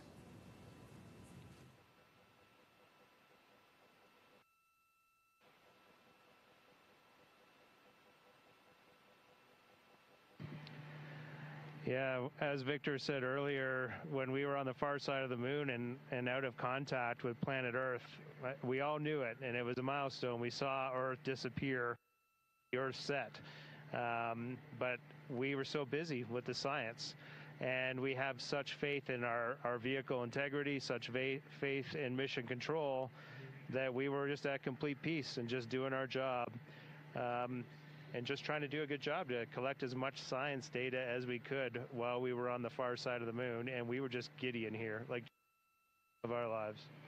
He's being a bit humble, but as soon as we went out of comm with planet Earth, we did have maple cookies. As we just gathered together for about 30 seconds, each one of us had a maple cream cookie, and then right back into the science. But we had to take a moment to honor that time going behind Earth, and it was going behind the moon and out of touch with Earth, and that was a very surreal moment for this crew.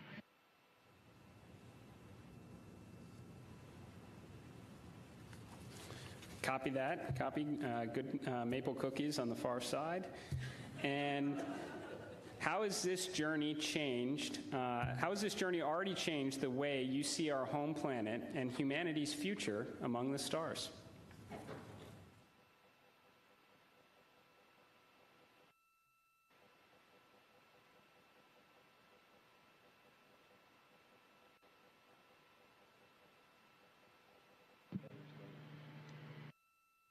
There's so many directions I think we could go with that, and I just, I think that there's, global, but I think real impact is local, and is to see the Earth as an entire thing and look at it, this system, and to see it all in once.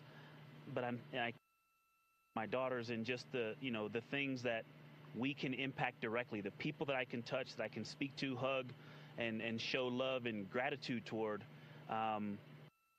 is the thing that I think is going to change and last. But you also talked about the future that we're going to have in the stars, and this mission, I think we swung for the fence and launched on our first try after learning a lot earlier this year. But I think it set the stage for us to go out and continue to swing for the fence hard in our Orion SLS and ground systems programs to go and get the next one teed up so that crew can knock it off out of the park. And so I have huge expectations for what's coming next. Good words. Are you feeling homesick for Earth?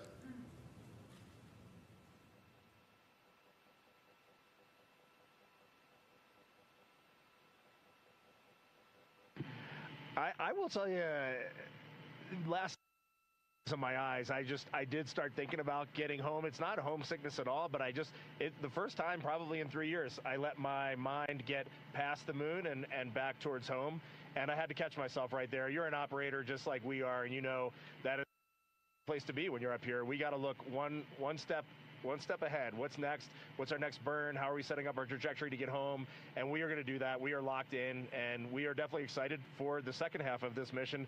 And we are on guard. We are first crew to fly this vehicle. We are ready for any contingency in any scenario, and we are going to stay locked in every second until we are back on that Navy ship and then home reunited with our families. And copy that. Astronauts like being in space. That checks out. Okay, there's a lot of questions from the space photography community. How are the pictures going so far?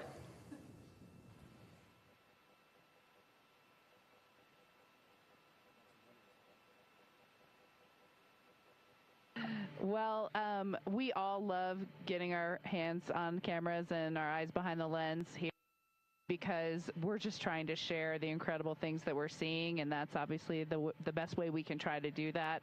I've been into night sky photography for a long time, and so this is really a dream come true for me. I have thought specifically to that community, the time lapses I've been trying to get, those are a little tougher because we have a very dynamic vehicle. It's not like being on ISS where you can get the city lights below and the auroras and the spinning stars around the North Star. There's a lot going on. But what we got to matter is out of this world. When we viewed that eclipse, that was the one time we all said, we literally cannot capture this with a camera. Everything else, I think we've really put our hearts and minds into making sure we understand so that we can bring that home to everyone. But having to set the low light features for Earthshine on the moon while it's in eclipse, that was a new one. I had to dig deep in my book for that one. And thanks for the iPhones. They've been working great. Very glad to hear that. And there are a couple billion people back here on Earth that are extremely excited to look at the imagery you've captured up there.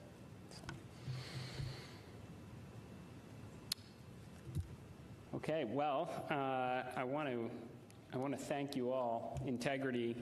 So Reed, Victor, Christina, Jeremy, on behalf of NASA and space-loving people across the world, thank you for taking us with you to the moon. Thank you for your courage, all of your beautiful words that we've heard. You represent the absolute best of us, We are proud of you, and we look forward to welcoming you back safely to the good Earth very soon. Godspeed, and go Artemis 2.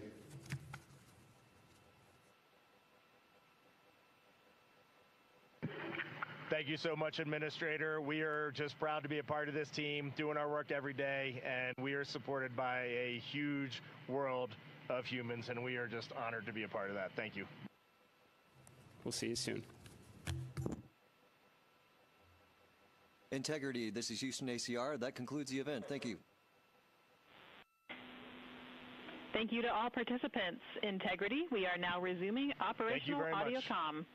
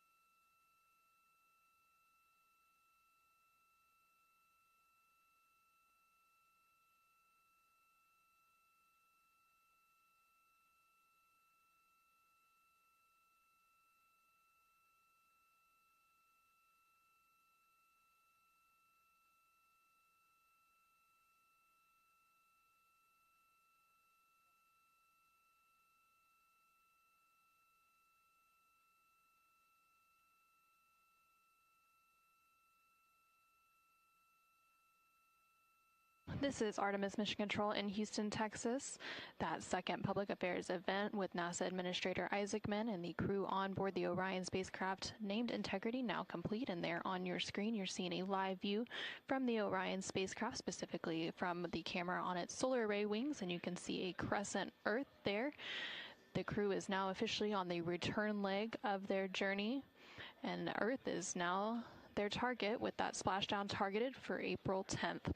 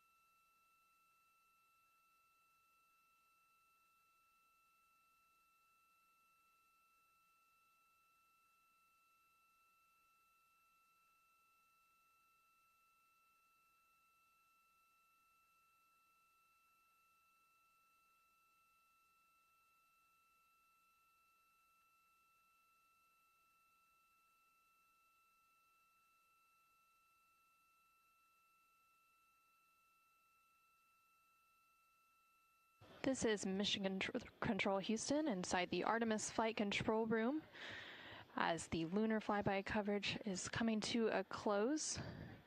You can see a final look there of the Orion spacecraft and that crescent moon in the distance. The Artemis 2 crew inside the Orion spacecraft named Integrity lifted off atop the Space Launch System rocket on Wednesday, April 1st from NASA's Kennedy Space Center in Florida. This crew is the first to live and work inside the Orion spacecraft. And about 25 hours after launch, Orion conducted its TLI, or Translunar Injection Burn, which committed Orion to departing high Earth orbit and set us up for today's flyby. TLI also served as the spacecraft's deorbit burn as it slingshot Orion around the moon and set the crew on its free return trajectory, with that splashdown slated for Friday, April 10th. Last night, on flight day 5, the crew entered the lunar sphere of influence, the point at which the pull of the moon's gravity became stronger than the pull of Earth's gravity, and the crew will remain in this lunar sphere of influence until about 12:25 p.m. Central, 1:25 p.m. Eastern on April 7th. Today, the crew spent the majority of their day making science observations and capturing imagery as part of the lunar flyby, during which Orion and its crew passed approximately 4,000 to 6,000 miles from the moon and provided the crew with a full disk view of the lunar surface.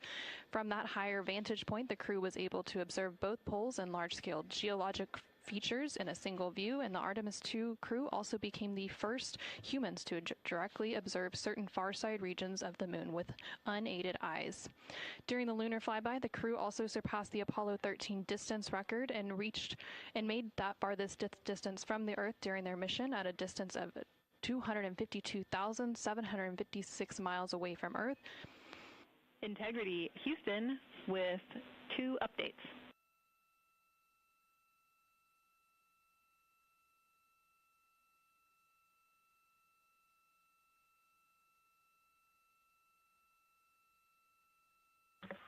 Houston, go ahead with the updates. Hey, Victor, again, awesome job on both of those events. The team down here really enjoyed following along. I've got 2 sync items for you. The first is that based on ground schedules, we'd like to pull your flight director conference up before your PMC, so we'll start the flight director conference at the time the PMC is currently scheduled.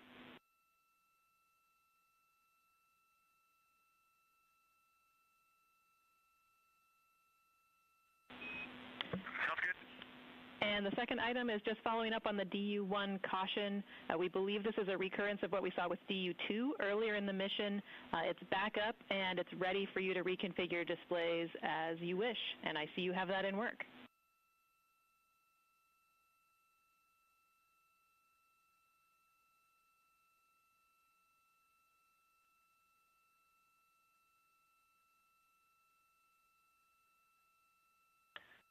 Okay, great.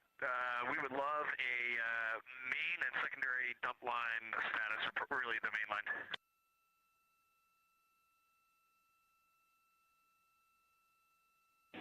Check in.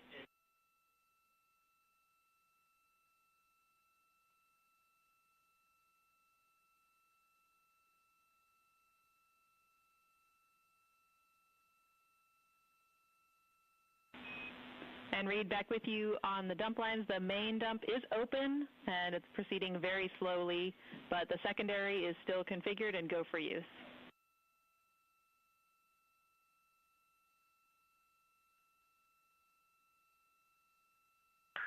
Okay, sounds good. Thank you. And this is Artemis Mission Control. Some communication there between NASA astronaut Reed Wiseman and the Capcom, or capsule communicator, here in Mission Control, discussing some of the final activities on their timeline for the day before they head into pre-sleep and get ready to close out Flight Day 6. So during the flyby period, the Artemis crew and in its Orion spacecraft reached a farthest distance from Earth at 252,756 miles, which was 4,112 miles farther than Apollo 13. And a couple minutes prior to that farthest distance milestone, Orion also made its closest approach to the moon at a distance of 4,067 miles. And at the end of the lunar flyby period, the crew was also able to see an eclipse with the sun hidden from view behind the opposite side of the moon from the perspective of Orion. And during this time, the crew saw a mostly dark moon, and the crew also used the opportunity to analyze the solar corona, which is the sun's outermost atmosphere.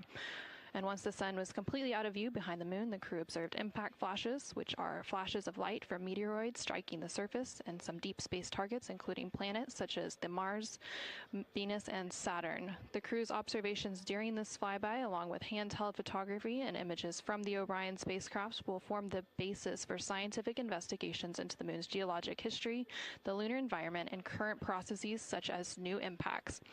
At this point in the Artemis II mission, the crew and the teams on the ground have begun or completed 23 of the 27 high-priority objectives for the mission, providing a tremendous insight into the operation of the Orion spacecraft and critical information as we prepare for future Artemis missions. Now that the lunar flyby observation period has concluded, along with the public affairs events that followed with President Donald Trump and NASA Administrator Jared Isaacman, we are going to wrap our broadcast coverage on NASA Plus. Thank you to everyone who tuned into our coverage on NASA Plus, as well as through our streaming partners on Peacock, Netflix, Amazon Prime, and HBO Max. While our NASA Plus coverage is concluding, our 24/7 continuous coverage will continue on NASA's YouTube page, so you can continue to follow our Artemis II crew on their returning journey back to Earth. This is Mission Control Houston.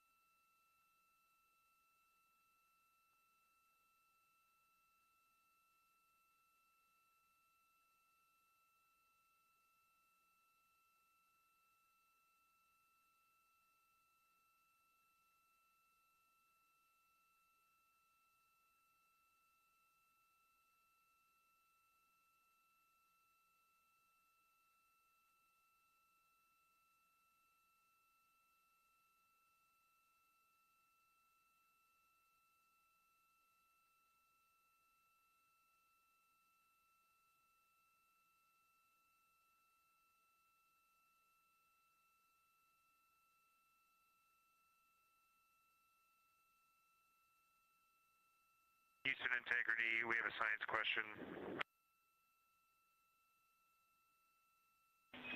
We are ready to copy.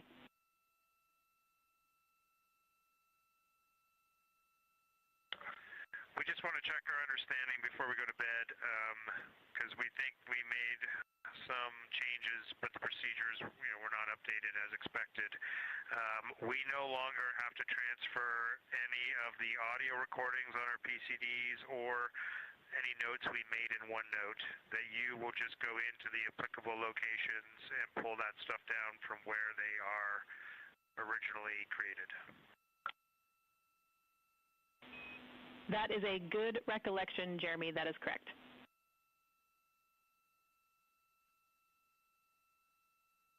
Okay, so we are transferring photos into 4 science folders on all 3 PCDs.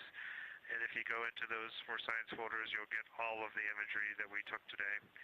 And just a heads up, just so much excitement up here. Sometimes we switch cards and sometimes we didn't. And so the different shifts are on various cards in various places, but all the photos are there. Copy all. Thanks for the report.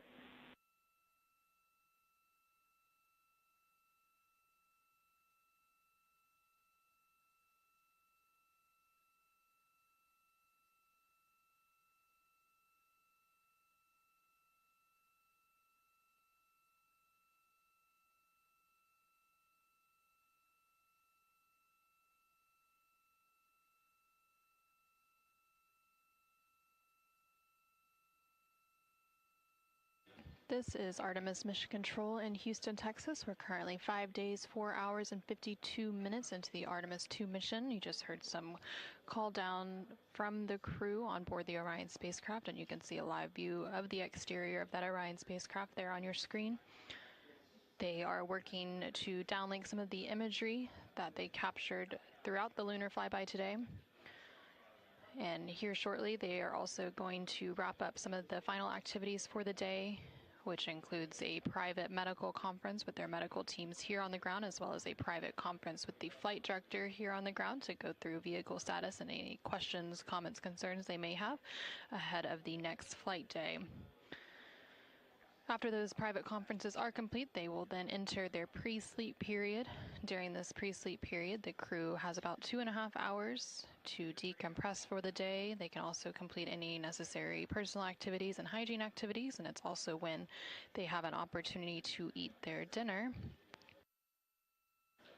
The meals provided to the crew throughout the mission are from the Space Food Systems Laboratory here in Houston, Texas.